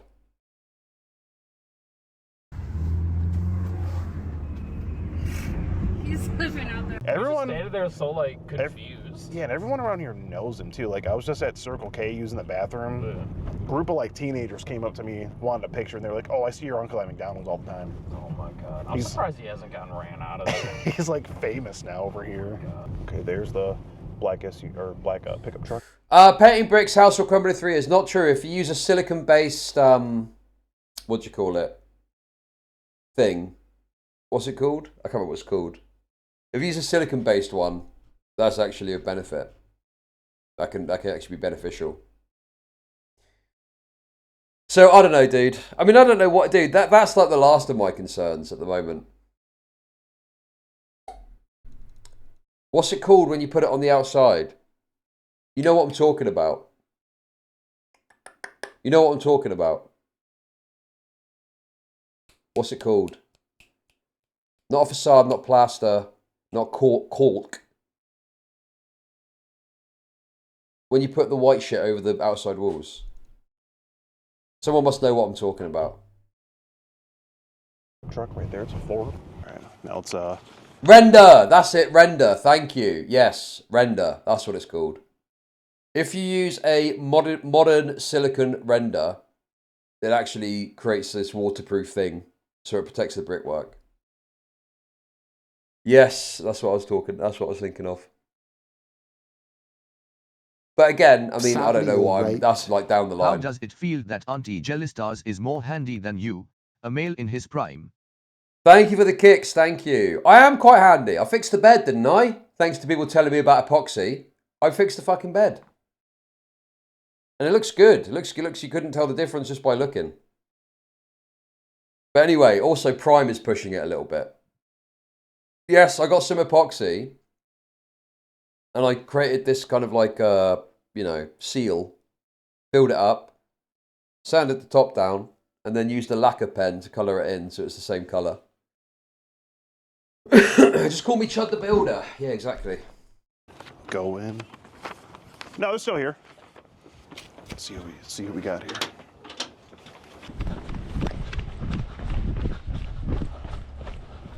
Give me 1 sec. Hi, pup.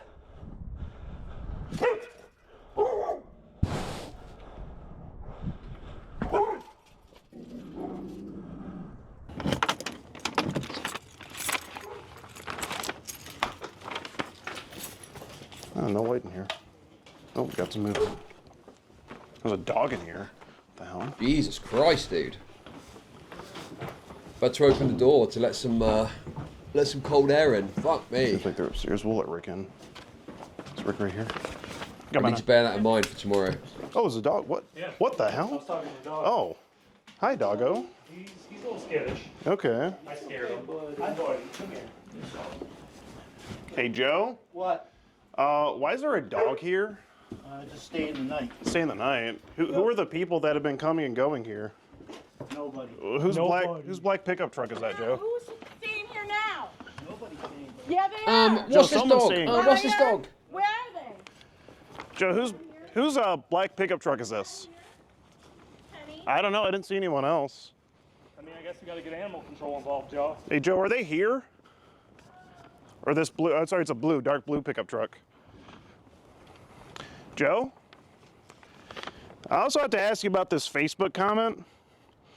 You say, sure, I'll watch you and 2 of your girlfriends. Also, Let's have some fun. So I don't know what account this is, because I'm thinking, is this some sort of sex account, like OnlyFans thing? But also, it could just be a regular person posting that, which is more perverted. But if it is like an OnlyFans type account, then yeah, of course you're going to get sexual comments. That's the whole fucking point of it, isn't it? And then I'll join. Always gonna bother the neighbor to use the phone. Yeah. Hey Joe, we just want to know who are those people? The neighbor told me they saw a girl come out of that truck over there with a gentleman and a dog and go into the house. I mean, the thing is, it is horny posting on Maine, but this guy is just a regular fucking Joe. You know, he's not any sort of special person. He's just a regular guy. So I'm like, yeah, I'm sure there's plenty of weird old guys that post pervy comments on Facebook posts or whatever, you know? Where's my antenna? What's that? The antenna you stole from me. I didn't steal an antenna. What are you talking Oh about? no, he's mad about the antenna. Sorry. Someone stole. You sure it's not Wait. the people that are staying with you? You sure it wasn't? Yes, exactly. We used to have a name for people like Joe. We used to call them men. Very good point. And one of them? How was it? How? Joe, What? It was you. Joe, I have every channel Okay, I could ever want where's to my watch. antenna? Now, Joe, You last. guys want answers? Where's my antenna? Oh, Joe, last time when we left, the door. The door. I'm not telling you shit. Go Let him away. be That's not a horny. nice way to talk. That's Let not him nice. eat cake. Where's my antenna? I'm trying to explain. The door was unlocked. Where's my antenna? Anyone could have walked in there and took that, Joe. I have no idea. I don't even know what you're talking about. What Well, antenna? then get the fuck away. What antenna are you talking about, Joe? Joe, you shouldn't bother the neighbor. Fuck off. Joe, you're Don't so, tell me you're what right, you you did. should. Joe, they're gonna. Joe, you are such a pussy. Excuse me, sir, you can just ignore him. Yeah. Okay. Matessa Nicole. I can't really see because I'm not logged into Facebook on this. Hey guys, just a really quick question. For the guys with textured hair. Really like black. Yeah, it does seem like that kind of account where she's kind of thirst trap posting a little bit, you know? I mean, this is the image. This is a profile image. So I gotta be real with you. Okay? I'm not losing any sleep over this whore getting horny comments from Joe on the internet. Okay? I gotta be very honest with you. I don't really have a problem with that. This is not just normal posting. This is obvious thirst trap shit. You know? And it's clearly just a way and a means of embarrassing this guy. Like, yeah, this woman is posting this kind of content. That's exactly the kind of shit that she's looking for. You know? Yeah, I don't know, man. Okay, what is this? Oh my god, is this the same person?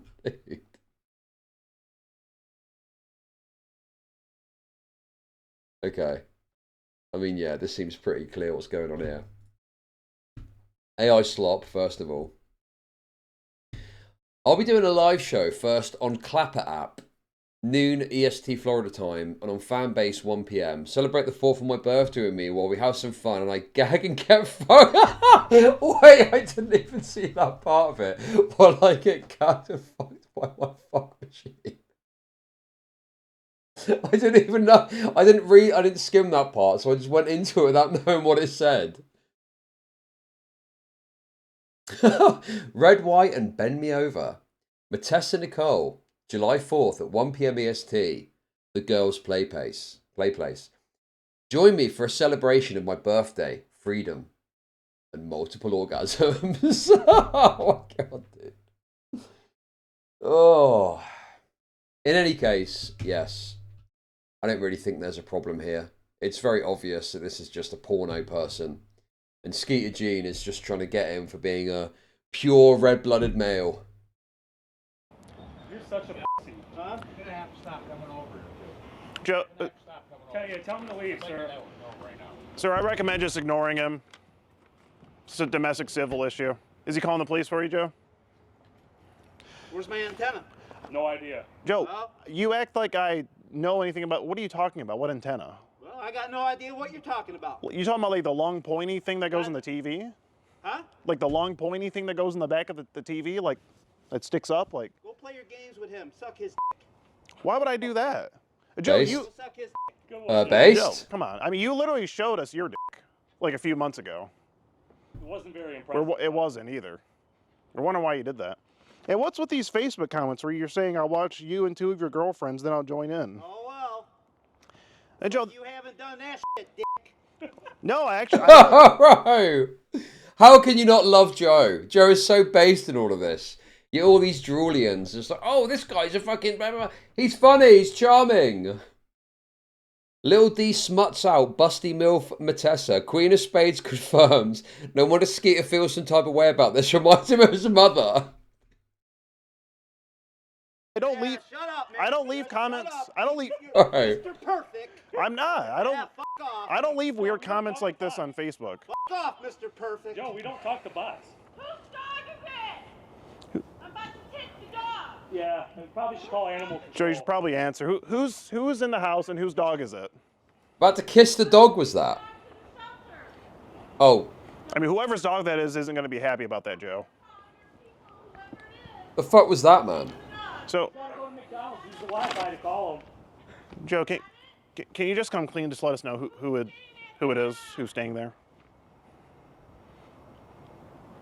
We just want to know who it is. You took my antenna. I didn't take anything. What are you talking I'm allowed about? to do what I want. You took my shit. Well, you're actually not allowed to do whatever you want there. It's not your house. You took my shit. I'm allowed to do what Joe, I want. I don't know what you're talking about. That's cool. What do you? I should take. Say whatever What are you talking about? You know, anyone could have went in there and took it if the door was unlocked. Whose dog is it? I don't know what he's talking about. Whose dog? And why you got a dog in the house? Where's my antenna? Fuck off. Well, fuck off. I'm taking What? the dog. What antenna? Bro, this is also just so obnoxious for the other neighbours as well. What an absolutely preposterous situation that you're then hollering in the street, shouting, causing a further ruckus and a further scene over all of this.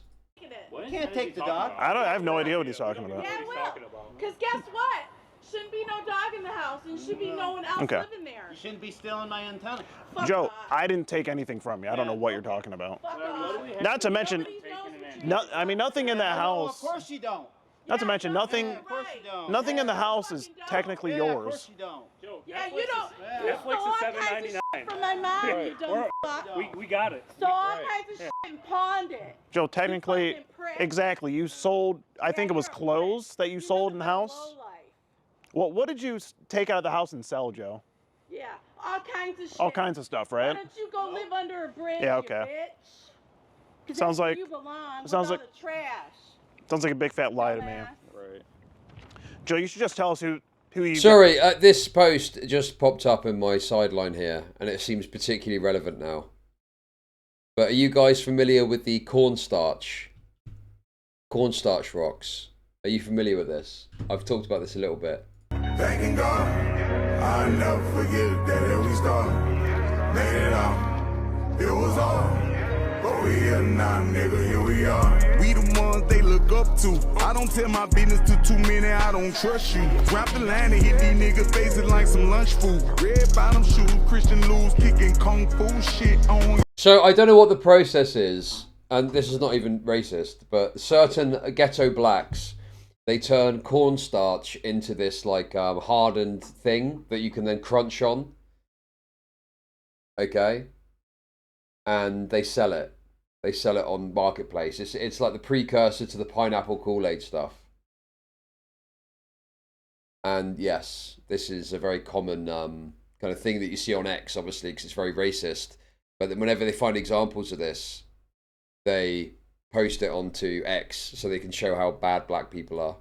Bad bitch on the passenger side every time I come through. Like pull up on my young and they tryna run it up too. I'm living different. Can't go back to the drink and fuck with my kidneys. Watch them turn their back on me, now they tryna come back in. But once you walk out, you can't never come back in. Run smoking on. Delicious. You got the Haitians eating dirt cookies. You've got the ghetto blacks eating cornstarch crunch. Cocaine white beans, roll around with meals. I'm a plug, pack a cent, 18-wheeler just backed in. First straight, hold the car. I never forget it, that we started.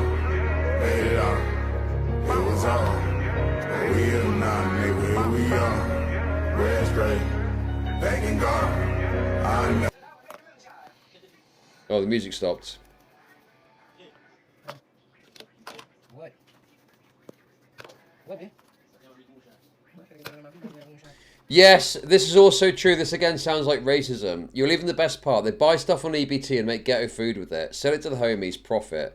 Zero investment other than the taxpayers' money. Pure welfare king shit.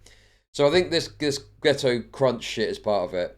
But also, it's true that they get all these ingredients on EBT and then they cook a meal or cook a plate and then they sell it on, you know, Gumtree or whatever the fucking apps are over there.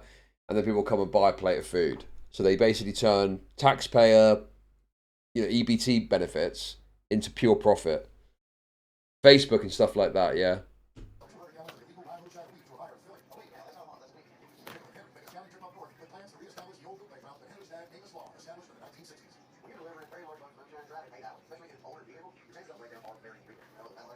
I mean, this is gross, man.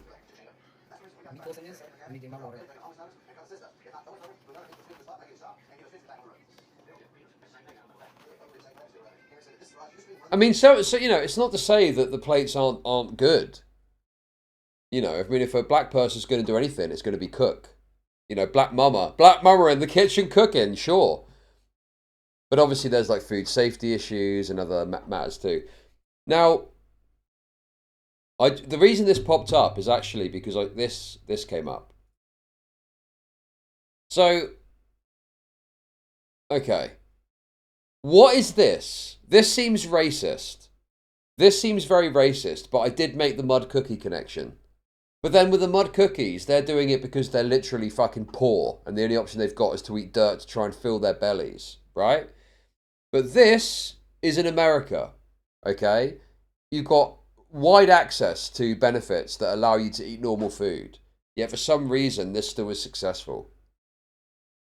Blacks disproportionately suffer from pica, an uncontrollable urge to eat dirt, paint, hair, and other random shit, and amylophagy, an uncontrollable craving for starch. This isn't true, is it? This sounds racist. This just sounds racist. Both are caused by blacks' horrible nutrition-free diets. Haitians eat mud cookies for the same reason. I've asked this before. I haven't asked this question. But my understanding was Haitians eat crazy because, you know, they're poor. And there's some poverty aspect here somewhere, I don't know. And Matt Forney is a prominent raceoid guy, so I wouldn't trust what he's saying about race. But, you know, I would have thought it's surely a poverty thing more so than it is just a black thing. You know? It's true disorders, but the comment is racist. Okay. Anyway, just a little relevant thing that cropped up. I'll do some research. Got staying there. Nobody. No one? So whose dog? Where's my antenna? Joe, how many times? I don't have... Where's my antenna? I don't have your antenna, Joe. I didn't take an antenna from you. You steal it from me? I do what I want, prick. Joe, even if I did, that wouldn't justify you doing whatever you want. Well. You're paying rent. I'm suing your ass. Oh, wow. Yep, I am. Oh, wow. Okay. Good luck at... Well, Joe, I don't know what you're talking about, but... I don't pay people who fucking follow me, so fuck off. Okay. Oh, Okay. you, All right. I'm prosecuting you. It goes on for 10 years, asshole. This isn't going anywhere. Yep, I am. Why is he still on their porch? You're talking. I don't know. Stupid bitches. Whoever's staying at the house is getting charged too. It's like talking to somebody who's mentally challenged. Who's Joe? What is going on that here, we- man? That the neighbor saw come out of the car and go in the house. And I'm gonna take her fucking dog. You know we saw it, right? I can't take her dog. We saw it on the ring camera. It's my mom's house and I'm in charge, motherfucker. Yep. Is anyone else in the house right now, Joe? Is anyone else in the house? Who's this? Hi, can we help you? No, sorry. Who's this? You sure? We can help you if you need help. Do you know who that is, Joe? All All right, Joe, I'll go see what other antennas I can take, I guess. Well, let's go up here. Let's see if there's anything up here. That dog does look like it. What? No sign of any semen anymore. What about the wall? Dude, this is crazy, man. This is fucking mental. The fact they're using a black light. Okay, guys. So take from it what you will. This is Grok saying this. Yes, the core of the claim is true. Supported by medical literature on pica, the compulsive eating of non-food substances. With some important nuances on causation, scale, and context. Okay. Pica is strongly associated with iron deficiency anemia, zinc deficiency, and other nutritional shortfalls. Okay. Okay. The post currently identifies disproportionate pica in black populations, strong ties to nutritional deficiencies, mud cookies in Haiti, as a related geophagia response to poor nutrition poverty. Oversimplifies by framing everything as an inherent racial dietary failing and ignores cultural traditions. Oh, it's cultural. It's cultural. It's actually just cultural, guys. It's cultural. It's in their culture. But I was wondering if there's some sort of link to like a history of slavery or something. There's often some sort of slavery context too, isn't there? The walls. I saw something right there in the jacket. Something came out there. What's that? Ugh. What's that? What's going on there? Just dirt. Oh, it's just That's dirt. body fluid. Yeah. I don't know if this is for the dog or the person. Dude, this is just crazy, man. Literally putting a black light over his room. Is that not just a fucked thing? What is the purpose of this if not just sheer embarrassment to fuck with this guy? Person's living here, but there's like a bunch of blankets piled up on the floor with some pillows. Oh my god. Wow, what the? Oh, it probably is. Smells like dog. I don't know if it's for the dog or it's for... It smells like dog food. Yeah. I Okay. guarantee you it smells like dog. Is that a fucking? I thought that was like a dildo or something right there. Yep, dog's been pissing in here for sure. Yep. He's trashing the place. I mean, yeah, it's the water bowl. Yep. All right. Yeah. But he won't answer whose dog it is. Nah, he wants to know where this. He wants to know where his antenna. So I guess if someone takes his antenna, he can do whatever he wants. You break the law. It's pretty crazy. Yeah. Is that how that works? No, that works. You know, Jelly. yeah. Maybe upgrade to a jug. What we got in here? Oh wow. Look, he upgraded. He's got a jug in there now. He's still got the syrup. He still got the syrup though. Hey, the what's it called? The corn is gone from last time. He Though. ate the corn. Yeah, the corn's gone. He ate his rations. Yeah. He's got a whole bag of tartar sauce cups. You see this? That is the most What the hell? He stole all this tartar sauce When from we were over here. wherever long. Dude, who cares? Dude, who fucking cares about this? Is so fucking juvenile. Oh, look, he's got tartar sauce. He's got tartar sauce in packets. Fuck off, man. He threw it away. Dog bed downstairs. Sorry, I'm not trying to All be still. big. Oh, Joe, whose truck is that? Are you dog sitting and making money?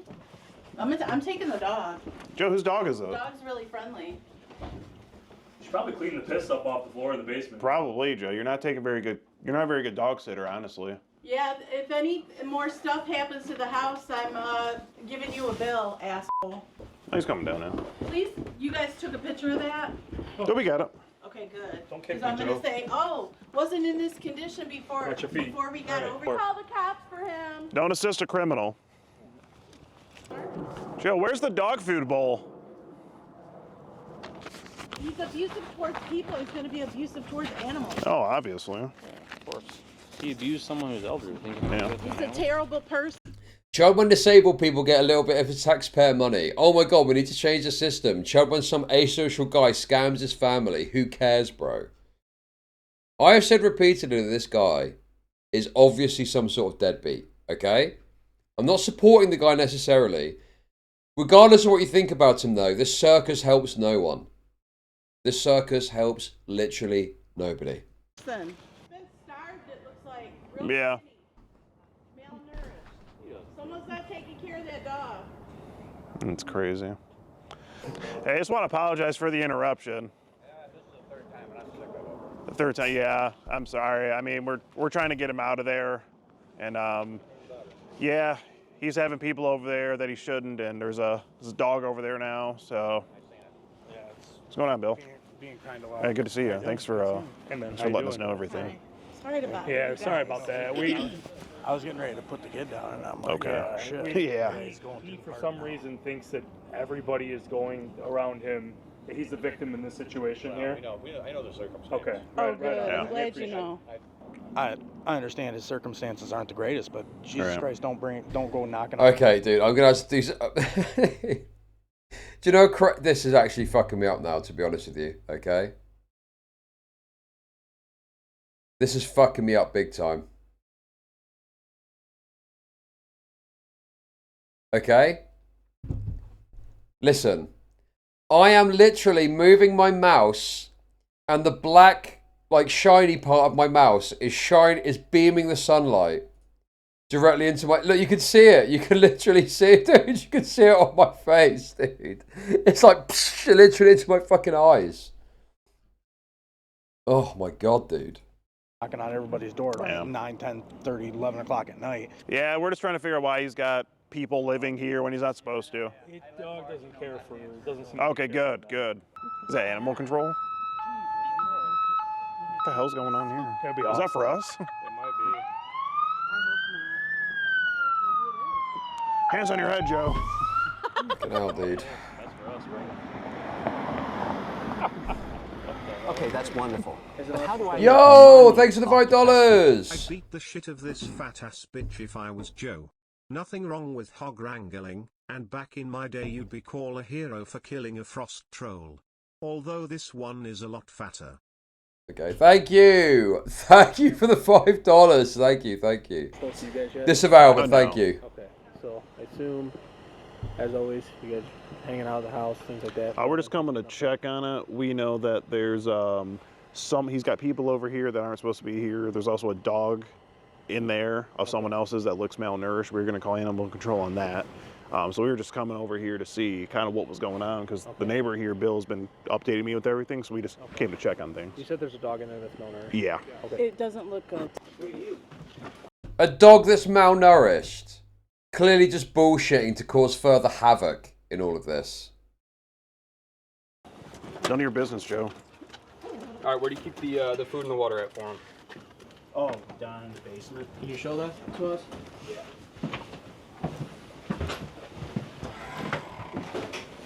So concerned about an animal, aren't you? Yeah. Hey, no, we're not doing this. But you're not the animal we're concerned about. Where's this food all at? Most of the time I just hand them the food by hand. You hand him the food? It's not really proper. Have you ever heard of a dog eating, not wanting to eat out of a bowl? No. Have you ever seen that? No. I have. Maybe you should eat like a dog out of a bowl. All right. We're gonna wrap things up here. Are you guys all set? You guys mind just kind of letting him be for a little bit? Yeah. All right, appreciate that. We might still hang out here for a minute, but... So just relax, don't go out and start opening the neighbors' doors and stuff. All right? All right. Hands the dog food. Fucking asshole. That's not the way you take care of a dog. And the dog shouldn't be here. I mean, the thing is, maybe the dog's not supposed to be there, sure. But how the fuck do you know how well the dog is or isn't being looked after? The dog seems fine to me. I think they're just overstating it in order to fuck with them. Are you taking the dog out regularly to urinate and poop? I'm answering to you, man. For fuck's sake, run a vacuum oil. Just because I'm The black. dog doesn't need to be here if you're not going to take care of it and let him piss in the basement. Yeah, seriously. I mean, come on. I'll let my mom know what's going on, too. You want us to stay here while you grab the dog and just go in your room? All right.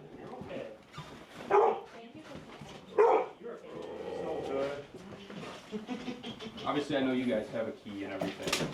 Yeah. Obviously we're just trying to Let the dog out. He's okay, baby. Okay. Don't yank him so much, Joe, or her. Yeah, he doesn't. Let me tell you, he's not someone to take care of anybody. No, I don't trust him with that dog. That No, dog is definitely I think you would handsome, abuse so. it myself. Okay. Do you guys have any further questions for us? No. No, we're okay. Obviously I think you guys know, like you said, you're gonna try and get a hold of your attorney. Whose earring is this? Oh, I thought it was an earring. dog. That was on the dog. Yeah, I took it off. It seemed pokey. Oh, Oh what my the fuck? gosh. Set it on the There you go. Real nice.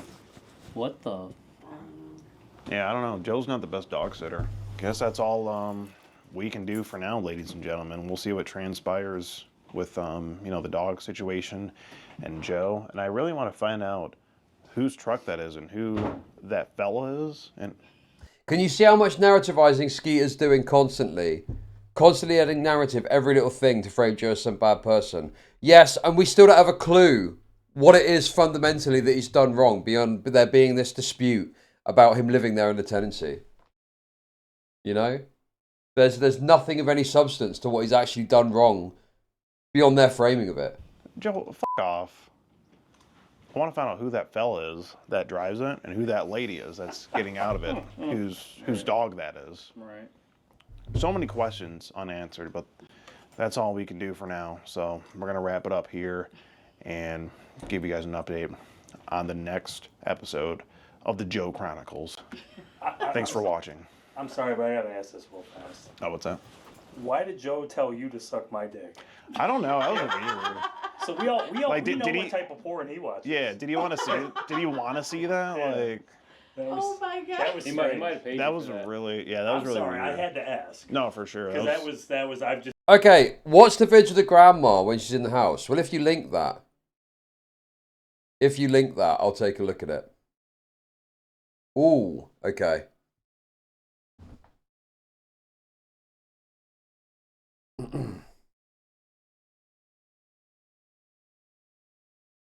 Wait, one sec.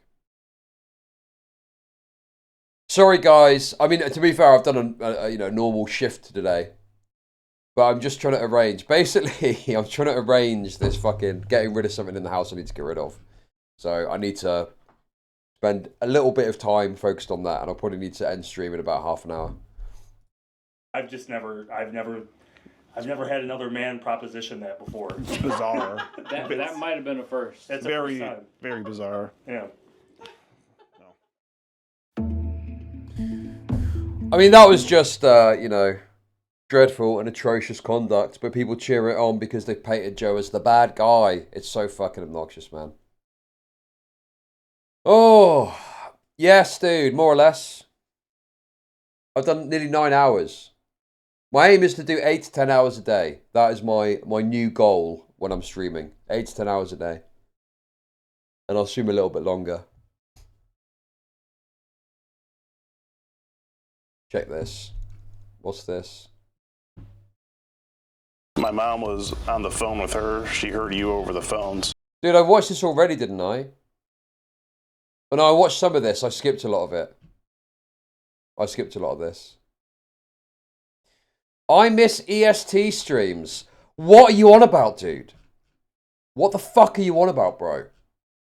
EST streams. I've streamed for hours in a reasonable time for EST. What do you mean you miss EST streams, bro? Dude, you people are so fucking annoying, man. What more do you want? Fuck me.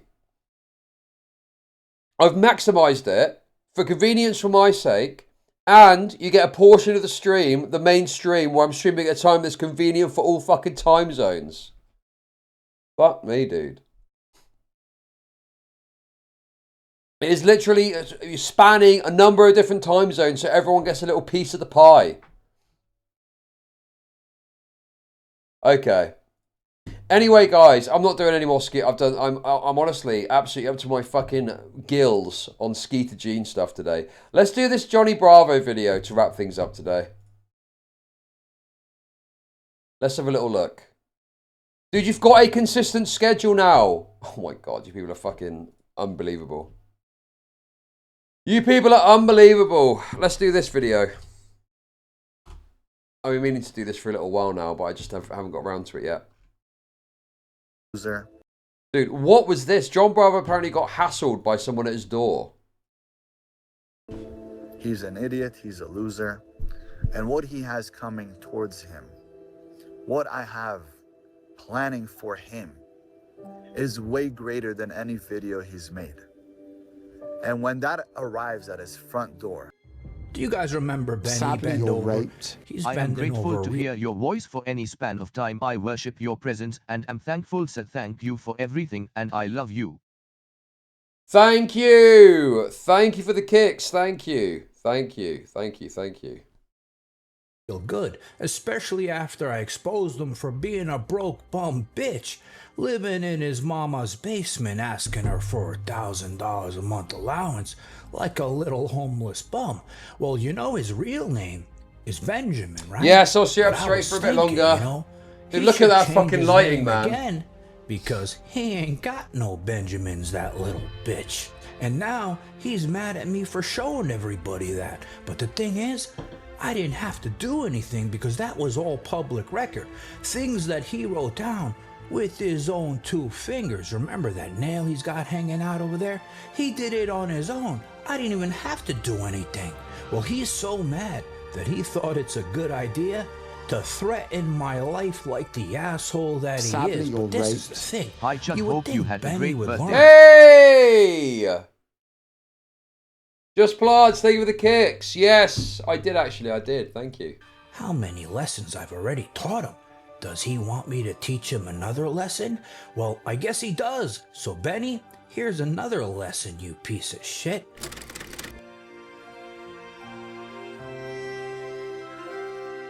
So before we start, like usual, especially with this guy, let's clown him here a bit because he posted something on Instagram and I saw it. I was like, I gotta show this to everybody. No brick left behind. Just remember that.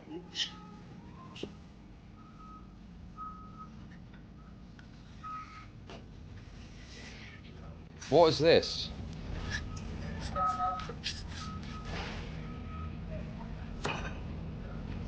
Sadly, you're right. Chud, I apologize. I only ever left because Stylo muted my racist super chats 6 months ago. Have mercy on me, Unhail Jar. Thank you for the kicks. Thank you. Well, listen, this chat is so racist that Stylo doesn't even want to hang out here anymore. So you're fucking in luck there. Thank you for the kicks. Thank you. Depot, you know, a nice Saturday, you're trying to get some supplies to fix some plumbing, do some landscaping in your house, you're minding your own business. And then you look down the aisle, and you see this little bitch Benny thinking he's Van Damme from Bloodsport doing a dim mac on some bricks. Because remember, he's the shithead who makes tricks with bricks. Imagine seeing this asshole doing that. He's the American shithead who makes tricks with bricks.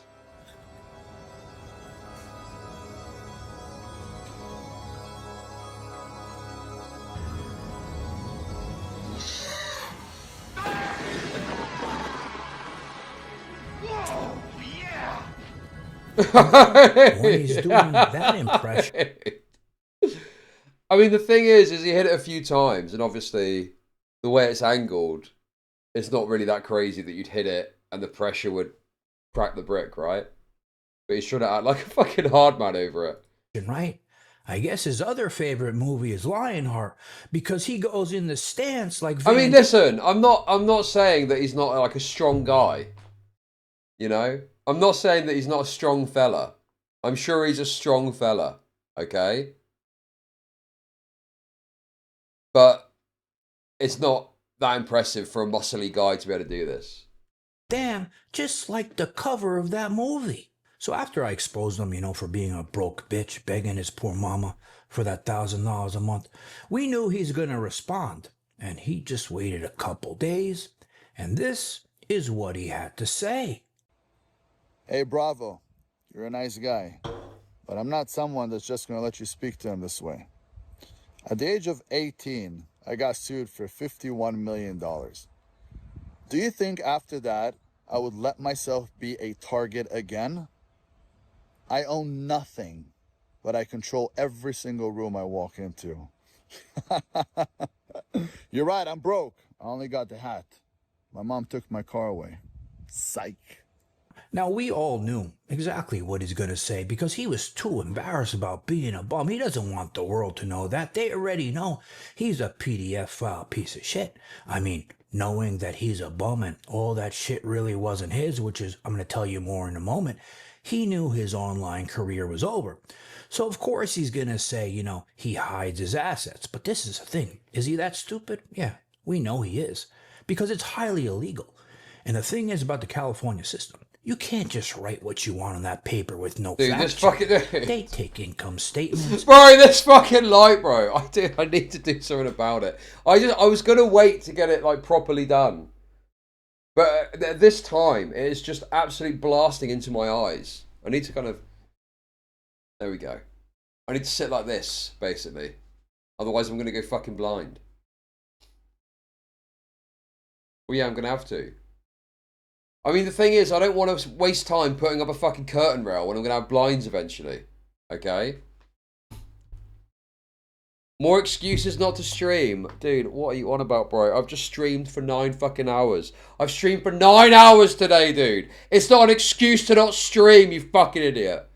I'm contending with my own retardation. I'll put up a sheet or something, sure. They look at his bank accounts. They do all these types of checks. So I know he's a lying piece of shit. Secondly, the ex-wife, the Sharmuta woman who left him, which thankfully I'm happy for her that she left after we know what he did to all those girls.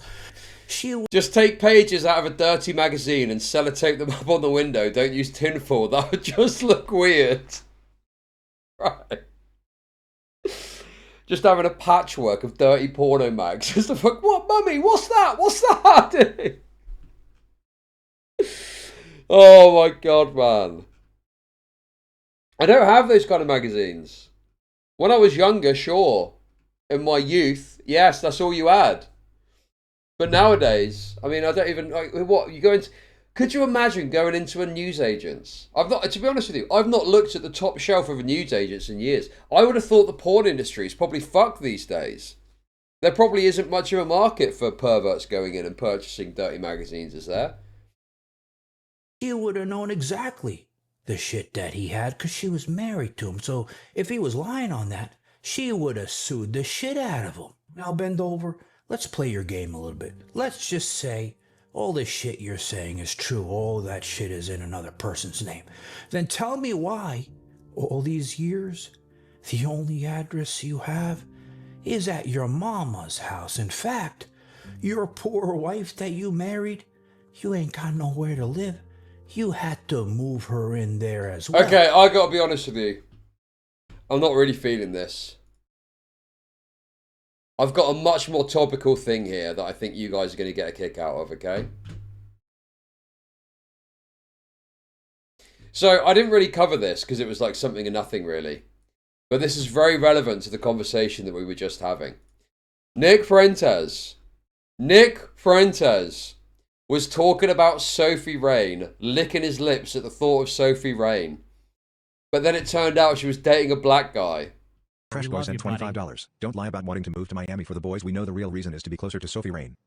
Ah, yeah, very Heart of the good. Wolf sent $100. No, she really turned me off with the black guy, man. Like I said. Yes, so Sophie Rain, there was this little thing that happened where Nick was talking about liking the way that Sophie Rain looked. And it being a sort of like gay little fake online romance type thing. And then obviously it turns out that she was hanging out with some black guy. And so then immediately he was turned off by that fact. Very relevant to what we were talking about. I could deal with her being an OF girl. I could get past that. I could get past that. That doesn't bother me as much, but like I said, the second that she went over to the other side with that black guy, no attraction. No attraction anymore. Now, the problem with that Johnny Bravo thing is I'm not really that interested in the King Azule stuff.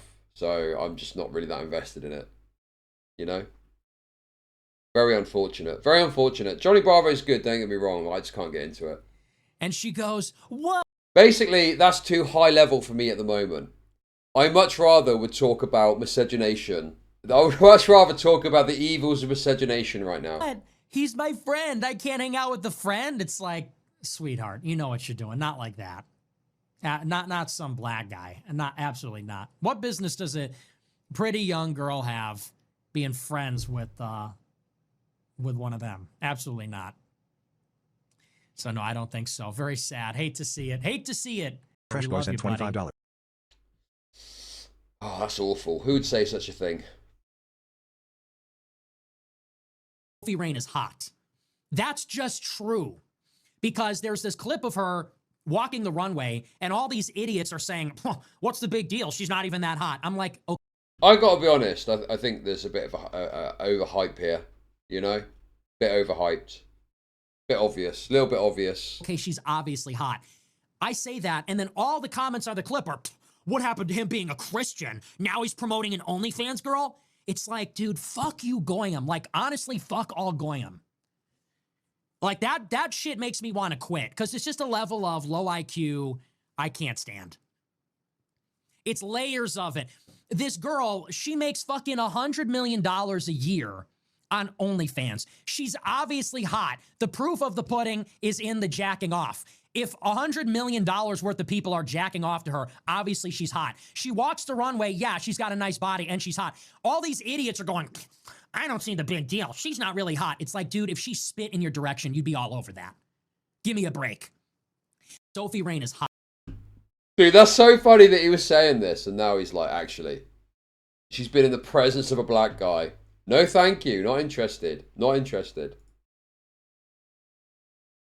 I think there is a hype, but there's also the element of people that are obviously overstating their disinterest. They're like desperate. No, she's not hot. It's like, okay, can we just like, yes, it's overhyped, but you're playing it a bit too heavy.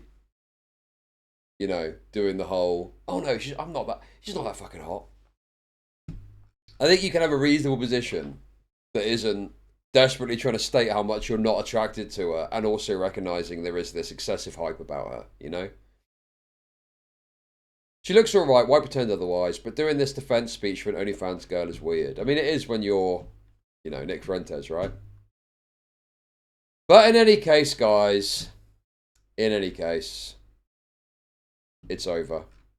Dude, I really do need to sort this thing out tomorrow, man. I really do need to sort out this window if I want to get past streaming at this stage, because it's too fucking much, man. Literally beaming into my eyeballs. Oh my god, man. Thank fuck I went live a little bit earlier. Otherwise, I'd be really screwed.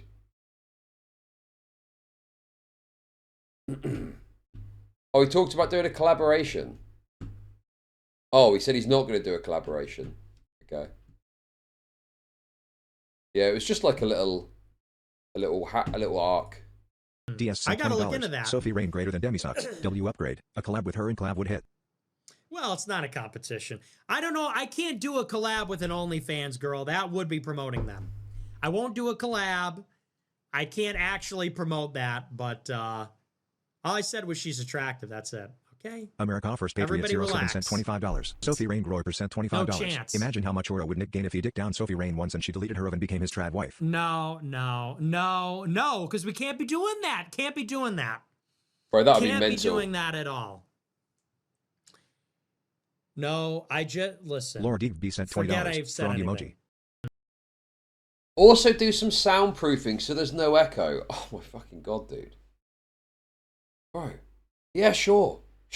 I'll just dip into my endless pot of cash and just fucking pump money into soundproofing the fucking room while I'm at it as well. Fuck me, dude. What, do you want a fucking neon light in the background? Yeah, I know it's a bit fucking annoying, but I'm getting there. I'm getting there, okay? I'm getting there.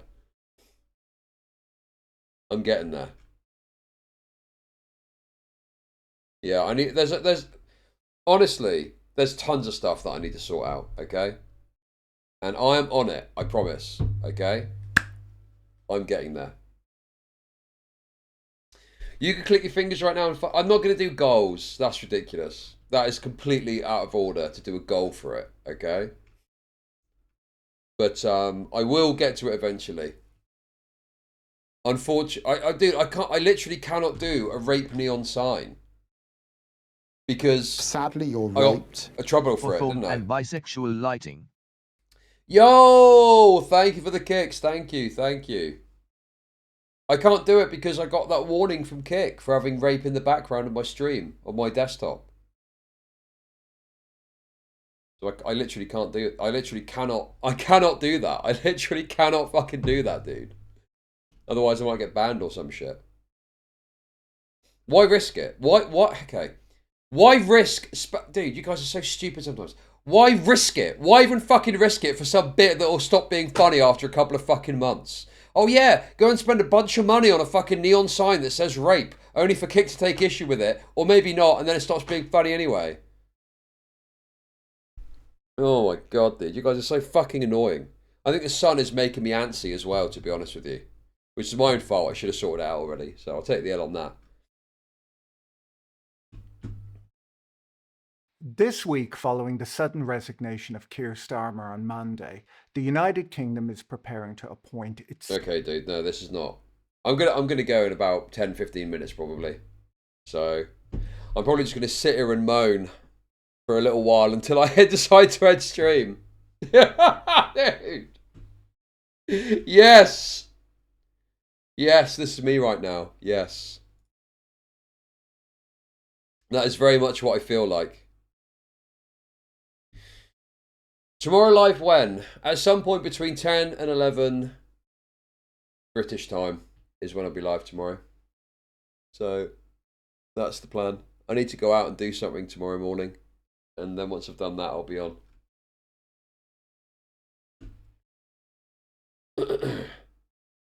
No, I didn't get to the peanut tent today. But I will do that tomorrow. I want to be heavily energized. I think that's going to be a good little seggy. A good cheeky little seggy. Oh, I'll tell you one thing that I didn't speak about that I meant to cover, and I'll just chuck it in here now. Did you guys see this? Oh my god, dude. This is so classic. And as much as I've always got the standard of, you know, if something happens to someone, okay, obviously it's bad, even if it's Schadenfreude.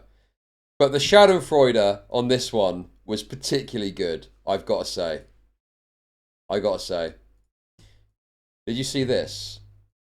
So, quick bit of context for those of you that don't understand, okay? Quick bit of context. The Canary is like a sort of left-wing media outlet in the UK. It's quite small, it's like an online thing, right? But there's some like lefty, you know, little paper, essentially. Breaking. Canary debanked by Lloyds. Lloyds have debanked the Canary with no warning or explanation, putting the outlet in severe financial crisis. Damn, that sounds pretty bad, and I'm against debanking. Wait a second, though. Let's just scroll down a little bit and see what people are saying in the replies. Ooh, oh no, wait, what's this? Oh dear. Ooh. Cancel culture is a myth. Ooh, oh dear, oh dear, oh dear. Damn. What's the problem? Just seems like consequence culture to me. Private entities can make their own decisions. What's the issue here? I thought this is what you were... First of all, I thought this didn't exist. And second of all, I thought this was a good thing. So this was in response to that Harper letter from years ago, where a bunch of rightoids, and well, not even rightoids, but a bunch of whatevers came together and wrote a letter basically saying, this trend of cancel culture fucking sucks, blah, blah, blah. Totally legitimate, reasonable letter. Totally fine letter. You know, people just didn't like it because it was a bunch of rightoids moaning or some shit. But the principles they're espousing were not only legitimate and correct to express, okay, but also I think was a sign of things to come. And just obviously how things, you know, could eventually get with this line of thinking of, you know, social pressure and, you know, institutions doing things to inhibit one's ability to speak. And now what's happened? Well, an institution is taking effort to try and inhibit their ability to speak. And the other problem that you've got as well is that these sorts of lefty outlets, You know, I've always maintained and held, even when it happened to like Nigel Farage, that this debanking shit was whack. And I always have said that it's like a stupid trend and it's bad and it's whatever. But outlets like the Canary don't have a single fucking word to say when it's some rightoid getting debanked, right? But now they're at the sharp end of it. They're moaning that people aren't talking about it. It is exceptionally obnoxious. It really pisses me off that these outlets don't have a word to say when it's a political enemy. Okay? But then, when they're on the fucking chopping block, they're crying that other people aren't talking about it. Where were you when rightoids were getting fucking debanked? Nowhere to be seen because you probably didn't fucking care. Yeah, oh, dude, yes. This is exactly the fucking comic I was thinking of. Yes, yes. Exactly this. Bro, it is literally this fucking comic, dude. Or they're a bit further to the left now, I would say.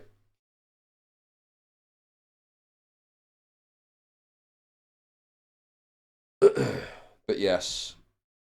Very funny.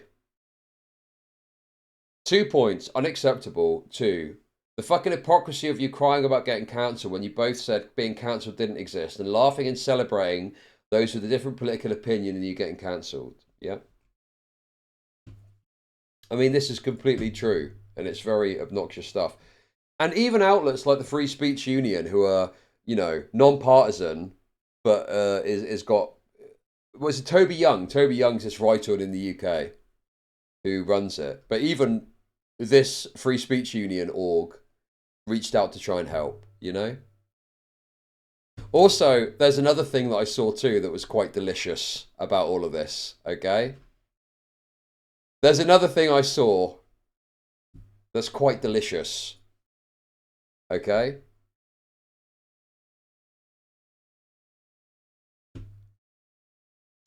Ooh.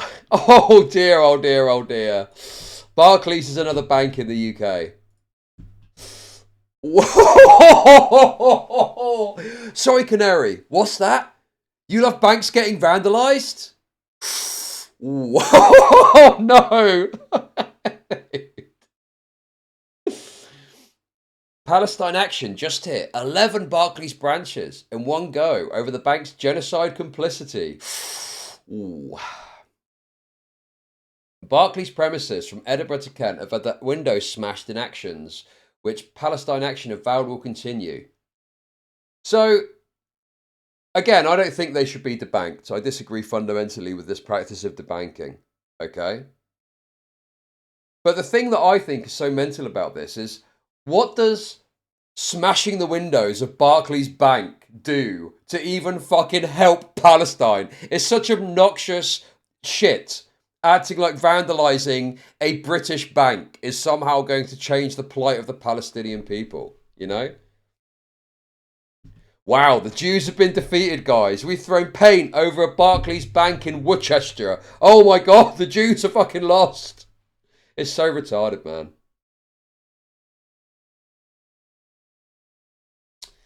Oh, these headlines are looking a bit rough now, aren't they? Palestine Action just showed when it is right to smash corporate stuff up.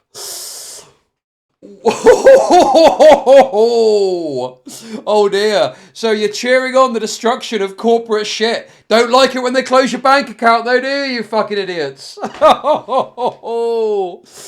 Ooh, that's tough. That's tough, man. Oops. Oops. Oh dear, oh dear, oh dear. Ooh. The Jews have won again. I mean, this is like, you know, pretty wild to cheer on the completely unhelpful destruction of just some random bank somewhere.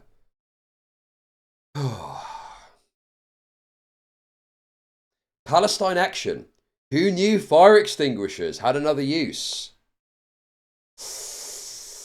Ooh, that's a tough one, Canary. That is a tough one. Probably best to not cheer on the totally unhelpful destruction of banks if you value your bank account, I would say. Probably not the best idea. Probably having a little bit more, you know, probably have a little bit more legitimate kind of journalistic rigor rather than just cheering on something you politically agree with. Oh.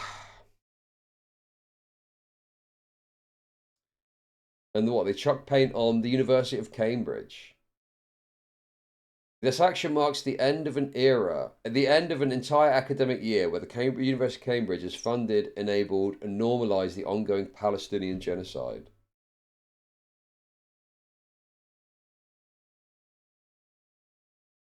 Okay. Dude, this is mental. They were tweeting this out. Sorry, dude. I mean, what? This is fucking crazy, bro. Domestic terrorism, clown emoji. Palestine Action and Shut Systems' latest assault on Barclays was its most effective yet. Yeah, and guess what? Lloyd's assault on your bank account was exceptionally fucking effective. Because now it's closed and you don't got your money. Ooh. Dude, that's so funny, man. Oh my God. I don't support the banking, man, but I don't know, man. At some point, you got to start, you know, you got to start asking some questions here. What did you expect was going to happen? Was the most effective yet. And by effective, we mean the volume of right-wing genocide apologist tears that were cried. Cry more, cry more. Ugh. Retarded libtards when they get raped by Jews' most effective weapons, banks. Well, the thing is I think that, you know, this has been a long time coming in terms of the left position on Israel and Jews and whatever the fuck obviously was leading to some sort of conflict or issue here. And I didn't see this before. I only saw the hypocrisy angle, where it's like, you know, you've got an entity that is basically saying cancel culture isn't real, and then they experience cancel culture. But then I saw this thread, and I'm like, well, hang on a minute. You are cheering on a terroristic, you know, vandalism of banks. What the fuck, dude? What a crazy thing to do.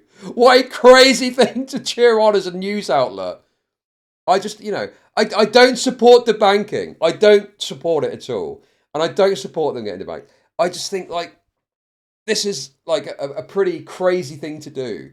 And then act surprised when another banking institution takes, like, sort of a, you know, severe action against you. I mean, it's from 2024. And I don't know the reason that Lloyd shut them down. But, you know, Lloyds are a private company. They could do whatever the fuck they want. By the way, I bank with Lloyds. I actually bank with Lloyds. So I was quite pleased to see this as a Lloyds customer, you know? But yeah.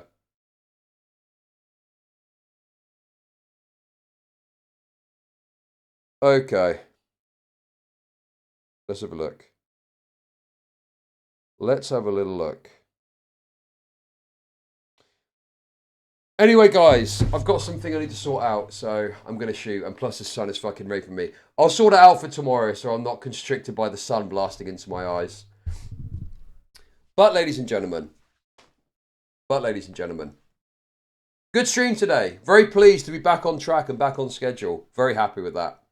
Good, solid 9-hour stream. Very pleased with that. Guys, thank you for watching. Much appreciated. Thank you. Be good. Have fun. Enjoy yourselves. And I'll be back tomorrow with another action-packed stream. Is there anyone that I can raid right now? I can't see anyone. Is anyone going live that I might want to raid?